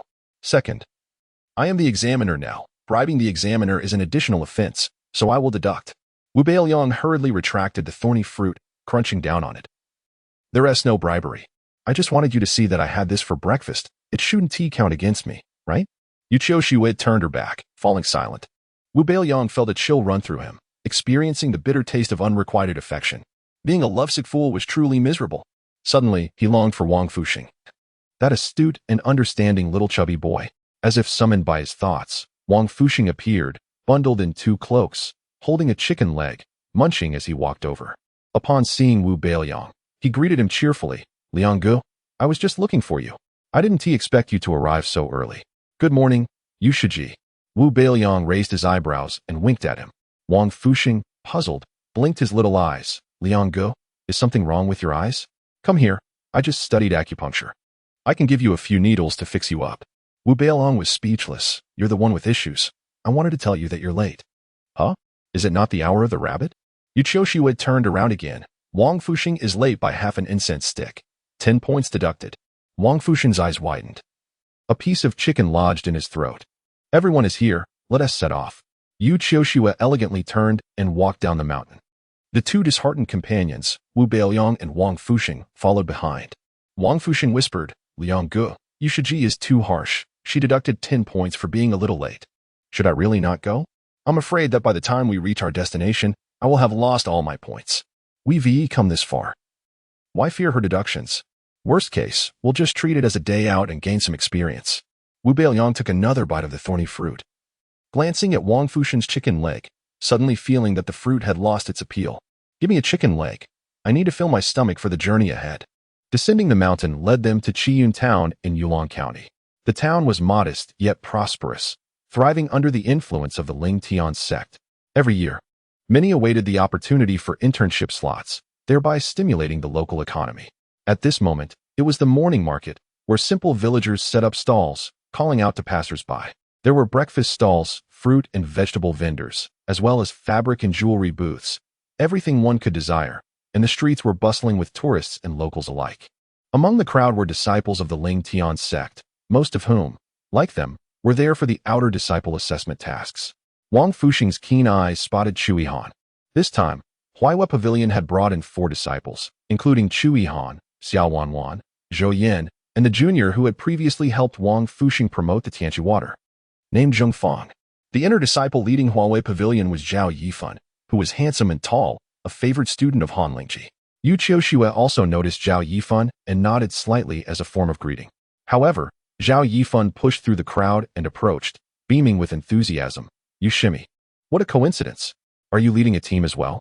Yu Qiushue's expression remained indifferent as she simply replied, Wu Beiliang stepped forward, saying, Brother.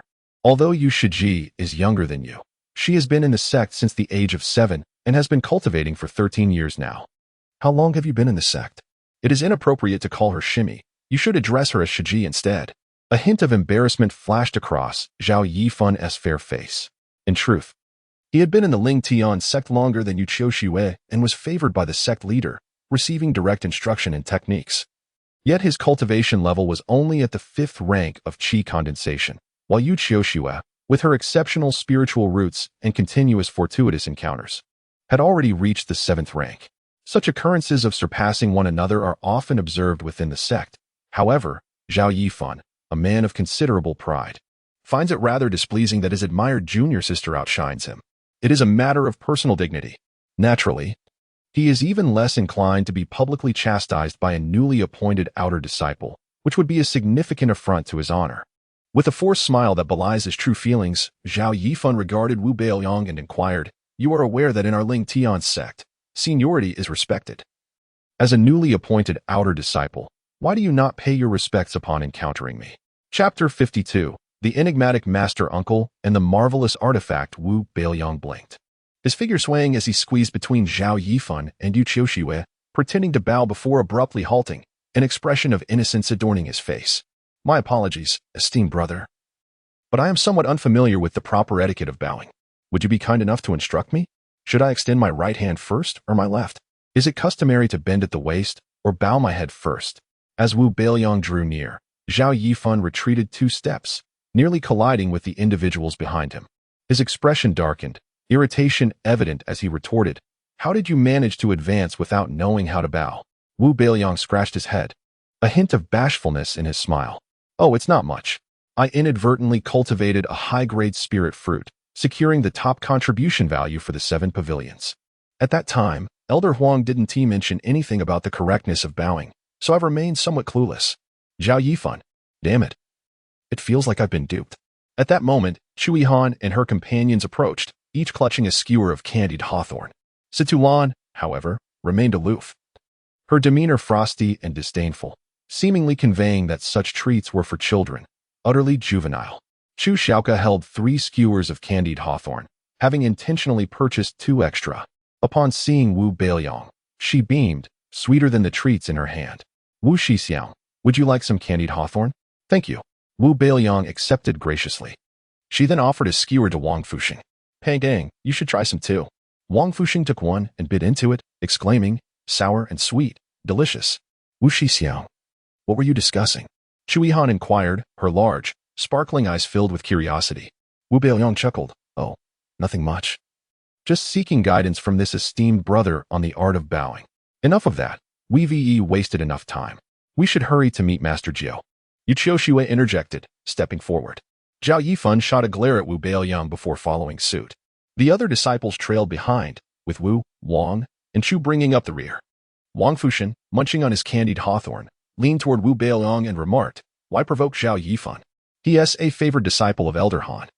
Even Elder Feng treats him with deference." Wu Beiliang scoffed, "That brat is no good.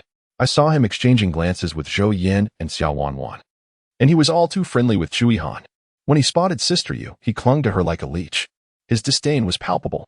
That lecher is drenched in the scent of 18 different cosmetics. It's nauseating. I can't let this slide. I'd be remiss to my own sense of smell. Chu Shimmy, remember to keep your distance from him." Chu Yihan's delicate features glowed with an enchanting radiance as she nodded, secretly pleased. "So, Wu Shixiang is jealous on my behalf. Fear not, my heart belongs solely to you, unchanging for eternity." Wang Fuxing remained somewhat apprehensive. "I worry he might be petty and try to trip you up along the way. Sister Yu's cold demeanor likely won to protect you." Wu Beiliang straightened his posture. "I don't need a woman's protection. If that lecher wishes to cause trouble, let him come. I fear no one but his grandfather." Wang Fuxing was momentarily taken aback before grinning widely. "Good on you, Brother Liang. A man must be formidable. Do you have any silver? We should buy some more treats for the journey." Wu Beiliang hadn't tasted authentic worldly delicacies in months. His cravings had become insatiable. "But, brother, we can't carry too much. If only Erlüüzi were here," Chu Yihan lamented. She had no shortage of funds and could buy freely. But even her storage bag wouldn't suffice without Erlüüzi to bear the burden. Uncertain of the journey ahead, she had entrusted the two to Qian Yutong for safekeeping. These candied hawthorns are delightful. I'll buy some for Qian Yutong as a token of gratitude. Who knew such humble treats could serve as gifts? Chu Yihan and Wang Fuxing were taken aback by the notion. Nevertheless, they followed Wu Beiliang, purchasing a variety of delectable items. Thanks to Wu Beiliang's keen sense of smell, they remained on track. Ahead lay the gathering spot, the Wangyue Inn. Suddenly, out of nowhere, a small thief appeared, snatching Chu Yihan's coin pouch and fleeing. Chu Yihan gasped, and in a flash, Wu Beiliang transformed into a gust of wind, overtaking the thief. Not only did he retrieve the pouch, but he also yanked the thief's belt. The thief, caught off guard by Wu Beiliang's swiftness, ran a short distance before his pants fell, leaving him exposed and howling in distress, his cries more pitiful than Chu Yihan's.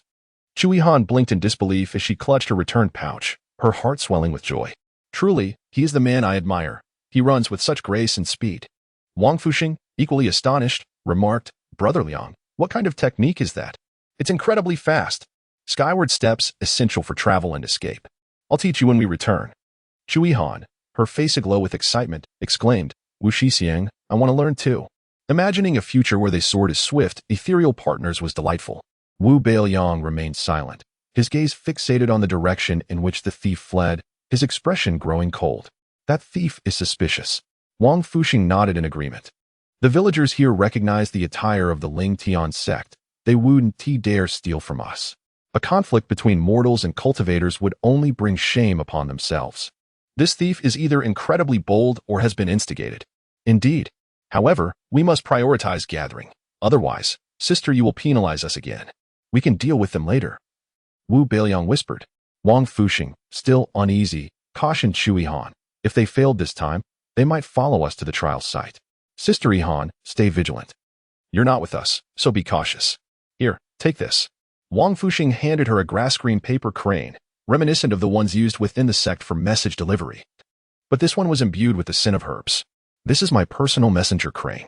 It can mark your location with its scent and has interception protection, completely safe and reliable." Wu Beiliang examined the crane, nodding in approval. "Not bad, Fu. You've crafted this well."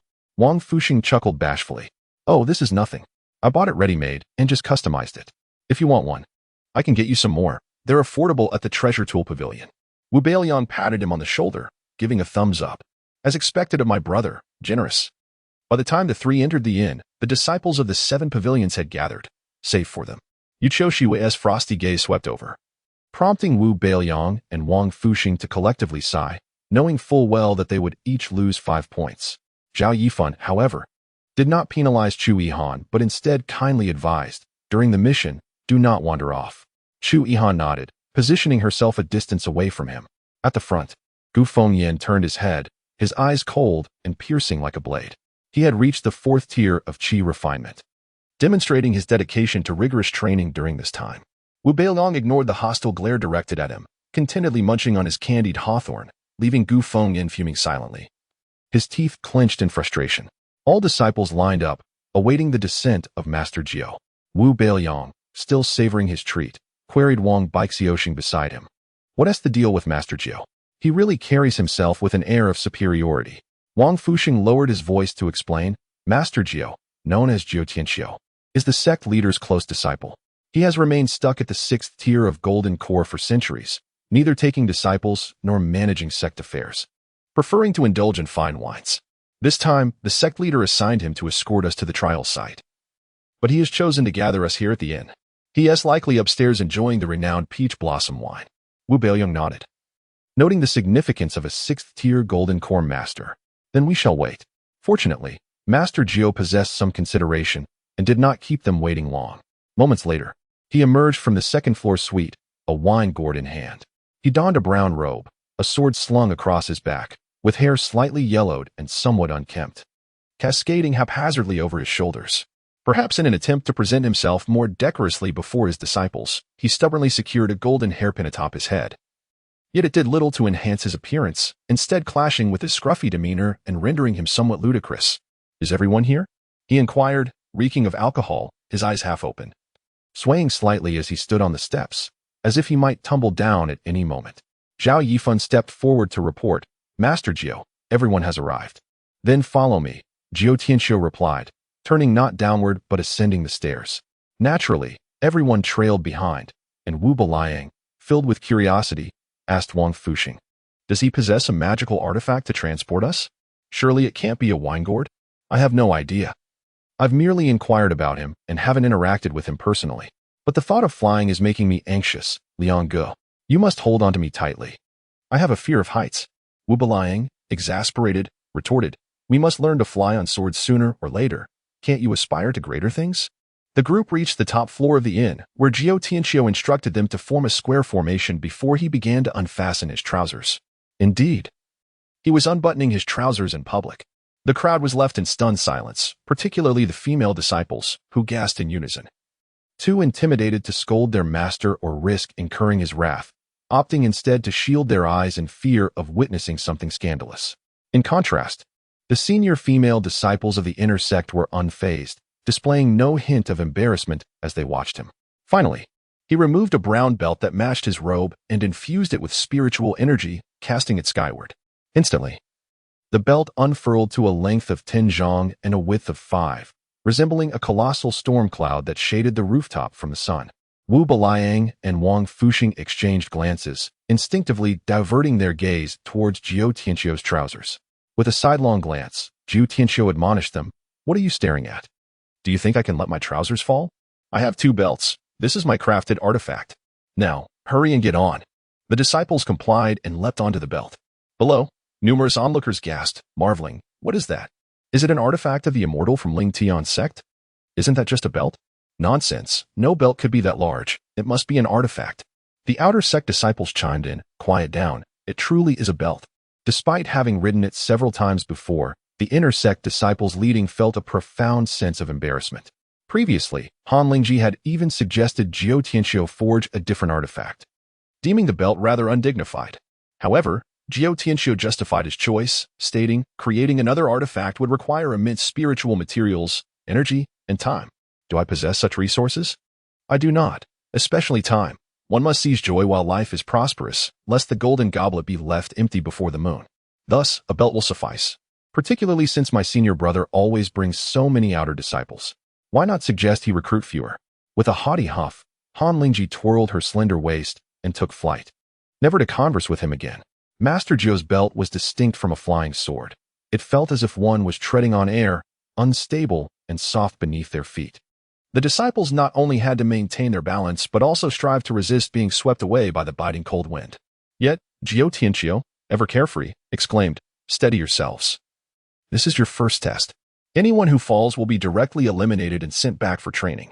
With that, he gestured boldly, and the belt shot upward, soaring into the clouds. Chapter 53, Moon God Peak. Soul-locking array. The outer disciples diligently infused their spiritual energy into their feet to maintain balance, while some, caught off guard, stumbled backward, only to clutch the fabric in a moment of desperation. Heaven forbid, should one fall, it would not merely mean returning to practice. It would be akin to a complete rebirth.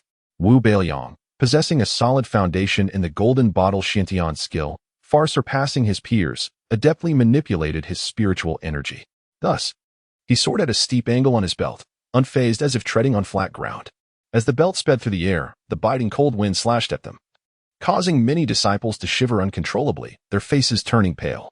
Wu Beiliang, thanks to his training in the first layer of the diamond divine skill, remained impervious to the chill, feeling only the gentle caress of the breeze. After an hour, only a few inner disciples leading the group, along with outer disciples of the third tier of Qi refinement, managed to stand firm on the belt against the gusts. Among them were Yi Heng, Kong Chenhang, Sidulan, and Gu Fengyan. The rest were huddled on the belt, trembling, clutching it tightly. Some even wrapped themselves in the edges of the belt to stave off the cold and prevent falling, a double benefit. The clever one among them was Wang Fuxing. Another 6 hours passed, and the belt seemed to have entered the snowy mountain range. The cold wind pierced through every layer, a bone-chilling frost that was nearly unbearable. Even the third-tier Qi refinement disciples began to falter, as the amount of spiritual energy they could muster was limited, making it increasingly difficult to withstand the cold while maintaining their balance. At this moment, Zhao Yifan stood tall, a charming smile gracing his handsome face. His left arm linked with Xiao Wan, and his right hand holding Shou Yan's, exuding an air of uncontainable pride. Wu Beiliang found this fellow insufferable. Yet he refrained from seeking favor before Sister Yu and Chu Yihan, choosing to ignore him instead. Chu Yihan, unable to bear the cold any longer, made her way over to Wu Beiliang, her beautiful eyes glancing at his cloak with a hint of longing. "Wu Shixiang, are you cold? I'm freezing," she implored. Wu Beiliang nodded, tightening his cloak. "Indeed, it's cold. Don't hold on too long. There's space next to Wang Fuxing. You can huddle with him. He's stout and will provide warmth." Chu Yihan. Faced with Wu Beiliang's lack of charm, Chu Yihan ultimately succumbed to the cold and joined Wang Fuxing. Gu Fengyan glanced back at Wu Beiliang, snorting disdainfully, rubbing his frozen nose as he endured the elements. He, a third-tier Qi refinement disciple, could stand firm. There was no way he would be outdone by someone of the same tier. However, after another hour, Gu Fengyan too succumbed to the icy grasp and found himself sprawled beneath Jiu Tianxiu. Fuming, he glared at Wu Beiliang. Why hasn't he fallen? Why is he unaffected by the cold? He is merely a third-tier Qi refinement disciple. How is this possible? He hails from the wilds, naturally resilient to the cold. Otherwise, he would have perished long ago. Gu Fengyan harbored ill thoughts. At that moment, the drowsy Jiu Tianxiu opened his eyes and, spotting Gu Fengyan, whose nose was frozen and dripping, shook his head, a smirk gracing his lips. "This generation of outer disciples is lacking." Gu Fengyan protested, "Master, I'm not. Those who cannot endure must admit it. What good is stubbornness?" Jiu Tianxiu retorted. Another incense stick's worth of time passed. Yi Heng and Kong Chenhang fell one after the other. Sidulan, possessing a tenacious spirit, fixed her gaze on Wu Beiliang's figure, gritting her teeth to stand tall. Yet, ultimately, she too succumbed. Jiu Tianxiu took a hearty swig of liquor, his consciousness stirring, causing the belt to extend upwards, rising over 2 meters to shield them from the cold wind. He turned to see Wu Beiliang, the last remaining outer disciple, and a look of satisfaction crossed his face. At least there's one who can still stand. Wu Beiliang twitched his lips, shaking life back into his frozen face, gazing toward Yu Shue. To his surprise, after enduring for so long, Sister Yu hadn't even offered a word of encouragement. This woman truly was heartless. After 8 hours, the belt descended. The disciples disembarked, stepping into a frigid, snow-laden expanse where the snow reached their calves, making movement exceedingly arduous. Jiu Tianxiu took a swig from his flask, satisfied, and declared, "Well, my task is complete. The next 3 days will be your examination period. We shall reconvene here in 3 days." The outer disciples were taken aback. In this biting cold and relentless snow, where could they possibly undertake their tasks? Surely, their assignment was not to survive in the snowy mountains? Yu Shue turned, lightly beckoning, "Let us go." Wu Beiliang and Wang Fusheng followed her toward the southeast. After a few steps, Wu Beiliang grew wary, wishing to avoid being abandoned in some obscure location to fend for themselves. He tugged at Wang Fusheng, lowering his voice. "Hand me a paper crane." Wang Fusheng obliged without question and swiftly handed it over. Pretending to adjust his boots, Wu Beiliang buried the crane beneath the snow. With the unique herbal scent of the crane, should they be cast away in some remote corner, he would still be able to guide Wang Fusheng back. Casting a glance back at Chu Yihan, he offered her a reassuring look before setting off with Wang Fusheng. Zhao Yifan assisted a fellow disciple, leading Zheng Fang and Chu Yihan toward the southwest. The other senior disciples also dispersed, setting off in various directions. Once everyone had departed, Jiu Tianxiu took another swig, his 5-foot azure blade unsheathing and swiftly launching him into the air, his figure fading as he landed atop the sword, soaring away with a whoosh, his speed exceeding that of the belt by more than double. Witnessing this scene, the outer disciples couldn't help but marvel. When would they reach such a level? Meanwhile, Wu Beiliang pondered, the sword is impressive. Is there a way to swipe it while he is intoxicated? As they trudged through the icy wilderness, seemingly aimless, both Wu Beiliang and Wang Fusheng felt a sense of trepidation. Yu Qiushua moved like a celestial being, her form light as a feather, treading upon the snow without leaving a trace, her gown untouched by the falling snowflakes. Wu Beiliang aspired to emulate her silent footsteps, attempting to use his spiritual energy to lift himself, to feel as weightless as air. After several failed attempts, he recognized the chasm between himself and Yu Qiushua. He had believed his control over spiritual energy was meticulous and effortless. Reality, however, proved otherwise. Having walked for a short while, Wu Beiliang quickened his pace, stepping forward to inquire, "Sister Yu, where are we headed?" He had discerned Yu Qiushua's temperament. Unless he prompted her, she would not divulge information willingly. Yu Qiushua continued onward, speaking as she walked. "This is the moon god peak, the meeting point of sea and sky. Your task is to slay 10 ghost spirits using your own capabilities. I will accompany you throughout, but I shall not intervene unless your lives are in peril." Perilous? Wang Fusheng gulped nervously. "So there are not only ghost spirits here but also stronger entities?" Yu Qiushua nodded. "Throughout the millennia, all captured spirits from various sects have been imprisoned here, forming a soul-locking array imbued with ancient dragon veins." Pausing briefly, she gazed at a small village blanketed in snow not far away. There were also guardians of the array. Upon hearing that others once inhabited this place, Wang Fusheng let out a sigh of relief. Yet Yu Qiushua continued, "But now, there are none." Wang Fusheng inquired, "Sister, could we refrain from panting so heavily while conversing?" Staring at the lifeless village ahead, an eerie chill crept up from the soles of his feet, sending shivers down his spine. Why was there no one left? Wasn't there a formidable array sealing the ghosts? Yu Qiushua let out a cold laugh, offering no response to his question as she quickened her pace. "Let us move. We'll be safer within the village." Wang Fusheng hurried to catch up, pressing, "So, there are other arrays within the village that can keep the ghosts out?" "No. The village can conceal itself. As long as you keep your presence hidden, the spirits will not easily detect you." Wang Fusheng. He was so frightened that he felt like cursing. At that moment, Wu Beiliang posed a more terrifying inquiry. "Senior sister, what is the highest level of spirit within the soul-locking array? If there are malevolent entities or greater demons present, you would find them quite challenging to confront, wouldn't you?" Yu Qiushua gazed at him, stating, "Spirits of a level beyond that are confined within the depths of the snow-capped mountains array. As long as you refrain from wandering aimlessly, it is unlikely you will encounter them. And if we do happen to cross paths?" Yu Qiushua's slender brows furrowed slowly, her patience waning, and after a brief silence, she replied, "If we do encounter them, I possess the means to ensure your safe retreat. Is there any further inquiry?" "None." As long as this mission posed no mortal danger, Wu Beiliang felt reassured. He clasped Wang Fusheng's shoulder, saying, "Come. Let us find a sheltered spot to rest for a while, have something to eat, and then I shall lead you to confront the spirits." Wang Fusheng, tears streaming down his face, expressed his myriad hesitations regarding the ghost hunting endeavor. "Can we not go?" "We must go. Otherwise, the mission will remain unfulfilled. If it remains unfulfilled, you will support me." Wu Beiliang's lips twitched. He sighed and encouraged the chubby youth. "Now that we are here, what is there to fear? A true man faces death with dignity. Besides, we have senior sister Yu with us. She will safeguard us. Moreover, why do we cultivators practice? Is it not to eradicate demons and monsters, to attain enlightenment and immortality?"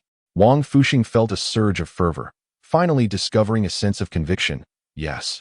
To eradicate demons and monsters, to attain enlightenment and immortality, that is the true essence of cultivation. Let us go, Liang Gu. I shall follow you. Together we shall hunt the spirits. Indeed, brothers should slay demons together. Thus, the two of them strode shoulder to shoulder into the village. Yu Qiuxue cast a glance at them, shaking her head in resignation, her beautiful eyes gazing towards the snow-laden peaks, her thoughts drifting far away. P.S. The hierarchy of spirits is as follows: Ghost Spirit, Ghost Sha, Ghost Monster, Ghost General, Ghost Sect, Ghost King, Ghost Emperor. Chapter 54. Awaiting the Ghosts in the Guardhouse. Wang Fuxing unleashes his power upon entering the village. Wu Beiliang sought out a house that appeared somewhat less dilapidated. Upon pushing the door open, he discovered a neatly arranged interior with cabinets, beds, and tables in proper order. In the center of the room lay a fire pit, accompanied by a kettle. If it weren't for the thick layers of dust accumulating everywhere, one might assume the occupant had merely stepped out temporarily rather than having long since departed. Brother Liang, there are no signs of struggle inside or outside this house, nor any corpses. Where could the villagers have gone? Could they have all been devoured by ghosts? Wang Fuxing trembled in fear, clutching himself tightly. As Wu Beiliang tended to the fire for warmth, he replied, if ghosts were to consume people, there would undoubtedly be evidence left behind. Humans are not pastries. If a ghost were to feast upon someone, that person wouldn't remain still. Something must have transpired in this village that we are unaware of. Wang Fuxing nodded in agreement, helping to gather combustible materials. Soon, the flames radiated their warmth from the fire pit, engulfing the chill and illuminating the room, making it feel significantly more comfortable. However, in the next moment, an inexplicable weight pressed down on Wang Fuxing's right shoulder, as if an immense force had suddenly descended upon him. A chilling, sinister laughter echoed in his ears, and an overwhelming aura of malevolence seemed to entangle him like countless tendrils. He froze, his small eyes widening in terror as he wished to call out to Wu Beiliang, who was busy arranging the bedding, but found himself utterly voiceless, unable to utter a sound. It's over. I'm being crushed by an evil ghost. Liang, turn around and see. Your dear Fudi is on the brink of death. Wang Fuxing screamed silently in his mind. Yet no one could hear his desperate pleas. Oh dear, which celestial sect provides such lavish meals, producing such a plump disciple? A cold, withered hand, resembling dried twigs, pinched Wang Fuxing's chubby face, as if in fondness, lavishing praise upon him. Then, a slimy, foul-smelling tongue replaced the hand, slithering across Wang Fuxing's pudgy cheeks, making him feel nauseous and on the verge of despair. How delightful! A second-tier chi cultivator, such exquisite flavor. Stay still, dear. It has been ages since I've savored human flesh. I must relish it, one bite at a time, lest my craving go unsatisfied. The ghost's words resonated directly within Wang Fuxing's consciousness. Wu Beiliang remained oblivious. Wang Fuxing found himself immobilized, his body contorted into an awkward position, beads of cold sweat forming on his forehead. He strained to turn his eyes to the right, catching a glimpse of a gray-robed old woman perched upon his shoulder, her gaping maw stretching grotesquely to the back of her head, wider than his own. The stench of rancid saliva dripped from her mouth, revealing only 3 sharp, yellowed teeth that threatened to pierce through the tender flesh of the little fatty. Wang Fuxing felt his soul flee in terror, nearly losing consciousness. Unbeknownst to him, Wu Beiliang, who had been facing away while arranging the bedding, had sensed the ghostly presence the moment it settled upon Wang Fuxing's shoulder. Recognizing it as a 5th-tier evil spirit, corresponding to a 5th-tier chi cultivator, he held back, fearing that a hasty attack might endanger Wang Fuxing. As the ghost's attention was solely on Wang Fuxing, an opportunity presented itself to Wu Beiliang. With the intent to strike decisively, he swiftly executed the celestial steps, appearing unbeknownst behind the malevolent spirit, his fingers tracing 3 afterimages as 3 treasure bottles flew forth silently yet swiftly. With a resounding crash, the ghostly old woman was caught off guard, obliterated into a haze of dissipating energy by the radiant treasure bottles. Wang Fuxing, having narrowly escaped death, wept profusely, collapsing to the ground, his trembling hands hastily shoving a chi-replenishing pill into his mouth. Brother Liang, I owe you my life. If not for you, I would have been doomed. This vile old woman seeks out the weak, targeting me just because I'm a fatty. Why must even ghosts bully me? She wanted to devour me. Woe is me. Brother Liang, I feel so unclean now, so impure. Wu Beiliang responded, stop crying. I'll fetch some snow to melt for you to wash your face. It's all right. Once you're clean, You'll be the same chubby Fu. Wu Beiliang stepped outside with an iron kettle, only to be graced by the ethereal presence of the enchanting celestial maiden, Yu Qiuxue, who glided through the snow without leaving a trace. Wu Beiliang, 10 points, she remarked. Though she hadn't entered the house, she was already aware of the events that had transpired. Wu Beiliang managed a forced, somewhat unnatural smile. Although dispatching a few spirits was trivial for him, encountering a ghost for the first time stirred a sense of trepidation, particularly given the grotesque appearance of the spirit.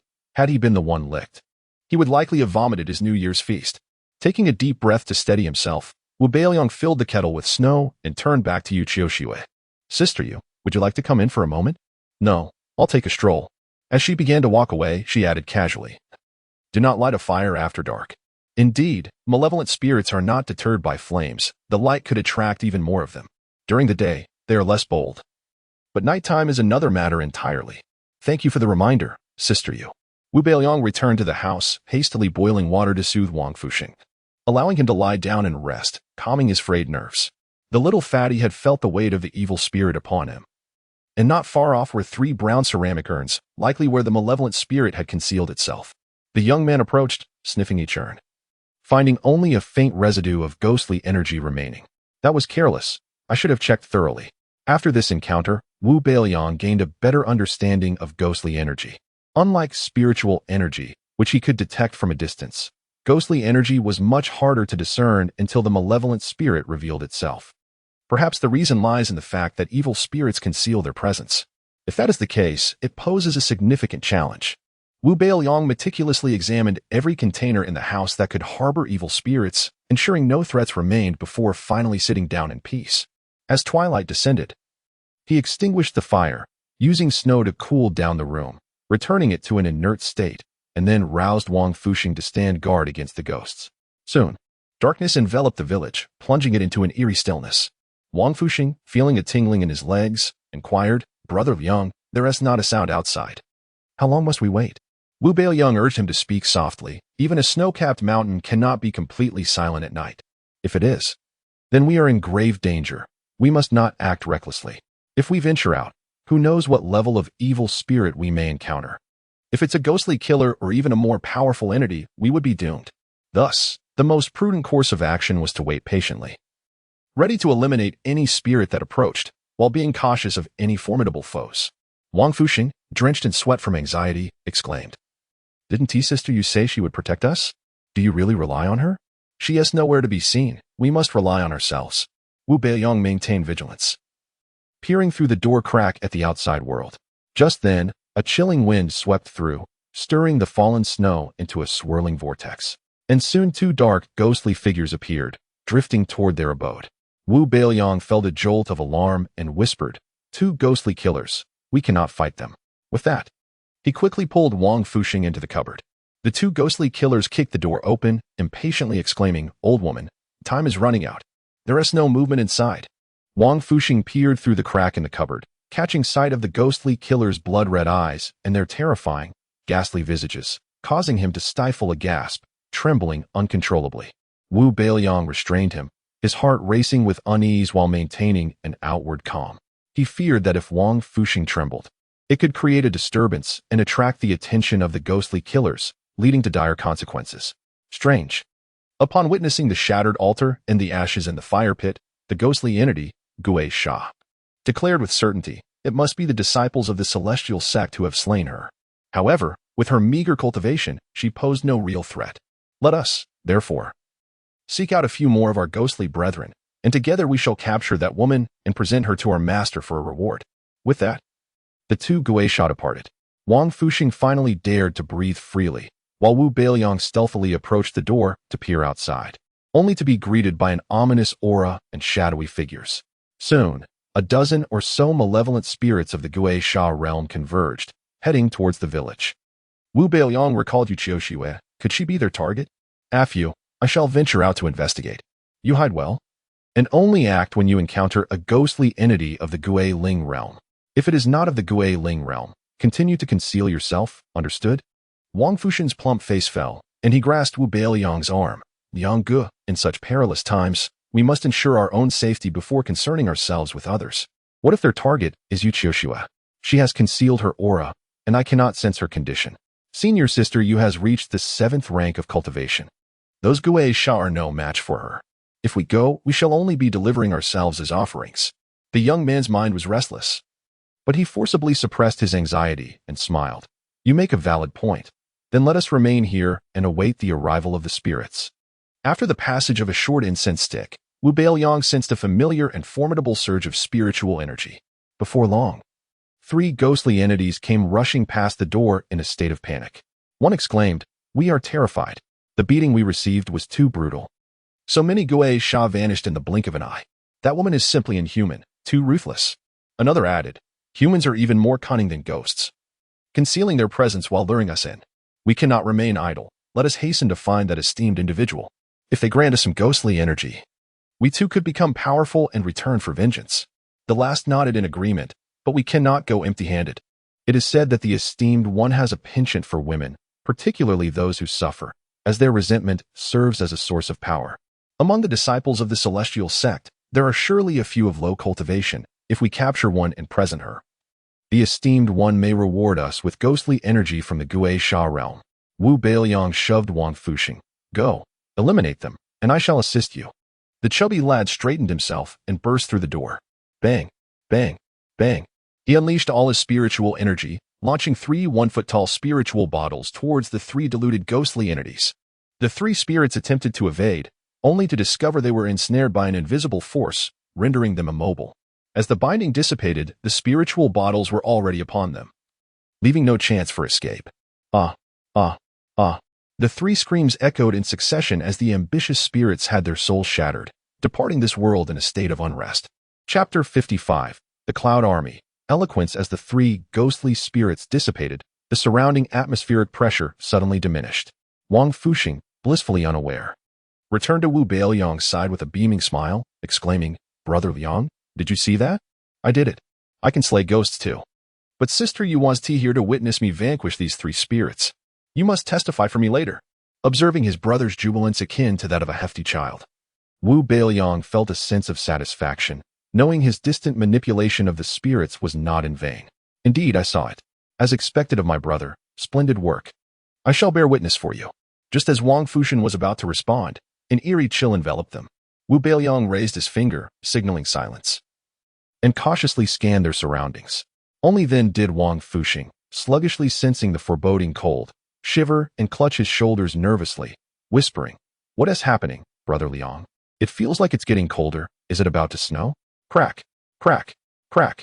The cold surged forth, transforming the previously snow-covered house into an ice-bound fortress, sealing the doors shut and severing their escape route. "Run, F you," Wu Beiliang shouted, bolting away. Wang Fuxing hurried to follow but stumbled, his right foot caught by an unseen force. Ouch! He fell face first into the snow, glancing back to see a gaunt, grayish-white hand gripping his ankle with a vice-like grip. His complexion turned ashen, the chill seeping into his body, causing him to tremble uncontrollably, his words barely escaping his lips.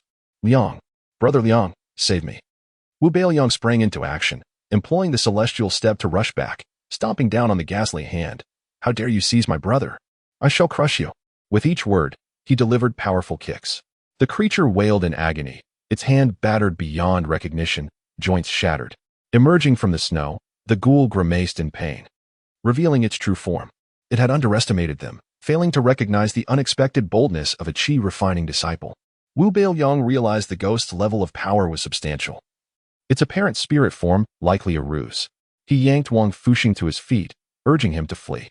The chubby fellow, driven by survival instinct, ran with surprising speed, his flesh jiggling as if to take flight.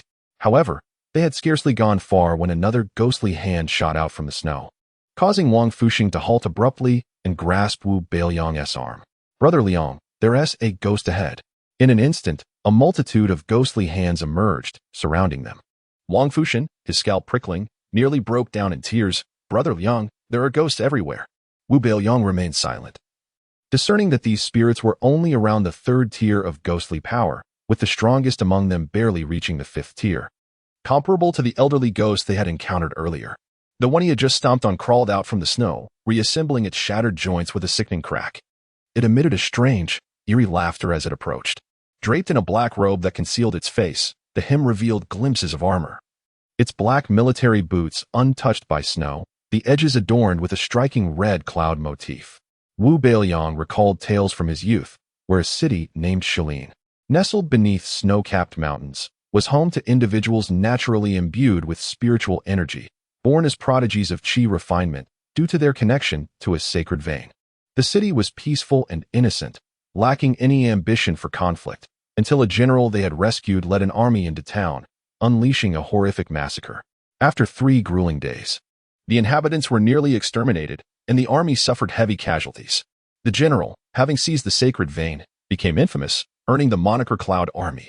Eventually, the general's nation fell due to the loss of the spiritual vein, ushering in a torrent of bloodshed. Wu Beiliang had once dismissed these stories as mere fabrications. Yet now, he realized they were steeped in truth. Was this specter a soldier of the Cloud Army who perished in Shameless a century ago? What terrifying power must it possess now? Its intentions veiled, Wu Beiliang could only speculate. Unlike humans, ghosts are aberrations defying the natural order, making their cultivation exceedingly arduous. They lack spiritual apertures, unable to absorb the essence of the sun and moon, nor can they assimilate spiritual energy. Their ascension relies on consuming the resentment of those they slay or devouring the ghostly energy of their kin. A brutal and abominable cycle that incites the wrath of both mortals and deities alike. Thus, ghosts are the common adversaries of all righteous sects, to be exterminated on sight. At this moment, Wu Beiliang feared he could not vanquish this foe, and could only hope it had not consumed an excessive amount of resentment or ghostly energy, limiting its power to the 9th tier of ghostly spirits at most. Hee. Where do you think you 2 scamps are running off to? How bold of you to crush my hand. Come here, let me snap your necks. As the ghastly figure drew nearer, other spirits crawled out from the shadows. Similarly clad in armor, albeit in a state of disrepair, some struggling to maintain their forms. However, Wu Beiliang noted that none bore the embroidered clouds on their boots, indicating that the ghostly commander held a significant rank within the Cloud Army. Wang Fuxing, trembling with fear, whispered urgently to Wu Beiliang, "Brother Liang, your celestial step is remarkable. You can escape. Quickly, go find Sister Yu to save us. I'll hold them off." Wu Beiliang shot him an incredulous glance. "And how do you plan to hold them off?" Wang Fuxing patted his ample belly. "I'm so fat. They won't find it easy to eat me." Wu Beiliang sighed in exasperation. "Afu, I appreciate your sentiment, but I cannot abandon you. Even if you are plump, you possess but 1 life. They are not wolves. They want to eat you piece by piece, but will torture you to death before feasting on your resentment." Wang Fuxing, distressed, clutched Wu Beiliang's arm. "I was wrong, Brother Liang. Please don't leave me." Wu Beiliang offered him a reassuring look, contemplating that Yu Qiuxue would likely arrive shortly to deal with these specters. He began to stall for time. "May I inquire which general you are from the Cloud Army?" he asked respectfully, clasping his hands. The ghostly general paused, momentarily taken aback. "You know of the Cloud Army?" "Indeed, we are the descendants of Deputy General Wang," Wu Beiliang responded, taking a gamble. The surname Wang is prevalent, particularly in the military, where 2 out of 10 soldiers often bear that name. To claim descent from an ordinary soldier lacked credibility, hence he cited a deputy general, hoping there would be a Wang among them. The ghost general pondered, muttering to himself, "How can Wang Han have descendants when he never married?" Wang Fuxing's legs weakened, fearing they had lost the gamble. Yet, Wu Beiliang maintained his composure. "General, who says one must be married to have offspring? My great-grandparents were bound by mutual vows, and my great-grandmother never remarried, raising our family alone while urging us to train diligently and learn from my great-grandfather." The ghost general's expression shifted to realization. No wonder Wang Han always took leave. It seems he had an affair. Nearby, a ghostly figure with a severed leg interjected. "That is not right, General. Wang Han frequented the brothels. He has no legitimate partner." The ghost general turned his gaze toward Wu Beiliang, who, feeling embarrassed, cleared his throat. "General, my great-grandmother was of humble origins, and discussing it brings tears. As the saying goes, a wayward son's return is priceless. Why must those of humble beginnings be looked down upon for seeking to improve their status? A woman from a brothel, reclaiming her dignity piece by piece. Should she not be commended and encouraged?" As he spoke, Wu Beiliang covered his face, weeping softly, prompting Wang Fuxing to join in with low sobs. Reflecting on the societal oppression faced by women of lower status, the assembled spirits were moved to tears. The ghost general, still puzzled, inquired, "But how did you become disciples of a sect?" Wu Beiliang wiped away his tears and said, "General, you may not be aware that I have been frail and ailing since childhood, unable to practice martial arts. My brother, due to his congenital obesity, is also unable to train. In order for us to acquire a skill, our family allowed us to cultivate in the sect. Little did we expect to encounter the Shangyun army here. General, please accept our bow." Wu Beiliang mimicked the storytelling posture of a bard, presenting a military salute, while Wang Fuxing hurriedly followed suit. The ghost general was moved and exclaimed, "Haha, I never anticipated meeting old acquaintances here. In that case, you need not continue your training in the sect. I shall refine your bodies, transforming you into ghost slayers. By devouring some insignificant little ghosts, you will swiftly ascend to their level. At that time, you will serve as my left and right arms. When I achieve great mastery, I will lead you to break the seal and descend the mountain to revel in freedom." The legion of ghosts responded in unison, "General, mighty. General, mighty." Wu Beiliang echoed, "General, mighty. General, mighty." Wang Fuxing, bemused, inquired, "General, may I ask how this refining process works?" In a buoyant mood, the ghost general patiently explained, "It involves placing you in a vat to bleed, allowing my ghostly soldiers to devour your essence, yet you shall not perish. Once your blood is drained, the ghostly energy will surge into your bodies, enabling you to transform directly from human to ghost slayer. The process is swift. You will be transformed within 5 days. Now, let us find 2 pickle vats. Oh, the plump one will require a larger vat." They immediately set about preparing. Wang Fuxing tugged at Wu Beiliang's sleeve and whispered, "Brother Liang, when will sister you arrive? If she doesn't come soon, we are truly done for." While Wu Beiliang bantered with the ghost general, his senses were attuned to the approach of Yu Qiushua, her aura drawing near with remarkable speed. Calculating the moment, he pointed behind the ghost general and exclaimed, "General, look who is coming." Chapter 56. The War Demon General. The War Demon General, sensing an impending threat, turned to behold Wu Beiliang, who was already poised for action. In an instant, 8 ethereal energy vials coalesced, hurtling towards it with the swiftness of lightning. A thunderous explosion resounded as the vials shattered, unleashing a blizzard of white snow mist into the air. Wu Beiliang, fixedly staring ahead, dared not blink. He understood all too well that with his current strength, even a surprise attack would not suffice to vanquish the War Demon General in a single blow, at best inflicting a trivial wound. From the swirling mist emerged a dense, inky black aura of malevolence, rapidly spreading and staining the surrounding snow with an eerie crimson hue. Reeking of decay and terror, a deafening roar echoed as the ghostly soldiers ascended, releasing their own dark energy, their withered mouths emitting piercing howls. Wang Fuxing hastily summoned his spiritual power, forming a vial-shaped barrier before them to stave off the encroaching darkness. Yet, his reserves were limited, rendering the barrier too flimsy to effectively halt the invasion of the malevolent energy. As the barrier began to crack, resembling a spider's web, Wang Fuxing gritted his teeth, desperately channeling his dwindling spiritual energy to mend a shield, his face turning a shade of deep crimson. Wu Beiliang, opting not to assist his companion, instead retrieved his old iron, infusing it with spiritual energy at a rapid pace. The weathered iron, encrusted with rust, shed its corrosion, floating eerily in the air, the shovel head emanating a soft, ethereal glow, gentle yet unblinding. However, as the white light enveloped the obsidian black, corrosive aura, it produced a hissing sound.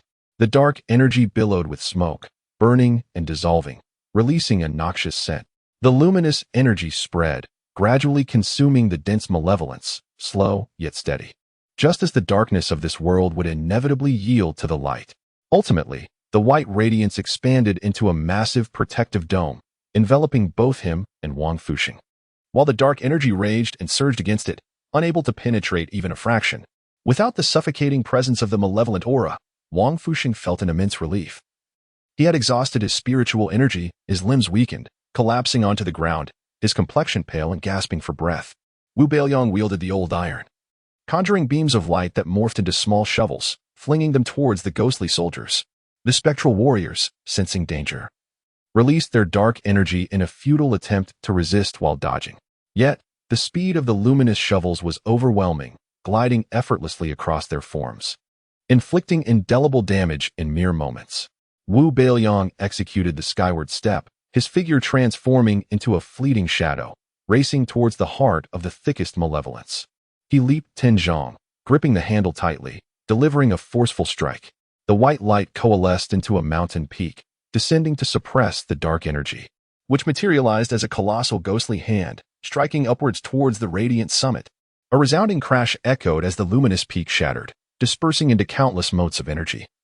Swept away by the wind, Wu Beiliang stifled a groan, his insides aflame with pain, blood trickling from the corner of his mouth.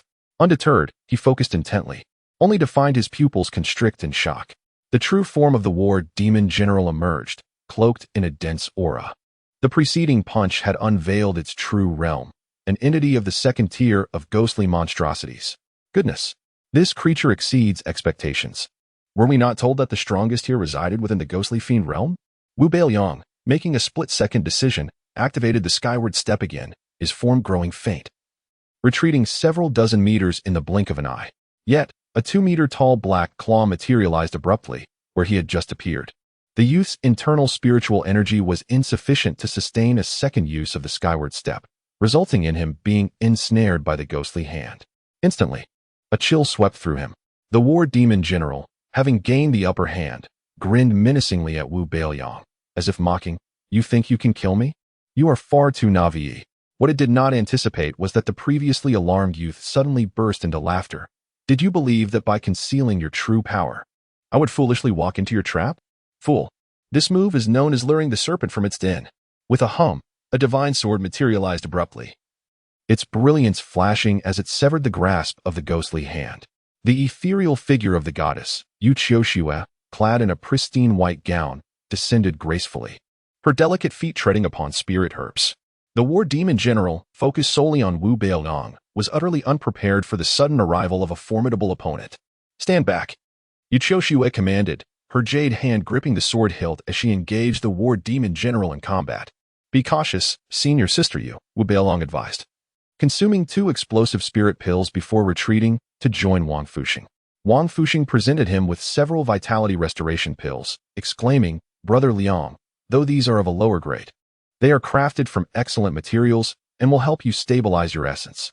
The explosive spirit pills rapidly replenished Wu Beiliang's spiritual energy, but given his current realm, he could only consume 2 before being unable to return to his peak condition.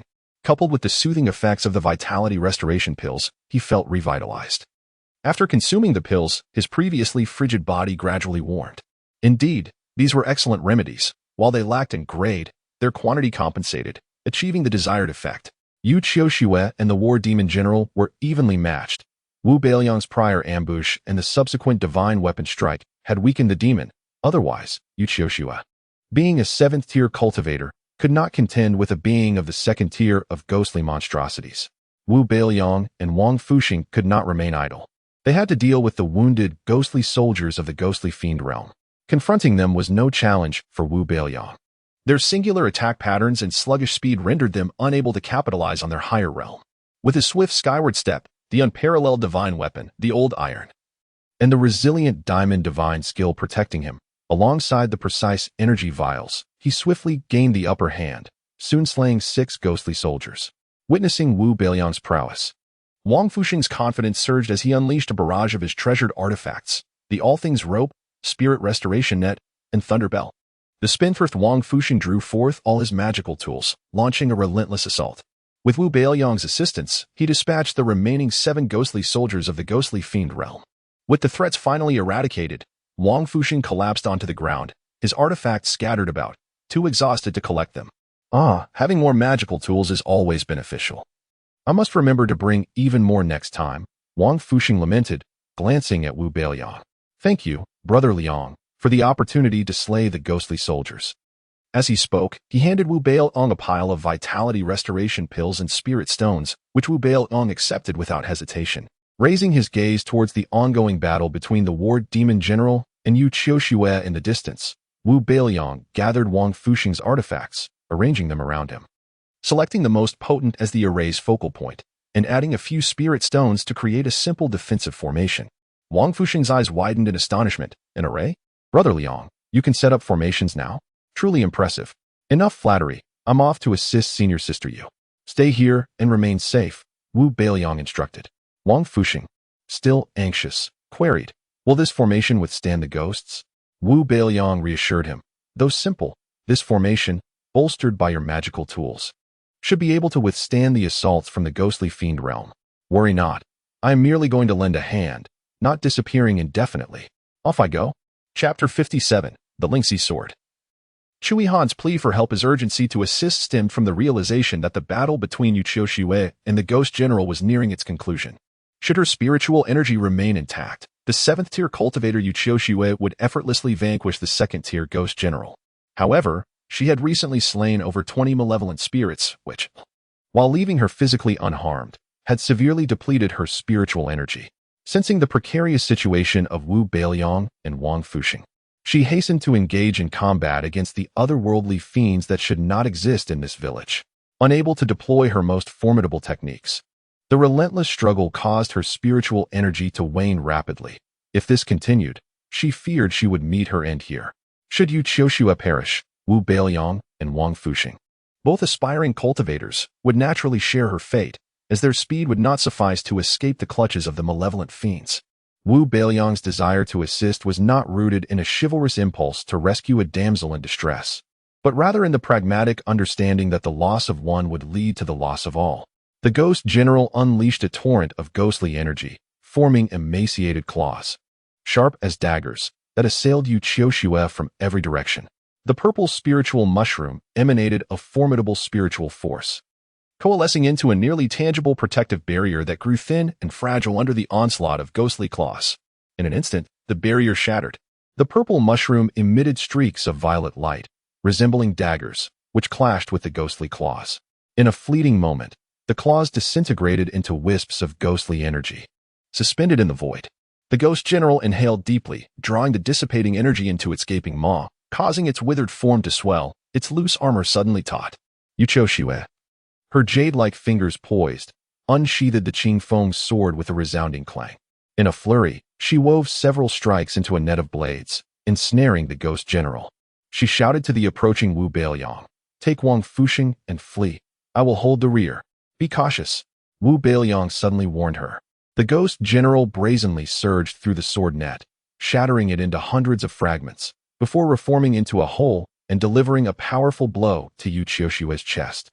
Dancing gracefully, Yu Qiuxue retreated rapidly, the spiritual mushroom beneath her feet propelling her away. The Ghost General swept its hand, conjuring a 1-foot-thick ice wall that erupted from the ground to block Yu Qiuxue's path. With a sinister chuckle, its ghostly fist was already upon her. Wu Beiliang hastily launched himself, sword drawn, aiming for the Ghost General's back, while simultaneously employing the Tianya step to leap high. Gripping the old iron tightly, he infused it with spiritual energy, exerting every ounce of strength to deliver a fierce blow to the Ghost General's head. The Ghost General, forced to abandon Yu Qiuxue, turned its head and spat out a fang with a puff. The fang collided with Wu Beiliang's wooden sword, shattering it into splinters. A thunderous crash echoed as the Ghost General's head was struck, sending it flying. It had underestimated Wu Beiliang's swiftness and the lethality of the old iron. "Sister, you catch." In the instant Wu Beiliang began to descend, he tossed 3 explosive spirit pills to Yu Qiuxue. The Ghost General's foot landed heavily on Wu Beiliang's chest, eliciting a pained scream as he plummeted. Were it not for his toughened skin forged from the diamond skin technique, his organs would have been crushed, sealing his fate. The Ghost General had previously deceived him, boasting of its ability to refine them into ghostly soldiers, yet its ghostly minions took a century to reach the ghostly destruction realm. Truly, it was a web of lies, none of it could be trusted. Utilizing the force of its stomp on Wu Beiliang, the Ghost General flew toward its shattered head, grasping it and reattaching it to its neck. Half of its face lay in ruins, the eye socket unable to hold its eyeball, which fell out with the slightest movement. The Ghost General caught it mid-fall and forcefully shoved it back into place, then spat to seal it. Infuriated, it vowed to exact revenge on the cunning human who had tricked it and now inflicted such harm. With fury boiling within, the Ghost General lunged at Wu Beiliang, intent on reducing him to ashes. Yu Qiuxue caught sight of the 3 explosive spirit pills, realizing they were of the 7th-tier quality, capable of restoring her spiritual energy significantly. With Wu Beiliang in peril, she had no hesitation in swallowing all 3 pills. A torrent of spiritual energy surged into her essence, revitalizing her power. With deft movements, Yu Qiuxue's hands transformed, splitting the Qing Feng's sword into 2, each becoming a radiant arc, one advancing while the other followed, executing a mesmerizing sword technique against the Ghost General. Sensing the ferocity of the flying swords, the Ghost General realized that if it persisted in its intent to kill Wu Beiliang, it might very well perish first. Reluctantly, it decided to spare the boy's life temporarily and focus on eliminating the 7th-tier female cultivator. The twin blades, now enhanced in might, posed an even greater threat than before. The Ghost General sustained multiple injuries, its ghostly energy significantly diminished. In mere moments, an arm and a leg were severed. The flawless coordination of the identical swords was unparalleled, one attacking from the front, the other from behind, ensuring every strike found its mark. The Ghost General could not defend against both, evade one, and it would be pierced by the other. Unbeknownst to it, Yuqiushui's Qi Feng sword, aptly named Lingxi, could split into two, complementing each other, creating an overwhelming force. Aside from the increased consumption of spiritual energy, it boasted no other flaws. As the Ghost General's limbs were severed and its ghostly energy extinguished, it could no longer reform its body and ultimately succumbed. In a final flourish, Yuqiushue thrust her sword through the Ghost General's crown, her spiritual energy surging, and the light of her blade expanded dramatically. With a resounding bang, the Ghost General's head erupted into ash. At last, the menace was extinguished. Yuqiushue descended gracefully before Wu Beiliang, inquiring, "Are you unscathed?" Lying on the ground, clutching his chest, Wu Beiliang replied with difficulty, I am in great pain. Am I to perish? Sister Yu, I fear not death, but rather that should I die, no one will treat you as I do." Yuqiushue, unable to tolerate the boy's lamentations, cast him a sharp glance and thrust a healing pill into his mouth, interrupting his speech. Wu Beiliang swallowed it whole, warmth spreading through his chest, easing his pain swiftly. "Rest assured, you shall not perish," Yuqiushue reassured him coolly. "Why?" Wu Beiliang asked. "A calamity bequeaths a millennium of mischief," she replied, rising gracefully. "Sister Yu, I never imagined you held me in such low regard.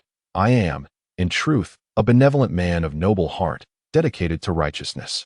Before he could finish, his nose twitched, catching a familiar scent.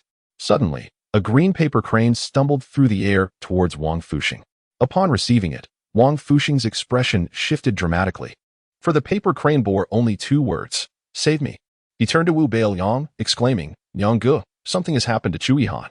Wu Beiliang, no longer feigning injury, quickly rose to assist the stout boy in dispelling the array, gathering various talismans. He turned to Yuqiushue, asking, "Sister Yu, could they also have encountered such a formidable ghost?" Yuqiushue shook her head. Inner disciples possess spiritual talismans, should danger arise. They will shatter the talismans to call for help, which will mark their location. Zhao Yifan has not called for aid. Wang Fuxing, increasingly anxious, remarked. Chui Han would not seek our help without cause. Could it be that Zhao Shixiang harbors ill intentions toward her? Wu Beiliang frowned slightly. Wang Fuxing's suspicions might very well hold a kernel of truth. The 3 of them, having supported one another, forged deep bonds as outer disciples. Now, with Chui Han in peril, Wu Beiliang could not feign indifference. With rare seriousness, he implored, "Sister Yu, please assist us in rescuing Chui Han." Yuqiushue nodded slightly. "As a fellow disciple in distress, I shall not remain idle. If it truly involves Zhao Yifan, I will bring him back to the sect for Elder Han to handle." Chapter 58, The Spirits in the Windmaster. All captured, I believe we should eliminate the root of the problem before bringing him back, to prevent future troubles, Wu Beiliang advised earnestly. Moon Qiushue's beautiful eyes revealed a hint of confusion. After a moment's contemplation, she grasped Wu Beiliang's intent. She shot him a glare before casting out the Lingxi. The Lingxi grew in the wind, and the 3 of them set off, following the scent left by the paper crane. Thus, after 4 hours, the trio arrived at a sheer cliff, surrounded by jagged rocks, where a few lush winter pines grew amidst the snow. Wu Beiliang leapt down from the Lingxi, employing his ethereal steps, gliding through the air like a dark night spirit, searching for Chui Han. However, the search yielded no results. Nearby lay a small village, but it was eerily silent. Only the sound of the mountain wind stirring the fallen snow could be heard, devoid of any human presence. Ultimately, he gazed down at the cliff's edge. A thick, dark gray mist obscured the depth of the chasm and what lay below. Wang Fuxing cast a glance and trembled, goosebumps rising on his skin. Brother Liang, the source of the paper crane's herbal scent is right by the cliff's edge. Could it be that Chui Han was forced to jump by Zhao Yifan? This cliff looks perilously high. Would anyone survive a fall? Zhao Yifan, despite being a scoundrel, surely wouldn't push an outer disciple to such extremes. Wu Beiliang's expression grew grave. He sensed no presence beneath the cliff, and more alarmingly, throughout their journey, he had not detected any signs of life. After a pause, he continued, even if Chu Yihan jumped, the others wouldn't have followed suit, would they? Where could they have gone? We may have misjudged Zhao Yifan. Though he is indeed a scoundrel, he cannot be so devoid of humanity. Wu Beiliang turned to Moon Xiuxue, who was attempting to contact Zhao Yifan through the sect's communication method. After a failed attempt, she tried reaching out to other sect members, only to find the same result. They were all out of service range. Realizing the gravity of the situation, she shattered a spiritual talisman, decisively contacting Uncle Gio. To her astonishment, the talisman ignited with a green light, transforming into a wisp of ghostly flame that vanished without a trace. This sent Wang Fuxing into a panic. What does this mean? Is there no way to reach Uncle Gio for help? Sister Yu, what is happening? Wu Beiyong sighed softly. It appears that it is not that Zhao Yifan failed to use the talisman to seek help, but rather that Sister Yu is unable to receive any distress signals. But why was the paper crane able to find us? Wang Fuxing inquired curiously. Logically, a communication paper crane should be less effective than a spiritual talisman. If the talisman cannot send a signal, how could the paper crane? The answer was evident. Their adversaries had intentionally allowed Chu Yihan to send out the paper crane to lure them here. Wu Beiliang narrowed his eyes, stroking his smooth chin thoughtfully. Wang Fuxing's expression shifted dramatically as he looked around anxiously. Wu Beiliang's nostrils flared as he caught a faint whiff of decay growing nearer. He executed his ethereal steps, pulling the hefty Wang Fuxing behind a large rock 100 meters away and whispered urgently, "Conceal your presence." Wang Fuxing dared not question him and quickly focused on suppressing his aura. Moon Xiuxue, almost simultaneously, leapt into the air, her garments billowing like a celestial maiden, hiding in the branches of a winter pine. At that moment, 6 gaunt, brown-armored spirits emerged at the cliff's edge, all of them exuding a dense aura of malevolence, indicating they were of the ghost-killing realm.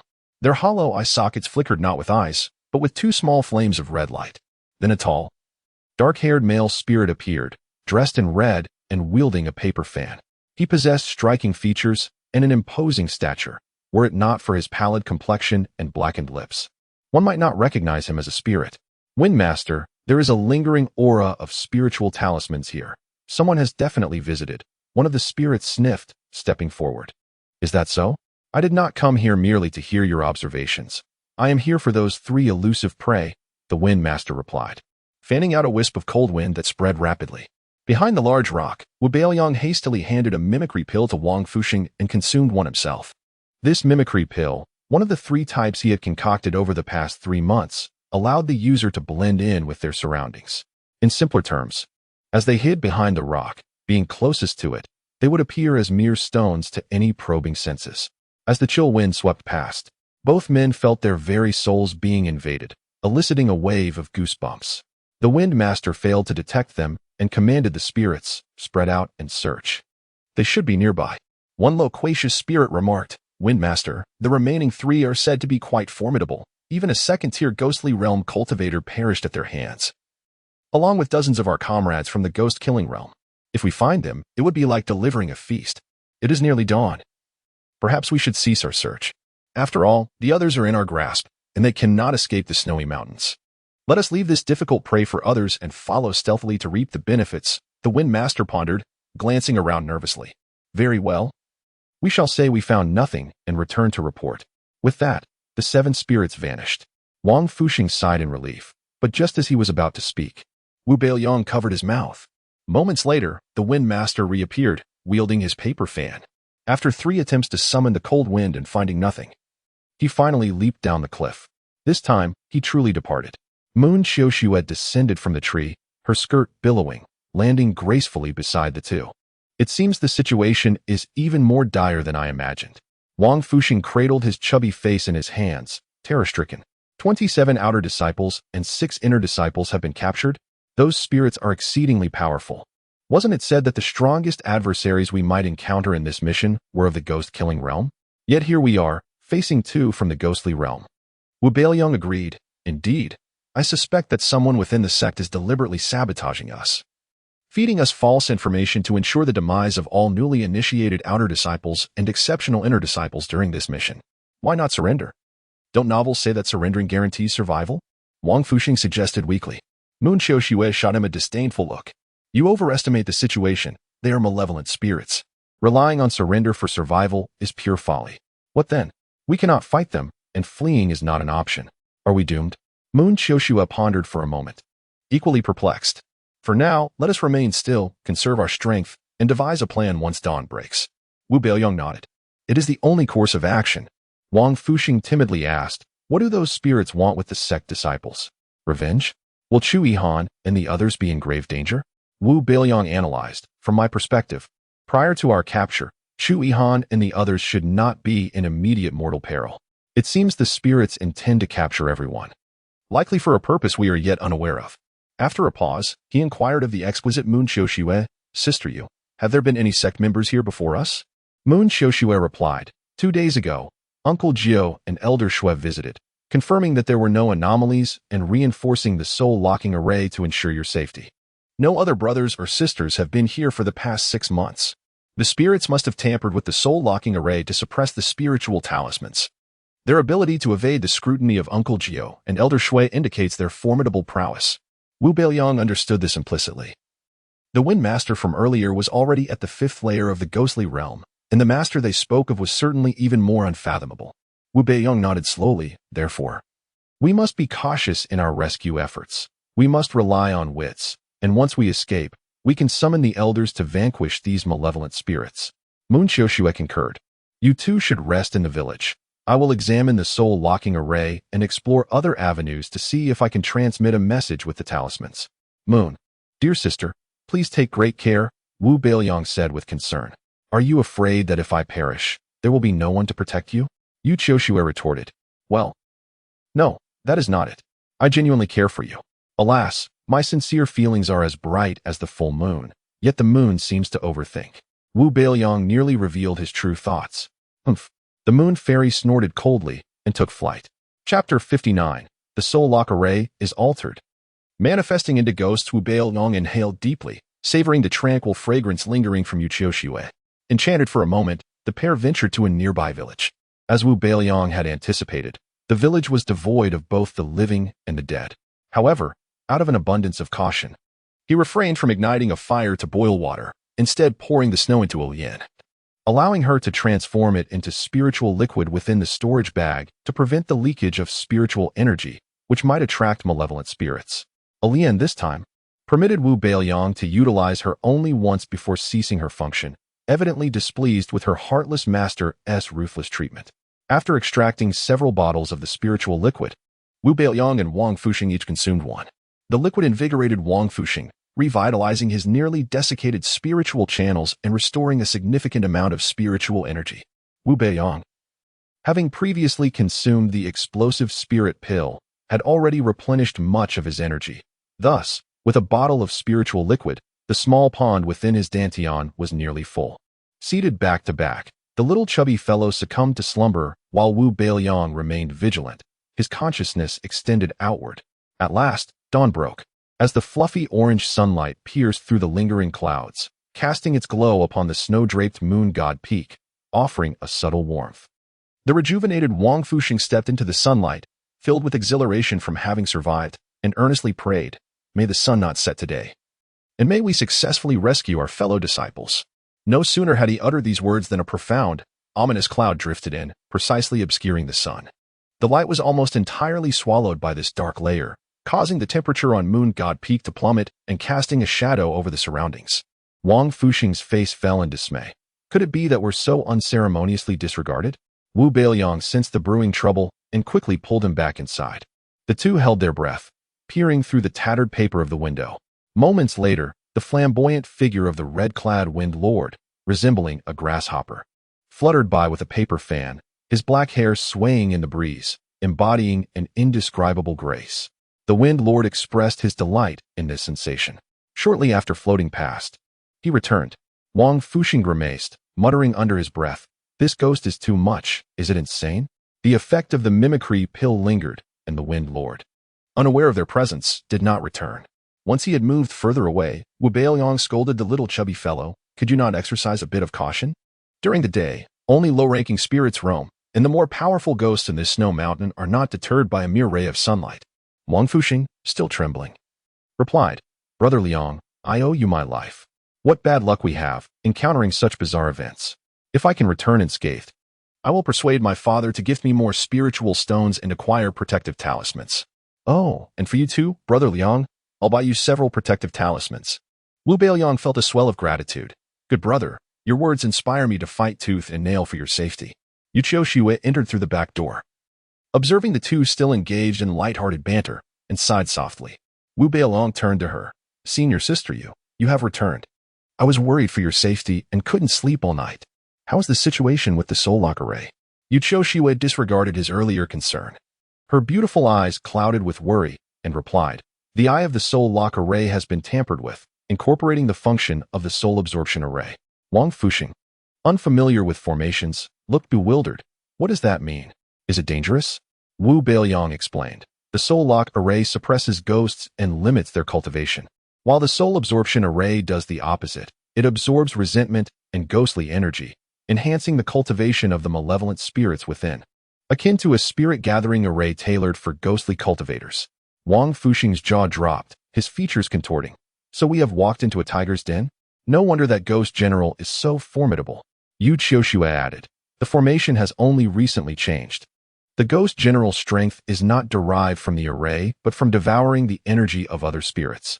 My understanding of formations is limited, and I am unsure how to restore the soul lock array. Therefore, our immediate priority is to rescue everyone and find a way to leave the snow mountain. Seeking assistance from the elders to suppress the malevolent spirits and reinforce the soul lock array. Wu Beiliang pondered for a moment, exclaiming in frustration, This is a deadlock. Currently, our fighting force consists solely of the three of us. Wang Fuxing's contribution is negligible, and I am of little use.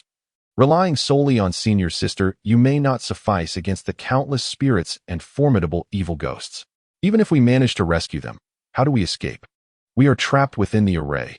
To leave, we would have to destroy the eye of the array. No, Yu Qiuxue immediately opposed. Destroying the eye would dismantle the soul lock array, releasing far too many unfathomable evil spirits into the world, turning it into a hellscape.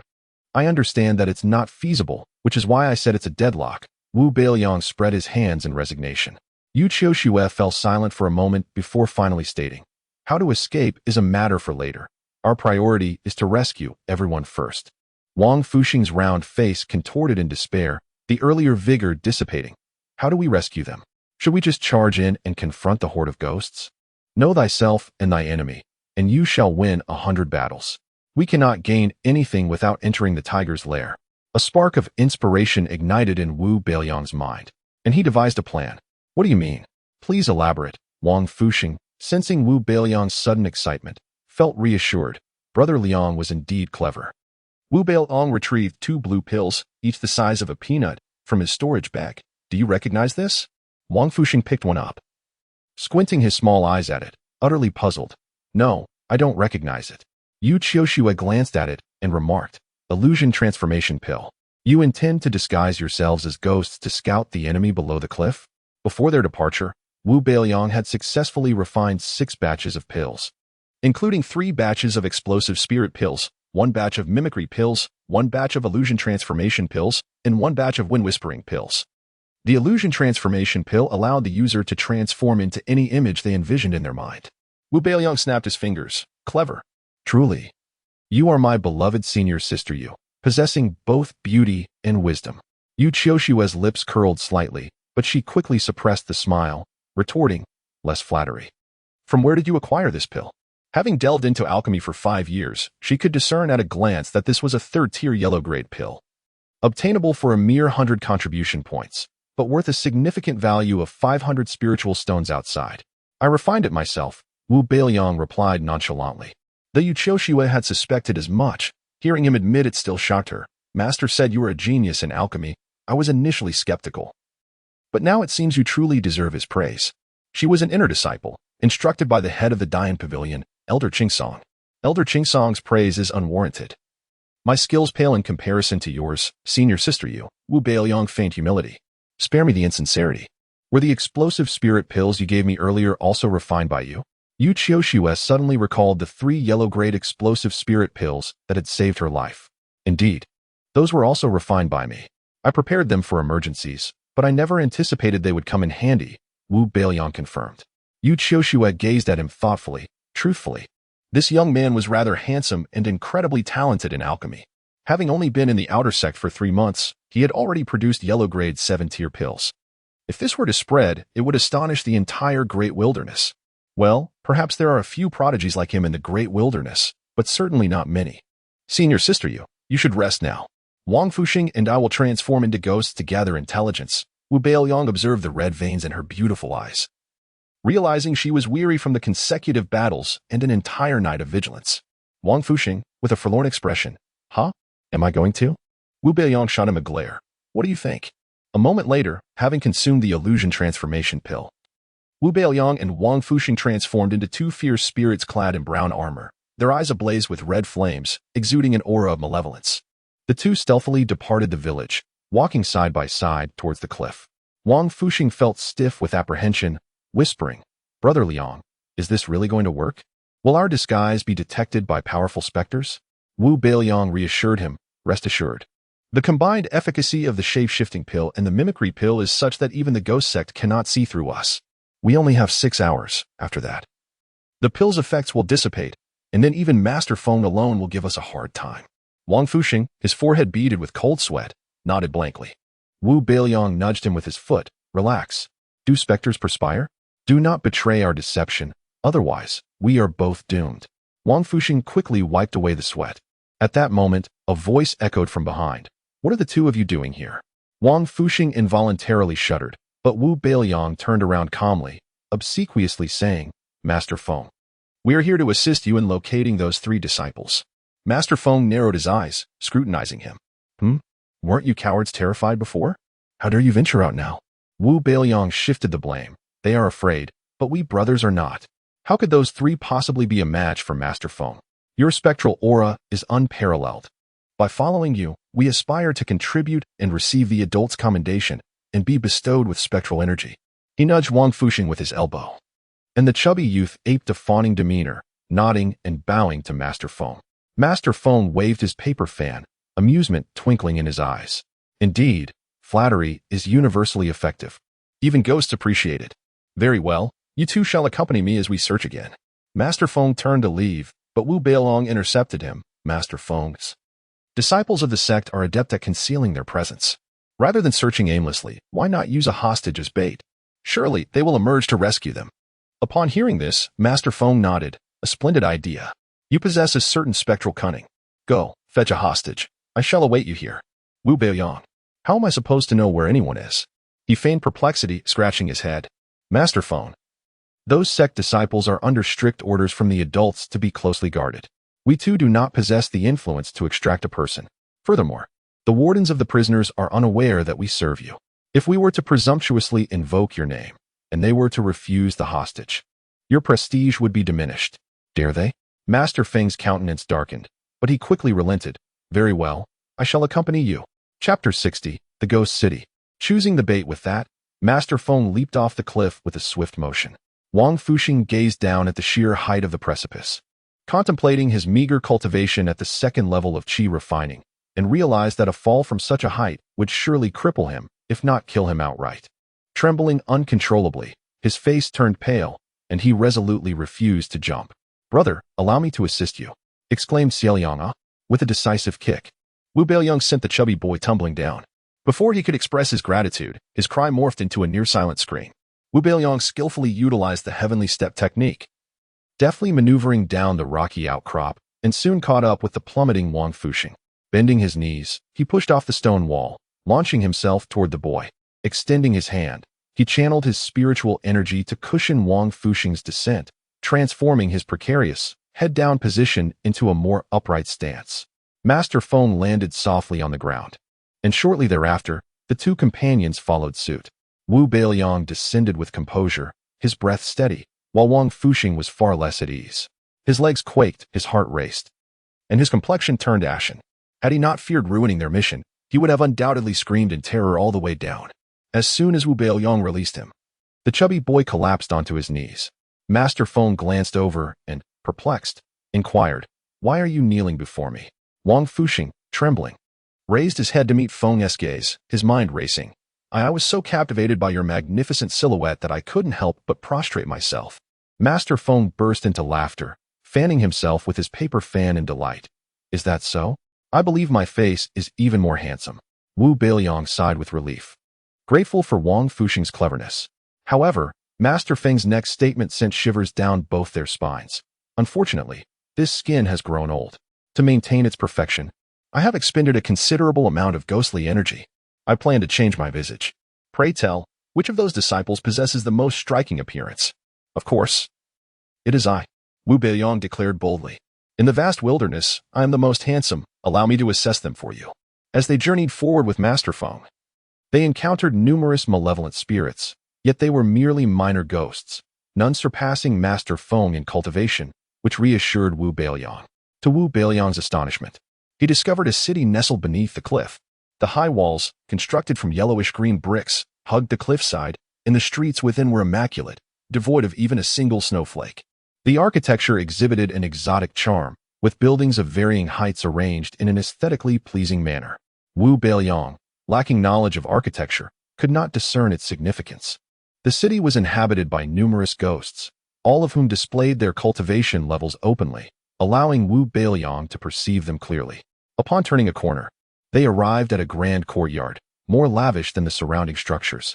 A black plaque hung above the entrance, yet the golden characters were obscured, replaced by a crooked red inscription that simply read stone. The script was so atrocious that it defied description.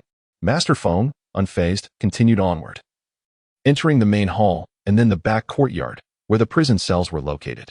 The cells were guarded by 4 first-level ghostly jailers, and there was only one entrance. The interior was surprisingly spacious, featuring both an execution chamber and holding cells. The execution chamber stood empty, while 33 disciples were confined in the holding area, separated by gender. As Master Feng entered, a ghostly jailer approached him, inquiring, "Master Feng, what brings you here? Are you here to release someone?" "No, I require someone," Master Feng replied, shaking his head. The jailer hesitated. "Master Feng, these individuals have been ordered by the higher-ups to be kept safe. They cannot be given to you alone." Master Feng waved his fan, striking the jailer on the head. "Do you take me for someone who lacks discretion? I come to capture, so step aside." After dismissing the jailer, Master Feng peered through the cell bars. Wu Beiliang followed suit. Fortunately, none of the prisoners were missing limbs, though they were all somewhat injured, and their spiritual apertures were sealed, rendering them as powerless as ordinary people. For bait, women are preferable, Master Feng mused, glancing toward the female disciples.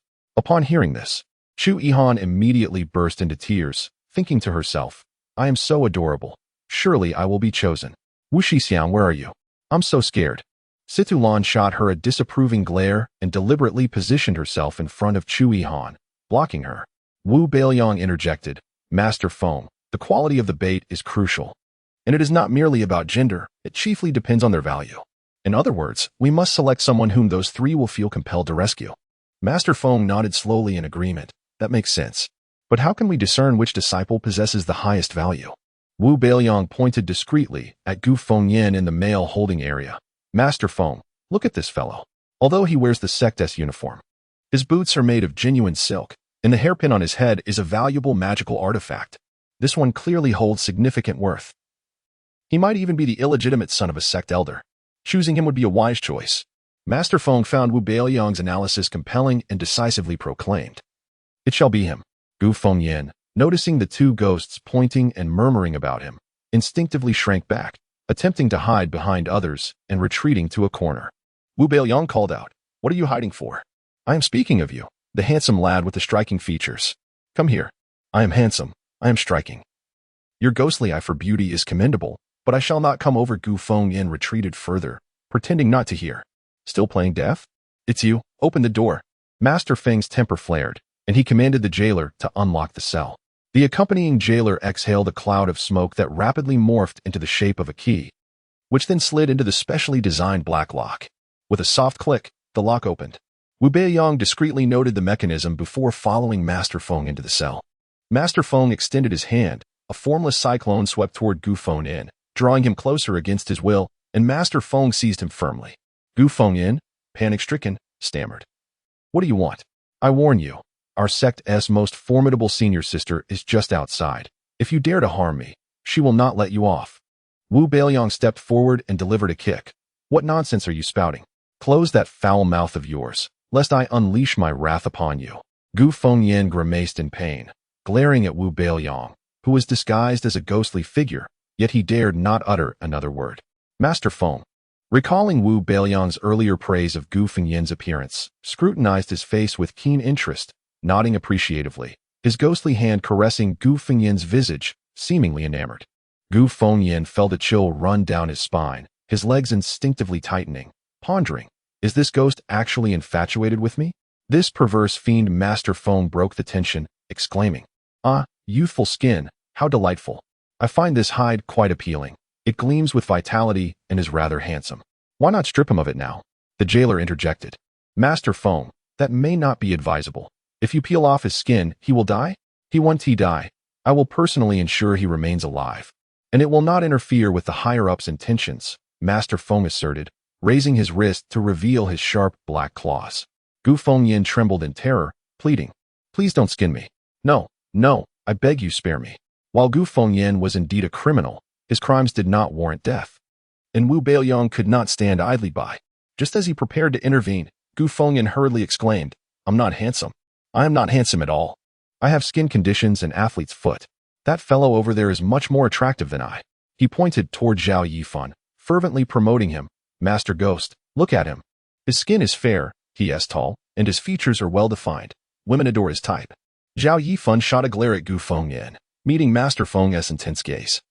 And his heart raced as he hurriedly protested, "No, it's all makeup. It's fake. Don't believe me? Do we have any water? I can remove my makeup." Chapter 61. Handsome enough to enrage gods and men, the preferences of Lord Ghost. Lord Feng dismissed Gu Fengyan and swiftly approached Zhao Yifan, his inky hand lifting the latter's chin as he scrutinized his visage. Indeed, this face was more appealing, albeit enhanced by makeup, which detracted slightly from its allure. "Show me quickly. Are there any more striking faces among you?" Lord Feng commanded, as if selecting merchandise, enlisting Wu Beiliang and Wang Fuxing to assist in the evaluation. Upon hearing the demand to strip away their appearances, the disciples collectively frowned, grimaced, and rolled their eyes in reluctance. Some even scratching at their own faces in a desperate bid for self-preservation. However, Wu Beiliang felt compelled to interject, "That Lin Che Jr., you need not worry. No one will covet your rather pedestrian looks." "Ah, indeed, Lord Ghost. The most handsome in our sect is outside, a fellow named Wu Beiliang. His visage is extraordinarily handsome and brimming with masculinity, captivating women with every smile and frown. You must not have seen him yet. One glance and you shall realize how ordinary we all appear." Gu Fengyan remarked, prompting Zhao Yifan to recall his past grievances with Wu Beiliang and quickly echo, "Yes, yes. Wu Beiliang is indeed so striking that gods and men alike are envious. Not a single man in our sect is free from jealousy." Nearby, a few disciples, fearful for their lives and envious of Wu Beiliang's innate talent, joined in the praise of his looks, admitting to feeling a stir of emotions typically reserved for women. Chu Yihan glared at those who were deliberately extolling Wu Beiliang in an attempt to shift blame, but found herself unable to refute them, for in her heart, her senior brother was the most handsome of all. Wu Beiliang silently ground his teeth, feeling unprecedented resentment towards those who so gleefully praised his looks. Gu Fengyan's intentions were far from benevolent, despite his earlier desire to assist him. Nevertheless, the flattery was sincere, devoid of any exaggeration. Internally, Wu Beiliang lamented, "If being handsome is a crime, I am utterly beyond redemption." He pointed at Gu Fengyan and declared to Lord Feng, "Lord Feng, time is of the essence. Let us hasten to capture Wu Beiliang and strip him of his skin." Lord Feng began to fixate on Wu Beiliang. Unsure if the accolades were exaggerated or if that lad was genuinely as handsome as claimed. Nonetheless, he was eager to make his acquaintance. "Very well, let us proceed." With that, Lord Feng led the way out of the prison. Dragging Gu Fengyan along, Wu Beiliang and the chubby boy protested, "Do not pull me. I refuse to be bait. Why should I be the one captured?" A swift kick from Wu Beiliang was his response, followed by another for good measure. "What sort of punishment is this for being so handsome?" Gu Fengyan protested, feeling aggrieved. Wang Fuxing joined in with a couple of kicks, and Gu Fengyan, realizing that resistance was futile, fell silent to avoid further beatings. Together, they pushed him to the edge of the cliff. As Lord Feng walked ahead, Wu Beiliang urged Gu Fengyan from behind, "Shout. Call out loudly for your fellow disciples. Gu Fengyan, his backside bruised, yelled in frustration, Wu Beiliang, where are you? In the face of danger, you do not come to my aid. Are you even human? Wu Beiliang retaliated with another kick, inwardly rebuking him. You scoundrel, your grandfather is here. But I have no intention of saving you. What can you do about it? From her hiding spot, Yu Qiushui observed the scene with confusion, choosing to remain silent as she watched their performance. Gu Fengyan cursed Wu Beiliang throughout the journey, and Wu Beiliang returned the favor with kicks. After 2 hours, Gu Fengyan's voice had grown hoarse, and Wu Beiliang was weary from kicking. Lord Feng, fanning himself with a paper fan, frowned. It seems this method is ineffective. Wu Beiliang quickly stepped forward to apologize. It is my fault. I have burdened you, Lord Feng. My considerations were lacking. Wang Fuxing added, perhaps this fellow has no friends. No one cares for him. I care. If I cannot find Wu Beiliang in a few days, I shall flay him alive. Lord Feng resolved, noting that while he may not be as handsome as one who uses makeup, his natural charm was appealing, and makeup was simply too troublesome. Upon hearing this, Gu Fengyan panicked, his voice laced with desperation. Wu Beiliang, you rascal, come out now. I will call you grandfather if that helps. Grandfather, please come save your grandson. Wu Beiliang chuckled coldly to himself. You scoundrel, your intentions are not pure. Do you think I am a fool? After delivering Gu Fengyan back, Lord Feng was fatigued and wished to return to rest. Wu Beiliang hurriedly followed. Lord Feng, do our superiors have any particular preferences or taboos? Lord Feng shot him a glance. What is this? Are you seeking to pry into matters of the superior? Are you tired of living? Wu Beiliang quickly smiled ingratiatingly. No, I would not dare. I merely wish to ensure that if I encounter our superior, I may cater to their tastes, lest I inadvertently offend them and miss an opportunity for advancement. My rise in strength is solely to better serve you, Lord Feng. Lord Feng was pleased with his humble demeanor, responding, the superior has no peculiarities, merely a fondness for women, especially stunning beauties. Did you see those female disciples in the prison? They do not catch the superior's eye. Wu Beiliang breathed a sigh of relief, grateful that they did not pique the ghost's interest. Otherwise, would not Chui Han become the ghost's bride? With her capabilities, she would only be a ghost maiden, unable to even become a ghost consort. Yet, he feigned astonishment. Oh, those female disciples are quite lovely. The superior certainly possesses a heroic spirit, with standards set high. But does the superior have an aversion to unattractive women? He asked teasingly. Lord Feng shook his head. The superior has no aversions. He suddenly paused and corrected himself. The superior is invincible. Do you understand? Understood. The superior is invincible. Long live the superior. After escorting Lord Feng back to his quarters, Wu Beiliang wandered the courtyard, using a feather as a makeshift command token, marking the residences of various spirits. Particularly noting the small 2-story building where the superior resided, located in the western side of the backyard, a forbidden area, off-limits to all. From a distance, he caught a glimpse of a graceful figure through a screen on the second floor. The superior is a woman? A woman who favors women? The superior certainly has unique tastes. Using the remaining time, Wu Beiliang subtly gathered information regarding the superior amidst the spirits in Ghost City, before returning to the village, where the two reverted to their original forms, the ghostly aura dissipating. Wang Fuxing, having remained tense and mentally drained after running for 6 hours, was utterly exhausted. After a light meal, he lay down to sleep. Wu Beiliang shared the intelligence he had gathered with Yu Qiushui. Here, this is a rough sketch of the superior. Based on the descriptions from the spirits, Wu Beiliang had cobbled together a representation.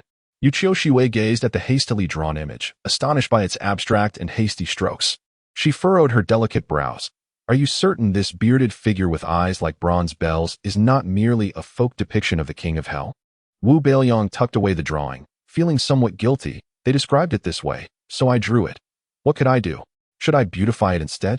Oh, and there is a favored concubine of the superior, the only ghostly spirit in the entire city. She is said to be breathtakingly beautiful, surpassing even the likes of Chui Han, Xiao Wanlan, and Yi Heng. Thanks to her, the lecherous superior has not shown interest in any of our junior sisters. Yu Qiushui scrutinized him. What do you intend to do? Wu Beiliang stroked his chin, a smile playing at the corners of his mouth as he replied slowly. To deal with a lustful ghost, one must naturally employ the beauty stratagem. Yu Qiushui raised her hand, her lynxy sword nearly unsheathing.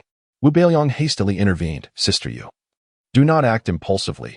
Impulse is the devil. Allow me to finish speaking.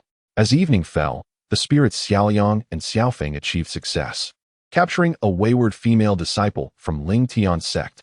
This event quickly spread throughout Ghost City, drawing a crowd to witness, and Lord Feng received the news, arriving promptly. Chapter 62. The Ghost Lord turns out to be an old acquaintance of senior sister Yu from a distance. It was evident that the multitude of spirits were salivating over the female disciple, not from hunger, but due to her extraordinary beauty, clad in a flowing white dress. Her raven hair cascaded like a waterfall, her skin fairer than snow, delicate and radiant, as if it could be broken with a mere breath. Her exquisite features resembled those of an ethereal being, captivating all who beheld her, while her downcast eyes evoked a sense of tender pity.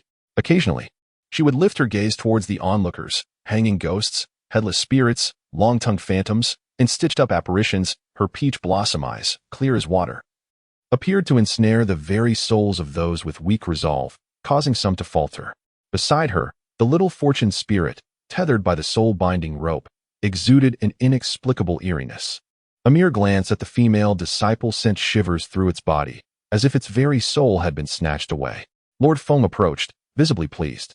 Excellent, excellent. You both have done well. How did you manage to capture her? What of the other two male disciples? The little fortune replied, nature calls. And she was caught unawares while seeking the restroom. We seized the opportunity with a sudden strike, and after a life-and-death struggle, she was overwhelmed by our combined efforts. She seems unwell, perhaps poisoned or gravely injured. Otherwise, we would not have stood a chance. The two male disciples fled upon witnessing our victory. The surrounding spirits erupted in raucous laughter, prompting the little fortune to hastily clarify. We saw her before she entered the restroom. Lord Feng patted its shoulder. No need to explain. What does it matter if you saw her? No spirit is compelling you to marry her. Those two outer disciples are of low rank. Capturing her is the true accomplishment. Wang Fuxing feigned humility, had it not been for Lord Feng leading us during the day, scaring them into hiding until nightfall. We would not have succeeded. The credit should truly belong to Lord Feng. Lord Feng beamed, turning his gaze to Xiaoyang, who stood at a distance, upright and graceful. A stark contrast to his previous demeanor. Ah, why is Xiaoyang so quiet? Could he, too, be entranced? Xiaoyang tugged at the corner of his mouth. Casting a sidelong glance at the female disciple, the sneer on his lips growing wider, his expression betraying not infatuation but disdain. Of course not. I am merely contemplating what manner of poison has transformed her into this state. The female disciple, wholly unreserved, threw him a flirtatious glance. Xiaoyang clenched his fists, his forehead twitching with agitation. My emotions are in disarray. How I long to strike her. The spirits, filled with envy, wished desperately to be the recipients of such sultry glances. Lord Feng, discerning the oddity, mused, this is no mere female disciple. She is a temptress. Have we mistakenly apprehended the head courtesan from Huai City? Or is she merely putting on an act, thinking that one must enter the tiger's den to capture a cub? Such audacity. Yet, it mattered not. Once in Ghost City, her cunning would amount to naught. Moreover, the master had summoned him to receive her. The task was nearly complete. No matter her tricks, they would be futile against the master's formidable strength. Arriving before the master's two-story abode, Lord Feng instructed Wu Beiliang. You all wait here while I notify the ghosts. Of course, Lord Feng, may you reign eternal over Ghost City, Wang Fuxing proclaimed, intentionally raising a cheer. Lord Feng stumbled and shot him a glare. Speak such nonsense again, and you may find yourself in peril. Wang Fuxing, embarrassed, scratched his head. I've learned my lesson. Lord Feng. With a flick of his sleeve, Lord Feng departed. Xiaoyang finally seized the moment to admonish the female disciple. Behave with decorum. The strikingly beautiful woman, exuding charm and allure, tossed her lustrous hair and replied in a voice sweet enough to be cloying. What do you know? Men adore this. As she spoke, she adjusted her voluptuous figure, enhancing her appeal to the lustful spirits. Xiaoyang could hardly bear to look at her ghastly visage. Upon receiving the ghostly doorkeeper's report, Lord Feng emerged. You may enter. When you meet the master, speak little. Otherwise, you may incur his wrath, and I cannot guarantee your safety. Wang Fuxing gasped. Understood. Lord Feng. The group, guided by a relatively presentable ghostly servant, entered the first floor. The female disciple surveyed her surroundings, her crystalline eyes sparkling with vitality. The interior was exquisitely decorated, adorned with paintings of splendid steeds on the southern and northern walls, a pair of jade lions at the entrance, and two resplendent agate pillars at the corridor's mouth. every precious item displayed in pairs, showcasing symmetrical beauty. As they approached the main hall, the female disciple hastily tugged at her white skirt, revealing a glimpse of her delicate collarbone and fair skin. With no cleavage to boast, her charm felt rather limited.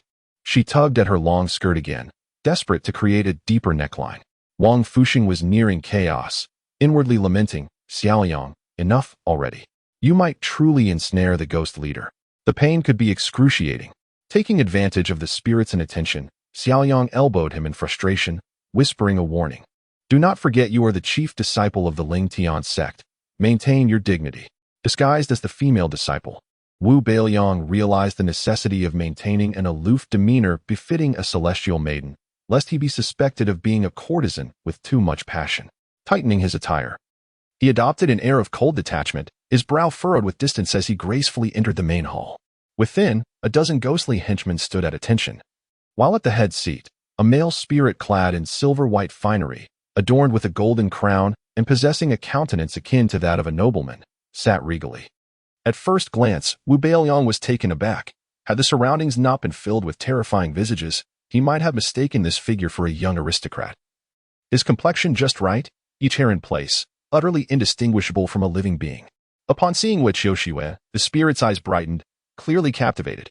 Wu Beiliang, confident in his current beauty, had consumed 2 beauty pills and crafted an image of the perfect woman, sculpted after Wu Qiuxue's visage, yet more enchanting by a margin. What man, what ghost, could resist such beauty? Indeed, she was a vision. The ghost lord gazed intently at the stunning figure before him, rising to approach her. Wu Qiuxue? He reached out to adjust Wu Qiuxue's collar, smoothing out any wrinkles to ensure symmetry. Transformed into ghostly Xiaoyang, Wu Qiuxue momentarily froze.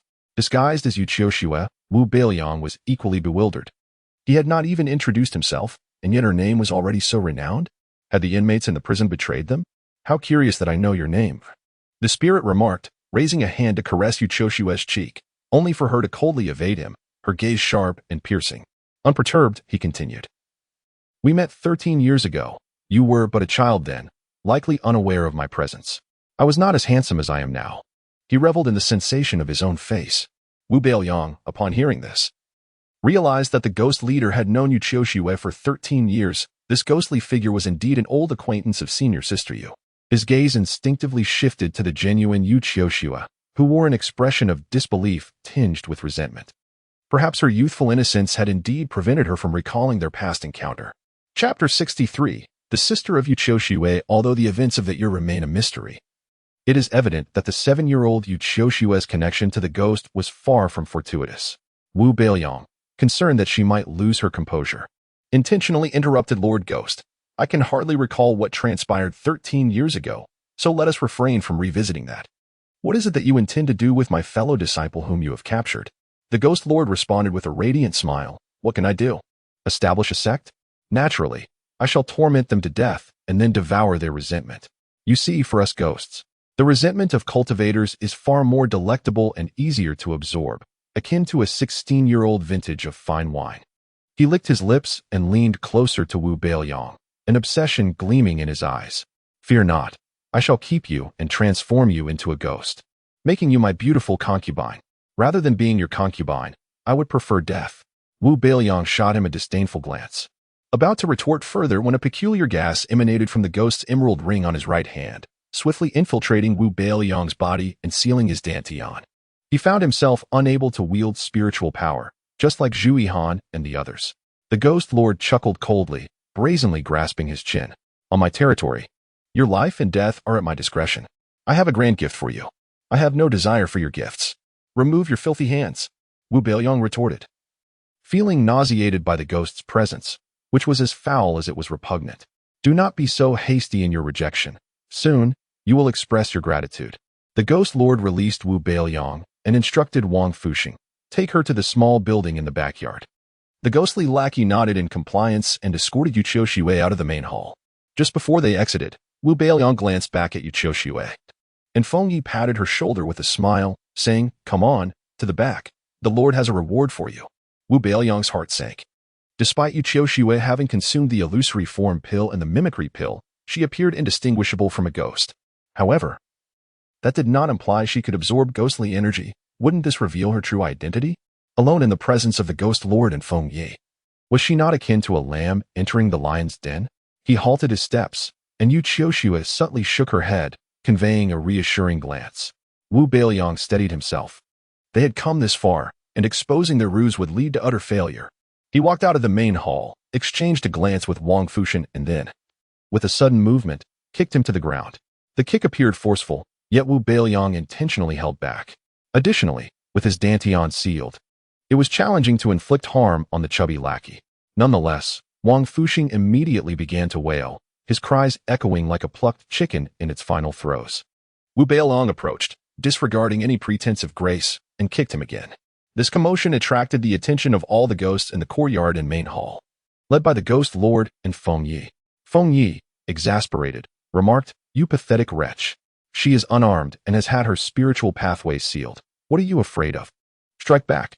Wang Fushan, with a mournful expression, replied, "She is favored by the Lord. How could I dare retaliate?" The Ghost Lord concurred with approval. "Well done. Not fighting back is indeed wise, especially to avoid marring her face." Upon hearing this, Wu Beiliang pulled out a hairpin and threatened, "If you had said so earlier, this could have been resolved easily. Release my fellow disciples, or I shall ruin this face." Before he could finish, the Ghost Lord raised a finger, and a dark light enveloped Wu Beiliang, rendering him powerless and limp, akin to a water snake collapsing into the Ghost Lord's arms. Wang Fushan was taken aback, exclaiming, "This is bad. Brother Liang is about to lose his integrity." Unable to move, Wu Beiliang glared at the Ghost Lord. If looks could kill, this foul creature would have died 1,000 deaths. He squinted slightly, managing a smile. "Do not be so impatient. I am aware of my allure, which captivates you. However, the matter at hand is pressing. Once I capture your 2 disciples, I shall indulge you." As he spoke, the Ghost Lord adjusted Wu Beiliang's attire, which had wrinkled from his kick at Wang Fushan, and then instructed Feng Yi to personally escort him to the small building at the back. Seizing the opportunity, Yu Qiushue, masquerading as a ghostly minion, suggested, "My lord, why employ a sledgehammer to crack a nut? I shall capture 1 disciple without claiming credit. Once I secure the other 2, we can all receive rewards together." However, the Ghost Lord replied, "Time is of the essence. I shall personally go after them." Yu Qiushue, thinking quickly, proposed, "The more ghosts, the greater the strength, especially in finding individuals. If we split up and search meticulously, we shall locate those 2 rascals in no time." That is a valid point. The Ghost Lord approved of Yu Qiushue's suggestion, and the ghosts in the city hurriedly followed suit. "I can assist you only to this extent. I hope you can rescue your fellow disciples while the number of ghosts in the city is limited." Yu Qiushue thought to herself as she joined the malevolent spirits in their hunt. Wu Beiliang felt as though he had been ensnared by a binding spell, remaining immobile until he lay upon the bed in the small building on the 2nd floor. Feng Yi, with good intentions, advised, "Do not struggle. Those who understand the times are the true heroes. At present, none of you can escape. It is a stroke of fortune for you that the Lord has taken notice of you." At that moment, a faint ghostly energy approached from behind. Feng Yi turned to see a slender figure emerging from behind the screen. "You 2 sisters catch up. The Lord will come by later." Wu Beiliang was taken aback. "Sisters? What sisters?" As he pondered this, Feng Yi vanished, and a weak, ghostly presence drew nearer. The 2 exchanged glances for a moment before the ghost began to weep. Yet, being a ghost, her tears were not of water but of blood. "Qiushue, is that you? I never expected to see you again. Do you not recognize me? But of course, when we parted, you were only 7 years old, so small."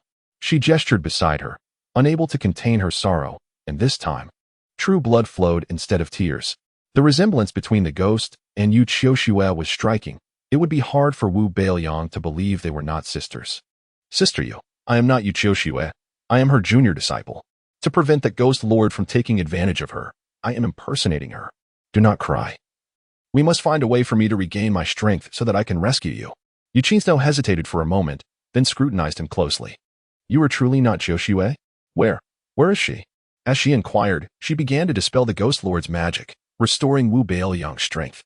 Apologetically, she added, "I am merely a ghost spirit with limited power. I cannot dissolve the ghostly energy sealing your spiritual pathways. Only Shi Wanli can do that." Wu Beiliang sat up. "So that fellow is called Shi Wanli? What a waste of a name. It matters not if my spiritual energy cannot recover, as long as I have my strength. We must flee." Our priority is to ensure my fellow disciples' safety. If we survive the night, my master will come. He will deal with that stone ghost. He grasped Yu Kingsnow's hand, but she shook her head vigorously. No, I cannot leave. You must let Xiaoxue escape. She must not fall into Shi Wanli's hands. I shall find a way to delay him. One night should suffice. Yu Qingsnow hesitated, then seemed to resolve herself, her gaze growing steadfast. Do not let Xiaoxue know that we met here. Let her believe we perished 13 years ago, that we have vanished without a trace. Do not burden her further. Is she well? Wu Beiliang nodded. She is well. She is the most outstanding disciple in our sect, highly respected among us. Yu Qingsnow smiled with relief, yet blood tears streamed down her cheeks. That is good. Then we can all rest in peace. Sister, what do you mean by that? Yu Qingsnow shook her head, wiping away her blood tears. Hurry and go. You need not know more. We were meant to have vanished long ago. It is not worth mentioning. Chapter 64. The Conspiracy of Shi Wanli. Wu Beiliang found himself in a dilemma. It was not out of a heartless desire to abandon the fragile and pitiful Yu Qingsue, but rather because the opportunity was rare.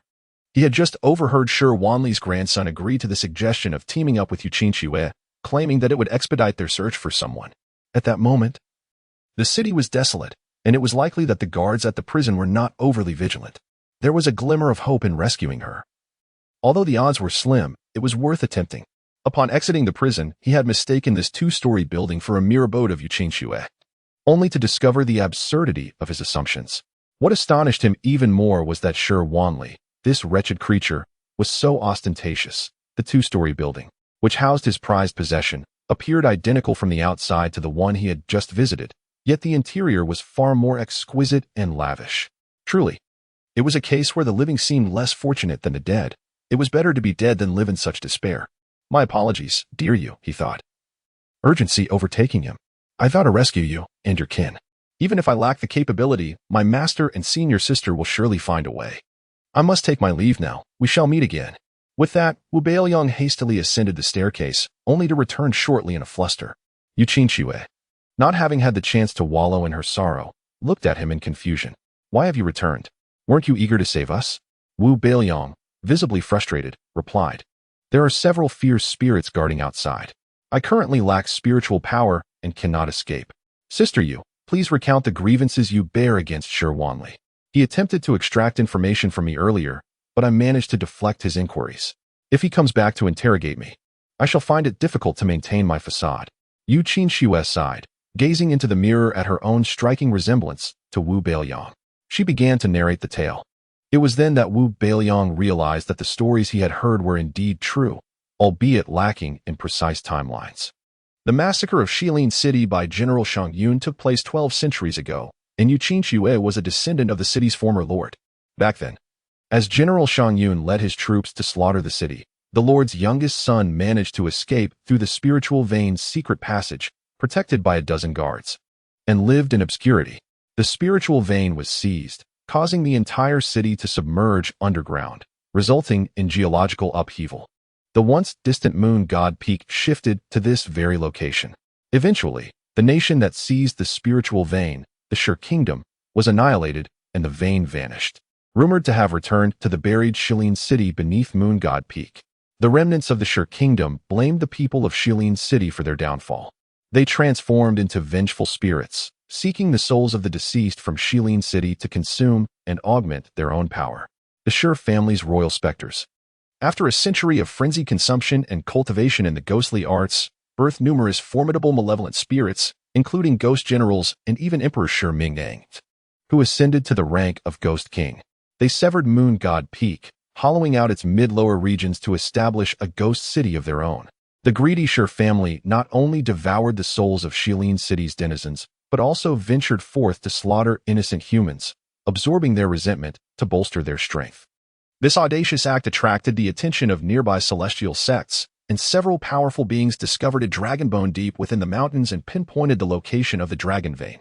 They established a soul-locking formation centered around the dragon vein, using the dragon bone as the focal point to suppress the malevolent spirits dwelling there.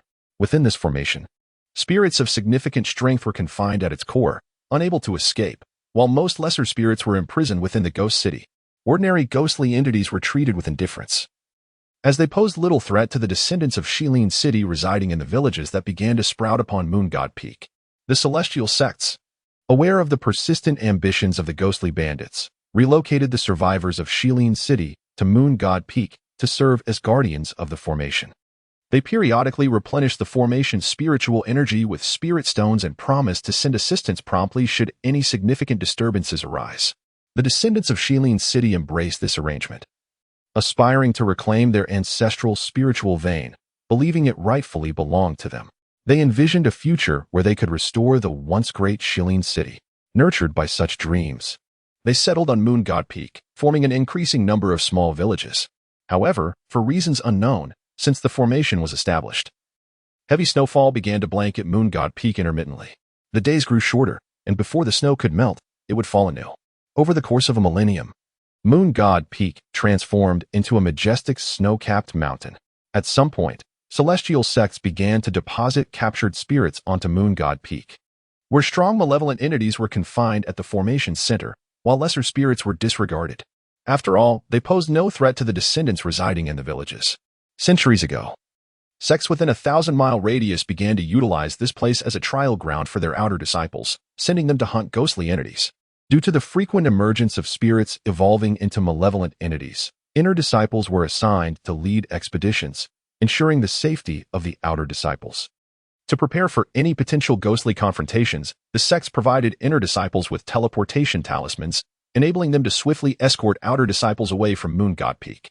13 years ago, for reasons unknown, Shi Wanli, the third son of the Shi Kingdom's emperor, inexplicably emerged from the confines of the formation, wielding extraordinary ghostly powers to elevate several malevolent spirits within the ghost city to a higher realm, leading them to breach the boundaries of the formation. He swiftly subdued all the guardians on Moon God Peak, locking their spiritual apertures with soul-locking rings, rendering them incapable of alerting the celestial sections. Shi Wanli slaughtered everyone, sparing only Yu Qinxue, for he sensed the purest bloodline of the Shilin Lord within the 7-year-old girl. He intended to imprison her and exploit her to locate the Shilin's spiritual vein, but on that fateful day, Elder Qingsong from the Ling Tian sect arrived to reinforce the soul-locking formation. Shi Wanli was gravely injured by Elder Qingsong and feigned death to escape, taking Yu Qinxue back to the Ling Tian sect with him. The formation was once again fortified, and Shi Wanli and his ghostly forces remained dormant for an entire 13 years. He imprisoned Yu Qinxue and her parents' souls, using them to coerce her into becoming his ghostly concubine, threatening to consume her parents otherwise. To exact vengeance and protect her parents' souls, Yu Qinxue begrudgingly complied and played along. Shi Wanli refrained from killing the Ling Tian sect members, planning to sacrifice them at midnight, a rare celestial event that occurred once every century. Death at this hour would unleash 100-fold of resentment and ghostly energy, coupled with the effects of the Gathering Yin formation and the Soul Absorption formation. Shi Wanli could transcend to the peak of the ghostly realm by consuming them and the remaining spirits within the ghost city. A ghost general of that caliber could dismantle the soul-locking formation, liberating the powerful malevolent spirits imprisoned within. At that point, devastation would ensue. And even if the celestial sects dispatched powerful reinforcements, it might be too late.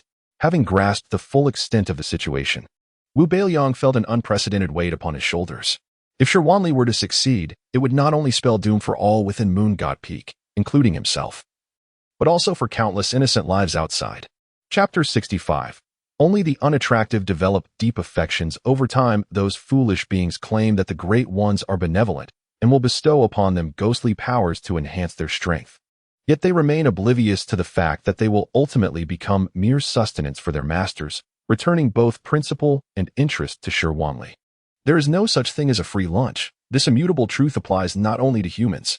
Beiliang, Li Daidao, and Yu Qinxue employ the art of seduction with a singular purpose, to infiltrate the heart of the ghost city and unearth a means to rescue their fellow disciples from the clutches of the Great Ones. Disguised as a ghost, Yu Qinxue seeks opportunities to eliminate the malevolent spirits, while the chubby one immerses himself in his role, striving to remain inconspicuous and safeguard his life. Yu Qinxue proposes that they split up and search for Beiliang and Wang Fuxing, for they are bound to find an opportunity to strike. Wang Fuxing, clever and astute, has even sought to sow discord between Feng Yi and Shi Wanli, alleviating any cause for concern.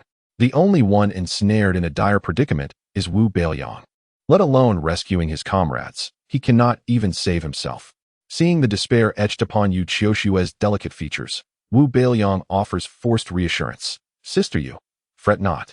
Shi Wanli is a wretched creature, having committed countless heinous acts that evoke the ire of both humanity and divinity. He shall surely not prevail. Yu Qiushua shakes her head with a sigh. He has plotted this for many years, and all is in place. Failure is nearly impossible. My only wish now is for Qiushua to remain unharmed. You are willing to endure Shi Wanli's imprisonment for her sake, which suggests you hold strong feelings for her. Do you not? This question catches Wu Beiliang off guard, but he admits, yes, I do indeed hold deep affections for Sister Yu. Wu Beiliang perceives the glimmer of expectation in Yu Qiushua's eyes.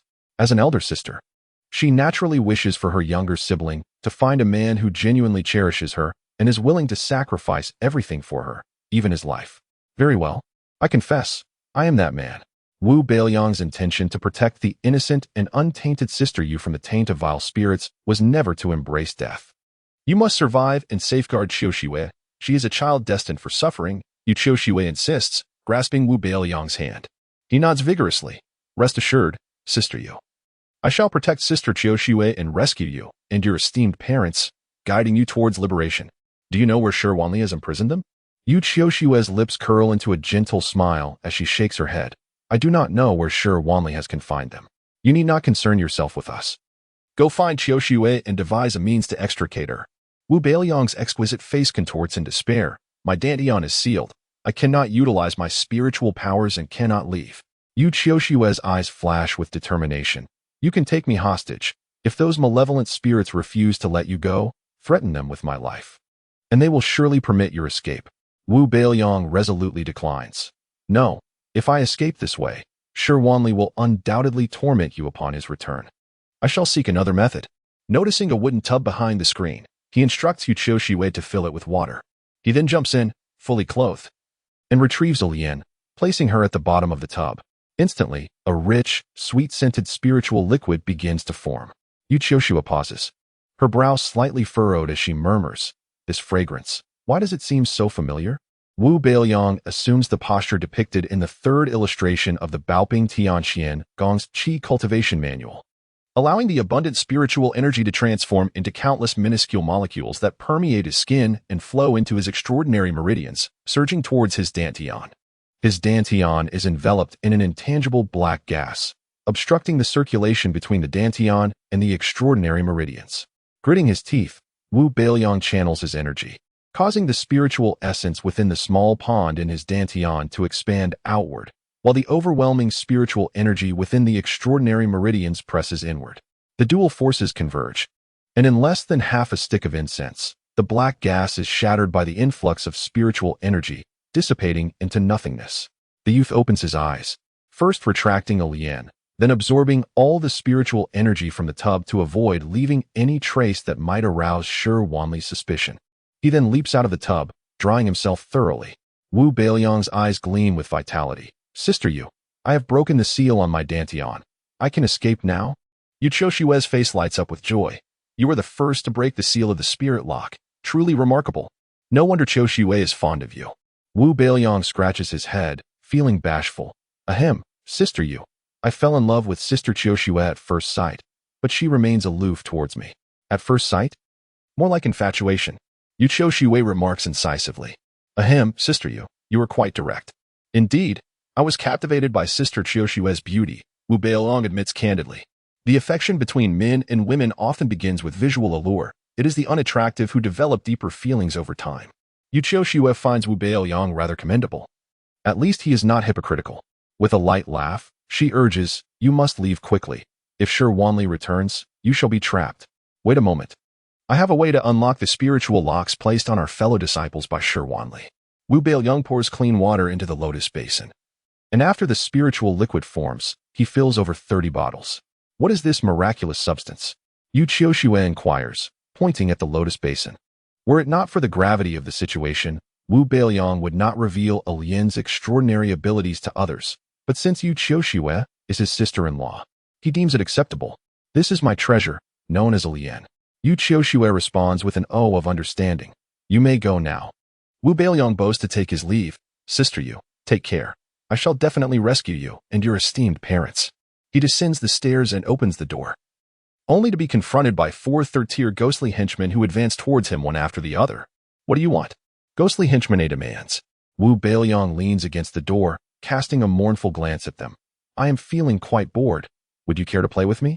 The ghostly henchmen B, C, and D stare at Wu Beiliang, their hearts aflame with desire, for they have never encountered such a stunning woman. She even eclipses the Great One's favored concubines. However, the steadfast ghostly henchman A shakes his head decisively. No, the Great One has commanded that you are not to leave this place. Wu Beiliang pouts, her eyes glistening with unshed tears, her delicate fingers pointing at ghostly henchman A. You are bullying me. When the Great One returns, I shall tell him you mistreated me, and he will devour your ghostly energy. Ghostly henchman A is momentarily taken aback. How could this disciple of the celestial sect speak such unfounded accusations? I dare not. I am merely following the Great One's orders. He hastily explains, aware that the Great One would inevitably believe the beautiful disciple's word over his own. Rumors suggest that the Great One delights in tormenting beautiful women, feeding on their grievances. However, the truth is that he simply grows tired of the old once he acquires a newer beauty, often eliminating his previous favorites. Wu Beiliang huffs. My spiritual orifices have been sealed by the Great One, rendering me no different from an ordinary person, confined to this upper floor. I feel stifled and bored, wishing to engage in harmless games to pass the time. You refuse without hesitation? Is this not bullying? With his scalp nearly boiling, ghostly henchman A struggles to find an appropriate response and finally concedes. What game do you wish to play? I will run, and you shall chase me. Whoever catches me will. She giggles playfully at the end, her eyes sparkling mischievously, igniting the imaginations of ghostly henchmen B, C, and D with inappropriate thoughts. In unison, they eagerly agree. Yes, that game sounds fun. Since the female disciple initiated the challenge, the Great One would remain unaware. Provided all 4 ghosts maintain a consistent narrative, all 3 ghosts turn their gazes toward ghostly henchman A. After a brief moment of contemplation, he declares, let us begin. Wu Beiliang steps into the courtyard, instructing, close your eyes and count to 3 before pursuing. The 4 spirits find this reasonable, even deeming 3 breaths of time insufficient. Once they close their eyes, Wu Beiliang dashes off like an ordinary person for 2.5 seconds before unleashing the Tianya step, amplifying his speed several-fold. When the 4 spirits reach 3, they discover Wu Beiliang has vanished, exchanging alarmed glances, each realizing the predicament and scattering to pursue her. Ghostly henchman B, agile and elusive, quickly catches sight of the beautiful disciple in white. Filled with elation, he hurriedly pursued, envisioning the imminent joy of teasing his female disciple. A level of exhilaration unprecedented for Gui Shai. Wu Beiliang, ahead, secretly scoffed. Is this the speed of the ghost-killing realm? It's far too sluggish. He deftly turned into an alley, finding it devoid of any specters. Gui Shai chased in, exclaiming, Beauty, where do you think you're running? I've caught up with you. Wu Beiliang glanced back, her smile radiant. Oh, ghost brother, you truly run swiftly. Gui Shai, filled with pride, declared, Indeed. Ahead of me is a pickpocket, renowned for moving like the wind, exceptionally fast. As they say, one must honor their bets. Shouldn't you allow me to? Wu Beiliang, bashfully lowering her head, murmured, Yes, having caught up with me, I should let you perish. Gui Shai, unable to hear clearly, inquired, What did you say? Wu Beiliang waved him over. Come here, get a bit closer, and I shall tell you. Gui Shai, unsuspecting, approached eagerly. In a flash of thought, Wu Beiliang summoned her divine weapon, which appeared behind Gui Shai and struck his head with astonishing swiftness, shattering it instantly. Without a head, Gui Shai transformed into a wisp of ghostly energy, dissipating into nothingness. Wu Beiliang then assumed Gui Shai's form and swiftly made her way toward the prison where Zhu Han and the others were held. Chapter 66. The bewitching pill and the spirit elixir. Upon arriving at the prison cells in the backyard, only 2 of the 4 guards remained. Presumably the other 2 had followed the main force to search for people. What brings you here? One of the ghostly guards on the first level inquired with a frown. With a face full of anxiety, Wu Beiliang replied, I came to report to the warden. The latest favorite of the master, a female disciple of the Ling Tian sect, has escaped. I suspect she has come here to rescue her fellow disciples, so I thought I would check. The guard hesitated for a moment before shaking his head. We have been stationed here the entire time. No one has come through. You should look elsewhere. Wu Beiliang remained silent, narrowing his eyes as he scrutinized the two guards. The other guard, with eyes drooping to his cheeks, expressed his displeasure. Are your ears merely for decoration? Haven't you heard? Leave now. Apologetically, Wu Beiliang smiled. I beg your pardon, esteemed guards. The master's new favorite is skilled in disguise. I suspect one of you may be her in disguise. The guard with drooping eyes was infuriated, his eyes bulging in anger. Nonsense. How could we possibly be the master's favorite in disguise? Get out of here. Pointing at him, Wu Beiliang retorted, look at that. You are angered, which proves my point. I suspect you are indeed the master's favorite.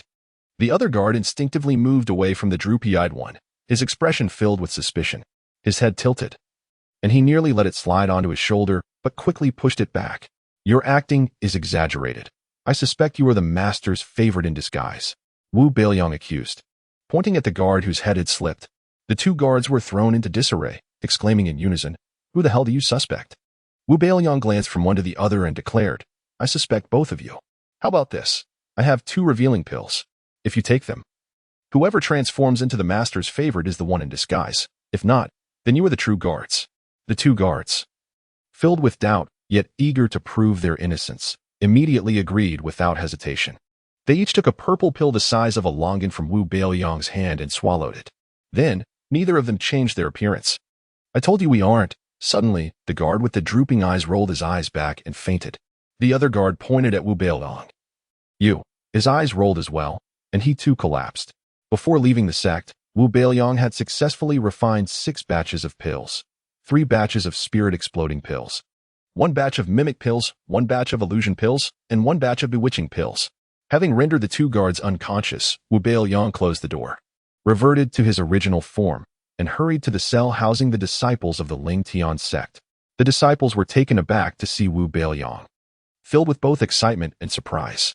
Chui Han's face lit up with joy. Brother Wu, what brings you here? Wu Beiliang replied with a smile. I have come to rescue you, Chu sister. Are you all right? Chui Han's cheeks flushed. The past few days had felt like an eternity for a young lady of wealth, filled with fear, panic, hunger, and fatigue. Although she rationally understood it was unlikely, she emotionally believed that Brother Wu would surely come to save her. She told her fellow disciples, who mocked her naivety, questioning how a mere outer sect disciple at the 3rd level of Qi refinement could possibly rescue them. They never expected he would actually come. Brother Wu, I am fine. I knew you would come to save us. They did not believe it, Chui Han said proudly, lifting her chin. Everyone looked a bit embarrassed and eagerly asked Wu Beiliang, Brother Wu, how did you get in? Where is Sister Yu? Has Uncle Jiu arrived? Please let us out. Wu Beiliang mimicked the earlier guards, releasing a wisp of spiritual power to form a key and inserted it into the lock. However, it did not open. I am sorry, esteemed brothers and sisters, but I cannot unlock the door. Sister Yu is fine. She is currently engaged in a battle of wits with the enemy ghost. Uncle Jiu has not come. We must rely on ourselves to survive. Initially, everyone had hoped they would not die, but now they realized hope had arrived suddenly, only to be extinguished just as quickly. That sounds nice, but our spiritual channels are sealed, and we cannot even leave this cell. How can we rely on ourselves to survive? Gu Fengyan shot Wu Beiliang a glare, irritated. Call me Grandpa, and I shall help you unseal your spiritual channels, Wu Beiliang said with a mischievous grin. Previously, Gu Fengyan had incited trouble, leading to the attention of a rather foolish ghost who fancied himself handsome while fanning himself with paper in the winter. Wu Beiliang had yet to settle the score with him. You are seeking death, are you? Taking advantage of me. Gu Fengyan glared at Wu Beiliang, clearly displeased. Especially with 32 fellow disciples present, he did not wish to lose face. Wu Beiliang waved his hand and, from several meters away, slapped Gu Fengyan, sending him crashing against the stone wall and rolling down. Wu Beiliang, you! Wu Beiliang waved his hand again, slap. Another resounding slap followed. Zhao Yifan cleared his throat. Adopting a leadership stance, Wu Beiliang, that is enough. What time is it? And you are still fooling around. Feigning ignorance. Wu Beiliang sent Gu Fengyan flying for the 3rd time with an invisible slap. Gu Fengyan was on the verge of tears. I said nothing. And yet you still hit me? My apologies. It just felt satisfying, Wu Beiliang retorted. Gu Fengyan was left speechless. Zhao Yifan, suppressing his anger, remarked, Brother Wu, why not consider the situation? I am the leader of Chu Sisters Group, one of the 7 strongest fighters. We should work together to escape. Please search again. There may be more of the concentrated Tianshan water left. The price is negotiable. Let me have a look. Ah, Brother Zhao, your luck is remarkable. I did indeed find another bottle. You mentioned price negotiation, correct? I will give you an 80 discount, so it will be 800 spirit stones. Zhao Yifan was taken aback. 500 spirit stones for a bottle, and an 80 discount should be 400 spirit stones, right? Wu Beiliang replied lazily, Brother Zhao. Have you not heard that rarity increases value? The last bottle remaining, I have silently priced at 1,000 spirit stones. An 80 discount gives you 800. If you do not wish to buy, I will sell it to Brother Gu, and he will surely be grateful. Zhao Yifan was well aware that Gu Fengyan was a wealthy individual with ample resources at his disposal, so he begrudgingly acquiesced, saying, Fine, 800 it is. I shall take it. Wu Beiliang tossed the spiritual liquid toward him, remarking, Senior Brother Zhao, I'm giving you a 20% discount. Shouldn't you express your gratitude? Gritting his teeth, Zhao Yifan managed to squeeze out 2 words through clenched jaws. Thank you. The others swiftly broke through the seal, but the unfortunate Gu Fengyan, lacking the spiritual liquid, was left behind. His expression fluctuated between joy and despair, and after several transformations, he fell to his knees before Wu Beiliang, exclaiming, Grandfather, I beseech you to sell me a vial of the concentrated Tianshan divine water. Chapter 67. A gullible benefactor. Everyone gazed upon Gu Fengyan with astonishment, scarcely believing his willingness to demean himself. Miao Kai regarded him with newfound respect, acknowledging his resilience and ruthlessness. Wu Beiliang, unsurprised, offered Gu Fengyan a faint smile.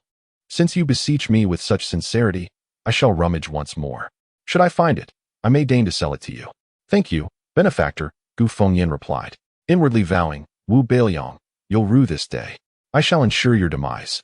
The malevolence lurking within Gu Fengyan's eyes did not escape Wu Beiliang's notice, yet he remained unconcerned. He feigned rummaging through his storage pouch, eventually producing a vial of spiritual liquid. Well, you fortunate wretch, Wu Beiliang remarked. It appears your benefactor has indeed unearthed a vial. Do you desire it? Gu Fengyan's face lit up with delight. Indeed, I do. Name your price, kind sir. I shall pay any sum. A gullible benefactor, indeed. A look of satisfaction spread across Wu Beiliang's face. Excellent. I shall grant you a discount of 50%. Merely 2,000 spirit stones will suffice. Gu Fengyan cursed Wu Beiliang's audacity in his heart, denouncing him as shameless and opportunistic. Outwardly, however, he expressed profound gratitude. Thank you, kind sir. Your generosity knows no bounds. May you enjoy a long and prosperous life. He silently added, cut short in the next instant. The transaction concluded, Wu Beiliang tossed the vial of spiritual liquid to Gu Fengyan, who gratefully received and consumed it. After a period of incense burning, the spiritual acupoints of all those present were unsealed. Wu Fangzhu, the leader of the Sangyi Pavilion, cleaved the door lock with a single stroke of her sword. Upon exiting, the group vented their pent-up frustration by slaying the 2 unconscious ghoul jailers who had tormented them for days.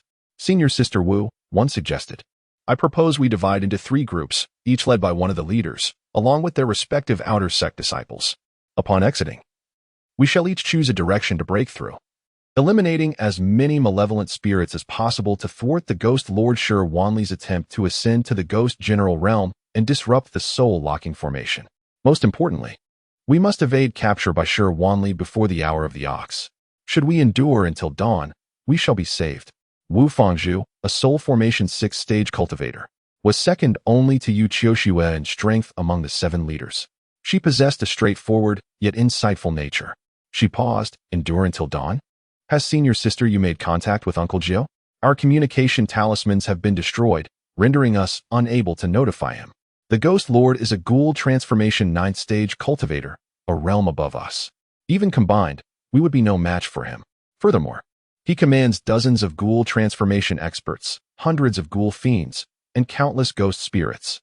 Dividing into pairs would indeed bolster our strength. Moreover, should we encounter the Ghost Lord and be captured, it would not result in our complete annihilation. As the others turned to him, Wu Beiliang nodded with a smile. Indeed. Contact has been established. Therefore, we must all persevere. Victory lies in endurance. The Ling Tian sect disciples were immediately filled with a fervent desire for survival. Zhao Yifan's face reflected his infatuation, as expected of one of the Ling Tian sect's top 10 prodigies. Senior Sister Yu is truly exceptional. Wu Beiliang, having uttered a benevolent falsehood, urged, time, is of the essence. Let us depart this place. Should Shi Wanli arrive and seal our spiritual acupoints once more. I possess no more concentrated heavenly mountain water to offer. The disciples inwardly grumbled, as if you were bestowing it upon us gratis. You merely seized the opportunity to inflate prices and profit from our misfortune. Junior brother Wu speaks wisely. Let us divide into groups. Senior sister Wu. Shall our two pavilions form a group? Miao Kai, the leader of the Langya pavilion, proposed. Wu Fangzhu nodded slightly, agreed. Senior brother Wu, might I accompany you? Although Wu Beiliang's cultivation was not high, Shu Han inexplicably trusted him, feeling safest in his presence. Wu Beiliang decisively declined. Impossible. My meager abilities would be insufficient to protect you. You would be better off with senior brother Zhao. His chivalrous nature would compel him to defend you at all costs. Would he not, senior brother Zhao? He turned to Zhao Yifan, who stood tall, proclaiming, naturally. With me present, none shall dare harm junior sister Chu. Shu Yihan cast a disappointed glance at Wu Beiliang before reluctantly acquiescing. Thank you, senior brother Zhao. The disciples of the 6 pavilions divided into 3 groups, burst from the prison, scaled the high walls, and charged towards the outskirts of the ghost city. Si Tulan noticed that Wu Beiliang had not emerged with them. Knowing that the boy undoubtedly had his own plans, she chose not to expose him. In a small village on Moon God Peak, the devastatingly handsome Ghost Lord Shi Wanli expelled a wisp of ghostly energy, instantly tainting the snow on the ground. The black snow slowly levitated, coalescing into shimmering, ethereal ice cones. As countless sharp ice cones hung suspended in the air, Shi Wanli swept his sleeve, unleashing a barrage of projectiles that pierced the village structures with deafening cracks. No screams were heard, nor were there any fluctuations of spiritual power. Shi Wanli frowned slightly. Muttering in confusion, 2 mere Qi refinement disciples, yet they concealed themselves so effectively. Where could they have vanished? A thought struck him, and he rapidly performed a series of calculations with his slender fingers. His expression darkened. The Ling Tian sect disciples have escaped the prison and slain the ghoul jailers I personally endowed with ghostly energy. They seek death. Shi Wanli bent his knees, then abruptly straightened, transforming his entire being into a high-powered projectile that soared 800 meters into the sky before accelerating towards the ghost city. Soon after, dozens of ghouls and hundreds of ghoul fiends abandoned their search for Wu Beiliang and Wang Fuxing and hastened back to the ghost city. Yu Qiuxiue specifically targeted lone or small groups of no more than 3 ghoul fiends. In a short span of an hour and a half, she had ambushed and killed 37 ghoul fiends. Noticing their sudden return to the ghost city, Yu Qiuxiue was perplexed. Though she didn't know what had happened, she suspected it had something to do with Wu Beiliang, as he was the only variable in the ghost city. Concerned for Wu Beiliang's safety, she followed 2 ghoul transformation 4th stage specters towards the ghost city. Soon after, Yu Qiuxiue encountered Grandpa Feng, who was also heading towards the ghost city. Grandpa Feng, what has occurred? Why is everyone returning? Yu Qiuxiue inquired curiously. Grandpa Feng exclaimed in frustration. The Ling Tian sect disciples have escaped from the prison and killed 2 ghoul jailers. The Lord is furious and has ordered us to immediately recapture them. Yu Qiuxiue raised an eyebrow, surprised. She had not expected Wu Beiliang to actually rescue the people. It was simply incredible. Within the ghost city, a fierce battle raged. The Ling Tian sect disciples, divided into 3 groups, had established 3 small battlefields, engaging in combat with numerous ghoul fiends and a handful of ghouls. Although the ghoul fiend realm corresponded to the soul formation realm of human cultivators, in reality, ghouls of the same realm were far less formidable than humans. The reason was simple. Human cultivators possessed various powerful weapons and magical artifacts, offering a diverse range of attack methods. Their defenses were similarly bolstered by numerous treasures, resulting in a dazzling array of options. In contrast, ghouls were unable to manipulate the spiritual energy of the world. Their attack methods were relatively limited, and their resilience was poor. As a result, human cultivators were commonly able to vanquish ghouls beyond their own realm. These Ling Tian sect disciples had arrived at Moon God Peak 2.5 days prior, only to be ambushed and imprisoned within a day. Their frustration and anger fueled their fervent desire to kill ghouls. Those who have not yet completed their mission, hurry up. The 3-day deadline is approaching. Killing 1 ghoul fiend is equivalent to killing 3 ghost spirits. Unleash your hidden skills. Miao Kai, the leader of the Langya pavilion, roared, brandishing a 5-foot-long blade as he fearlessly charged into the ghost horde. His sweeping blade techniques already possessed a semblance of Elder Shui Zhao style. The outer sect disciples, inspired by their senior brother's bravery, envied him greatly. They were infected by his spirit, exhibiting extraordinary performance and cooperating with one another to slay ghoul fiends. Soon, almost all the outer sect disciples had slain 2 or 3 ghoul fiends, completing their trial missions. Even Juihan, the timid one, had mustered her courage and slain 3 ghoul fiends. Just as everyone was feeling triumphant and complacent, a gust of wind swept away the clouds, revealing the eerie blood moon within. The Lord Shirwanli, clad in a red cloak, appeared from the void, descending with a palm strike from above. A colossal hand, measuring 100 feet in length, materialized in the air, resembling a thick blanket of ominous clouds. The disciples of the Ling Tian sect gazed upwards, immediately recalling the terror they had previously endured, and a sense of retreat began to swell within them. Each group hastily regrouped for an immediate withdrawal. Wu Fangzhu understood the necessity of retreating without delay and promptly voiced her warning. Attempting to flee? Have you sought my permission? Shirwanli scoffed, accelerating the descent of the massive hand. The disciples of Ling Tian's sect were astonished to find their legs weakened, rendering them immobile. With a resounding crash, the hand descended, obliterating several dozen structures of the ghost city into mere ruins. 2/3 of the Ling Tian disciples were rendered unconscious beneath the weight of this cloud-like hand. Only 6 leaders, including Yi Hong, Gu Fengyan, Kong Chenhang, and Sida Lan, distinguished themselves as particularly exceptional outer disciples, managing to withstand the immense pressure. Indeed, they lived up to the reputation of the Ling Tian sect's elite disciples.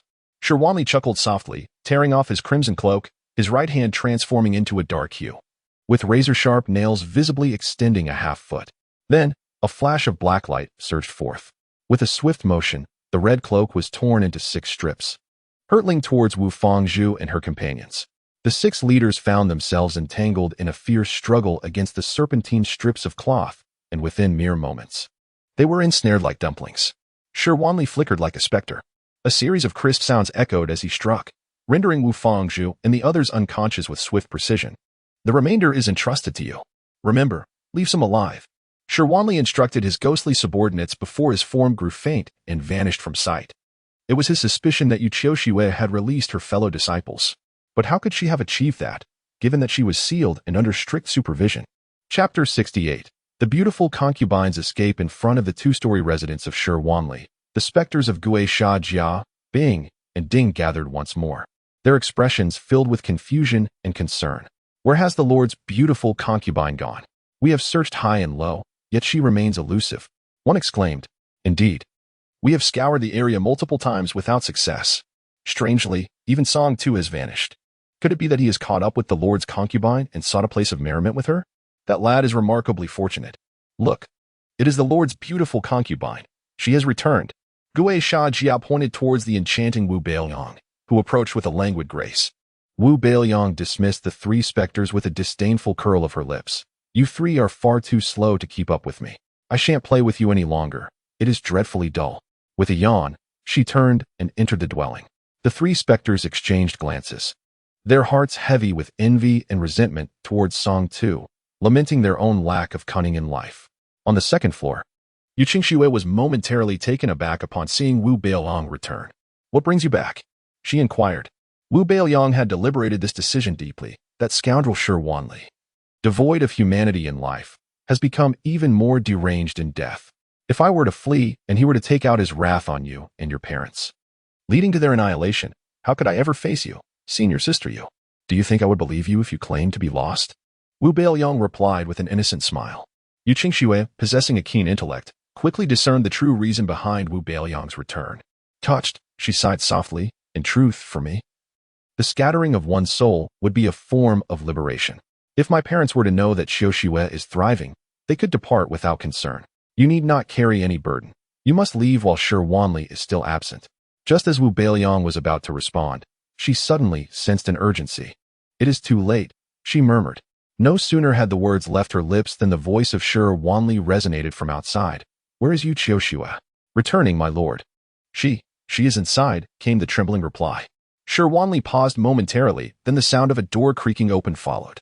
Upon reaching the 2nd floor and spotting Yu Qiuxue, a visible sigh of relief escaped his lips, and a smile graced his features. Yu Qiuxue, have you finally remembered who I am? With eyes ablaze with hatred, Yu Qiuxue retorted, Indeed, I remember. You are a creature lower than swine. A despicable wretch devoid of conscience.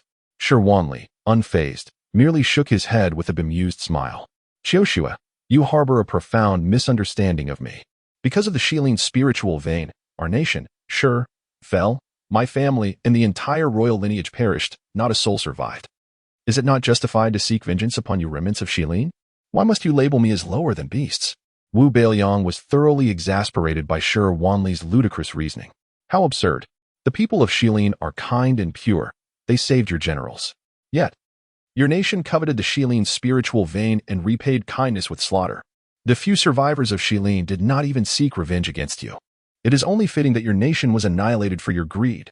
This is the cycle of karma, a just retribution. You preyed upon the weak, seizing the spiritual vein, never considering that a mightier nation would rise to claim your own. Unable to confront those who defeated Shi, you foolishly redirected your hatred onto the innocent descendants of Xiling, committing despicable acts that are reviled by all. You dare call this revenge? Spare me your notions of retribution. It is we who deserve vengeance. Infuriated, Shi Wanli could no longer maintain his composure. It was as though the last shred of dignity had been stripped away. He extended a spectral hand, and Wu Beiliang found herself inexplicably drawn into his grasp. With a menacing glare, Shi Wanli tightened his grip around her throat and bellowed. A man is innocent until he possesses a treasure. Who allowed your people of Xiling to have the spiritual vein? Such a treasure should rightfully belong to the capable. Our actions were not wrong. Blame your own kind for their inadequacy. They are worthless, thus deserving of death. Gasping for breath, Wu Beiliang retorted. This notion of innocence is nothing but ridiculous drivel. If you are blameless, then neither are those who destroyed Shi. If we are to speak of worthlessness, it is you of Shi who are the true cowards, hiding behind self-deception. Shi Wanli trembled with rage, and Yu Qingxue rushed forward to grasp his hand tightly. Shi Wanli, release her. If Qiushua were to die now, you would never reclaim the spiritual vein. Anger clouding his vision, Shi Wanli reluctantly loosened his hold. The general of Jinbei had initially seized the spiritual vein, yet he had never anticipated that it possessed sentience and the ability to escape. Subsequently, the allied forces of Wu, Qin, and Tan descended upon them, leading to the utter annihilation of the Shangyun army at the Battle of Fenghuipo. In less than half a month, the Shi nation faced complete destruction. The royal family of Shi, all unjustly perished, claimed that the spiritual vein had escaped on its own, yet the three nations remained unconvinced, laying waste to the capital in search of it. The imperial city was reduced to ruins. Is this what they call possessing a treasure? The treasure fled on its own. Thus, the spiritual vein became an obsession for the royal family of Shi, lingering in their thoughts even in death, never ceasing to yearn for its return. Yu Qingxue leaped into Wu Beiliang's embrace, her voice filled with concern. Qiushua, are you unhurt? Wu Beiliang coughed, her lungs aching, struggling to catch her breath. Though she knew Shi Wanli dared not kill her, she acknowledged that provoking him so directly was not in line with her usual composure. Youthful exuberance, playful banter, and spirited arguments bore no lasting harm, so long as one's head remained intact. I am fine, Wu Beiliang reassured her, offering a comforting smile as she noted Yu Qingxue's mix of guilt and gratitude. Having regained his composure, Shi Wanli fixed his piercing gaze on Wu Beiliang. Do you know that your companions have escaped from their prison? Wu Beiliang's face registered shock. Really? I cannot believe it. Unable to discern the truth in her expression, Shi Wanli pressed on. It is true, yet I have captured them all again. A sense of foreboding gripped Wu Beiliang's heart, and after a brief silence, she stated, release them, and I shall assist you in retrieving the spiritual vein. Shi Wanli glanced at Yu Qingxue, a mocking smile curling at the corners of his mouth. It seems you have been too busy reminiscing with your sister. She did not inform you that I require a sacrifice of your companions to break through to the ghost general realm. Therefore, I cannot release them. As for you, your cooperation is of no consequence. Wu Beiliang drew a wooden sword and placed it against her neck. Is it truly of no consequence? If I surmise correctly, my blood serves as the conduit to locate the spiritual vein. Should I perish, my blood would lose its potency. Shi Wanli's pupils constricted, and through gritted teeth, he hissed. You Qiushue, I Shi Wanli shall not yield to threats. I will not release your companions. Wu Beiliang shook her head. I do not require you to release them. Shi Wanli paused, brow furrowed. Then what do you propose? Wu Beiliang pointed to Yu Qingxue. Release my sister and my parents. Their lowly cultivation poses no benefit to your breakthrough. Otherwise, I shall perish right here. Yu Qingxue blinked in astonishment. Qiushue, Have you forgotten what I told you? Wu Beiliang gazed earnestly at her. Sister, I cannot allow you to endure this torment any longer. Shi Wanli's expression shifted, wavering between anger and contemplation before finally conceding. Very well, I shall grant your request. From within his robe, Shi Wanli produced an oval incense burner, opening its lid to reveal two ethereal figures that emerged. Father, mother. Yu Qingxue cried out, rushing towards them, tears streaming down her face. The two frail souls flickered like candles in the wind. Their loving gazes filled with sorrow as they looked upon their daughter. Sister, take our parents and leave. Do not worry about me. I will be fine. Junior brother Wu will come to rescue me. Wu Beiliang spoke to Yu Qingxue, but she hesitated. Wu Beiliang interrupted her, shamelessly boasting. Aside from being handsome and possessing good character, junior brother Wu is also very clever. He will surely find a way to save me. Trust me. After a moment's hesitation, Yu Qingxue finally nodded and departed with her parents, whose souls were damaged. Wu Beiliang followed them downstairs as Yu Qingxue glanced back every few steps. When the door opened, under Shi Wanli's directive, the ghostly figures did not impede Yu Qingxue's exit. Wu Beiliang waited until the three ghosts had moved far away before he set down his wooden sword. Suddenly, Shi Wanli lunged forward, delivering a slap that sent Wu Beiliang crashing against the wall. Wu Beiliang stifled a groan, internally cursing Shi Wanli. Your junior brother Wu is nothing but a coward. Even if you lent him 10 times the courage, he wouldn't dare to come. If he did, it would be a death sentence. Shi Wanli retorted coldly. Wu Beiliang rose, wiping the blood from his lips, declaring, Junior brother Wu will come, and he will kill you. We shall see who meets their demise. Shi Wanli responded, grasping Wu Beiliang and soaring towards the depths of the ghost city. Approximately the time it takes for an incense stick to burn, they reach their destination. Disguised as the ghostly figure Xiaoliang, Yu Qingxue worried for Wu Beiliang's safety.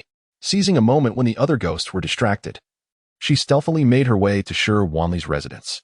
There, she witnessed her sister, now a ghost, and her parents rushing towards her, pursued by the three malevolent spirits who had previously allowed Yu Qingxue to leave. Yu Qingxue trembled violently, overwhelmed with sorrow. Tears streaming down her face like pearls scattered from a broken string, blurring her vision. Sister, father, mother, she cried out, reverting to her true form as she rushed to meet the three ghosts. Yu Qingxue, seeing her younger sister who bore an uncanny resemblance to her, and their parents, who gazed at their blossoming daughter, embraced her tightly. As they did, the Lingxi's sword emerged, splitting into two and launching towards the stunned three ghosts. The three malevolent spirits sensed the chilling intent of the flying sword and instinctively attempted to flee. Alas, their speed was utterly insufficient against the sword's might. They barely took 5 steps before being decapitated and reduced to fragments, dissipating into ghostly mist. In an instant, the three spirits were vanquished, and the Lingxi sword returned to its master, merging back into its sheath. Sister, father, mother, I miss you so much. Yu Qingxue choked out, embracing her sister once more before turning to her parents.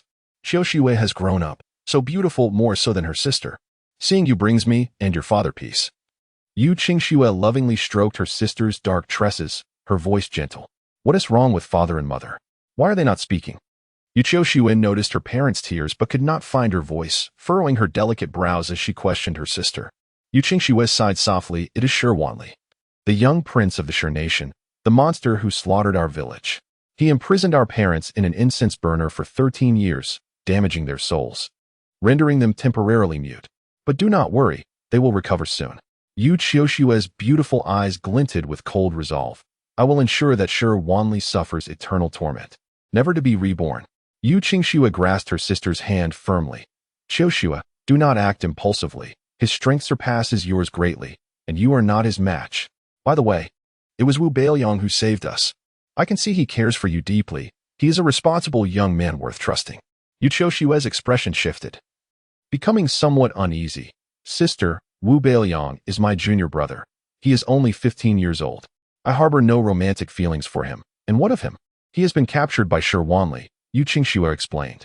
Shi Wanli intends to sacrifice your fellow disciples during the ghostly hour to harness their resentment and ghostly power. He will also consume the ghostly essence of all spirits to break through to the ghost general realm, thereby shattering the soul lock array and releasing the formidable evil spirit it contains.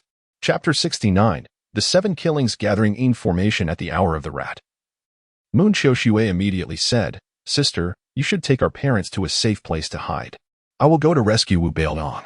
I will not allow Shi Wanli to succeed, even if it costs me my life. She refrained from voicing this last thought, not wanting to burden her sister and parents with worry. Please be careful. Above all, you must survive. Only by living can there be hope. Moon Qing Snow understood her own limitations and, unable to assist her sister, offered a few words of caution before departing with their parents. Transforming back into the form of the ghostly Xiaoyang, Moon Xiuxue unleashed her consciousness, swiftly locating a dozen or so ghostly figures, and followed them to their destination. Unbeknownst to these spirits, they were marching towards their demise. Meanwhile, the chubby Wang Fuxing had also set off. This was not his intention. He had planned to find a place to hide and live contentedly as a carefree individual. However, Master Feng, recognizing his value, sought him out to witness the rise of the ghostly cultivators. Fuxing, Feng said, you and Xiaoyang have made great contributions. Our master has yet to reward you. Let us wait until the task is complete, and I'll be sure to secure your reward. Wang Fuxing maintained a cheerful facade, but inwardly he thought, I truly feel confined. Why must you meddle in my affairs? No wonder they call you Master Feng. You are simply erratic. With a face full of feigned gratitude, he expressed, thank you. Master Feng, you have treated Xiaoyang and me with utmost kindness. Not long after gaining their freedom, 33 disciples of the Ling Tian sect, both inner and outer disciples, once again found themselves bound, taken deep into the ghost city. All ghosts of the higher realm were commanded to proceed there, as the ghost lord proclaimed, this time, the ghostly cultivators will rise, and all will ascend to a greater realm. With a flourish of his hand, they complied eagerly, inciting envy among the weaker spirits. The deepest part of the ghost city held an enormous pit, filled to the brim with gray-white skeletal remains. Shi Wanli, a ghostly being of the 9th realm, soared above the pit, conjuring a flickering ghostly flame that he cast downward. The ghost fire transformed into countless light points, cascading into the pit, forming 2 colossal green skeletons stretching over 1,000 feet in length from south to north. The northern skeleton, darker in hue, was the culmination of Shi Wanli's years of effort in establishing the 7 Killings Gathering Yin formation, abbreviated as the Gathering Yin formation. Its purpose was to sacrifice the 33 disciples of the Ling Tian sect, allowing them to meet a tragic end within the formation at the Hour of the Rat, thereby releasing unmatched malevolent Yin energy. Shi Wanli intended to absorb this energy through the formation to break into the realm of the Ghost General. However, the malevolent Yin energy generated by 33 disciples was far from sufficient. Therefore, he required the essence of thousands of vile ghosts. Shi Wanli bore no moral qualms about this, for half of the higher-ranked ghosts had received their power through his secret methods. Absorbing them back merely reclaimed what was rightfully his, utilizing ghosts to take from ghosts. To the south, the lighter-colored skeleton formation was the Soul Gathering formation. The eye sockets of the skeletons served as the focal points, resonating with the soul-locking formation directly above. Previously, Moon Xiuxue had inspected the formation and discovered that it had been tampered with, giving the soul-locking formation a soul-gathering function.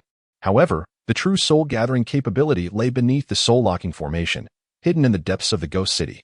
Due to the attraction between Yin and Yang at the focal point, a minuscule shift had occurred in the soul-locking formation's eye, allowing Moon Xiuxue to sense the soul-gathering power, leading her to a misjudgment. Wu Beiliang possessed remarkable talent in formations. Although he had not specifically studied these 2 ghost formations, he recognized their principles and understood their functions at a glance. It became clear to him that to thwart Shi Wanli's ambitions, disrupting the formations was paramount. Shi Wanli, grasping Wu Beiliang, pointed to the skeletal formation in the pit. Do you know whose bones these are?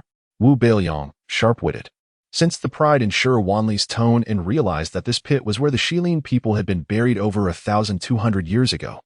Gazing at the countless skeletal remains, Wu Beiliang felt a pang of grief, his teeth clenched in anger. Beast. Shi Wanli laughed heartily. Moon Xiuxue, do you understand? Being merciful to one's enemies is cruelty to oneself.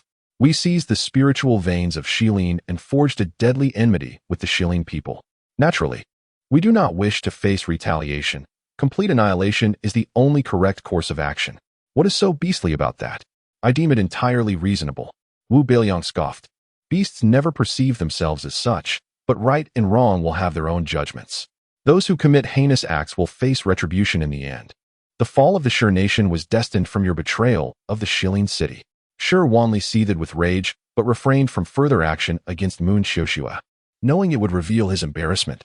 He pointed downward, and between the two ghostly formations appeared a Tinjiang tall, 2 feet wide bronze pillar intricately carved with images of 100 ghosts. Shi Wanli seized Wu Beiliang and flew to the pillar, binding him to it. And with a flick of his hand, a wisp of ghostly energy transformed into a sharp dagger, slicing open Wu Beiliang's wrist. Crimson blood flowed forth, cascading down the bronze pillar, each drop staining the dark red soil below. Wu Beiliang furrowed his brows, glaring at Shi Wanli. Straining against the seemingly mundane grass rope binding him, Shi Wanli, what do you intend to do? If you are a man, kill me with a single sword strike. What is the purpose of this torment? Shi Wanli grinned cruelly. I am not a man. In fact, I am less than human. You ought to know why I spared you 13 years ago, do you not? You carry the pure bloodline of the Shilin City Lord from a millennium ago. It is said that only the bloodline of the Shilin City Lord can draw the spiritual veins near. Now that you have come to me, I cannot miss this once-in-a-lifetime opportunity. My Shi nation fell due to the loss of the spiritual veins. I must have that power. Wu Beiliang thought to himself. I bear no city lord's bloodline. Even if my blood were to flow freely, the spiritual veins would not resonate. He gazed at Moon Xiuxue, bound and bleeding, and mused. You owe me your life. Beyond pledging yourself to me, I fear there is no other way for you to repay me. He raised his chin defiantly, coldly stating. You will not obtain the spiritual veins. Let us wait and see. Shi Wanli tossed back these words, ascending into the air, hovering silently as he observed the distance. At this moment, the hour of the rat was drawing to a close, and the hour of the ox was approaching. A throng of ghostly figures and spirits appeared. Converging at the pit's edge, they knelt before Shi Wanli, exclaiming, Master, you are mighty. Long live the Master. Shi Wanli pointed to the 7 killings gathering in formation. Throw the disciples of the Ling Tian sect into the formation. Understood. The spirits, gripping Zhao Yifan, Gu Fengyan, Wu Fangzhu, Miao Kai, Yi Heng, Zhu Yihan, and others, treated the unconscious disciples as refuse, carelessly tossing them into the gathering in formation. Shi Wanli continued, Everyone, please line up at the soul gathering formation over there. I shall grant you ghostly energy to enhance your strength. The spirits rejoiced, hastening toward the southern soul gathering formation. Master Feng, loyal and steadfast, carried Moon Xiuxue and Wang Fushan, riding the wave of ghostly energy to the front of the line. Wang Fushan was reluctant, while Moon Xiuxue's gaze remained fixed on Wu Beiliang, watching as his blood spread upon the pillar, his lips pale from the loss. A sudden pang of pain gripped her heart. Wu Beiliang too observed her, a nonchalant smile gracing his lips, exuding a gentle serenity. After a brief moment, the hour of the ox arrived. Thousands of spirits and ghostly figures stood in formation, while the 33 disciples of the Ling Tian sect remained unconscious. Wu Beiliang suddenly called out to the throng, You have been deceived. Shi Wanli has gathered you here to consume you and strengthen himself. The spirits were incredulous, turning their gazes to the hovering figure of Shi Wanli, who appeared regal and domineering. Shi Wanli's lips curled into a cruel smile. She speaks the truth. Being consumed by me is your fortune. With your power, I shall reign over the wasteland. With that, he struck the air with both hands, unleashing 2 pillars of darkness that struck the focal points of the gathering Yin and Soul gathering formations.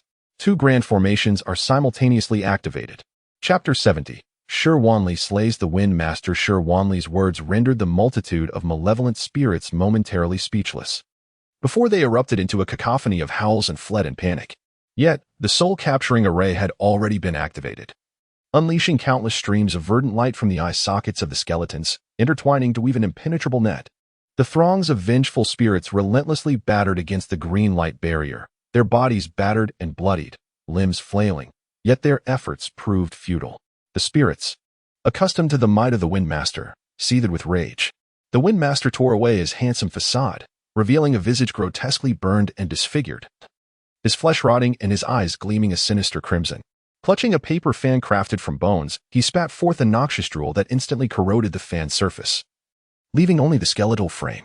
As the fan's bones elongated to approximately 3 feet, the Windmaster scraped a piece of putrid flesh from his face, transforming it into a dense aura of ghostly energy, which he then struck against the fan's bones. The fan bones transformed into 18 sharp spikes, whirling towards the green barrier. With a resounding pop, the barrier was breached, creating an opening the size of an infant's fist. The Wind Master let out a piercing shriek and morphed into a swirling black mist, following the spikes in their swift flight. The remaining malevolent spirits, eager to follow, found the barrier restored in an instant. Aside from the Wind Master, 3 other malevolent spirits of the 4th rank managed to escape. In that moment, the Wind Master could spare no thought for Yu Qiuxue and Wang Fuxing. Casting a venomous glance at Shi Wanli, he turned and fled. Within the soul-capturing array, the weaker spirits had already dissipated into ghostly energy, coalescing at the array's core, darker than ink. Shi Wanli opened his mouth wide to inhale, his jaw splitting until it reached the back of his head, and his handsome visage fell away to reveal a ravaged face. The rich, ghostly energy enveloped him like a potent tonic, causing his already formidable physique to swell, and from his back erupted 2 fleshy wings with a loud pop. The wings grew visibly, stretching to a length of 10 feet in no time. Shi Wanli's elongated eyes glinted with a chilling indifference as he gazed in the direction of the fleeing Wind Master, coldly declaring, "Thinking of escaping? That is a death wish." With that, he flapped his wings, generating 2 powerful gusts of air, and in a swift motion, he tore through the air with astonishing speed, eliciting admiration from Wu Beiliang. As the Wind Master heard the rush of wind drawing near, he hastily unleashed 18 bone spikes, their trajectory sharp and menacing. Too weak. Shi Wanli's voice suddenly echoed in the Wind Master's ears.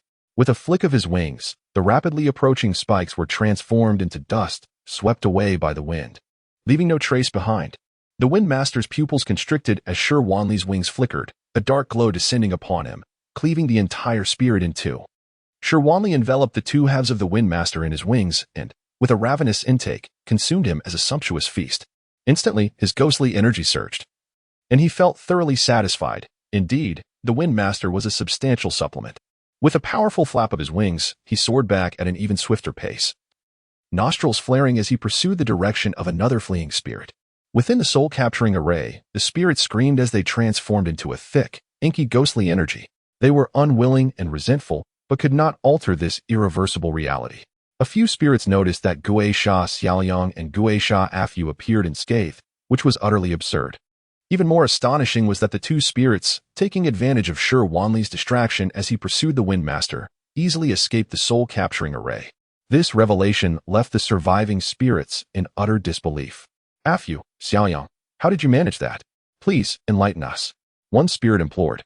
Afu, still shaken, offered an apologetic expression and replied, "To be honest, it's quite simple, but you wouldn't be able to learn it.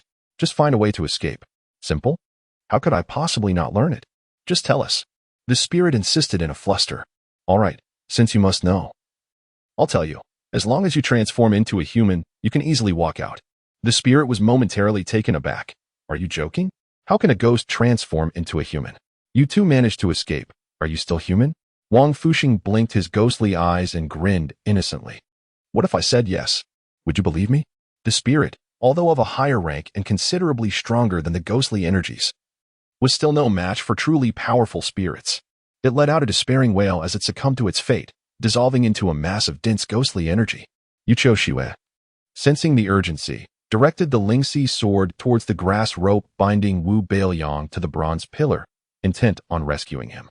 However, to her astonishment, a 100-eyed ghost emerged from the bronze pillar, casting dark beams towards the Lingxi sword, causing it to veer off course. Yu Qiuxue, agile as a swallow, deftly caught the Lingxi sword, then unleashed a palm strike behind her, accelerating towards Wu Beiliang. A horde of malevolent spirits emerged from the bronze pillar, poised to hinder her rescue efforts. "Sister Yu, don't worry about me. I have my own means of escape. Go save Brother Miao and the others." Wu Beiliang realized that the 100 ghosts on the bronze pillar would not attack anyone outside their designated safe zone. They only launched assaults upon those who dared to approach. He hastily urged Yu Qiuxue to abandon her rescue mission. Their true adversary was Shi Wanli, and it would be unwise to squander spiritual energy against a throng of mindless spirits. "Really?" Yu Qiuxue clearly doubted Wu Beiliang's words. Wu Beiliang nodded vigorously. "Of course. You know I am timid and value my life. I would never take risks without certainty." After a moment's contemplation, Yu Qiuxue recognized that Wu Beiliang was typically cautious and not prone to impulsive actions. She cast a lingering glance at Wu Beiliang, who was even more handsome than she. And an unexpected thought crossed her mind. How wonderful it would be to look like that.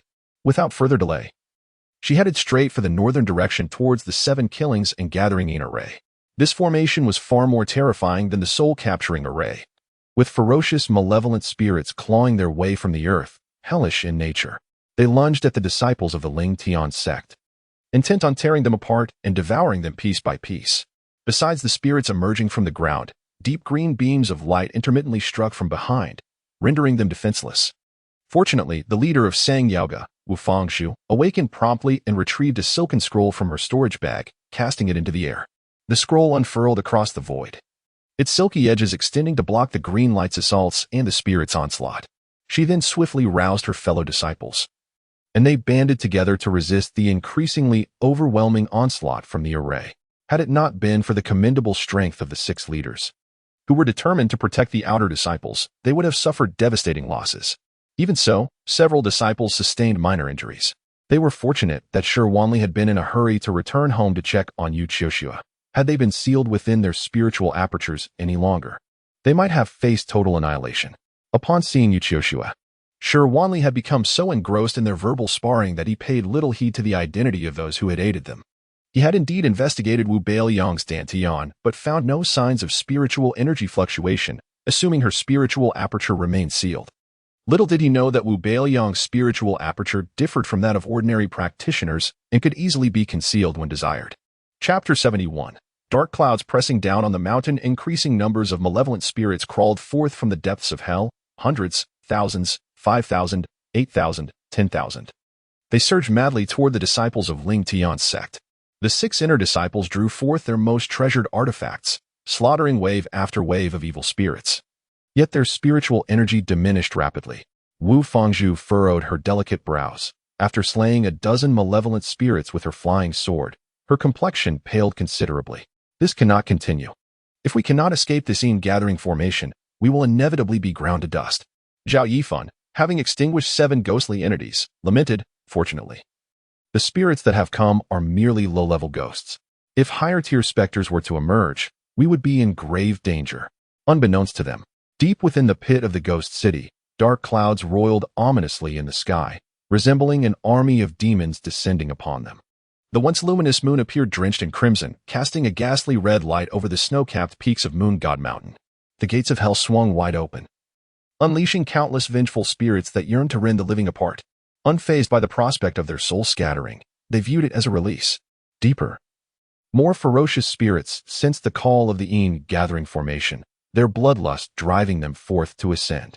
Miao Kai, his eyes narrowing, cursed in frustration, Zhao Yifan, you are indeed a harbinger of doom. Zhao Yifan could only remain silent. The sight of hundreds of grotesquely contorted spirits emerging from the blood-red earth sent chills down the spines of the Ling Tian disciples, their hearts racing with terror. Chu Yihan's face turned ashen, her body trembling uncontrollably. If not for her desperate resolve, tears would have already spilled from her eyes. These malevolent spirits, undaunted by death, charged relentlessly against the disciples, heedless of the fierce flying swords and elaborate magical artifacts that struck them down in droves, only to be replaced by more. The sheer ferocity of their assault rendered it nearly impossible for the inner disciples to also protect the outer disciples.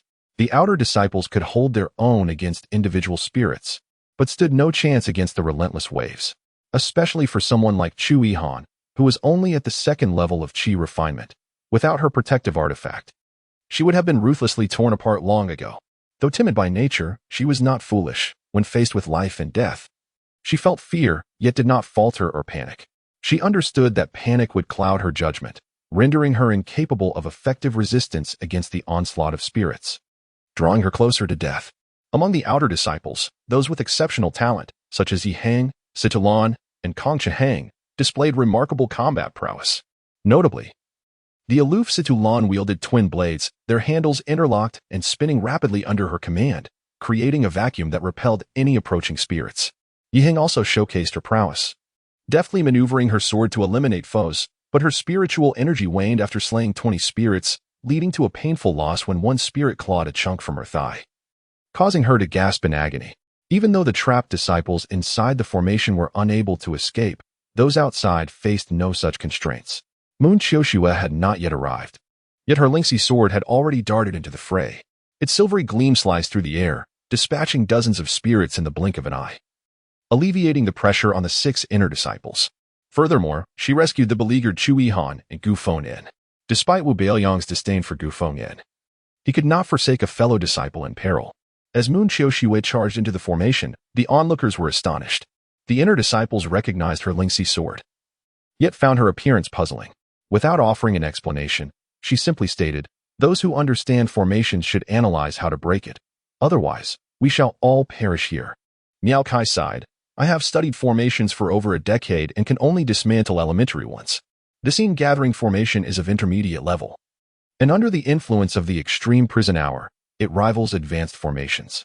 Only Elder Xuanju could dismantle it." Elder Xuanju, one of the 10 elders of Ling Tian's sect, was a master of formations, often secluded on Duantian Peak. "We're doomed," Zhao Yifan lamented, his face a mask of despair. Wu Fangju scolded, "Look at your lack of spirit. If we are to die, so be it.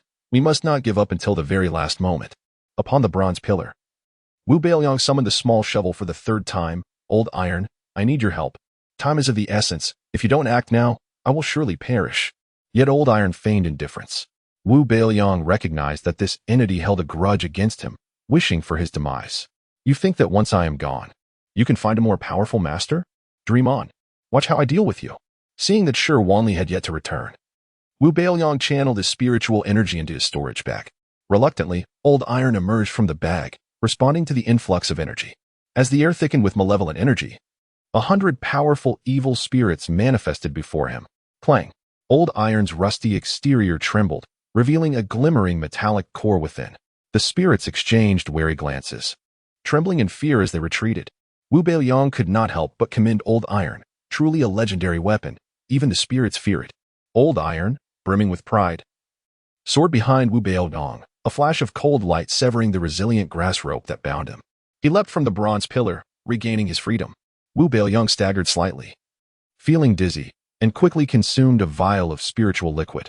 Instantly, his body surged with energy, dispelling the weakness that had plagued him due to blood loss. He inspected his wrist. The wound had yet to heal, but the bleeding had ceased, indicating that Shi Wanli's malevolent energy possessed a formidable destructive quality. With the divine weapon Old Iron secured, Wu Beiliang took decisive steps, swiftly reaching the exterior of the Yin gathering formation. Inside, the 7 inner disciples, including Moon Qiuxue, bore light injuries, yet more critically, their spiritual energy was nearly depleted, rendering many of their powerful techniques unusable. The outer disciples fared far worse, with the gravely injured slipping into unconsciousness, and even the least injured, Sidulan, barely able to continue fighting. Yet the malevolent spirits continued to pour forth from the depths of hell, surging toward them. In this moment, despair enveloped them all. Moon's sister, esteemed inner disciples, catch? Wu Beiliang tossed 7 explosive spirit pills toward the group. They reached out, eyes widening in joy upon realizing their contents. Explosive spirit pills. He is Wu Shidi. Who would have thought he would be so generous at this critical moment, offering pills worth thousands of spirit stones each without hesitation? It seems we misjudged him before. Wu Fangzu cast a grateful glance at Wu Beiliang as she consumed her explosive spirit pill. To think that beneath his shameless exterior, he possessed such selfless qualities was truly astonishing. Miao Kai also nodded in silent approval of Wu Beiliang. Even Zhao Yifan felt a tinge of shame, realizing that as a distinguished inner disciple, he should not stoop to harboring grievances against an outer disciple. Just as they reveled in their newfound resolve from consuming the explosive spirit pills, Wu Beiliang spoke again. Explosive spirit pills are worth 5,000 spirit stones each on the market. As fellow disciples, I'll give you a discount. How about 4,000 each? Observing the silence and complex expressions on everyone's faces, Wu Beiliang gritted his teeth and, for the second time ever, lowered the price. 3,000, and no less. Even Yu Qiuxue ignored him. Having consumed the burst spirit pill, a surge of abundant spiritual energy flooded her spiritual apertures. With a delicate hand, she formed a sword incantation, and the spiritual rhinoceros sword transformed into 2 streams of light, hurtling towards the onrushing ghost fiends. The spectral entities, numbering in the dozens, were swiftly decapitated by the awe-inspiring radiance of the spirit sword, dissolving into wisps of ethereal energy. The other core disciples, having recovered approximately 70 to 80 of their spiritual energy, launched a more incisive offensive. Relieved, commenced his examination of the 7-kill-assembled Yin array. He traversed the perimeter of the array with alacrity, pinpointing the array's focal points in accordance with the principles of Yin Yang, the 3 powers, the 5 elements, and the 8 trigrams. He soon discerned that the nexus of the array resided within the ocular cavities of the colossal skull. Subsequently, was taken aback. Why did this gathering array possess dual nexuses? Could it be a composite array? He initiated a retrograde analysis of the array, commencing from the left ocular nexus, identifying the corresponding trigram-aligned spiritual materials. Subsequently, he performed a retrograde analysis from the right ocular nexus. Following repeated verification, ascertained that it was indeed a composite array. Moreover, it was an exceptionally ingenious and wondrous composite array. Typically, composite arrays exhibit overlapping key alignments, in addition to the nexuses. However, unlike this composite array, all trigram positions, save for the nexuses, were congruent. Dismantling such an array posed a formidable challenge. The primary impediment lay in the necessity to simultaneously neutralize both nexuses. Conventional composite arrays, with their disparate nexuses and fewer overlapping trigram positions, necessitated a sequential dismantling, akin to problem-solving, identifying pivotal points and progressively elaborating. This required a dual approach, achieving 2 objectives with a single action. Was perplexed, unsure of how to proceed. He alternated his gaze between the left ocular nexus and the right ocular nexus of the gathering array, at a loss. Within the composite array, the legion of spectral entities persisted unabated. The sect disciples sustained escalating injuries, and their spiritual energy waned, causing the scales of victory to tip once more in favor of the spectral entities. Junior Brother Wu, do you possess any spirit burst pills? Zhao Yifan, having sustained a blow to the chest from a spectral entity, resulting in a caved-in chest and 3 fractured ribs, grimaced in agony as he continued to replenish his spiritual energy and heal his wounds with spirit burst pills. Indeed, I possess one remaining, responded, while engrossed in the study of the array. Sell it to me, Zhao Yifan exclaimed, his eyes gleaming. Demurred. Zhao Yifan was momentarily taken aback. No need for a discount this time, simply sell it to me at the original price. Remained resolute. Neither at the original price nor at double the price. For I reserve it for myself. This spirit burst pill will not realize its full potential in your possession. Sell it to me for 1,500 spirit stones. Your reasoning is sound, and the price is tempting, yet I shall not sell it. A flash of inspiration ignited within his mind. Eureka! As the adage goes, the Taiji begets duality, duality begets the 4 phenomena, the 4 phenomena beget the 8 trigrams, the 8 trigrams beget the 5 elements, and the 5 elements constitute the Taiji. All entities in existence are mutually generative and mutually destructive. By identifying spiritual treasures imbued with yang properties and strategically positioning them in the corresponding trigram positions based on the principle of mutual restraint, and subsequently neutralizing the effects of the dual nexuses through the fusion of yin and yang, this formidable spirit-gathering composite array would be rendered ineffectual. With this realization, ceased attending to Zhao Yifan and commenced the deployment of a spirit-diminishing array upon the composite array. He possessed exceptional talent in both alchemy and array deployment, having acquired numerous spiritual materials for alchemy and treasures for array deployment. Swiftly selected the appropriate yang-attributed treasures, meticulously positioning them in the trigram positions that counteracted the spirit-gathering array. Miao Kai, who possessed considerable expertise in array formations, observed actions during combat and inquired, "What is he doing?" Yu Qiuxiwei cast a glance and remarked, "Presumably, he is attempting to dismantle the array." Miao Kai shook his head and scoffed. "That is not how one dismantles an array. It appears he is deploying an array, yet he is doing so in such a haphazard manner. Characterized by his prudent nature and deliberate actions, would not act without conviction. Since he had taken action, he must possess a degree of certainty." The corners of her lips imperceptibly upturned. "My junior brother never acts rashly. Perhaps our salvation is imminent." Upon hearing Yu Qiuxiue's words, the morale of the group surged, albeit with skepticism. Nevertheless, they harbored a glimmer of hope. Gu Fengyan, in particular, experienced conflicting emotions, inwardly protesting. "If he can dismantle the array, I will address him as grandfather." While simultaneously entertaining the notion, what if he stumbles upon success by sheer luck? Swiftly completed the deployment of the spirit-diminishing array. The spectral luminescence of the skull commenced to wane, flicker, and ultimately extinguish. The frenzied spectral entities collectively faltered, contemplating flight, yet they were unable to return to the netherworld. For the gates of the netherworld were sealed. Yu Qiuxiue, summoning her remaining strength, effortlessly dispatched several spectral entities, gliding like a celestial being towards the assembled multitude. Witnessing this, was rendered speechless with astonishment. He had indeed accomplished it. Miao Kai hastened towards, grasping his shoulders and exclaiming, "How did you manage to accomplish this?" Coughed and responded, "Would you believe me if I attributed it to luck?" Miao Kai nodded emphatically. "I would indeed, for this is an array of near-advanced caliber. Even Elder Xuanju would likely require several hours to dismantle it. You have dismantled it in such a short span of time, aside from luck. I can conceive of no other plausible explanation. It is implausible that your array formation skills surpass those of Elder Xuanju, is it not?" Chuckled. "Certainly not. How could I possibly compare to Elder Xuanju? It was indeed accomplished through sheer luck." At that juncture, Shi Wanli returned. Those spectral entities did not detain it for an extended duration. After slaying and devouring them, it suddenly sensed the aura of the spiritual vein. Overjoyed, it hastened to locate the aura, whereupon it beheld a resplendent azure lotus flower, agilely burrowing into the earth. It trailed after it, traversing thick stone walls and soil, pursuing the spiritual vein that had precipitated the demise of the Stone Kingdom. Alas, just as it was on the verge of overtaking it, the azure lotus flower detonated into a myriad of scintillating particles. Shi Wanli was enraged, having pursued it for the duration of an incense stick, only to have it elude him. It flapped its gargantuan membranous wings, generating a tempestuous gust, and swiftly returned to its destination. Subsequently, it beheld a repulsive male grasping its beloved tool, Yuqiu Shiwei, inciting its fury. It descended with precipitous velocity, eliciting gasps of astonishment. Miao Kai was unable to react before a ripple materialized in the ether, and Shi Wanli materialized, striking his chest with a palm. "Remove your odious hands. Touch my woman again, and I shall slay you." Miao Kai groaned, expectorating a copious quantity of blood.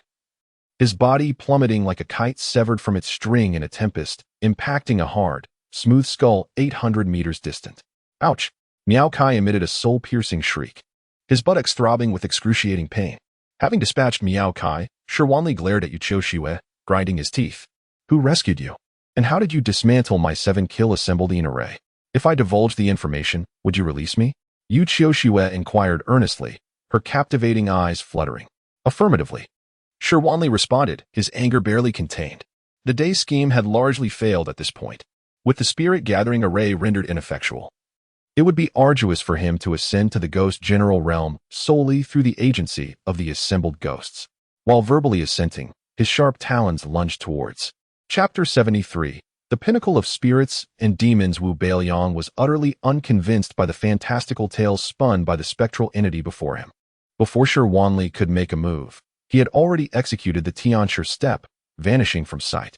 Shi Wanli, with a powerful flap of his wings, lunged towards Wu Beiliang, who, evading with remarkable agility, transformed and fled at a speed that left the disciples of Ling Tian's sect in astonishment. Gu Fengyan had to concede, at such velocity, he could scarcely keep pace.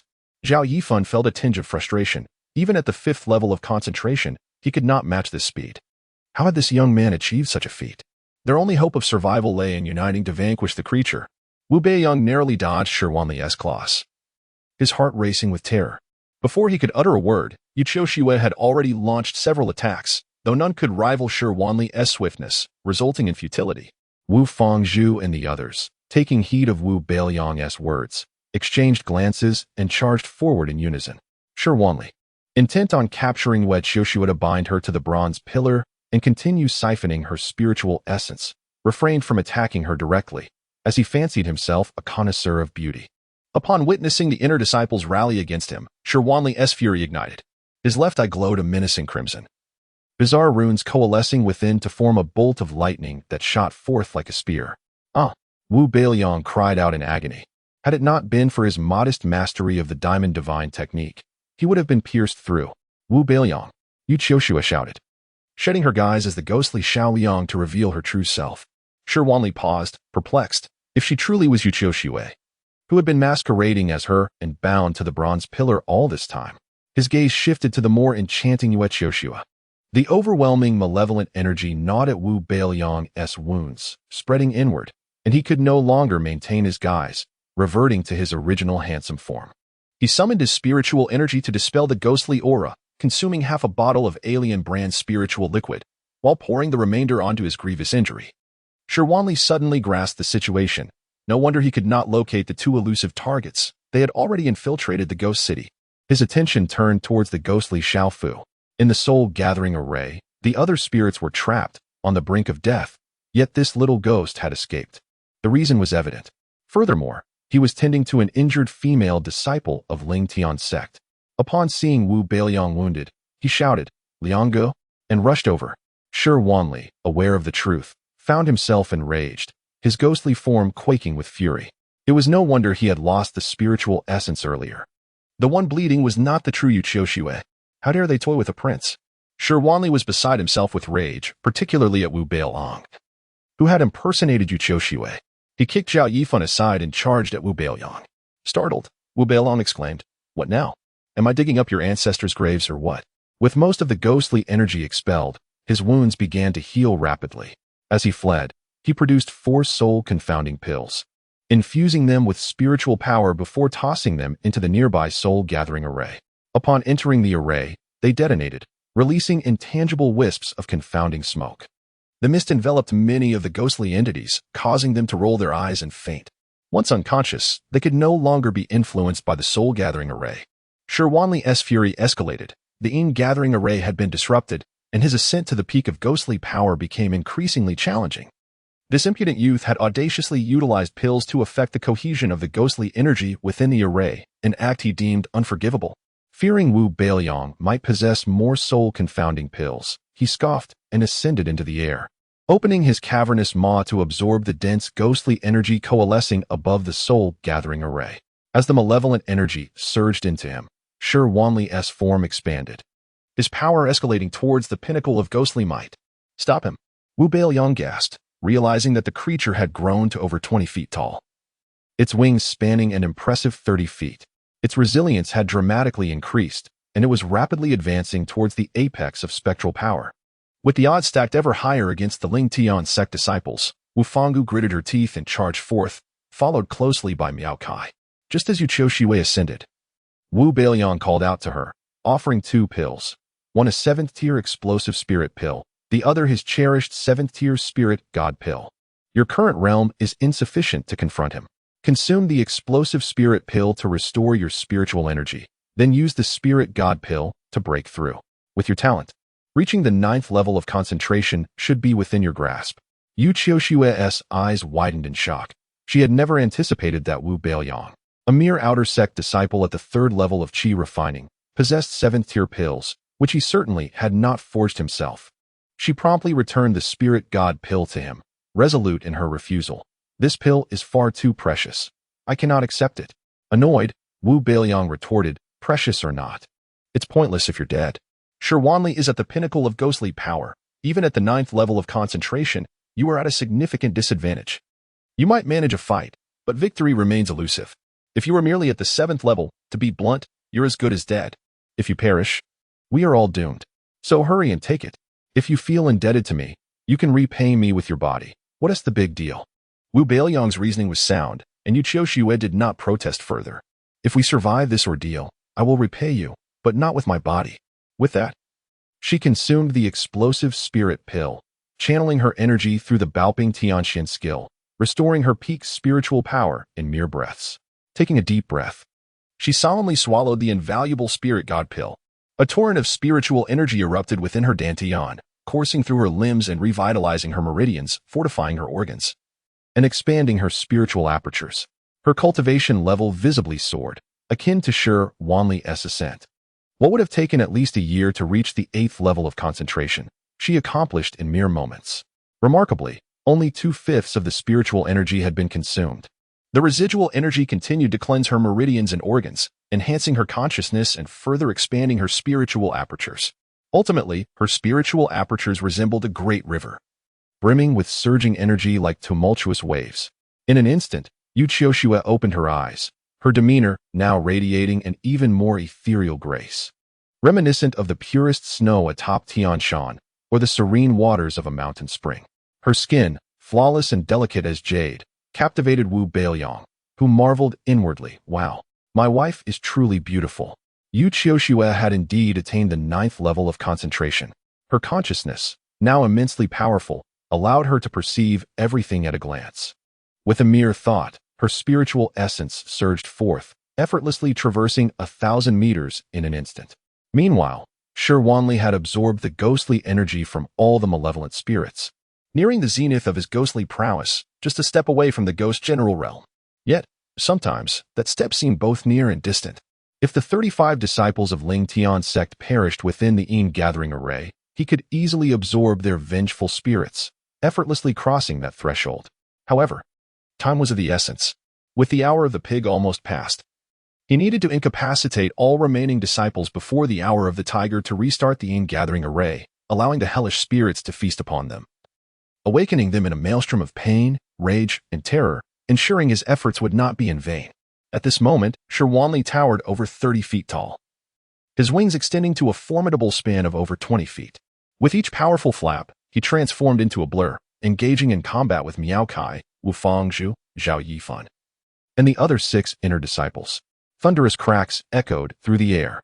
In what felt like an instant, Wu Fangzhu and her companions found their weapons utterly destroyed.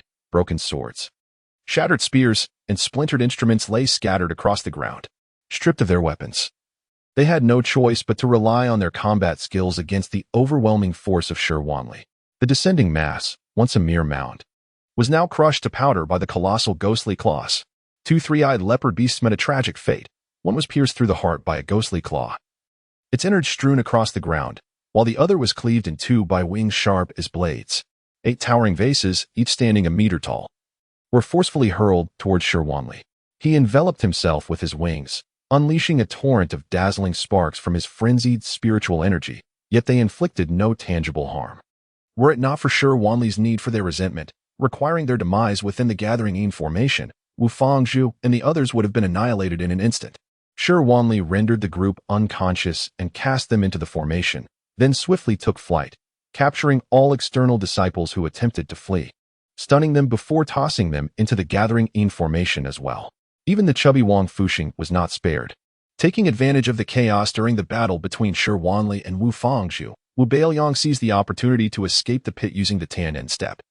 Chapter 74. The complete alien. He did not abandon Wang Fuxing, Chu Yihan, Yu Qiuxiwei, and his fellow disciples out of a lack of loyalty, but rather due to the exhaustion of his spiritual liquid and the absence of explosive pills.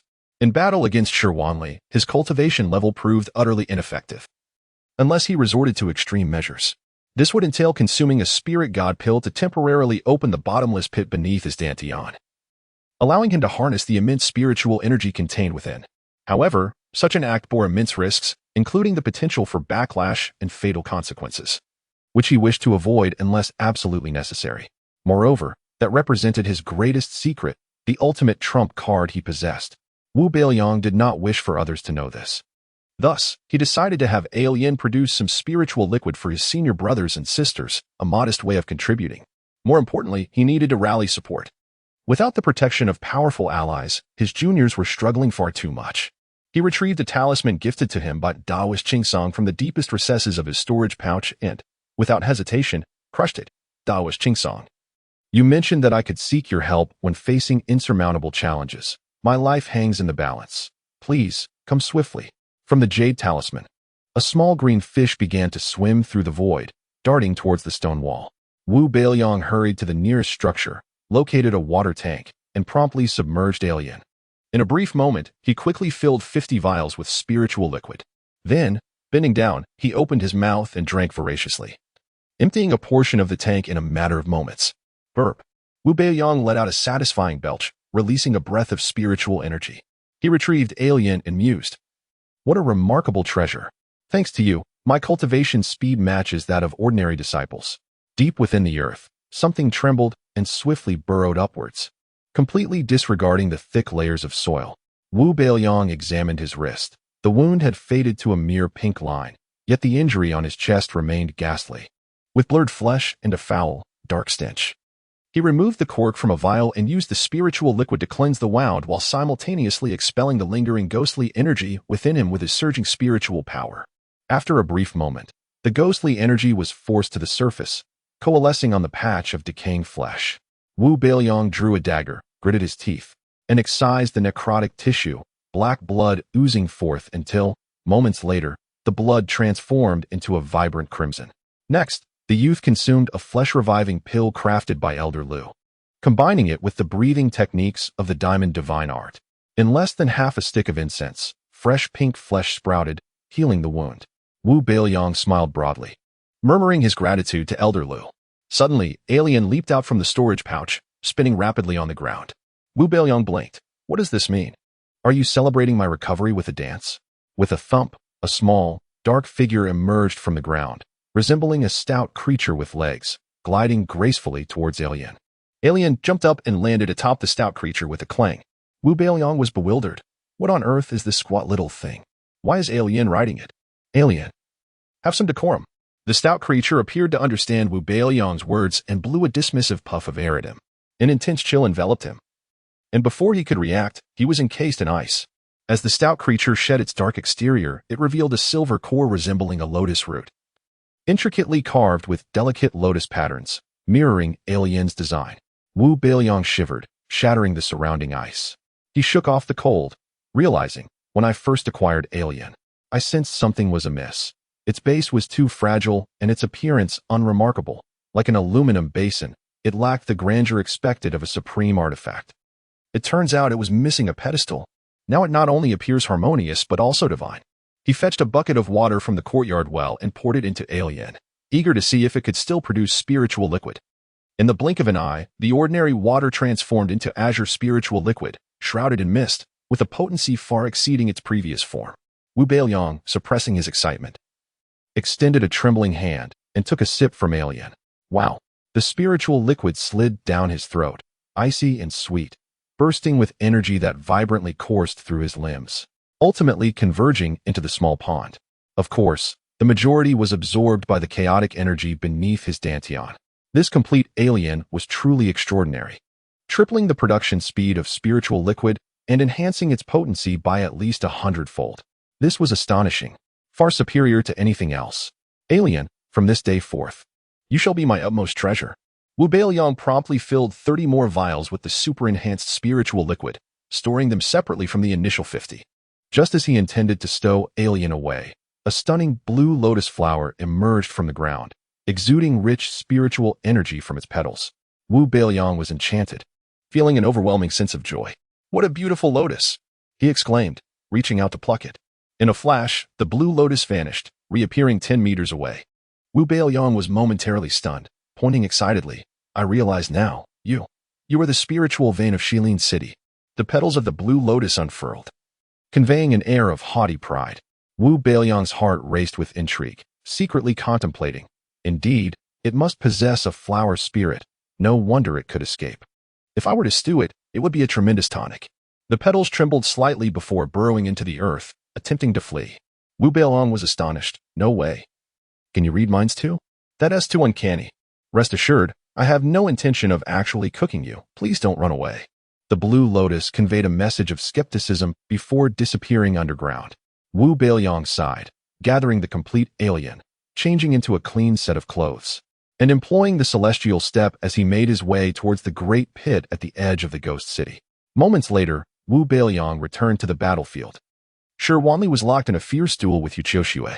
The 9th tier Yu Qiuxue exhibited a drastic increase in combat prowess, wielding 2 spirit resonance swords that danced in harmony with her intentions, launching a myriad of extraordinary sword techniques from all angles against Shi Wanli. The speed of her strikes was akin to lightning, with an overwhelming force that filled the air with razor-sharp sword light. Shi Wanli employed various supernatural techniques, fortified by his rock-solid wings and indomitable physique, rendering Yu Qiuxue unable to effectively breach his defenses for the time being. His colossal form was remarkably agile. His left wing detached, transforming into dozens of black spears that charged toward Yu Qiuxue with unparalleled ferocity. Yet, Yu Qiuxue, with her keen perception, anticipated his moves and elegantly evaded all assaults. Observing Yu Qiuxue's formidable strength, Wu Beiliang released a sigh of relief. However, he was startled to see the disciples of Ling Tian's sect scattered across the ground, prompting him to rush over to check on them. Ah Fu, wake up. He checked Wang Fuxing's pulse, relieved to find he was still breathing, and patted his chest, trying to rouse him. Yet, it proved futile. He then turned his attention to Chu Yihan, who bore severe injuries, her complexion pale and her body feverish. Wu Beiliang retrieved the precious enhanced spiritual liquid and administered it to her, watching as her color returned to a healthy hue. Subsequently, he offered the enhanced liquid to several severely wounded disciples, pulling them back from the clutches of death. Ah! A sudden exclamation drew Wu Beiliang's attention. Chapter 75. So ugly, yet so beautifully aspirational. The one who exclaimed was Yu Qinshue's sister, Yu Qinshu. Concerned for her sister's safety, she had arranged for their parents and stealthily made her way here. Upon arrival, she was met with the terrifying sight of a monstrous creature, its right eye unleashing a massive, skull-like projectile wreathed in black flames, hurtling towards Yu Qinshu. With delicate hands, Yu Qinshu effortlessly conjured a magnificent, luminescent vial of azure light, colliding it with the ominous skull. A thunderous explosion ensued as the vial shattered into countless shards, reducing the formidable skull by a third in an instant. Bang! The skull collided violently with Yu Qinshu, the immense force propelling her downward at an alarming speed. The ghastly energy infiltrated her body, wreaking havoc as it sought to extinguish the vitality of the celestial maiden. Yu Qinshu felt her veins constrict, a coppery taste filling her mouth as she coughed up blood. She plummeted faster. Judging by her trajectory, she was mere meters away from Wu Beiliang. He activated his Tianya step, transforming into a fleeting shadow in the void. And in the next moment, he opened his arms, catching the delicate form of Yu Qinshu in his embrace. Wu Beiliang absorbed a significant portion of the impact, crashing to the ground as a deep human-shaped crater formed in the blackened earth, a testament to the terrifying force wielded by the peak ghoul, Shi Wanli. Yu Shiji, are you all right? Wu Beiliang, fortified by his diamond body technique, remained resilient against such indirect assaults. Meanwhile, Yu Qinshu's face turned ashen, her body enveloped in black ghastly energy.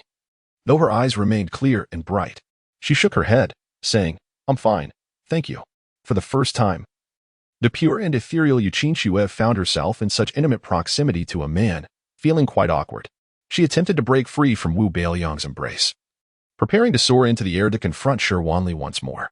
However, he grasped her delicate hand, pulling her back into his protective hold.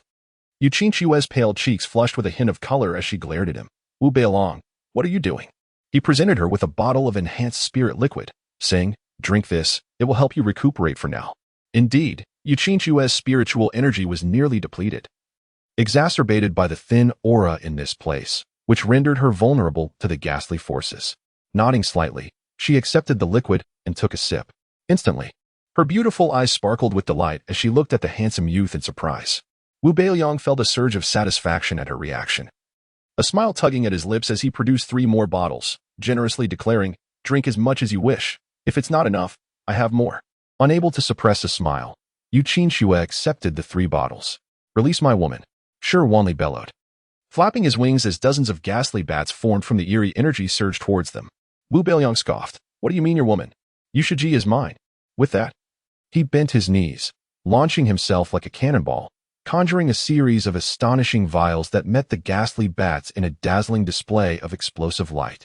Wu Beiliang initially believed he had vanquished the bats, but to his dismay, the fiery creatures continued to swarm towards him, their faces twisted, eyes blood-red, and teeth sharp and menacing. Good heavens, they're not dying. Startled, the youth took off running. With each step, he executed the Tianya step to its utmost perfection, creating a rift in space and time, his movements fluid and swift. Despite his efforts, the limited power of his spirit vials proved ineffective against Shi Wanli's ghastly minions. Yet, he still had his trump card. With a thought, he summoned his trusty shovel. His dantian opened wide, and spiritual energy surged into the shovel, its rust transforming into swirling ash, enveloped in a vibrant golden aura. However, his energy reserves dwindled rapidly, causing his pace to falter as the bats closed in, ready to devour him whole. In a moment of desperation, he commanded the shovel to attack, and it deftly maneuvered past him, striking the foremost 3 bats with a resounding smack. The ghastly bats were instantly obliterated, and the shovel unleashed a barrage of golden rays, each one accurately hitting the bats midair, causing them to explode into ghostly mist. Having consumed all available spiritual energy, the shovel ceased its function, leaving Wu Beiliang vulnerable. "Such a treasure. It will be mine," Shi Wanli snarled, lunging at Wu Beiliang with murderous intent. "You despicable members of the Shi family are shameless, even in death, coveting everything in sight. No wonder your family was annihilated. It was well deserved." Wu Beiliang cursed as he fled, clutching the last spirit pill in his hand. This was Shi Wanli's Achilles heel. Previously, when he had disguised himself as Yu Qingxue and challenged him, Shi Wanli had retained some measure of restraint. But there was no need for such restraint now against Wu Beiliang. You seek death. The words dripped with venom as Shi Wanli's massive wings unfurled, striking out towards Wu Beiliang with lightning speed. Sensing the impending doom, Wu Beiliang prepared to consume the spirit pill, but then noticed the cunning ice lotus flower out of the corner of his eye. Pointing excitedly, he exclaimed, "Spirit vein." Shi Wanli turned to follow his gaze, but saw nothing. "You little brat, do you dare deceive me? You are doomed." Shi Wanli's fury intensified, the wind from his wings creating a fierce gust that propelled him forward. Wu Beiliang felt wronged, wanting to cry out. I truly saw the spirit vein. It was a blue lotus, its aura chilling to the bone. Believing the youth's words, Shi Wanli contemplated his next move. He decided to kill first and search for the spirit vein later. With Yu Qingxue by his side, he had no doubt he would find it eventually.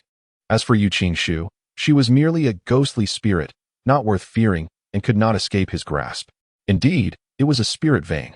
Shi Wanli's left eye twisted, unleashing bizarre runes as a bolt of lightning in the form of a spear shot forth. Wu Beiliang narrowly evaded the strike with a timely shift. Just then, 6 more lightning spears launched, 2 aimed at him and 4 racing towards the injured Yu Qingxue. "Qingxue," Yu Qingxue cried, positioning herself protectively in front of her sister. As a mere ghostly spirit, she would be utterly erased if struck by the lightning spear. Wu Beiliang poured the last of his spiritual energy into the shovel, commanding it to act. The shovel, swift and unparalleled, unleashed 4 beams of ancient golden light, shattering the incoming spears just as they reached the sisters. Wu Beiliang seized the shovel, leaping high into the air and executing a graceful front flip. Midway through, the shovel swung down, slicing through 2 spears with a resonating clang. What kind of treasure is this? I must have it. Spare me, and it shall be yours. Shi Wanli's eyes gleamed with greed. How ugly, yet how beautifully aspirational. Wu Beiliang scoffed, turning to flee. You have successfully enraged me. Shi Wanli roared, enveloped in a tempest of ghastly energy as his massive claw detached from his wrist, bearing down menacingly towards Wu Beiliang. Chapter 76. The 9 Swords of Lingxi. Approaching death, Wu Beiliang's heart raced violently, inwardly exclaiming, What on earth? The methods of this malevolent being are exceedingly bizarre. I must flee. The scant remnants of spiritual energy coursing through his body concentrated in his legs. With a burst of speed, he executed the Tiancha step, transforming into a fleeting shadow that darted away. Yet, he could not outrun the peak of the ghostly entity. Shi Wanli. Bang. Wu Beiliang was struck forcefully by a ghostly hand, half of his body buried in the earth. Fortunately, he had the protection of the diamond divine art. Otherwise, he would have lost his head in that instant. His mind buzzed, haunted by lingering fears. Suddenly, Wu Beiliang realized that it was not merely his diamond divine art that had proven formidable, but rather the unexpected intervention of his ethereal moon senior sister, who had descended from the heavens. Yu Qingxue stood poised midair atop a spirit mushroom, her graceful hand grasping a silken ribbon as white as a silver serpent, the other end tethered to the enormous ghostly hand. Shi Wanli's ghostly appendage writhed in vain, engulfed by a tempest of ghostly energy, unable to break free. Wu Beiliang hastily extricated himself from the earth, consuming a bottle of enhanced spirit liquid to bolster his strength before fleeing once more with the Tiancha step. Crack! Yu Qingxue's ribbon snapped into dozens of segments. With her right hand's index and middle fingers aligned, she pointed at the ghostly hand, summoning the Lingxi sword that sliced through the air. Swish! The sword gleamed, an infinite array of sword shadows cascading forth, and in an instant, Shi Wanli's massive ghostly hand was cleaved into countless fragments. Roar! Shi Wanli howled at the sky as a new hand sprouted from its bare wrist. However, the ghostly aura enveloping it seemed to diminish slightly. Wu Beiliang's eyes widened in disbelief, infuriated. What absurdity is this? When did I acquire such regenerative abilities? Yu Qingxue directed her delicate finger towards Shi Wanli, and the Lingxi sword split into 2, doubling its speed as it shot forth. The 9 Swords of Lingxi, petals in disarray, cutting through the void, severing attachments, grinding dust to nothing. A torrent of spiritual energy surged forth as Yu Qingxue executed the 9 Swords of Lingxi in its entirety for the first time. The chaotic dance of petals ensnared Shi Wanli, each petal a blade of light, each shadow a lethal strike. The void was cleaved, 2 became 4. Wanli found itself ensnared, unable to escape. All the past was severed. All confusion was severed. All hatred was severed. Letting go of all, reconciling with oneself. The relentless momentum of the sword bore an essence of the Tao. The formless path, heavier than a mountain. The sword's radiance coalesced into a towering mountain, descending upon Wanli. Wanli's arms, thighs, wings, and head were punctured and sliced repeatedly by the Lingxi's sword, its colossal form crushed relentlessly. It could hardly fathom how a practitioner of the 9th level of concentration could render it utterly defenseless. The Lingxi's sword was a treasure bestowed upon Yuqiu during a trial in a secret realm, concealing the profound techniques of the 9 swords of Lingxi. The higher the realm, the greater the spiritual power, and thus, the might of the 9 swords would escalate exponentially. With the enhancement of the user's realm and comprehension, the 9 swords would undergo a transformation, amplifying its potency manifold. Despite her outwardly cool demeanor, Yuqiu possessed an inner tenacity. She shunned extravagant artifacts or the myriad battle techniques housed within the sect's archives, dedicating nearly all her time and energy to mastering the 9 swords of Lingxi. Previously, she could manage no more than 6 swords, lacking in both power and fluidity compared to her current prowess. This time, with Wu Beiliang's elixirs and the burdens of her status as the senior sister of the Ling Tian sect, coupled with the enmity of the Shi clan spanning 12 centuries, Yuqiu transcended her limits, unleashing the full might of the 9 swords of Lingxi. Thus, her swordsmanship ascended to a new echelon. The gates of the sword path officially opening before her. As an audience to this breathtaking spectacle, Wu Beiliang felt an awakening in his understanding of the sword path. Wanli's form shattered numerous times, only to reconstitute itself, but the ghostly energy had diminished significantly. Yuqiu, however, felt the toll of her exertion. The 9 swords of Lingxi had nearly drained all her spiritual energy. Upon completion, the Lingxi sword transformed into a streak of light, returning to her grasp. Her complexion was as pale as snow, her demeanor as frigid as frost, yet she remained composed and aloof, once more pointing the Lingxi's sword at Wanli. Wanli's eerie, ghostly eyes locked onto her, filled with deep-seated dread. It could not comprehend how a mere practitioner of the 9th level could inflict such grave injuries upon it. Though the spiritual veins are paramount, should I not eliminate you? My heart shall remain restless. I shall not hold back any longer. Yuqiu, you shall join your parents, sister, and ancestral city lord in death. With that, Wanli transformed into a stream of black flames, charging towards Yuqiu. Its left wing unfurled, morphing into a colossal black blade, cleaving downwards. Yuqiu gracefully retreated, her skirt billowing, as she wielded the Lingxi sword to weave a shield of light. Swish! The shield shattered. The momentum of the wing's assault did not falter, crashing against her protective aura. Yuqiu's divine radiance was shattered. She braced her sword in defense. Yet the weight of the black blade bore down upon her with overwhelming force, striking her blade. Yuqiu's wrist trembled, the Lingxi sword pressed against her left arm, slicing through skin and burrowing 3 inches deep, blood oozing forth, staining her white gown. Senior sister Yu. Wu Beiliang had just consumed 2 bottles of the enhanced elixir when he shouted, taking a step forward to rush to her aid. Yet the distance between them was vast, and Wanli was swifter. It swung its right wing, crashing into Yuqiu's abdomen. She was sent flying like a kite severed from its string. Bang! She soared several hundred meters, colliding with the edge of a massive pit. Puffed! She coughed up a mouthful of blood, her internal organs grievously injured. The ghostly energy rampaging within her, swiftly devouring her vitality. Yuqiu's complexion grew even paler, the crimson blood lingering at the corner of her mouth rendering her exquisitely tragic. Wu Beiliang rushed over, cradling Yuqiu in his arms. Her body felt soft and cool, her life force dissipating like smoke. She was on the brink of death. A profound sorrow surged within the young man, flooding forth as hot tears streamed down his cheeks. Wu Beiliang hastily wiped his tears, trembling as he produced more spirit liquid for her to consume. Senior sister Yu, you must not perish. It is my fault. If not for me, you would not have sustained such grave injuries. Yuqiu shook her head, refusing the spirit liquid. A rare, gentle smile graced her lips. How could I blame you? I have an irreconcilable enmity with it. And besides, righteousness cannot coexist with evil. It is merely that my skills were insufficient against a ghost. Keep the Tianshan water for yourself. Giving it to me would be a waste. Wu Beiliang felt a lump in his throat, tears welling up anew. Senior sister Yu, please drink. This is not Tianshan water. It is spirit liquid I can create endlessly, utterly worthless to me. I swear, I am not deceiving you.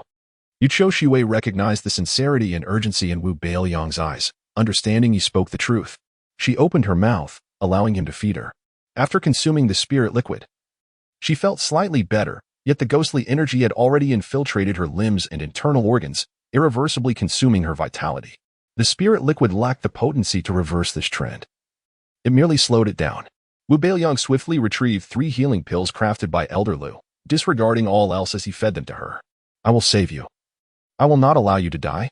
Without warning, Shi Wanli appeared before them, towering and looking down upon Wu Beiliang, a mocking smile playing at the corners of its mouth. Let us see how you intend to save her. With that, it extended a finger towards Yuqiu Shui's forehead, lunging forward to pierce it.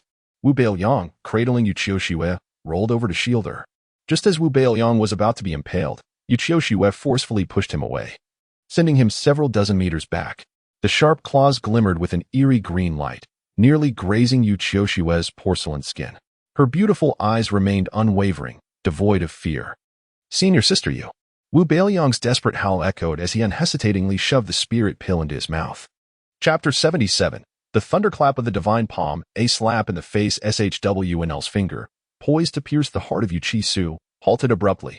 This was not a sudden pang of conscience, nor a moment of realization regarding the sanctity of life. Rather, it was the emergence of the very source that led to the downfall of SHGU, the spiritual vein of Erlüüzi. It was so near, within reach. Suddenly, it burst forth from the ground, the azure petals shimmering with a crystalline clarity, exuding a faint, chilling fragrance, imbued with unparalleled spiritual power. SHWNL's pupils constricted. His heart, though still, surged with fervor. Had he not witnessed it with his own eyes, he would have never believed that this blue ice lotus was the spiritual vein of a magnificent city, akin to a paradise. 12 centuries ago, Erlüüzi was a realm of practitioners. How terrifying must the spiritual power contained within this blue lotus be? Yuqiu Shu, do you see? This is the spiritual vein of Erlüüzi, summoned by your blood. I shall refrain from ending your life for now, allowing you to witness how I seize it. With that, SHWNL struck like lightning, reaching for the ice lotus. Yet, he grasped nothing but a handful of dark red soil. The ice lotus dove underground, re-emerging nearby, swiftly darting towards Beiliang. Enraged, SHWNL spread his wings and flew after it. Beiliang had consumed a spirit god pill, and an overwhelming surge of spiritual energy erupted within him, flooding every vein, layer of skin, and pore, akin to countless steel needles piercing him. The pain was indescribable. This energy transformed into a torrent of spiritual power filling his Dantian small pond, with the vast majority surging into the abyss beneath, his mysterious spiritual orifice. Cold sweat enveloped Beiliang as he endured the agony, sensing a formidable force awakening within him. The first time he shattered the equilibrium, unleashing the spiritual energy from the abyss, he was only at the first level of qi refinement, and the power had been formidable. Now, at the third level, the energy must have multiplied by dozens, hundreds, or even thousands of times. Even if it meant his demise, he was determined to eliminate SHWNL, the harbinger of ruin. However, the frenzied spiritual energy from the spirit god pill did not disrupt the balance, failing to unleash the energy from the abyss. Originally, at the first level of qi refinement, a single spirit god pill sufficed. Now, at the third level, one pill was evidently insufficient. By the heavens, if death is to be my fate, so be it. I'll take the plunge. With gritted teeth, Beiliang retrieved his last spirit god pill and swallowed it whole. The blue lotus came rushing towards him, provoking his ire as he thought, this wretched thing truly knows how to draw enmity. I am not yet prepared. The second spirit god pill transformed into a surging wave of spiritual energy, directly surging into his spiritual orifice. The abyss seemed to fill rapidly with this energy.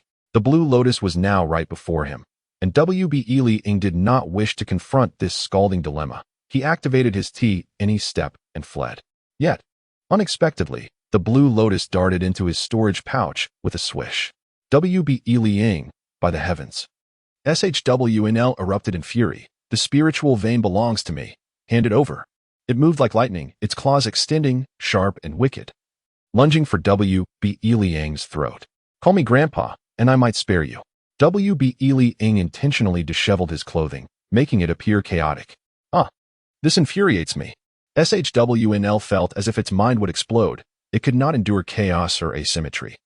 A fact WB Li Ying had discovered when he masqueraded as Yuchi Su. Whether in the orderly symmetry of the Ghost City's architecture or SHWNL's meticulously arranged workspace, there was an evident harmony of balance. WB Li Ying's asymmetrical attire, with wrinkles and creases, was intolerable to it. This revealed that SHWNL harbored obsessive-compulsive tendencies. Indeed, the claws that aimed for WB Li Ying's throat retracted, intent on straightening his disarrayed garments. The boy, having narrowly escaped, was drenched in cold sweat. He evaded its grasp and fled rapidly. Go to hell. SHWNL roared in a rage, its massive form vanishing into the void. In the next instant, it reappeared before WB Li Ying, eyes shut to avoid seeing him, and struck with a palm. At that very moment, the energy within WB Li Ying's spiritual orifice erupted, the violent force overwhelming, causing him to tremble violently as his veins, bones, and blood vessels expanded uncontrollably. Boom. WB Li Ying was sent flying by SHWNL's devastating strike, crashing hard against the dark red earth wall behind Yuchi Su. Yuchi Su, with her life force flickering like a candle in the wind, witnessed WB Li Ying's dire state and, fearing for his life, coughed up blood in distress. You can all die together. SHWNL resolved to eliminate both before seizing the storage pouch for the spiritual vein. With the vein in its possession, it would surely transcend to the realm of ghost generals, achieving great success. With a powerful flap of its wings, it soared into the air, poised to dive down. When a slender, graceful figure appeared before WB Li Ying and Yuchi Su. Yuki Nixu, do you wish to have your soul scattered? SHWNL was taken aback by her unexpected appearance. Yuki Nixu calmly nodded. Yes, if you wish to kill my sister and WB Li Ying, then you must first take my life. And mine. And mine. The spirits of Yuchi Su's parents descended from the heavens. Alongside them were the ghostly remnants of thousands of villagers from USHNFing, all of whom had once bled the blood of XLN City. Father, mother, what brings you here? Yuchi Su asked in astonishment. Her father looked at his eldest daughter. Kyung-su, though I may be powerless, I will fight with all my strength to protect my daughters. It is my duty as a father. Turning to his younger daughter, his face streaked with tears of blood. Chi-su, you have suffered over the years. Her mother approached her, eyes filled with affection. Chi-su, mother has missed you dearly. The usually aloof and proud Yuchi Su broke down instantly, tears streaming as she sobbed. Father, mother, I miss you both so much. It has been so hard for me alone, but today we can finally reunite. Her mother gently wiped her tears. Silly child.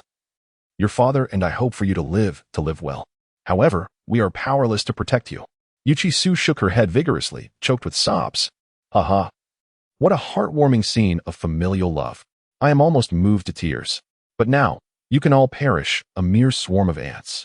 SHWNL swooped down, and in an instant, the void darkened, the cries of ghosts echoed, thick malevolence transformed into scythes flying towards them. Yuchi Su, frantic with anxiety, could not allow her parents' spirits to become fodder, so she forcefully activated the Beop Ing T and Su In technique, and fainted. Damn it, it's you. At that moment, a sudden voice erupted from behind the ghostly figures. SHWNL paused, and the ghosts turned to face the source of the sound. Emerging from the hardened earth was WB Li Ying, now slightly taller and more robust, his gaze deep and fierce. SHWNL's eyes widened in astonishment. You're still alive? I did not expect such a resilient little ant. Then you shall taste the wrath of the ants. WB Li Ying vanished in an instant, and the void was filled with over 100 half-meter-tall treasures, arrayed before the thousands of ghostly spirits. Forming a colossal shield, the sides of malevolence clashed against the barrier of treasures, instantly turning to ash. SHWNL stood in shock, utterly unprepared for a mere third-level Qi refinement practitioner to withstand its assault. Who is this person? Yuchi Su's father inquired. Father, he is a disciple of Lingtian's sect. Enamored with Chi Su, it was he who disguised himself as Chi Su to deceive SHWNL into letting you go. Her father realized, so he is my son-in-law. Young man, you are commendable, robust, and imposing. Her mother concurred. Indeed, he is admirable. With him to protect Chi Su, she shall certainly find happiness. Bewildered, Shi Wanli was aghast to discover that he had lost all perception of Wu Beiliang.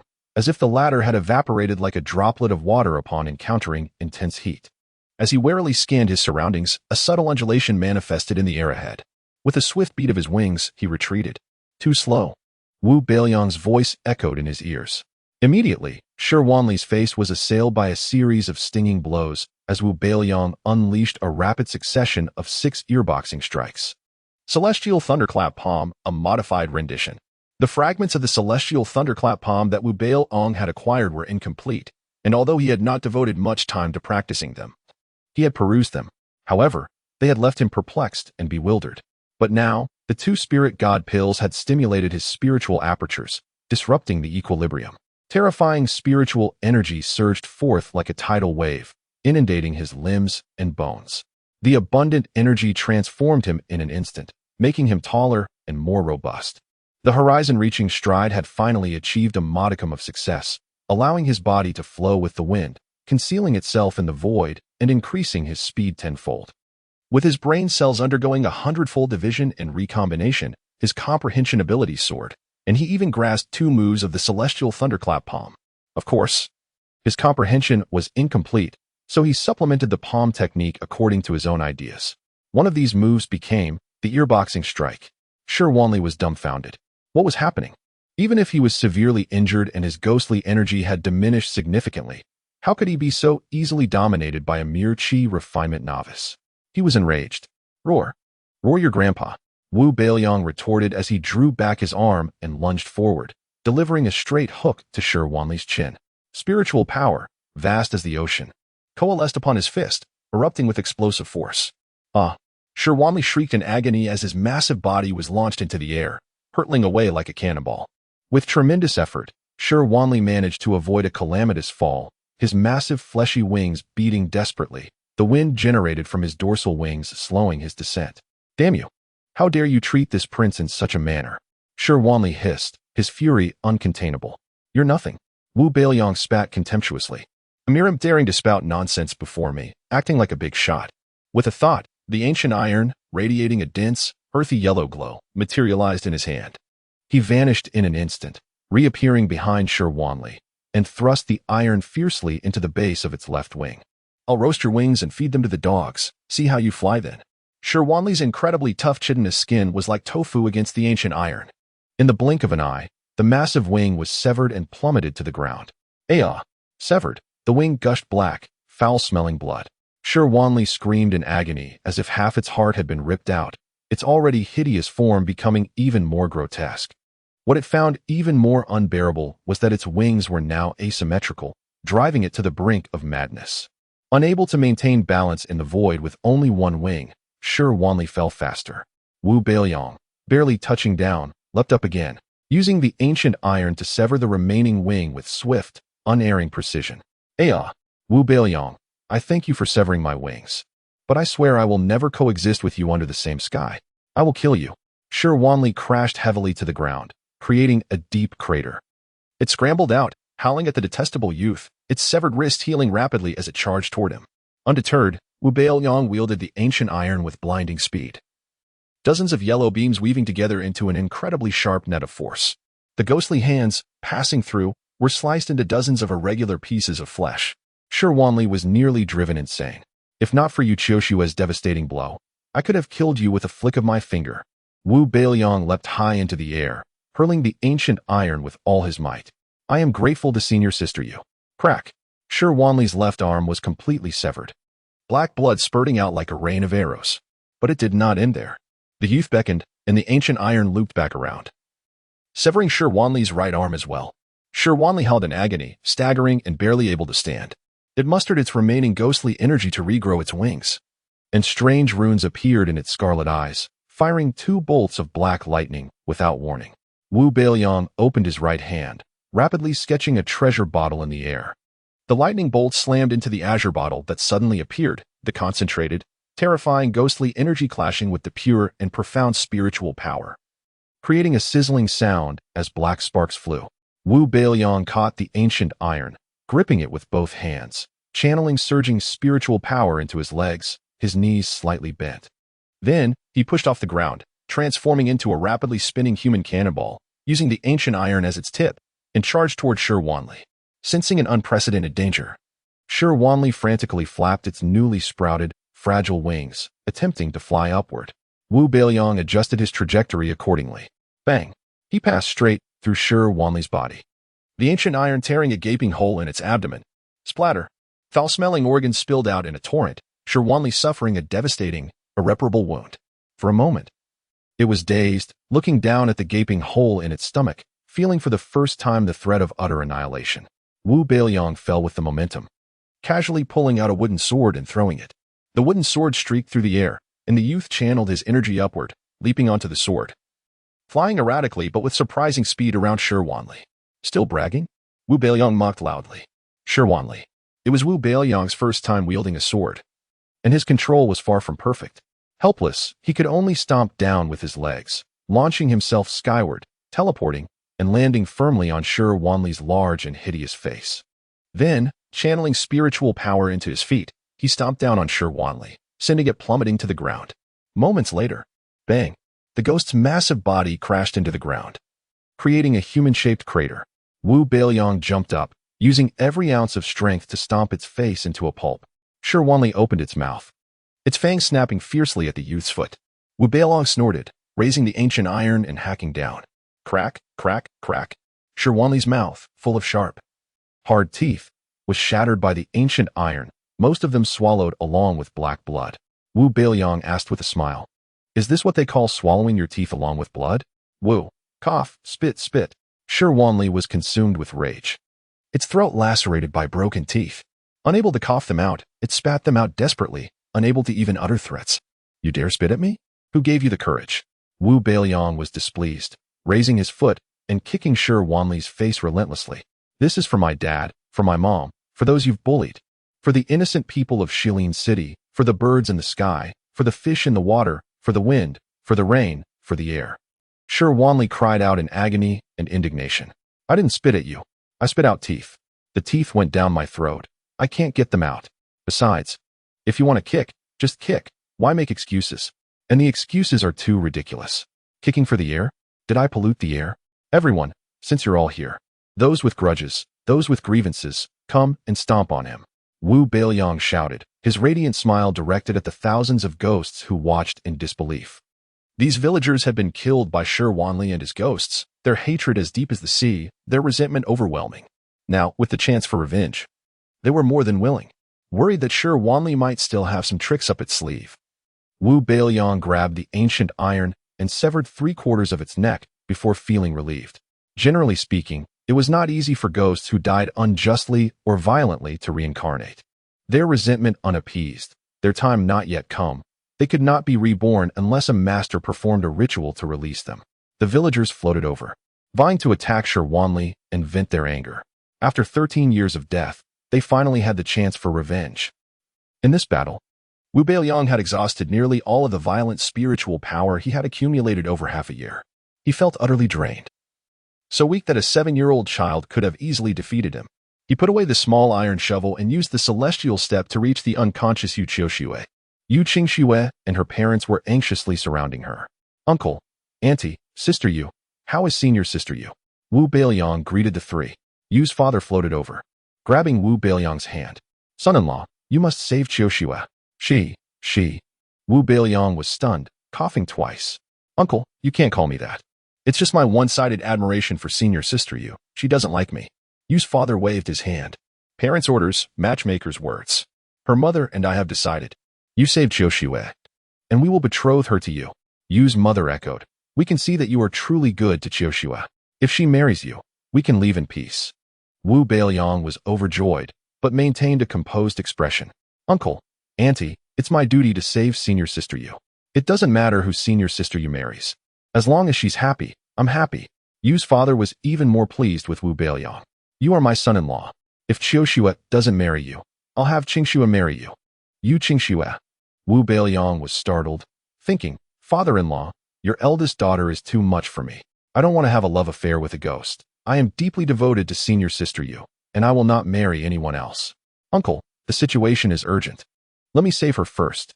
Chapter 79. The Saintly Ice Lotus Throne.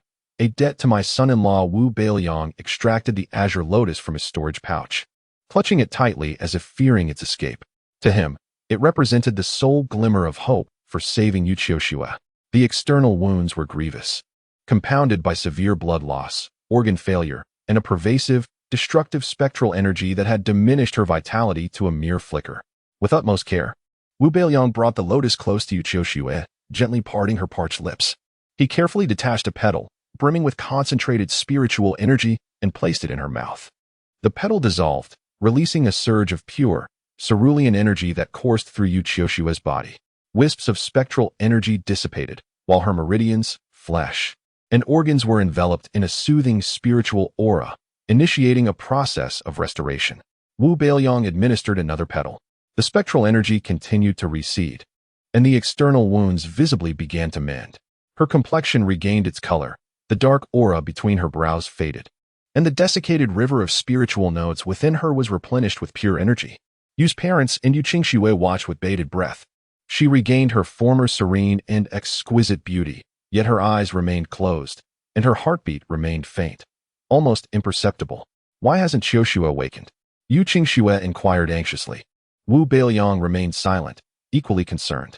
If this spiritual vein could not revive Yu Qiushui, what else could? His spiritual energy nearly depleted, he reverted to his original height and form.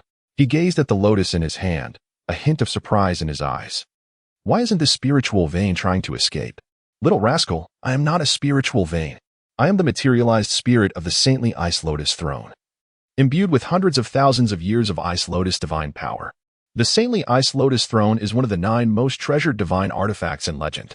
It can create ice lotus divine nectar, which can elevate one's cultivation realm, replenish spiritual energy, heal injuries, and dispel toxins. Bathing in it can transform one's very being, and cultivating with it yields results manifold. It once belonged to. Just who are you, boy? To possess both the most crucial part of the saintly ice lotus throne and another divine artifact? The crisp, melodious voice of the ice lotus reverberated in Wu Beiliang's mind, leaving him stunned. So the complete alien is called the saintly ice lotus throne? It sounds impressive, but I still prefer the name alien. Wait, another divine artifact? Could it be that old bro is also one of the 9 most treasured divine artifacts in legend? By Jove, I am truly a favored son of destiny. He feigned an air of mystery and replied, I am but a pitiful orphan, bereft of all but my good looks. But, can you save my senior sister? Of course. Shilling City perished because of me. Now, sacrificing myself to save the sole bloodline of the city lord is a form of atonement. As they say, every sip and peck is preordained karma. By the way, you are quite young, but you have a lot of nerve. The ice lotus's voice was laced with mockery.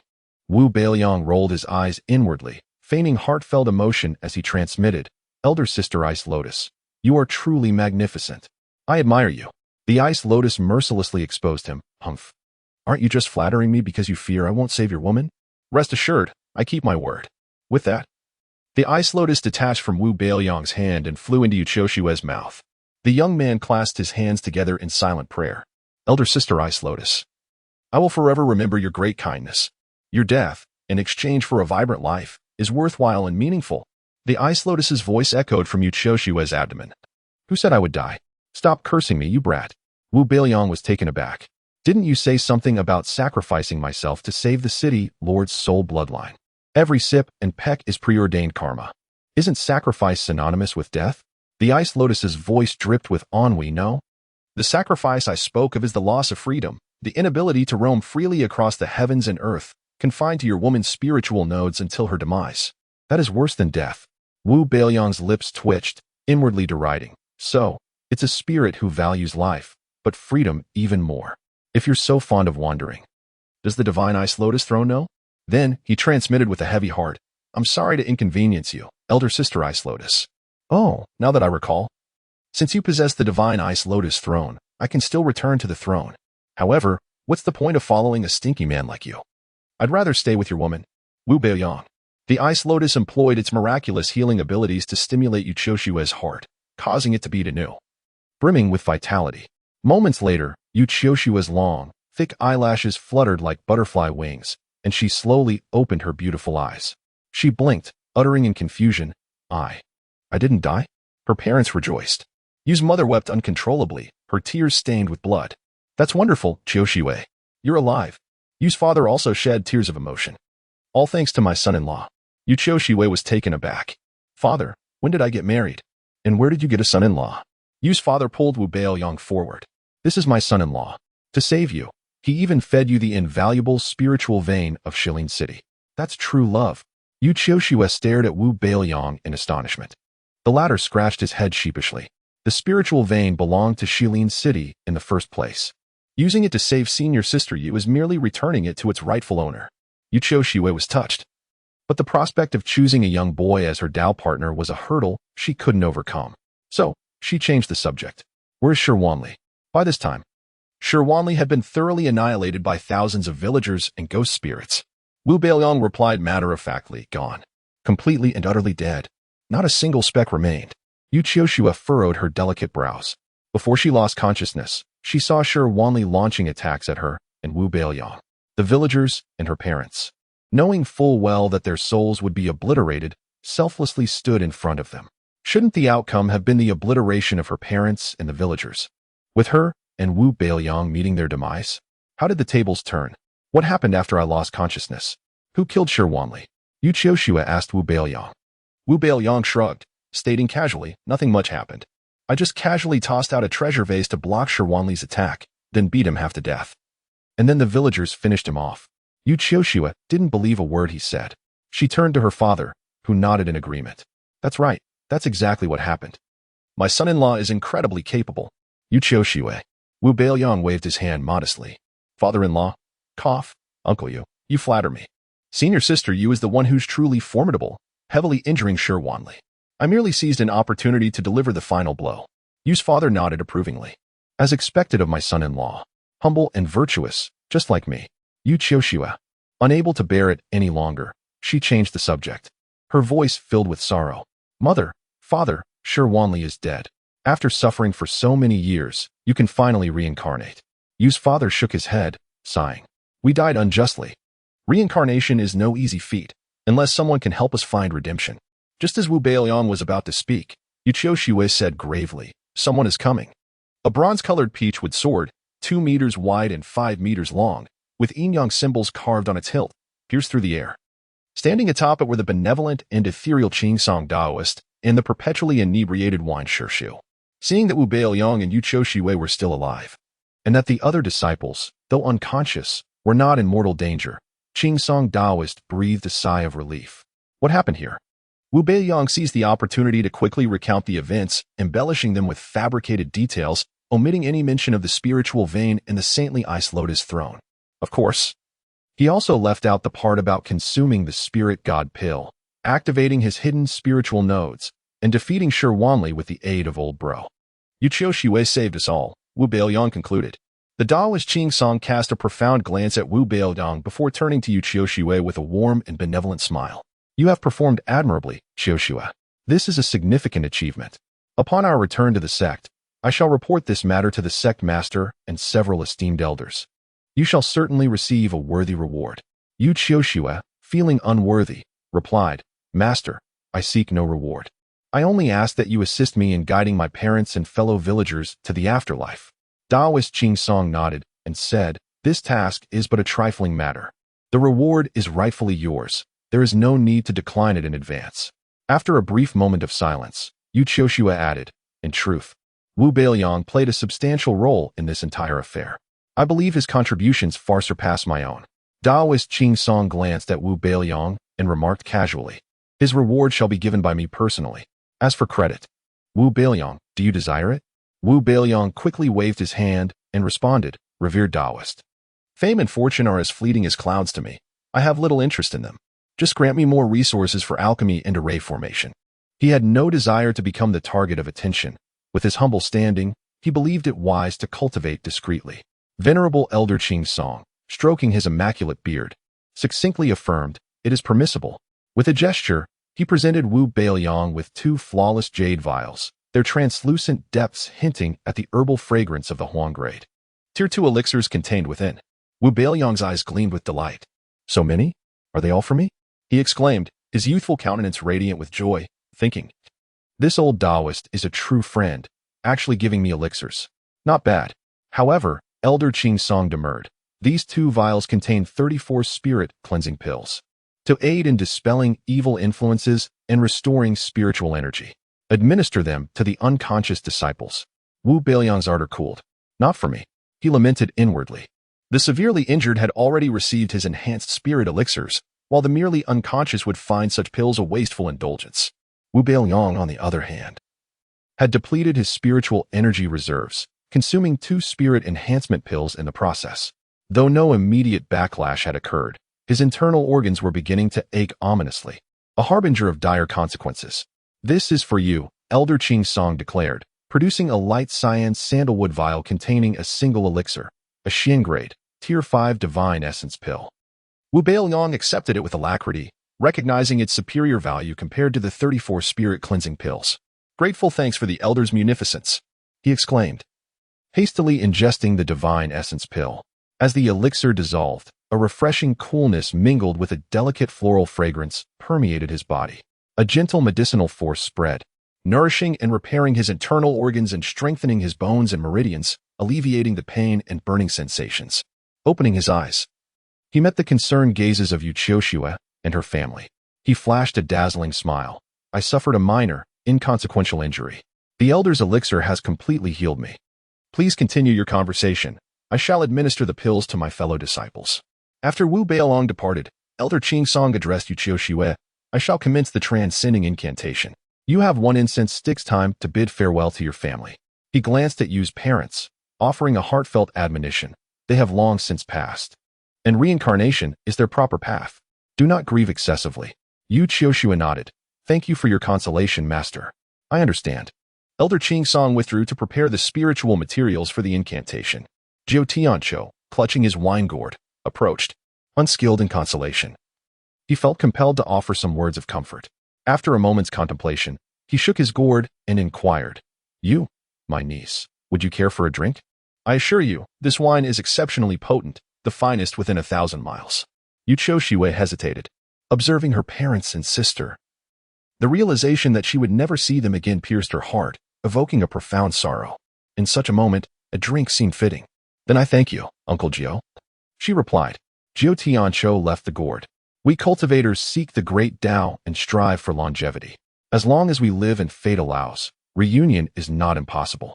As the saying goes, frost cannot sever the flowing water, and withered trees may yet bloom again. Struck by the unexpected depth of the drunken master's words, Yu Qiuxue responded sincerely. Thank you, Uncle Jiu. Jiu Tianqiu waved dismissively and joined Elder Qing Song in preparing the incantation. Yu Qiuxue knelt before her parents and sister, opening the wine gourd. Her voice trembled slightly. Father, mother, sister, this parting may be our last. I am powerless to keep you here. Fortunately, Master will perform the transcending incantation, that you may find peace and freedom from suffering in the next life. She poured half the gourd's contents onto the ground, then raised the gourd, tilted it, and caught the remaining wine in her mouth. It was her first taste of alcohol. The pungent flavor caused her to cough violently, tears streaming down her face. Her mother embraced her. Good daughter, do not weep. For years, we have only wished for your well-being. Now that you are safe and have found a good home, we are content and can depart in peace. The mention of a good home disrupted Yu Qiuxue's grief. Resigned to the final moments, she did not refute the notion. Yes, mother, rest assured, I shall be well. Yu Qiuxue stepped forward, gently wiping away her sister's tears and caressing her exquisite face. Sister, do you remember? When we were young, you always pestered me to dress you up in mother's wedding gown, pretending to be a bride. After we were separated, I always wondered when I would see you again, hoping to see you married. Alas, our reunion is too brief to witness your wedding, but I have prepared a bridal gown for you. Yu Qiuxue produced a vibrant red wedding dress.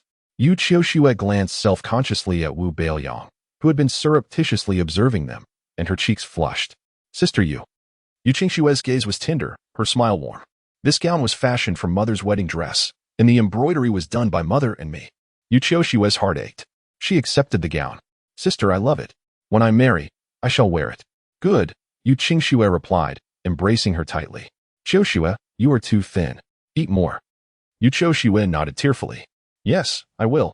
Her father stepped forward. Yu Qiuxue anticipated his final words of farewell, but instead, He calculated, Jiuxue, today is an auspicious day. Why not have a wedding ceremony with my son-in-law? We are all here, and your master can officiate. He would not refuse, would he? I shall ask him. Yu Qiushue's sorrow was interrupted once more. She quickly stopped her father. Father, let us forego the wedding ceremony. It is too hasty, and with so many fellow disciples present. Wu Beiliang, having awakened the toolman Wang Fuxing and instructed him to distribute the pills, had been monitoring Yu Qiushue's situation.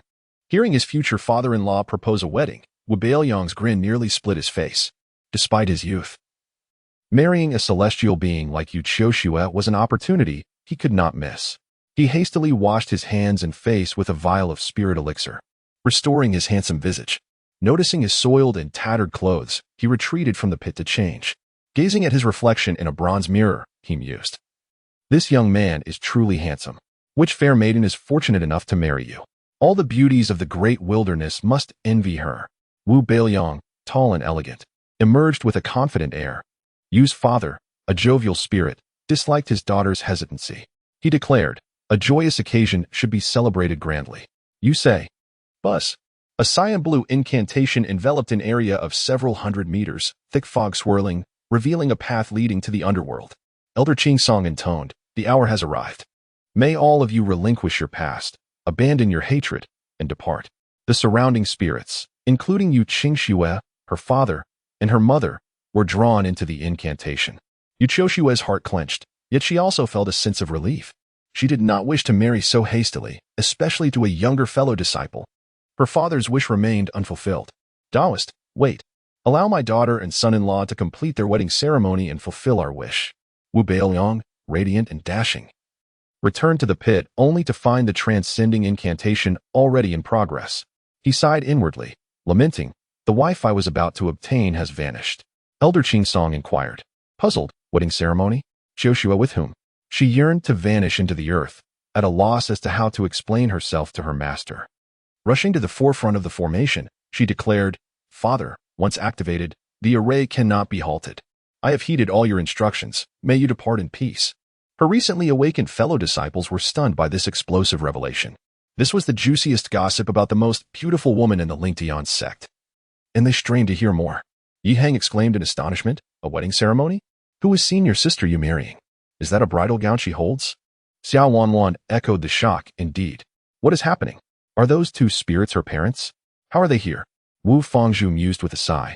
I had heard rumors that junior sister Yu was a descendant of the Xilin, but I never imagined they were true.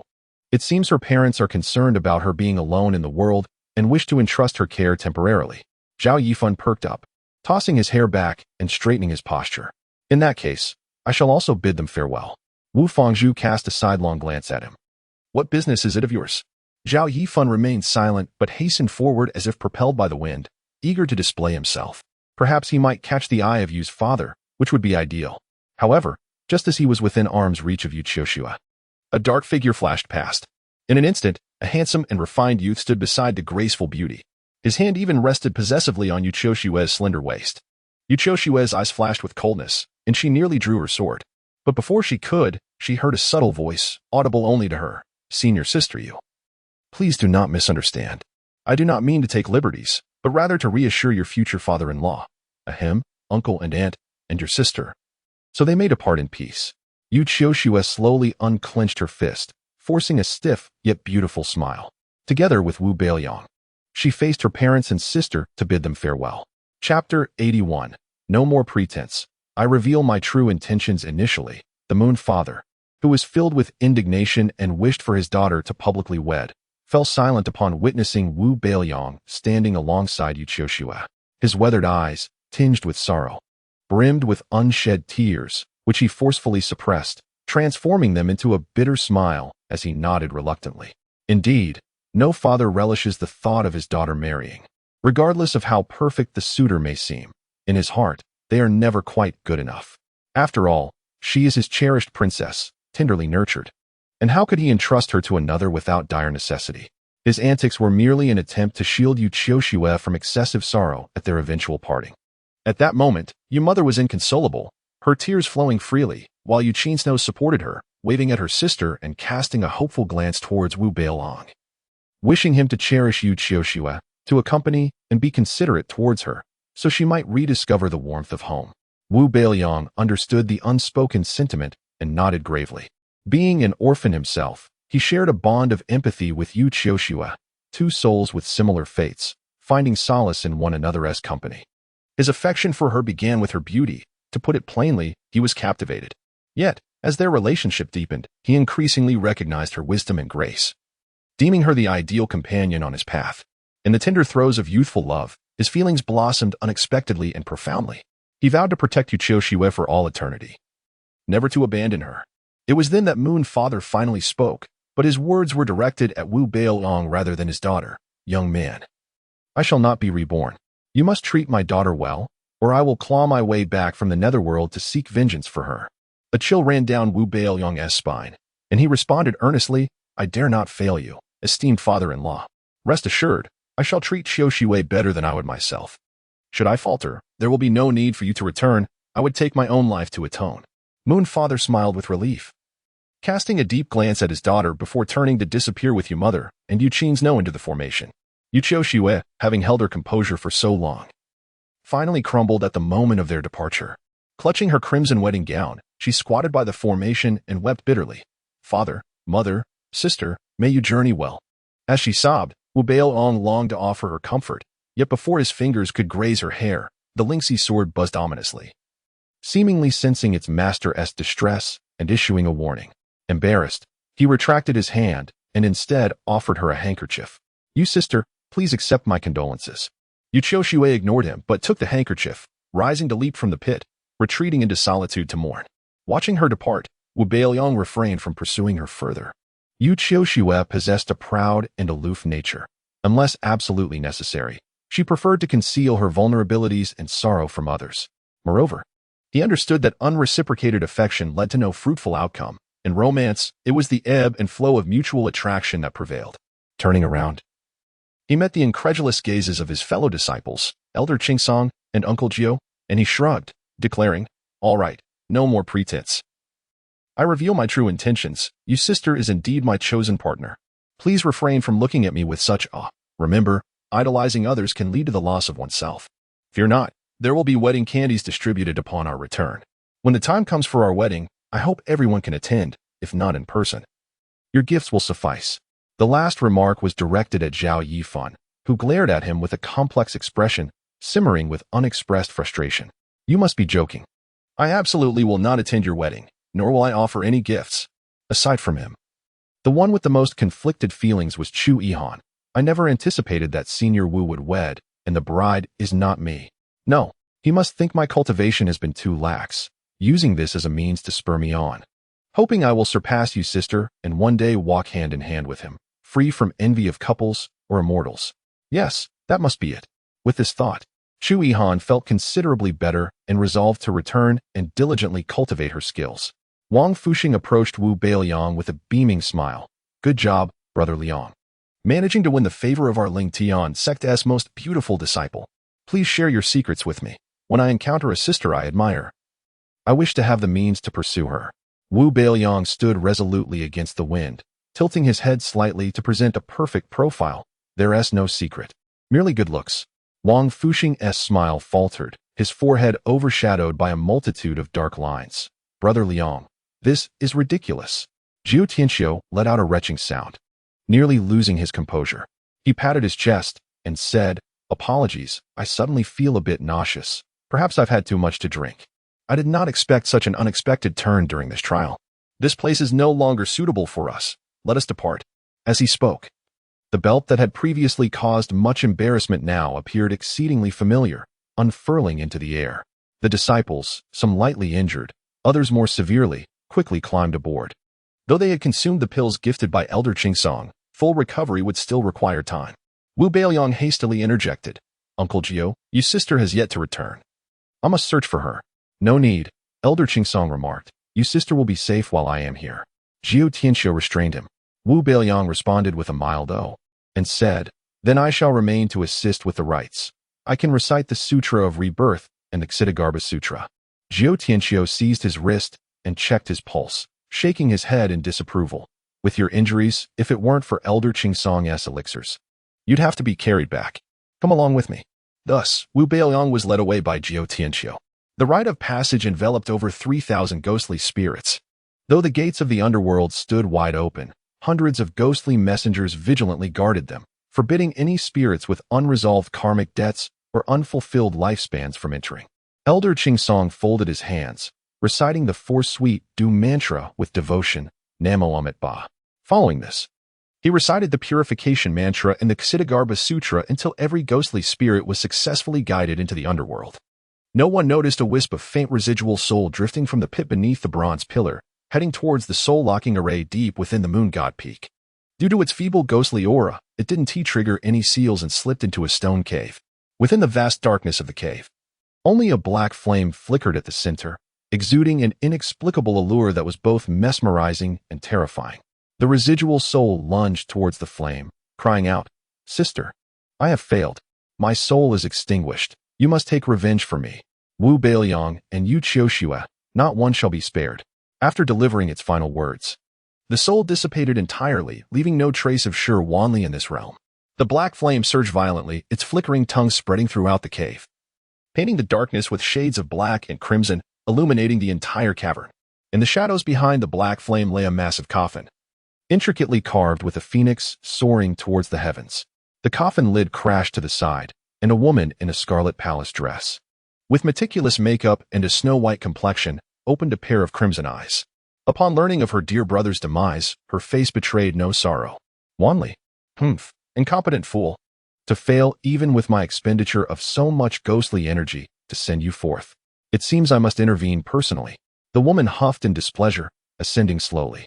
With a gentle flick of her finger, a destructive black flame danced at her fingertip. As it pirouetted, sparks scattered, landing throughout the chamber. Wails echoed through the grotto. The walls were not stone, but rather the torsos of countless corpses. Some wore sect robes, others simple village attire. They writhed in agony under the flame's searing touch, turning to ash, unable to resist. The ghostly energy they emitted was absorbed by the ghost princess, who used it to weave a spell. Sacrificing centuries of her own cultivation, she created a wisp of her consciousness, broke free from the seal, and headed straight for Ghost City. Meanwhile, in the depths of the Ghost City chasm, only Mao Shuowang of the Langyu Pavilion remained, still fastening his belt. He had fought fiercely with several ghost fiends, shattering his beloved riding the wind blade. Heartbroken, he gathered the fragments, cradling them like a child, his muscular frame belying his tears. "Enough weeping. I'll help you restore it when we return. Hurry up," Jiao Tianqiu urged impatiently. Mao Shuowang immediately ceased crying, leaping forward. "Uncle, are you serious? My treasured blade can be restored?" Jiao Tianqiu nodded dismissively. "Of course. If I can't restore it, I'll get you a new one, all right?" Mao Shuowang gazed longingly at the broken blade. "I don't want a new one. I want this one. Uncle, you must help me restore it. If you can't, I'll..." Jiao Tianqiu, seeing the tears welling up again, felt a headache coming on. "Enough with the blubbering. Get to the back. I said I'd restore it, and I will." Jiao Tianqiu steered his belt, flying out of Moon Goddess Peak, eager to return to the sect and pass these burdens to their pavilion master. Wu Beiliang, behind Jiao Tianqiu, thought he had detected a faint wisp of ghostly energy when Mao Shuowang approached, but it vanished instantly. He shook his head, muttering, "With Uncle Jiao here? No ghost would dare cause trouble. It must be my injuries playing tricks on me. I need to return and recuperate, lest some unscrupulous cur take advantage and steal my Dao companion." He glanced at Zhao Yifan, the cur. Little did Wu Beiliang know, the ghostly energy was no illusion. Mao Shuowang, in the last row, cradled the blade fragments, muttering, "It's all right, little wind. Uncle Jiao will restore you. If he goes back on his word, I'll pester him endlessly." A sigh echoed in Mao Shuowang's mind. He paused. "What was that?" "I am your inner voice," a melodious female voice replied, gentle and filled with the same regret he felt. "It's unfair. Everyone else's artifacts are fine. Only your blade is broken. It's all Miao Kai's fault for not protecting you. All these people's fault for not helping enough, leaving you so unlucky, your beloved weapon destroyed." The voice coaxed him, igniting the embers of anger within him. But the honest man snapped back to reality. "No, my blade broke because I fought those ghost fiends. It's not their fault. I'm just not skilled enough. I'm sorry. Little wind. I'll cultivate diligently so this never happens again." He choked up again. The remnant consciousness thought, "What kind of simpleton have I possessed?" Gu Fengyan, annoyed by Mao Shuowang's constant muttering, turned and glared at him. It's just a blade, not your father. Stop crying. Mao Shuawang, feeling guilty, didn't retort, wiping away his tears and falling silent. Gu Fengyin turned back, suddenly feeling a chill down his neck, seeping into his heart. He tightened his clothes, resisting the cold, and glanced at Wu Beiliang, who was comfortably ensconced in Jiao Tianzhou's defensive artifact. A surge of resentment welled up within him. That good-for-nothing, greedy and spoiled. Why does he receive the Pavilion Master's and Senior Sister Yu's favor? A voice echoed in his mind. He's so hateful. Without him, all those honors would be yours. Gu Fengyin's gaze turned sinister, like a viper lurking in the shadows, fixed on Wu Beiliang. Back at the sect, the inner disciples tallied the outer disciples' mission results and reported to the elders before returning to their abodes to heal. The outer disciples returned to their residences to recuperate and cultivate. Wu Beiliang's injuries were more severe than Elder Qingsong or even he himself had realized. He bypassed Jian Yutong, where he would normally retrieve Dahei and Erlüüzi, and went straight to Rose Manor. Finding no signs of intrusion, he breathed a sigh of relief, locked the door, and headed straight for the alchemy chamber. He immersed the array, eyes, and nodes of the spirit-gathering array in the divine ice lotus liquid created by the saintly jade ice lotus throne, then reset the array. As a torrent of spiritual energy surged into the chamber, Wu Beiliang plunged into a tub filled with the liquid. The materials, enhanced by the liquid, amplified the array's power, making the spiritual energy in the chamber 10 times denser. The liquid contained dozens of times more spiritual power than the incomplete lotus liquid. Immersed in the icy liquid, Wu Beiliang felt a surge of energy coursing through him, repairing his meridians and organs, and filling his spiritual pool. Wu Beiliang noticed that his pool had expanded several times in size. Shivering from the cold, he felt an unprecedented sense of well-being. He assumed the special posture of the treasure bottle heavenly mystery art, breathing deeply, and entered a state of oblivion. The universe contained spiritual energy, and his heart contained the universe. He embraced the natural order, the shape of the wind, the murmurs of the rain, the songs of the flowers, the breath of the grass. Time passed, and Wu Beiliang's spiritual pool gradually filled. As it did, vast amounts of energy flowed into the fathomless pit beneath his dantian. There lay his true spiritual aperture. Chapter 83. Sister Yu's breakthrough to the concentration realm in the mountains. Time seems to stand still, and the pursuit of cultivation is fleeting. Wu Beiliang devoted himself wholeheartedly to his practice, striving to uncover the elusive path. Yet, the great Tao remained intangible and elusive, and Wu Beiliang stumbled forward, undeterred and tenacious. Unbeknownst to him, 7 days had swiftly passed. His healing and restoration had reached its conclusion. The complete essence of the ice lotus had finally been fully extracted. Entering a cooling phase, Wu Beiliang had also filled the vast reservoir of spiritual energy, indicating that the boundless spiritual cavity beneath his dantian had received ample replenishment. Upon introspection, he found that the hidden injuries to his internal organs had been entirely mended, and the sinews coursing with powerful spiritual energy had grown robust. With a mere thought, he summoned 12 solidified treasure vials, each brimming with formidable lethal potential. He also called forth Lao Tai, who soared into the air to obliterate the 12 vials. The young man rejoiced, for his realm had ascended once more. He was now but a hair's breadth away from the 4th rank of Qi refinement. After stretching lazily, though filled with vigor, the relentless 7 days of cultivation had left him utterly exhausted. He emerged from the steam-filled bath, dried off, and retreated to his chamber for a much-needed slumber. In his dreams, he found himself in a blissful reverie, where Yu Qiushu transformed into an enchanting little wife, incessantly clinging to him, seeking affection and warm embraces. "All right, I shall oblige you. Let us sleep together," he declared, wrapping his arms around his chest.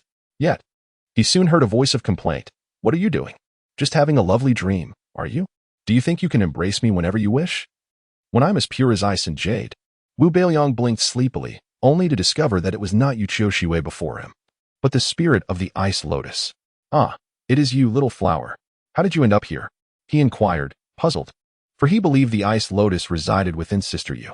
The ice lotus shifted aside, expressing displeasure. It was too noisy over there with Yu Qiushu. Suitors constantly flocked to her. "I sensed that the sacred ice lotus seat was frequently in use, so I came to see. You, young man, are rather ruthless, using a divine artifact until it can no longer yield ice lotus essence." Feigning humility, Wu Beiliang waved his hand. "Oh, not at all. Besides my intelligence and charm, I am merely a tad more diligent than others." Curiously, he asked, you mentioned suitors vying for Sister Yu's attention? Who are they, and what are they offering? Is it possible that some are unaware she is my partner? It is my fault for not having Wang Fushan spread the word before my healing. I must go and investigate. With that, Wu Beiliang could no longer sit idly. He donned a clean outfit and hurried out the door. Halfway there, he realized he did not know Sister Yu's whereabouts, and such a rash venture might lead him astray. Just as he intended to inquire at Qian Yutong about Yu Qiushua's residence and fetch Dahei and Erlǘzi, the air suddenly filled with countless lotus blossoms, elegant yet untainted. They unfurled like ripples upon a lake, spreading gracefully in serene beauty. Wu Beiliang reached out to catch one, its coolness and fragrance refreshing his senses. The deep blue ice lotus perched upon Wu Beiliang's shoulder remarked, Yu Qiushua has broken through to the returning origin realm. After this revelation, the spirit vanished. Wu Beiliang understood that it had returned to Yu Qiushua. The entire sect was stirred by the appearance of the ice lotus, with disciples, elders, and attendants all taken aback. He overheard a passing disciple exclaim, "Who has broken through? Such an extraordinary phenomenon. Need we even ask? It must be Sister Yu. She has been in seclusion for 7 days, and it is said she avenged her family upon the moon god peak, transforming her sorrow into strength and successfully breaking through to the returning origin realm. How tragic her past must be." A female disciple, passing by, scoffed at a male disciple. "Goodness, did you just emerge from the ground?" Sister Yu's identity as Princess Shilin has long been no secret. It is rumored that during her battle against the ghost general of the Stone Kingdom on Moon God Peak, she received aid from the Shilin's spiritual vein, achieving great merit, which led to her breakthrough. Another gossiping female disciple interjected, as if recounting a first-hand account. "What do you mean by she summoned a prince?" In her moment of peril, Sister Yu cried out to the heavens, promising herself to whoever could save her, and that fellow just happened to be fortunate. The male disciple looked bewildered. Who is that fellow? So, he truly has a connection with Sister Yu. Wu Beiliang, with one hand behind his back and the other poised in front, his hair flowing elegantly, spoke in a resonant tone. It seems Qiushua has emerged from her seclusion. As her partner, I should be the first to extend my congratulations. Pardon me, I must pass. The group of gossiping disciples stared at him, their expressions a mix of disbelief and astonishment. Wu Beiliang strode past them, no longer needing to inquire about Yu Qiushua's residence, as the air lingered with the unique fragrance of the little flower, guiding him effortlessly. However, after only a few steps, he overheard a disciple saying, "Did you see? That white-faced boy of the 3rd rank in Qi refinement has ascended to the top of the most detested disciples in Ling Tian's sect overnight, leaving the former top contender trailing by over 10,000 votes. A female disciple lamented, "I never imagined Sister Yu would end up with such a man. Besides his looks, he truly has nothing to offer. Do you know who the top contenders are for Sister Yu's ideal partner?" Wu Beiliang slowed his pace, unable to resist eavesdropping. A disciple inquired, "I don't know. Who are they?" "The first is Xian Yuyue, the chief disciple of Ling Tian Pavilion. The second is Lung Tianya, the elder brother from our Dia Pavilion. And the third is..." Wu Beiliang took a couple of steps back, straining to hear clearly. "Zhao Yifan, the chief disciple of Huawei Pavilion." Wu Beiliang clenched his fists, disdainfully scoffing.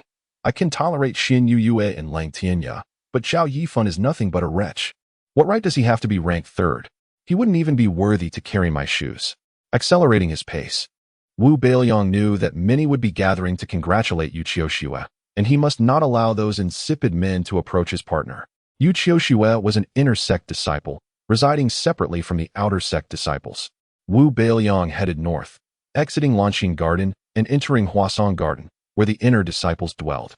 The spiritual energy here was even more abundant, enveloped in a thick white mist, reminiscent of a snow-capped peak, yet devoid of any chill, instilling a sense of comfort in those who strolled through. "Hurry, let us go. I heard senior brother Xian Yu is here. He is a busy man, always occupied with sect affairs. If we arrive late, we might miss him." Several female disciples exclaimed as they rushed past. Upon hearing that the top disciple was visiting his beloved, Wu Beiliang felt an immediate sense of urgency and quickened his pace, scarcely able to appreciate the beauty of Huasong Garden. The abode of Yu Qiushua was situated at the foot of the Qilian Mountains, easily located. As an inner disciple, her residence was more expansive than those of the outer disciples and allowed for personal modifications. Along the path, Wu Beiliang observed not only cave dwellings and small buildings, but also Jiangnan-style waterside pavilions and even a royal residence, marveling at the unique tastes of the inner disciples. In contrast, Yu Qiushua's courtyard was quite ordinary, a square enclosure filled with vibrant spiritual flowers and herbs, creating a dreamlike, ethereal ambience. However, the scene before him was far from serene. Pushing his way to the front, Wu Beiliang's gaze was met with a sight that made his blood boil. Before the porch, Xian Yu, clad in white and with a handsome countenance, presented a small blue porcelain bottle to Yu Qiushua. He said with a gentle smile, "Congratulations, junior sister Yu, on breaking through to the Guiyuan realm. This is a gift from the sect master." Yu Qiushua accepted the bottle with both hands and nodded slightly. "Thank you, sect master." "And thank you, senior brother." Xian Yu nodded and then inquired, "Junior sister Yu, do you still have no plans to cultivate at the Lingtian Pavilion?" Yu Qiushua shook her head resolutely. "No. Very well, I shall not disturb you further." Xian Yu stepped back, preparing to depart. Wu Beiliang stroked his chin, his intuition as a man telling him that Yu Qiushua had become even more beautiful after entering the Guiyuan realm, breathtakingly so. It was almost impossible for a man not to be moved, or at least take a second glance. Yet, Xian Yu had not cast a single extra glance. He suspected that Xian Yu might be inclined toward men. With his fair complexion and delicate demeanor, Wu Beiliang was increasingly convinced that he must prefer men. Just as his animosity toward Xian Yu had slightly diminished, the latter paused, turning back to Yu Qiushua with admiration in his eyes. "As the youngest disciple in the Guiyuan realm within the sect, you will co-lead the team with me for this year's Nirvana tournament." His voice was not loud, but it caused a stir among the disciples. The Nirvana tournament, held every 3 years, was a prestigious event highly valued by the 4 sects of the Lu Mountains. A stage for young talents to make a name for themselves. The leaders were invariably the most outstanding disciples of each sect. Yu Qiushua frowned. "Senior brother Xian Yu, be cautious in your words. The disciples participating in the Nirvana tournament are the top 10 in each realm of the sect. I have only just entered the Guiyuan realm. It would be an honor to participate, let alone lead the team. You should seek out the 2 senior brothers from Duantian Peak, or perhaps senior sister Sunday." Xian Yu interrupted Yu Qiushua, gazing at her intently. "Their aptitudes are not as great as yours. I have faith in you. After the Nirvana tournament, your realm will improve once more. I hope you will reconsider joining me at Lingtian Pavilion for joint cultivation." Yu Qiushua was momentarily speechless and simply responded, "We shall see when the time comes." Wu Beiliang felt an overwhelming sense of jealousy, as if a herd of donkeys were trampling over his heart. The female disciples around him were all swooning over the divine couple, oblivious to his emotions. "Oh, Brother Liang, you're here too? Are you also here to congratulate senior sister Yu?" Wang Fuxing's voice rang out at an inopportune moment. Wu Beiliang's lips twitched. "Yes, to congratulate her. What a coincidence, Fu. You're here too." Wang Fuxing held a gift box. "Yes, I never had much to do with senior sister Yu before, but now she's your future wife. As her soon-to-be brother-in-law, I must congratulate my sister-in-law." Even those who had not recognized Wu Beiliang earlier now knew who he was. The man is senior sister Yu's betrothed? He's actually here at this moment? Do you think he'll fly into a rage for his beloved and start a fight with senior brother Xian Yu? Don't be ridiculous. What is senior brother Xian Yu's status and realm? Would he fight with a junior brother in the Qi refining realm? Besides, if this Qi refining realm junior brother is sensible, he should disappear on his own. Wu Beiliang bristled at these words, grinding his teeth and cursing inwardly. "Gu Fengyan, you old windbag, why do you have to be so passive-aggressive?" Wu Beiliang cast a provocative glance at Xian Yu, the chief disciple of the sect in the Guiyuan 3rd grade, and said with a bright smile, "Senior brother Xian Yu, senior sister Yu has made it clear that she won't go to Lingtian Pavilion. Why force her? But we will definitely be attending the Nirvana tournament." He said we, not she. Xian Yu's expression remained indifferent, his aloof gaze not lingering on him. As he walked away, he said, "If you wish to participate in the Nirvana tournament, you must first meet the minimum requirement, Qi refining 7th grade, and then become one of the top 10 in the sect. Generally, the top 10 Qi refining disciples are all in the 9th grade. There is less than half a year before the Nirvana tournament. You must work hard." Was he saying that he was not qualified? Wu Beiliang scoffed inwardly. "We'll see about that. What a wonderful couple, ruined by an agitator. Gu Fengyan. That son of a gun, always had to be so snide." Wu Beiliang pointed at him. "Hey, Gu Fengyan. When are you going to pay me back the spirit stones you owe me?" Gu Fengyan was taken aback. "What spirit stones? I don't know what you're talking about." With that, he vanished into the crowd. "Hey, trying to run." Wang Fuxing shoved the gift box into Wu Beiliang's arms. "Brother Liang, wait here. I'll help you catch him." Wang Fuxing pushed his way through the crowd and rushed out of the courtyard. The disciples who loved to watch the commotion followed him out. And the once bustling courtyard was now quiet, leaving only Wu Beiliang and Yu Qiuxue. Yu Qiuxue descended the steps and stood before Wu Beiliang. Now that he was finally face to face with senior sister Yu, whom he had been thinking about every day, he felt a bit awkward.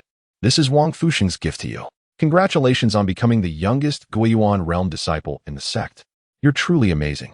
I'm sure your parents would be pleased if they knew. Yu Qiuxue did not accept the gift but instead offered the blue bottle to him. These are 3 profound grade 9th rank pills. Take them. Wu Beiliang had known that the sect master's gift would be extraordinary, and his heart fluttered upon hearing that they were profound grade 9th rank pills. However, upon hearing Yu Qiuxue's next words, he did not dare to accept them. I am devoted to the Tao and have no interest in romantic affairs. From now on, we are merely fellow disciples. Please do not overthink things and cause unnecessary trouble. Wu Beiliang scratched his head and frowned. Qiuxue, you heard what my father-in-law said. He told me to take good care of you. I promised him, so I must fulfill my promise. A man must be trustworthy. If you don't let me take care of you, wouldn't that make me an untrustworthy person? I can't have that. Chapter 85, United in Heart. Their power can cut through steel. Yu Qiuxue spoke softly. Do not address me by my name, nor call me father-in-law. Do not use his words to pressure me. I will decide my own marriage. I owe you a debt that can only be repaid with my life, but I will not be your partner. I have no interest in romantic entanglements. Whether you wish to take this elixir or not is entirely your choice. However, if I hear any more rumors circulating outside, do not blame me for being unkind. The emotion in Wu Beiliang's heart was tumultuous, particularly as he faced unjust accusations of spreading scandalous rumors. He felt that only a dramatic act could prove his innocence. Do you think I am the source of those rumors? It is a grave injustice, Qiuxue. Senior sister Yu. The Lingxi sword gleamed coldly, and had he hesitated even slightly, he would have found himself pierced by it. At present, Yu Qiuxue had reached the return to origin realm. Attacking him would be as simple as slicing through vegetables. Let me be frank with you, he continued. I was gravely injured that day in Ghost City. My organs were nearly shattered, and my life force waned perilously. If you do not believe me, both Elder Qingsong and Uncle Gio can attest to my condition. At that moment, I was merely holding on and returned to vomit 3 full basins of blood. I lay in bed for 7 days, and only today have I managed to rise. Yu Qiuxue frowned slightly, seemingly convinced by his words. Wu Beiliang's half-truths had achieved their intended effect. He clutched his chest. Feigning pain, I never expected that after all this effort to see you, you would immediately seek to sever ties with me. Senior sister Yu, your heart is truly cruel.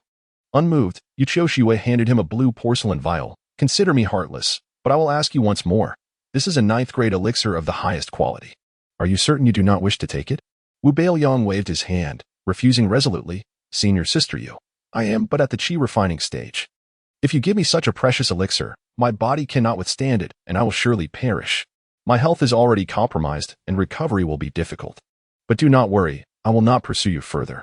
After my death, I will explain to father-in-law in the underworld that it was my lack of strength that rendered me unworthy of you. And certainly not because you looked down upon me after your own elevation. Yu Qiuxue. She put away the elixir bestowed by the sect leader and offered instead her own nourishing elixir. Take this and focus on your recovery. As for the Nirvana competition, do not think of it. Even if you advance to the 7th rank of Qi refining, it will be challenging to defeat other 9th rank disciples. Do not risk your life. It is not worth it. Wu Beiliang grinned. Qiuxue, how touching. Have you begun to feel pity for me? With a sharp sound, the Lingxi sword was drawn and pointed at his neck. I have warned you not to address me by my name. Wu Beiliang's smile froze, and he quickly corrected himself. Senior sister Yu, let us speak civilly. There is no need for weapons. As she sheathed her sword, Wu Beiliang adopted a serious demeanor, declaring, I must participate in the Nirvana competition. There are 4 months remaining, and I believe I can break through to the 7th rank of Qi refining. If I qualify for the competition, will you consider marrying me? Yu Qiuxue shot him a frosty glance. What a beautiful dream. Wu Beiliang pouted in grievance. Senior sister Yu, that is not how it works. If I qualify, it would be a glory for the Dia Pavilion. You must give me some motivation. After a moment of thought, Yu Qiuxue scoffed. To qualify and already think of me? Is that not a bit too presumptuous? How about this? If you can secure first place in the Qi refining category of the Nirvana competition.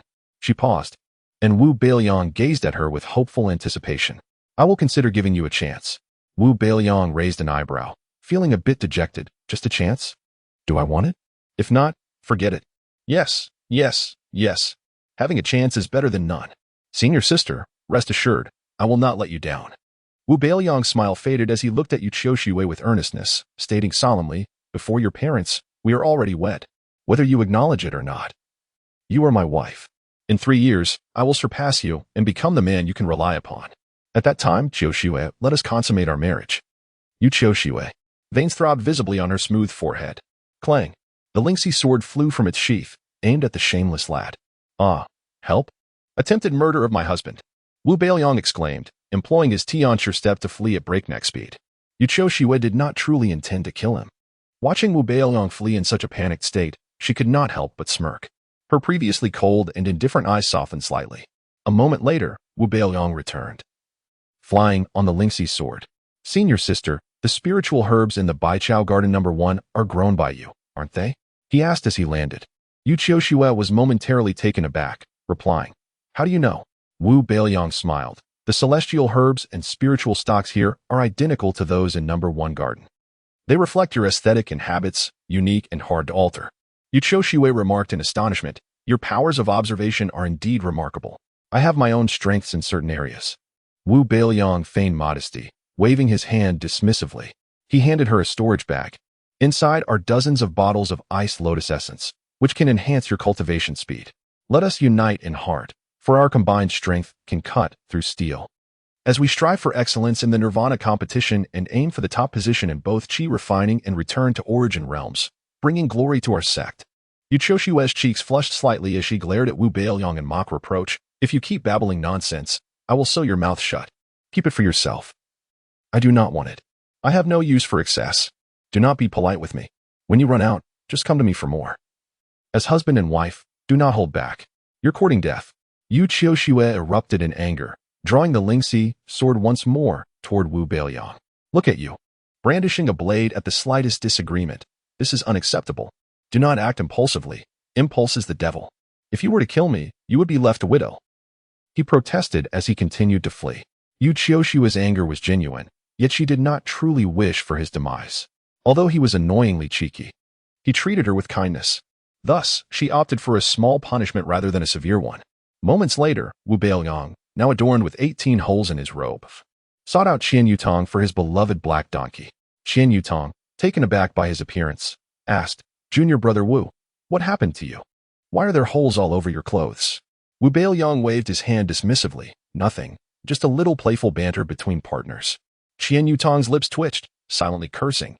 Why didn't T senior sister just stab you to death? In the Dia Pavilion, everyone adored Yu Qiushui. Naturally, Qian Yutong was aware of the rumors surrounding Wu Beiliang and senior sister. Clearing his throat, he said, You were here to collect your dog and donkey, right? Wu Beiliang nodded. Yes. Have they missed me so much these past 10 days that they could not eat properly, and thus have lost weight? Qian Yutong chuckled in disbelief. Not at all. They have been quite happy, eating well, and sleeping soundly. They've actually gained weight. Wu Beiliang's expression twitched, and 3 black lines appeared on his forehead. Grinding his teeth, he muttered, Those 2 ungrateful creatures. When I return, I will stew dog meat and roast donkey meat. Where are they?